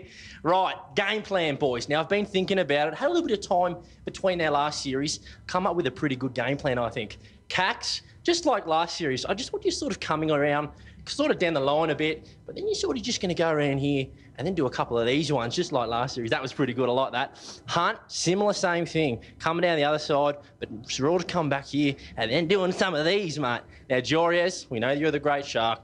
Because you're that sort of sophisticated, you're going to be coming around here, doing a few of these ones. Out the map, back in, you're the hunter. What do you reckon, mate? I don't know what this guy's talking about, but I reckon it's pretty funny if we beat some major winners again. I don't know. I think that's actually a pretty solid game plan for these guys. They're messing everything else up, like everyone's predicted brackets. Why not that too? I'd believe it at this point. Hey, yeah, it's like I said, why not get another major winner? They've already taken down Gentlemates twice. So they're undefeated against major winners in this tournament. And yeah, G2 up next with a sub. Who knew? Joriez and Nas can't stop making top 8s. So now we'll really find out, okay, who was the problem? Yeah, who's the real M80 breakdown here? Who was the problem in playoffs? Because now they play each other. Right. I think that is the fun thing here is a battle of M80. Like, I love when teams split up in the meetup. Again, I mentioned before, we saw it with the Queso boys as well when they eventually split up from Moist. All of those players ended up being at the top 2, and it's fun to see these meetups again here. But you do see the players getting ready for this matchup. It's not... it's not going to be as easy, but it's like Gentlemates surely wasn't easy. That's exactly my thought process. I was like, you know, I think any other day I'd be like, G2 Esports, take this one, no sweat. But that's exactly what I thought against Gentlemates. And all they did was say, okay, we'll just play positionally really solid. We're going to say, look, none of you guys have anything in the tank. And it's going to take, I think, a really nice performance out of anybody on G2. It doesn't make a difference who it is, but someone's got to make the mechanical approach and say, nope, I'll still have to play defense. All right. Well, on the other side, I mean, Johnny, talk about the Chiefs, because we know what G2's doing well. They're just sick players, and Nas fits in as basically a beast mode V2. For Chiefs, what are they doing so right to get to this point? For me, it's just confidence. I think that Joriez is a player who at times looks like the best in the world. Usually those times are not too long these days, where he just pops off for a weekend, pops off for a day, usually online. So you're not seeing too much of him on LAN, but yeah, he is just in his zone right now, just comfortable on the pitch. And as for Hunter and Kaka, same for them, honestly. We've long been hearing CJ yap on about how OCE is right there. They're much closer mechanically than we think. And he might be onto something, because these guys are hanging. We got to put respect on them. They nearly beat Space Station. They seriously did nearly beat Space Station. They nearly reverse swept them. Right. They beat Gentlemates more convincingly the second time after once losing. So I think we have to respect this team as a true threat. But that being said, G2 with the sub also looking Yeah, great. I'm very excited about this audience vote. STCplay.gg, because I'm very curious if people are going to be backing the underdogs of all underdogs in the Chiefs right now, or if they're going to go with kind of the consistent, they've already 3-0'd a bunch of teams, G2 squad. It has to have earned some respect. And that's the real question that should sway your vote. Does the super sub leveling up a team make a difference, or does the super sub kind of just settling into a team make a difference for you? I think for me personally, if I was at home, I would have to vote Chiefs. I'd want to. I don't know if it would happen, but I'd want to. It comes down to, is it a matter of heart or head right now? Like, which one are you going with your actual head right now? Who's winning it? I believe in Daniel too much. I can't let go of Daniel. I got to take G2. Yeah, John, what are you saying? You know, I'm hoping for a close series. We've just seen 2 4-0s, so any game for Chiefs would already be closer than Vitality and Furia. I'm still saying G2, but I think Chiefs get games. I think they can do something here. Well, here it is, our last match of the day. Another key to be crushed. Can the Chiefs carry on the miracle run? Let's find out.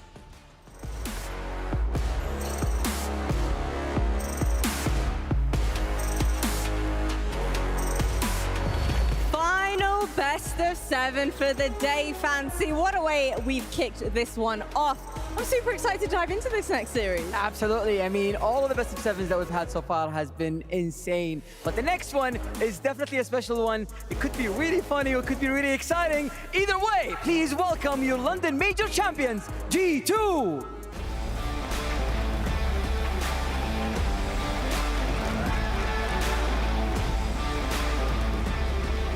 They are undoubtedly one of the strongest teams in this competition, and they haven't dropped a single game yet, and looking very solid as a team. The OCE boys are here to make some noise. Please give it up for Chiefs Esports Club. Having taken down Gentlemates. Wow, oh my goodness, these boys have taken the stage, the crowd, absolutely everybody by storm. And whether or not Super Sub Jorius is able to continue that streak of confidence he's instilling in his teammates, Fancy, only time will tell. Absolutely, and the roster is looking really strong, but the players are now taking their seats. And again, one last key to be broken for the night. So casters, please take it away.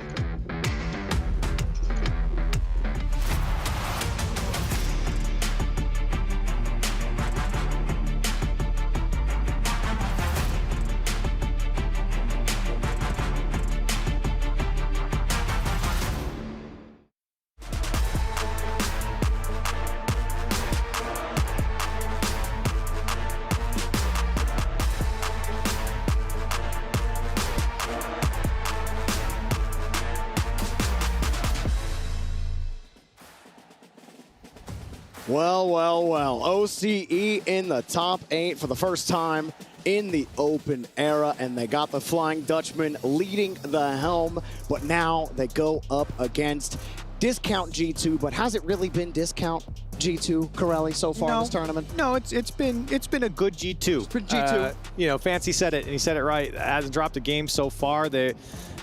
Even without the beast mode that we know and love, NAS has been amazing for G2. Just a fun fact about this series, I was just looking at some history between G2 the org and Chiefs the org. You'd have to go all the way back to the end of 2017. Whoa. The last time G2 Esports and Chiefs faced off. That was in the RLCS Season 4 Finals, and then, of course, in the E-League Cup in 2017. Long time, at least with the org. Obviously, different rosters. This was the Kronovi, JNAPS, Rizzo era for G2. This was the Jake, Drippe, and Torsos era for Chiefs. legendary run from them I feel in old Season now. 4. Thank you. So obviously different rosters, but just a fun fact, these orgs have been in Rocket League for a very long time. They have. And Sathu and company getting ready to go. Yeah, they really didn't look like they lost a single step with Nas in the roster. I know, the memes came out. I was memeing about it. Just Nas just looked like beast mode in half of the game. So, and that's a scary proposition. That's a scary proposition. But I have to say something. Chiefs, the way they looked against Gentlemates in the lower bracket, if they play like that, this is anybody's series. I know Achieves like, I can't bet against Daniel. And you know what, Achieves? Respect. Who wants to bet against Daniel? Chat didn't want to do it. And with the way Nas and Atomic are, you know that they're going to bring that consistency. But not just Jorius. Hunter and Kaka have showed us levels that I have never seen from them before. I don't know what Jorius unlocked in them. I don't know where it came from. But these two became insane, and I truly think that they have what it takes to win this, and they could get OCE a top 4. It is possible with the way they play. Absolutely, and I think, the biggest talking point coming into this tournament was what was Chiefs going to look like with Jorius, how great Jorius is, and all the great accolades that come with the name Jorius. And nobody was really talking about his two teammates, Hunter and Kaka. They were just going to say, hey, you're going to get a great teammate. But once the event started, that's been the real story, Jorby, is how great Hunter and Kaka looked with the complement of Jorius, because you have to give them their flowers, especially in the last series they played today. Chiefs, Hunter and Kaka in particular, looked fantastic alongside Jorius. Hunter on defense made a lot of heroic saves near the end of the series to solidify the win for Chiefs. At the start of this game, can they keep that momentum going and keep that belief? We talk about Rocket League being 90% mental. I'm almost willing to believe it's 99% mental. G2, they're as stable as they come when it comes to mentality, and they score first. Now pay attention to Nas here in the box. He creeps up on it. He pulls off the ball to make that last man bite because he knew Atomic was there the whole time. I feel like that's something Beast Mode would do. You know what I mean? Like, he's just doing beast mode things. Not the comparisons. No, I'm not comparing. I'm just like, it's just funny. It's funny how that's working, because Nas didn't look like beast mode on M80. So, like, it's crazy to me that you can just slot in on G2. And for a player that is in the argument for best player in the world, definitely, like at least top 3. And you just come in and you slot in and it doesn't even look like you lost a step. That's huge. And I feel like it's, it's a big testament to who Atomic and Daniel are when you can pull a new player in and make them, look like beast mode. Not to say that Nas isn't a great player, but how strong a supporting cast Atomic and Daniel can be, and also the main character for G2. I think Nas certainly learning a lot here with G2, and he's looked stellar. Not much push here for Chiefs early on. Daniel just decides to leave the ball, and that did make it quite awkward for Kaka to get a solid 50. G2 are going to keep giving him looks like that, and Chiefs have to be aware of it and have to add those layers. They were capable of adding those layers in that last series against Gentlemates, who gave them a lot of different looks as well. They're one of the best teams in the world at giving you those mix-ups. But G2, here they go. Here's Daniel. Ooh, he absolutely flubbed the shot. Just a little wide on that one as well, and a weak shot now. Chiefs returning the favor. Placement here matters, and it goes through for Kaka in traffic. G2 caught. Rotating back, and Hunter putting on the pressure. Jorius trying to keep it in the play, and it was Kaka to clean it all up. Yeah, that touch right underneath, it was, who was it, Atomic? And it was just ahead of his nose. He couldn't get the rebound off the wall, but I think all of G2 saw Daniel get the reset off the backboard, and they thought automatic. I was thinking automatic. And then he ended up landing it on his undercarriage, and G2 got caught back. They couldn't get back in time, and when you're in that hurry-up mode on the transition, well, Chiefs have proven in this tournament they are good enough to punish you for it. And Chiefs, much like Furia in the last series, are going to have to figure out the pace of play from G2, and they're doing well. Finding some success with possession. Nobody up from G2 here. Kaka had a free shot on target, and unfortunately hit a weak one towards all 3 of the G2 defense. That's the big moments for Chiefs that they have to capitalize on. Especially all 3 of G2 had 100 boosts. Yeah. Someone's got to get up for that ball. And Daniel and Atomic in the same area, but they get the clear out. And Jorius tries to follow the ball as much as he can. Now Chiefs are pushed back, and all of G2 are racing back again. They've had to concede the midfield a couple of times now where maybe you want to prevent that transition, and Chiefs, here they go again, creating pressure where you might not be expecting it. Daniel taking matters into his own hands, tries to show the threat, get them to bite, but they maybe bit a little too hard on the line. G2, what a great follow-up from Atomic, and I was about to say, G2, their attack is a lot more methodical than maybe what we saw in the last series from Team Falcons. They like to set each other up, individual plays that penetrate the box. You can see from Nas getting in behind the defense, making a threatening touch towards the net, and then his teammates are able to crash that play.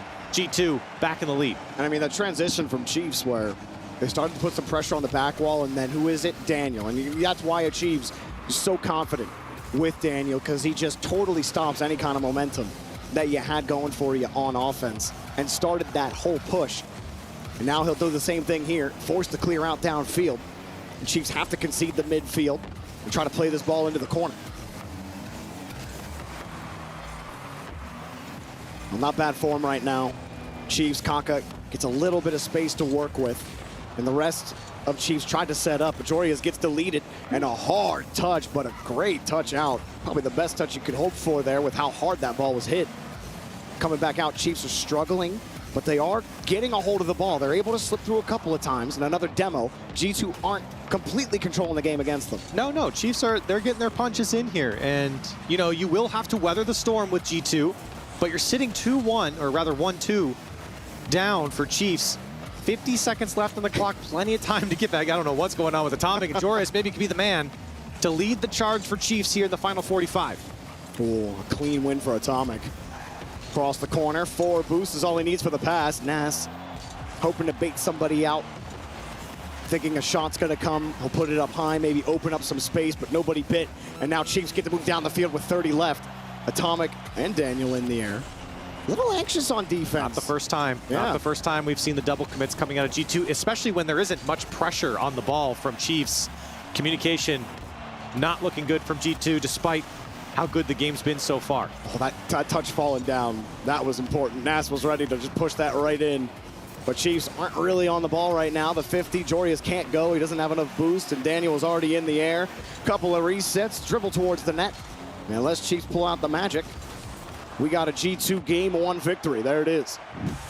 And for Chiefs, this isn't the worst Game 1 in the world from them. I think there's a lot of positives here. They were able to gain ground downfield. They were able to put on some shots. They were able to find each other in the midfield, and like you said, hold that midfield and push back that line of G2 multiple times. So for Chiefs, you shouldn't hang your head on a game like this. For G2, it was fine. It was fine from G2. They got the job done.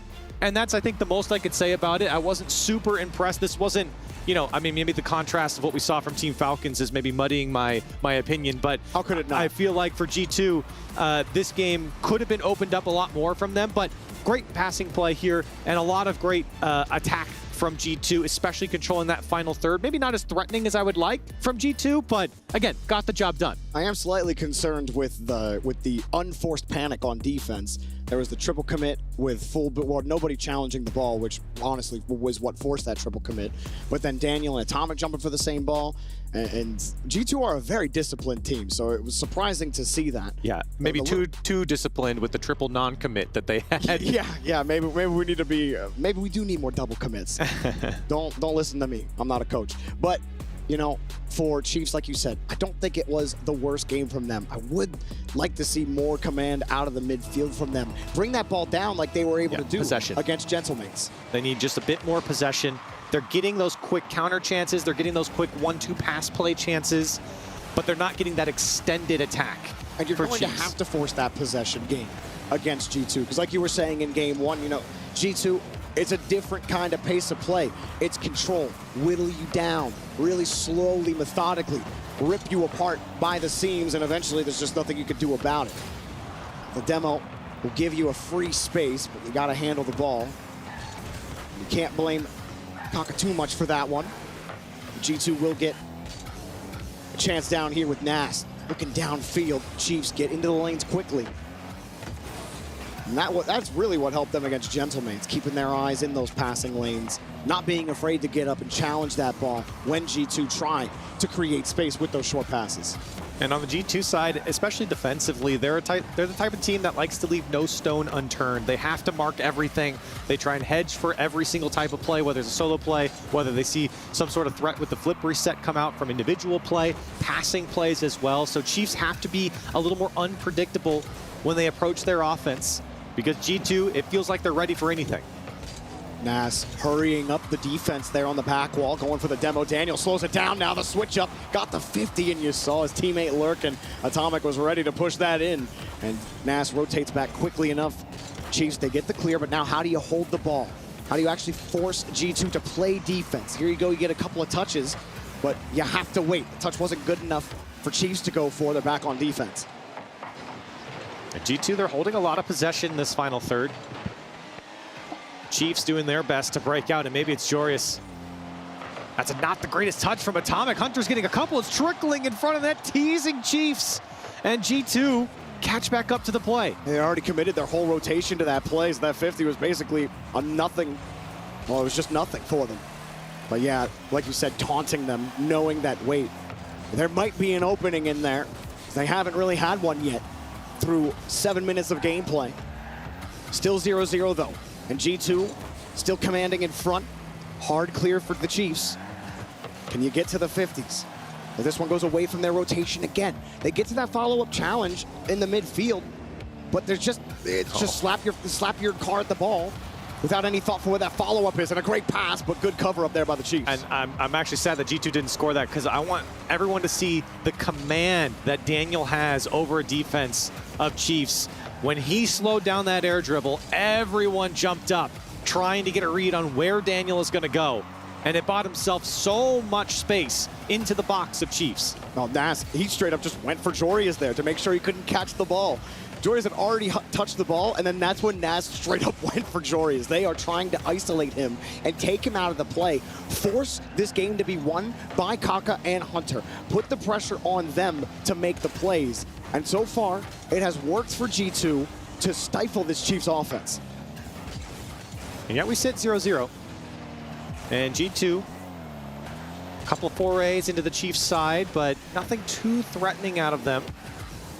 And Chiefs have had their couple opportunities as well. But with a minute and a half left to go, Chiefs, you're sitting down a game. You certainly would love to punch back in this series, and this is the game to do it. Jorius, bit of a heavy catch.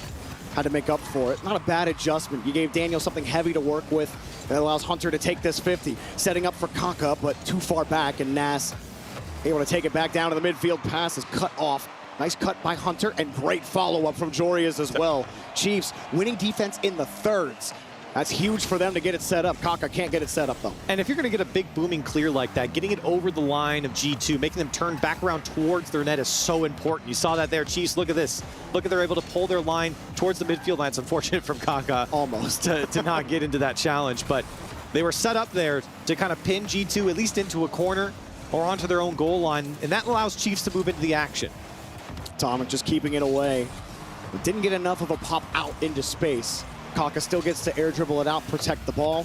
Talk about ball security being important in game 2 for Chiefs. I think they've accomplished that on defense at the very least. Offense has been a little harder, but they also haven't faced a lot of pressure from G2. You know, it's like the difference like Falcons in Furia, right? Where Falcons are just taking shot after shot after shot. But it's not the case for G2. Oh, we got the bump. They do get one here. Off the bump, it takes G2 getting the whole rotation involved. Atomic finally breaks. Daniel gets a demo and then chases the last man in Hunter. Atomic, I mean, that's an open goal. Hunter almost got back to it with that flip, but Daniel did the work, clearing out the defense, getting a demo and a bump, and G2 go ahead late with 16 seconds on the clock. The full complement needs to be firing here for Chiefs. G2 are forcing them to play their best game, and they're getting demoed. Hard to play your best game when you can't play the game. Jorius can't get the hold, and with no time left on the clock, the ball has to stay in the air, and G2 would love to put it in their net instead. But hey, Chiefs get it out, and here comes Nas with a double touch. Barely kept up, and G2. Close series, but they keep getting the game wins. Yeah, close game from G2, but again, they are doing the bare minimum to win these games.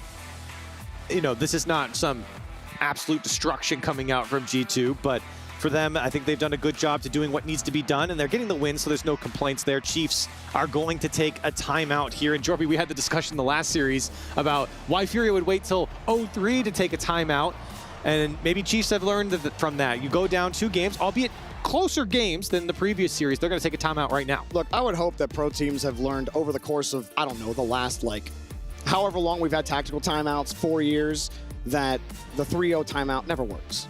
Like, I don't think you need a Furia doing that to learn you that lesson, right? But it's close. Honestly, it's just a few missing pieces for Chiefs. They just don't have any presence on offense. It was very apparent in this game, in game 2. It was a little blunt from Chiefs. They just didn't have that same stopping power that we might have saw in the last game, albeit they, didn't generate, I think, enough goals. But for Chiefs, this game, it felt like their offense sprayed out to the side too often. They couldn't hold on to possession. We talked about that being super important for them, but for Chiefs getting their offense going, you're seeing the attack move downfield, but you're not seeing the conversion. And I think that the game plan for G2, you've seen it a couple of times, straight up targeting Jorius and preventing his ability, because as much as we talk about how well Kaka and Hunter have played, the reality is the can opener of this team has been Jorius. He's gotten some crazy plays, and when he's on the ball, he can do some crazy things. But we're at this same crossroads with Jorius every single time. Group stage Swiss Jorius is the best player in the world. Playoff Jorius, I don't know. But it's a little more understandable when you go up against G2. I don't think it's his fault, though. That's where I was trying to get, is because we've seen a couple of times now G2 successfully be able to take Jorius out of the play, make him irrelevant, and force his complement to make the plays. They haven't been able to do it. They've been able to do it on defense, but not on offense. Yeah, you're right, though. I mean, there is some substance to that when you're talking about Jorius in particular. We haven't really seen the individual play come out from him. Yes, Chiefs have been using each other, but sometimes it just takes one guy to break through a defense, and you haven't seen that from Jorius. And again, I was talking about G2's defense and how strong they are to prepare for every type of attack. They seem to know how to hedge against anything. And that's why I think Chiefs, they're going to have to come up with something quite creative if they're going to break down G2. Well, that's a great touch from Jorius. Daniel will be there to meet him. The 50 will get it started. So that's a good opener, but then G2 give it right back to Atomic with the reset. Get the bump, maybe, no. Good avoid. And Chiefs slip out underneath them. Honestly, sometimes it feels automatic when he gets it. And Nas, whoa, barely saved. And the ball stays close enough to the net that Chiefs can follow it up and prevent the rebound for G2. And Atomic can't hold on to the ball. Daniel has the full tank. Has to respect the play, though, and get the ball downfield, expend the tank. Has his teammate, and still great discipline there from Chiefs, and he gets a beautiful clear downfield. Chiefs, this is a good look. I think Kaka didn't expect that one to come out so hot from the backboard. He was pushed up pretty far. The Chiefs finding some poise here in the midfield. That's a good dunk. It goes off the post, followed from Kaka. Another one off the post. Chiefs knocking on the door. Hell yeah, Kaka is gonna want that one back. That's the best look they've had so far. And maybe he won't get many more chances like that against G2, but that's the one where that was the confidence established, right? If you get that goal. But still, they're not quitting. They're able to get the ball downfield. Nas doesn't get a great touch. Daniel, a little skirt. And Kaka gets bumped off the play. Nice response there from G2. Gives Daniel a little bit of space to take Jorius in. Take that 50 back over to the corner. Gets to control the game. Daniel gets to play Daniel's game. But Chiefs still just peppering the net. Forcing G2. Fine. You want to keep making the saves. You want to keep bringing it down. We're going to keep throwing heaters at the net and forcing you to catch it every time. Hunter going up with the changeup. And G2 keep having to go out to the sides. Kaka next up. 92 in the tank. Popping it up. He's over one. Getting it across. And this is the best push Chiefs have had yet. Man, they just need the final touches on these plays. But he got bumped. Daniel gets bumped into the flick. And he scores off of it. Who was it? Oh, everything was going right. And then it goes so wrong. Hunter trying to bump Daniel away from the ball, and he accomplishes the exact opposite. Yeah, he was probably looking for a demo or something. Oh, it would have been a free ball, free clear. And with how good Chiefs have looked coming off this timeout, they looked better than G2 in the first couple minutes here. Yeah. And what a deflating goal to let in from Chiefs, and see if they can get back to that attack that they had, because they were really pushing G2 back, and G2 is not doing a good job of navigating Chiefs' offense there. for at least 30 seconds or so. Chiefs, we finally got to see them stay in the attacking third and really put on the heat to G2. Collecting G2's corners, recycling back into the play. Is that another one going in? Yeah. Long range from G2. Chiefs got demoed. Or I don't know who it was specifically. Oh no, Joria's got the demo. Never mind, didn't matter. I think everyone got smoked, so no one saw Atomic going up initially. See Hunter go downfield expecting a 50. It doesn't work out, and matters get worse all of a sudden. 2-0 for G2, or say first half of the game. Oh. Yeah, Chiefs, we got the rotations. We're looking great. We're pressuring G2. They're not able to control the ball, and they could just cough up two bad balls, and G2 have insurance. That is so frustrating for Chiefs, and they got 2 minutes left, but like you said, they've set up so much good in this game. And to be sitting with less than 2 minutes left on this game, down 0-2, is such a shame for Chiefs, but still plenty of time to get 2 back. Atomic will get the free play. Good job from Kaka. Quickly coming back from his own third. Keeps it away from the rotation, so Hunter gets the play. There it is. Here's Doria's, but that's a touch up. G2 getting back to the ball, and Hunter got bumped, but the shot was not on target. Who knows if Kaka gets back to it. It was going to be another long-range shot from G2. Chiefs can't afford to give up another one. Not with the way they've gone in this game. This has been one of their better games as far as pressure and breaking through that G2 defense. Like I said, they just need those final touches towards the net. And Chiefs, they could make this one a lot closer of a game. Joria's trying to open up the space, trying to open up the play, but he ended up just handing that one away. He didn't have any boost to really force a solid 50 opportunity. And Joria's still forced to hold the ball in the midfield as the rest of his team gets reset. And they're just losing that momentum that they had at the start of the game. Daniel keeping the ball away from Kaka. He's got no boost. See him in the midfield having to collect the boost, but receive it from Daniel. This is a good look for Hunter. Finds the right side. No redirect, no bump. Rebound shot for Kaka denied by Nas, and Daniel will take away the rebound. Little in and out save from Nas. Quality to get that read. You got to pick the right starting spot on that type of save. And he picked the right spot. 30 seconds left, and Chiefs, who have been knocking on the door all game, still scoreless. If they get some sort of quick clear, you need something with time left. Going down 3-0, you already know how rare that is to come back from a G2.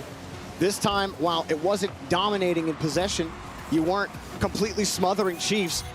You punished the mistakes. You got the long clears. You created a chaotic situation that Chiefs could not respond to, and they're completely quiet. No answer right now with 3 seconds left. It will be 3-0 in the series. G2 on quadruple match point against Chiefs here in our last quarterfinal of the night. And G2, this is a little bit more of what you would expect scoreline-wise in this type of series. But again, I feel like, oddly enough, Chiefs generated the most offense that we've seen, maybe one of their better games when it comes to their offense.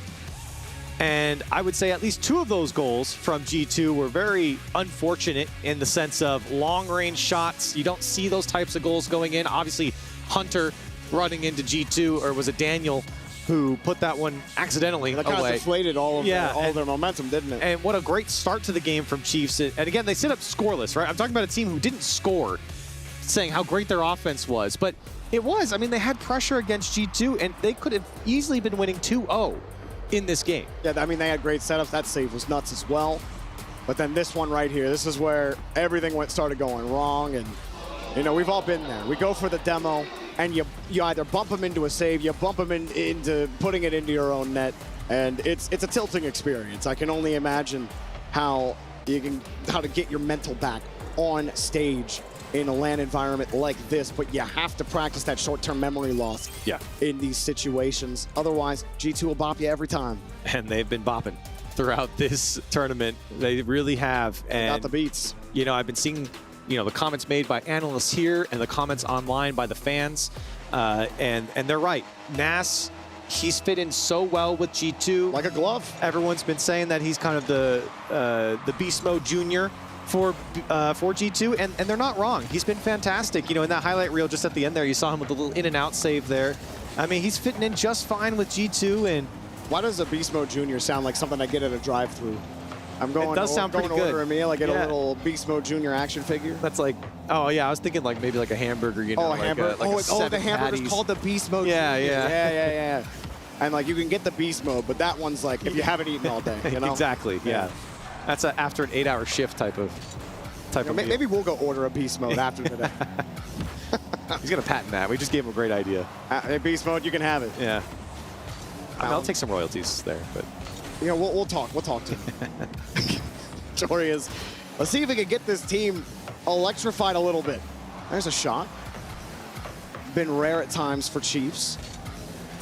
Man, G2 just so good at bringing the ball down. Their ball security, as good as anybody in the league, or as good as anybody in Rocket League. Daniel staying on it. It just forces Chiefs, meaning you always have to respect the next touch. You can't just rely on a cough up, even if you throw a heater at them.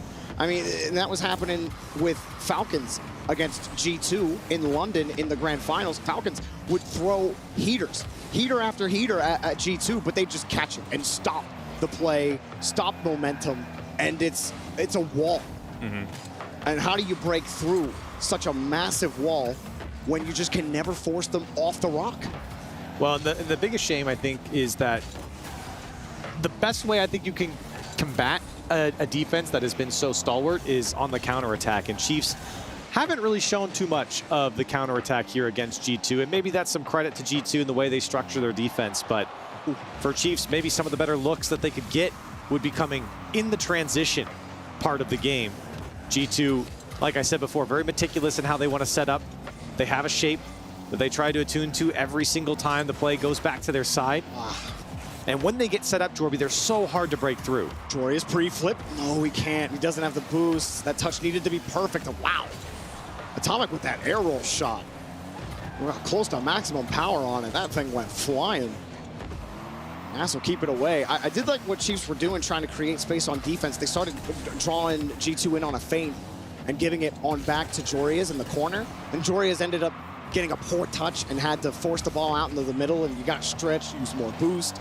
And it's not perfect. And unfortunately, G2 are forcing you to be perfect. And if you have to use more boost than you want to, well, that only favors G2. And there you go. Case in point, ball in your net. Atomic puts them up 1-0. And that's a tough read from Kaka, because that one comes so quick off of Nass, and just a little late and just too far behind the ball. And you could see it in that, before the replay happened, when the play actually happened, we were on Kaka's cam, and you could see on ball cam, that cam whip around to the backboard. That's such a tough read to get. Yeah. Not impossible, but when it comes at that pace, you have to be perfect. And you know G2, with the ball coming clean off the backboard, they're going to be right there. Especially because you don't know exactly when the player's going to get there and take the shot. There are two factors at play there. You can only trust in your read. Ball off cam the wall. takes you away from the rest of the field. It forces you to focus towards your backboard where the ball went, and now you don't have the read on the attacking player.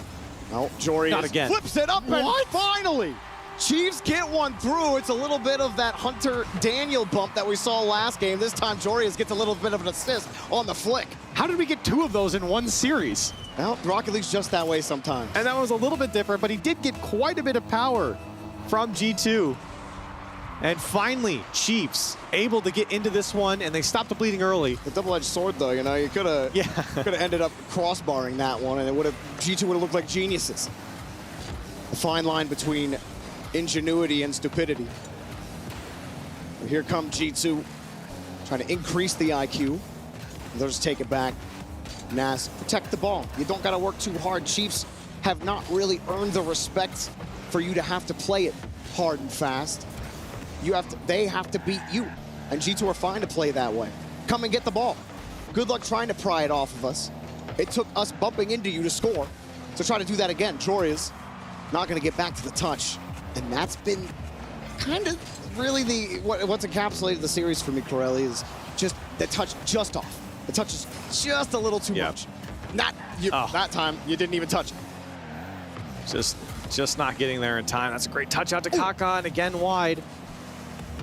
Here's some good pressure, though, from Chiefs. Everyone getting involved.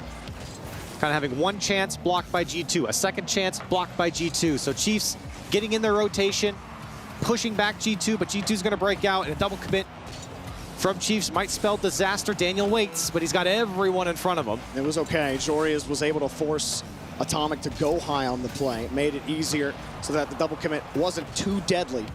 The final 20. This is Chiefs tournament life right now. They have to score just to keep playing in the series. G2 have so much room to work with. And Daniel has it up high. The backboard's clean. We go to OT for the game 4. Atomic, reset. No chance, a high ball. Daniel's got to dive back, and he's got the touch back to Nas. And his time expires. Nas will actually play it high. Go for the mustard. Oh, they're going for the win. Atomic, nope, just a little too much mustard on that one. Yeah, that one came with extra sauce. And for G2, looking to close out this series, they've been perfect here at the Esports World Cup. Jorius in a 1v2. Nas will jump in front. No one able to take it. Hunter has to wait. He attacks Atomic, was following him the whole way through, just couldn't bump Daniel off the ball. Atomic, here he goes with a double lineup. Perfect shot! Atomic with 3 boosts as he takes the touch, and no problems getting into the Chiefs' net. G2 doing what they came to do. Expectations met here against Chiefs. A 4-0 to continue their journey to the top. Well, we thought maybe Chiefs would be able to do something in this series. However, G2 methodical and lethal. Nas, perfect. Daniel and Atomic worked out well. Game 1 was the only time we were thinking it was looking a little sus. But after that, Chiefs put on a little bit of pressure in Game 2. G2 handled it perfectly. Chiefs cough up the ball a couple of times. You win the game easy, and then the back 2 games, G2 lock it down like G2 always do. And the quarterfinals, 3 4-0s and 1 4-2 on the day. And probably the back 2, I think, at least we were expecting maybe some excitement with Furia. I mean, Furia Falcons was exciting, but this as well. Jorius, Kaka, and Hunter, honestly, an amazing great run for them. So much fun to watch from these guys. Expectations were somewhere, we don't know, but for Chiefs, they were a lot of fun to watch. So let's see, we can go down to the stage and see what G2 have to say with Atomic. Thank you so much, gentlemen. I have Nas with me here from G2 Esports after a sweep against Chief Esports Club. I do have a few questions for you. So the first one, we noticed that you played a little bit more defensive this match compared to the previous matches where you scored a lot of goals. Is there a reason why you guys changed a little bit of your playstyle? I think they were just playing better defense and they were faster in like the midfield, so we couldn't score as much as we did in our previous games, but we were still trying to play more aggressive and be in their face. Well, considering the fact that they won against Gentlemates and they've been doing really well against even Space Station Gaming, were you guys at all nervous or pressured during this match? I mean, I don't think we were nervous, but you know, we know that for them to beat those teams, they had to be playing well. So we were definitely, you know, like watching out for what they were gonna do because, yeah, we were surprised by the result. So we knew they had to be doing something good. Yeah, absolutely. And your next match, you're playing against Team Falcons. What do you think you're gonna do during this match? We don't know yet. I mean, they're playing very good and they are very good. I think we need to just execute tomorrow. Like, we just need to be on our A game if we want to play well and beat them. Well, both of you guys are 2 of the best teams in the world, so definitely it's going to be a great match. Before we wrap up this interview, we have Hunter here to deliver his key to the opponent for it to be crushed later on. So Hunter, please. Thank you very much, and congrats on getting top 8 into the tournament. And we'll see you on the next one. But now it is time for us to go start that key crushing ceremony. And Studio, please take it away. Most certainly. Lots to talk about here. Just the journey of the Chiefs. The miracle run, of course, has ended. To not many people's surprises, the Chiefs, I suppose, G2 is undefeated so far. G2 wins another one, and I know everyone's going to be like, oh, but look how well Chiefs played. It's tight games, and I'm going to say, well, hold on a second. G2 plays a lot of tight games. It's just what they do. They don't blow people out. They do enough to get the job done, and they did just enough here. And it was a well-played series overall. Never really looked like they were out of control. Chiefs threw a few things at them, maybe broke through once or twice, but across the board, G2 definitely in the driver's seat. And, you know, I said it yesterday, and I'll say it again. I said it 2 days ago, actually. Yeah. The failure of MAT has to be studied. Nas looked great. Joreuz looked great. How on earth has this team failed to get into a top 4 at any point in NA this calendar year? I still don't know, because they look phenomenal. I mean, Joreuz, what a performance. Get him over to Australia. I want to see him play. Oh you know, my see goodness. next season. He was brilliant. But it wasn't enough. I mean, Daniel and Atomic are such good teammates to play with. Nas just slotting right in easily. And he looked great. Honestly, the defensive rock for the team, really slowing the game down a lot, keeping control. And Chiefs couldn't get that chaotic attack started that's helping them in so many other matches this weekend. No, I agree. This is something, and a player like Joreuz you want to keep on the squad. You have to be happy with this result. I mean, it sucks to lose always, but it's G2, and you made it to top 8 past probably, Johnny, their own expectations. Oh, you stick together and you keep working. Yeah, I mean, is there any other? There's got to be no other question, right? That they're going to try to fire Joreuz at this point. Get him over there. Right, yeah. That's kind of obvious, right? First top 8 in the open era. Please make it happen. He walked off stage and a contract's ready for him, probably. Yeah. Couldn't blame him. He'd have to consider it. It was a pretty decent showing, and he would certainly do well at OCE. There's no doubt about that. But of course, the winners were G2, and it is time to get to our. Actually, we have the key crush ready. We'll do the MVP after that. Psych.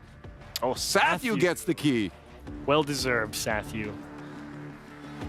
Guy works hard. He's taking this very seriously. Really accurate placement there. Yep, even had a second look at it to make sure it was centered. Brilliant stuff. I love that. Yeah, Veracity and Fancy just know how to operate this thing. They didn't. Do you think they're just putting other stuff in there between matches? Hang on, I want to crush my water bottle. Hang on. I do want to see some other items in there if you guys got any ideas. Right, let's see if he can figure out which. Okay, she's The going to tell top him is where to there we go. She realized that last time. Hang on, I'm pretty sure she's been telling everyone. It's a new thing, though, for these guys. Our last key crush of the day. Oh. Will it break? It does. There it goes. Is that the most crush key leave? No. Still going. No. It is still going. It actually doesn't look like it. I do think the last key we saw crush. Oh, what about now? Oh my goodness. I misspoke. What is going on in St. Pieces? What are we witnessing? Absolute evisceration. I mean, that probably would have been more of an accurate crushing for Falcons Furia. Get the little piece off. Not bad. How about Get that your placement from Sathu? He's looking for the extra bit. Now, if that's not in the final trophy, I don't know what is. You've got to put that in there. That's phenomenal stuff. Well done, Sathu. Just for the uniqueness of it. That was the best crush we've seen so far. What a way to end things Destroyed off. beyond recognition. That's great. Goodbye, Okay. Chiefs. Never mind. You don't want Joreuz. It's bad luck. Oh my goodness, that was brutal. Anyways, we do have the Sony MVP player of the match, as I mentioned before here. And again, the whole team playing absolutely well, but Nas, I think we have to give it to him at Chiefs. He's been slotting into this team so well. Yep, looked good, and more importantly, won the super sub matchup. Joreuz to Chiefs, Nas to G2. He comes out on top over his teammate over on M80. And a well-deserved MVP here. Johnny, you pointed out a defensive excellent performance, and of course getting the job done over on the offensive side of things. Not necessarily in the goal-scoring department, but there's a lot of value to be added through keeping the attack rolling. Just really great facilitation in offense. Some really critical goals earlier in the series were created by Nas, a fake in game 1, assist in game 2. You know, that was when the series was still a little bit more in the balance of that. And, you know, when those games are won, I think that's when G2 just starts to run away with it. So, yeah, I love the Nas pick here to show up with the extra pressure of playing in the playoffs after so many failures in playoffs in North America. Phenomenal stuff from him. Well, how do you guys feel about the comparisons then? Because obviously it's been made by fans out there. It's been made by the commentators multiple times now with Beast Mode out, and they're calling him Beast Mode V2. How do you feel about this comparison? I don't think they played this well. In that match, he didn't play like Beast Mode. That was much more of a defensive. He was more like a third for this team, but, you know, unleashing Daniel a little bit more. Daniel usually plays third for G2, so, you know, Daniel was able to get forward a bit more, but it doesn't surprise me too much. Nas being a one's main, he's got that, you know, ability to just slow down in 1v2, 1v3s, give time for Daniel and Tommy to come back. So I think it suits him, and I could see them doing that tomorrow against Falcons as well. You might have to, whether he likes to or not. worth a try at the very least. Do you call him Beast Mode Jr.? I'm not sure if it's quite the same thing. I'm with Johnny a little bit, but hey, if it works, it works. You know, ride the mojo as long as you got Nas? it. You know, Yeah, just be Nas. Well, this is kind of why I was asking. I think he's just Nas, because that was not like Beast Mode. I mean, yeah, in some of the matchups earlier in the group, I think he did play a bit more like Beast Mode, but now that one, not really. That was more of a discipline. Let's just sit back. Beast Mode's a lot more, you know, the leader of the attack. I'm going to crush him. For G2, much more diving in. Right. Yeah, Fancy tried to probe a little bit there, asking, were you maybe a little bit more defensive? Atomic didn't want to admit to that, but I think there was something there that did look a little bit more defensive to me. Well, now with an obliterated Key, the Chiefs are out, but we're going to try to hear from them one last time. Well, they took down one major champion twice, but they couldn't get through the second in G2. Chiefs here with Hunter at the moment. Obviously knocked out in the quarterfinal, mate. How'd you find that series? Oh, close-ish series, like in the games, but obviously they swept it 4-0. Like, we thought we could have done a bit more, but look, you can't be upset coming to the tournament with like no practice, new team, and we got top 8, so we're happy with that. We thought we could have won a few more, but what can you do? On an individual level as well, you must be so proud of your efforts there. Obviously, as you said, getting a couple of wins over Gentle Mates, and clearly the best result that you've had on an international level. Yeah, like, I don't know, everyone just wants to be able to compete internationally. I think that's like, especially from OC. So, I don't know, it was happy to say that if we have a international level player that like, we're not going to hold him back too much. Like, he'll score his like solo plays and we'll be there and we'll do all right. So it was good. Like, I was pretty proud. In terms of, I guess, for your region or for our region, for OCE as well, how big do you think like a result like this is? Do you think it, I guess, puts the players back, the teams of OCE back on the map internationally? And do you think we've earned some respect? I mean, yeah, we obviously had Jurias, but I think like, I don't know, he had good teammates all season as well, and they didn't like do as well as they'd hoped. So I think we had to be doing something right to fit in. So I think like just other players should just get confidence from that like maybe beat us in the season as well. That like, you know, any like we're all at the skill. It's just about like putting it together on the stage, and yeah. And this is the end of your season, I guess. Now, what are you going to get up to? You're going to, oh, actually, before that, what are you going to do? You got a day off tomorrow? Are you going to get up to any activities? Yeah, we'll probably hit the dunes, you know, in the safari. Like see what we got to do. Like, I've never been Saudi before, first time, but it's like probably the best land I've been to. I know people say it's not an RLCS land, but I'd say it feels like just as important. So we'll see the country, you know, probably watch a few games and whatever. And what's next in store for you off season now? What are you going to get up to?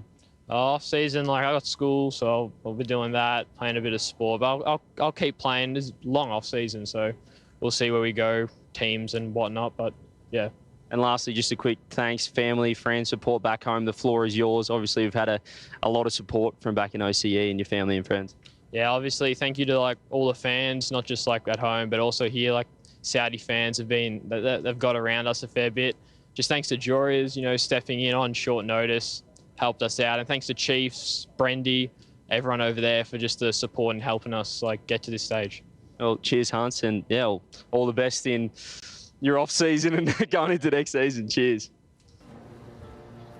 Again, these guys have to be super excited, but they are done. You see the 4-0 there, but, you know, go back and watch their VODs again. Their journey has been a super fun one to watch. Now we have all of those first 4 matches done, and it achieves we are into the semifinals. Yes, appetizers are over. We have finally arrived. It is time for the main course. You know, the grand final is obviously dessert, but now we get to chew down on some good stuff tomorrow for the grand final. It is certainly the best 4 teams here. Yeah, these are fun. Which one of those 2 are you looking forward to most? Oh, it's got to be the London final rematch, the Falcons G2. You know, the local crowd favorite against the super sub G2, NAS version of G2, I should say. Right. That, I think, is going to contain the winner of the entire tournament. I think if G2 can take down Falcons again, nothing's stopping them. They're going to gain so much confidence from that. But if Falcons going to win it, I don't think BDS, I mean, they've already smoked Gen G twice. I don't think BDS are going to beat them in their current form either. So I think that semi is going to produce a winner. My early prediction there. I'm with you. Well, one more order of business. Let's end on a fun note here. It's time for your Kidia top plays of the day. We had 4 of them today. Starting us off, why not go with Yan? Sure, they had some troubles throughout the day, but Yan, glimmers of amazingness. Off his own backboard, the whole course, disappeared. They just sat on the ground and watched him off the ceiling. Nice touch, flip reset, doing what Yan does. Great bit of shooting from Yan, but it wasn't just him. Game 2, Chiefs versus M80. Joria says, hey, he goes the full distance, me too. Let me do it a different way. Off the ceiling, hold up. What did that look like? Is it gonna go in? Absolutely. Gets through one, dodges the bump. Seiko tries his best. No chance. Beautiful bit of shooting from Jorius, and a well-deserved goal. Love those Bardowskis, for sure. Well, I want to take a look at LJ, one of the offensive powerhouses in the world of Rocket League right now. Ceiling play, but look what's happening in front of him as well. We have got, mostly LJ to look at here with the delayed ceiling shot, but Hawks are running interference there that might have been saved had it not been for the bump there. Hawks a little style on that ceiling as well. Anyways, last one, you know what it had to be. Abjack got the MVP for this one. What is that corner read? You just don't make those angles every single day. Abjack making it look easy, and you saw it too. Chronic looked over, was like, what did I just witness? After seeing that, that was a fun play, Chief. James and I could not believe that went in the net. We were like, ah! It was a truly shocking shot from Abjack. I have to say, I was criticizing him earlier. I take it all back. Nice job, buddy. That was very nice. Let's take a look at the schedule for tomorrow here because, well, it's actually very easy to understand what's going on tomorrow. You saw it kind of in the bracket there. We have our first two. BDS versus Gen G will be up first. After that, Falcons versus G2. Chiefs, you said both of these are the meal. These are what we've been looking forward to. You will have some more key crushes here, but I think just overall the gameplay is what I'm excited about. Has to be. I mean, that's what we've arrived at. There's only 3 matches. You've spent a lot of time, a lot of energy getting through the rest. Tomorrow you have to save it all because you're going to need every bit of it. It's only 3, but it takes all of it. Yeah. Anyways, looking at those 2 matches, can you give me a quick early prediction? Who's in grand finals? You already said what you said about the Falcons. Yeah, we both said Falcons. Well, actually, did you say Falcons? I have Falcons winning. Winning? Yeah, I think I'm leaning Falcons for sure, but G2 are definitely a dark horse. The obvious dark horse is NAS. They'd honestly be my second favorite pick to win it, but they are playing Falcons in that semi. But I'm going to say Gen G to make the final against them. They came out of Falcons group. Their only loss is to Falcons, so I think, yeah, Gen G, Falcons, rematch again. Yeah, I might have to go with the Gen. Yeah, I think the Gen G pick achieved no EU. Good. Yeah, I'm saying no EU. Second time. Yeah, in a row. EU's washed now anyway. Yeah. When do you guys become a minor region? Just terrible. You follow suit with that? Yeah, I like the Gen G pick. BDS has looked solid, but Gen G was on a whole different level today, I think. So I got to go with them as well. We've been asking you guys for your thoughts all day with the STC plays. We want to know right now, though, your feedback. Anything about the show, scan that QR code that's down there right now and let us know your feedback on the show. Anything you'd like to see, anything you love, anything you absolutely hated. You know, I've been on the show. Less of us on the desk. Less talking league. Start the game. Yeah, More of CJ. Everybody's been loving CJ, so yeah, let us know. Comment on all the footwear you've seen. Who had the best footwear throughout? There you go. They probably don't care about that at all. That sounds like a Rocket League topic, I think. Yeah, where's the polls? What's your feedback for this? I think we need more disco lights. You think so? Yeah, I want them to be touch sensitive. Okay. As we walk around, they kind of go here. I was really hoping CJ would come up and do a little breakdancing on. He might. He might. You never know. He's a wild card. He'll do anything. Yeah, he's got some hidden talents, that man. Anyways, yeah, get that feedback in. But for now, I want to know we're done with the show. We're done for today. Tomorrow, Championship Sunday. Final thoughts on what we've seen from the whole week and looking to tomorrow. Final thoughts. I'm going to say my final thought. I mean, I've said it many times. I'm going to say it again. Jorius, move to Australia. We need you in Australia, buddy. That's what I want to see. Yeah, bring it back. Rest up, because I want to see good car soccer tomorrow. So players, make sure you eat a nice breakfast and come ready to go. Well, that's been it. I'm Leaf, and again, I've been the host. I'll be here again tomorrow with our friends watching some great Rocket League. You know what tomorrow is? Championship Sunday. You don't want to miss it. Esports World Cup concludes tomorrow. 2 more keys to crush and 1 champion to crown. We will see you tomorrow.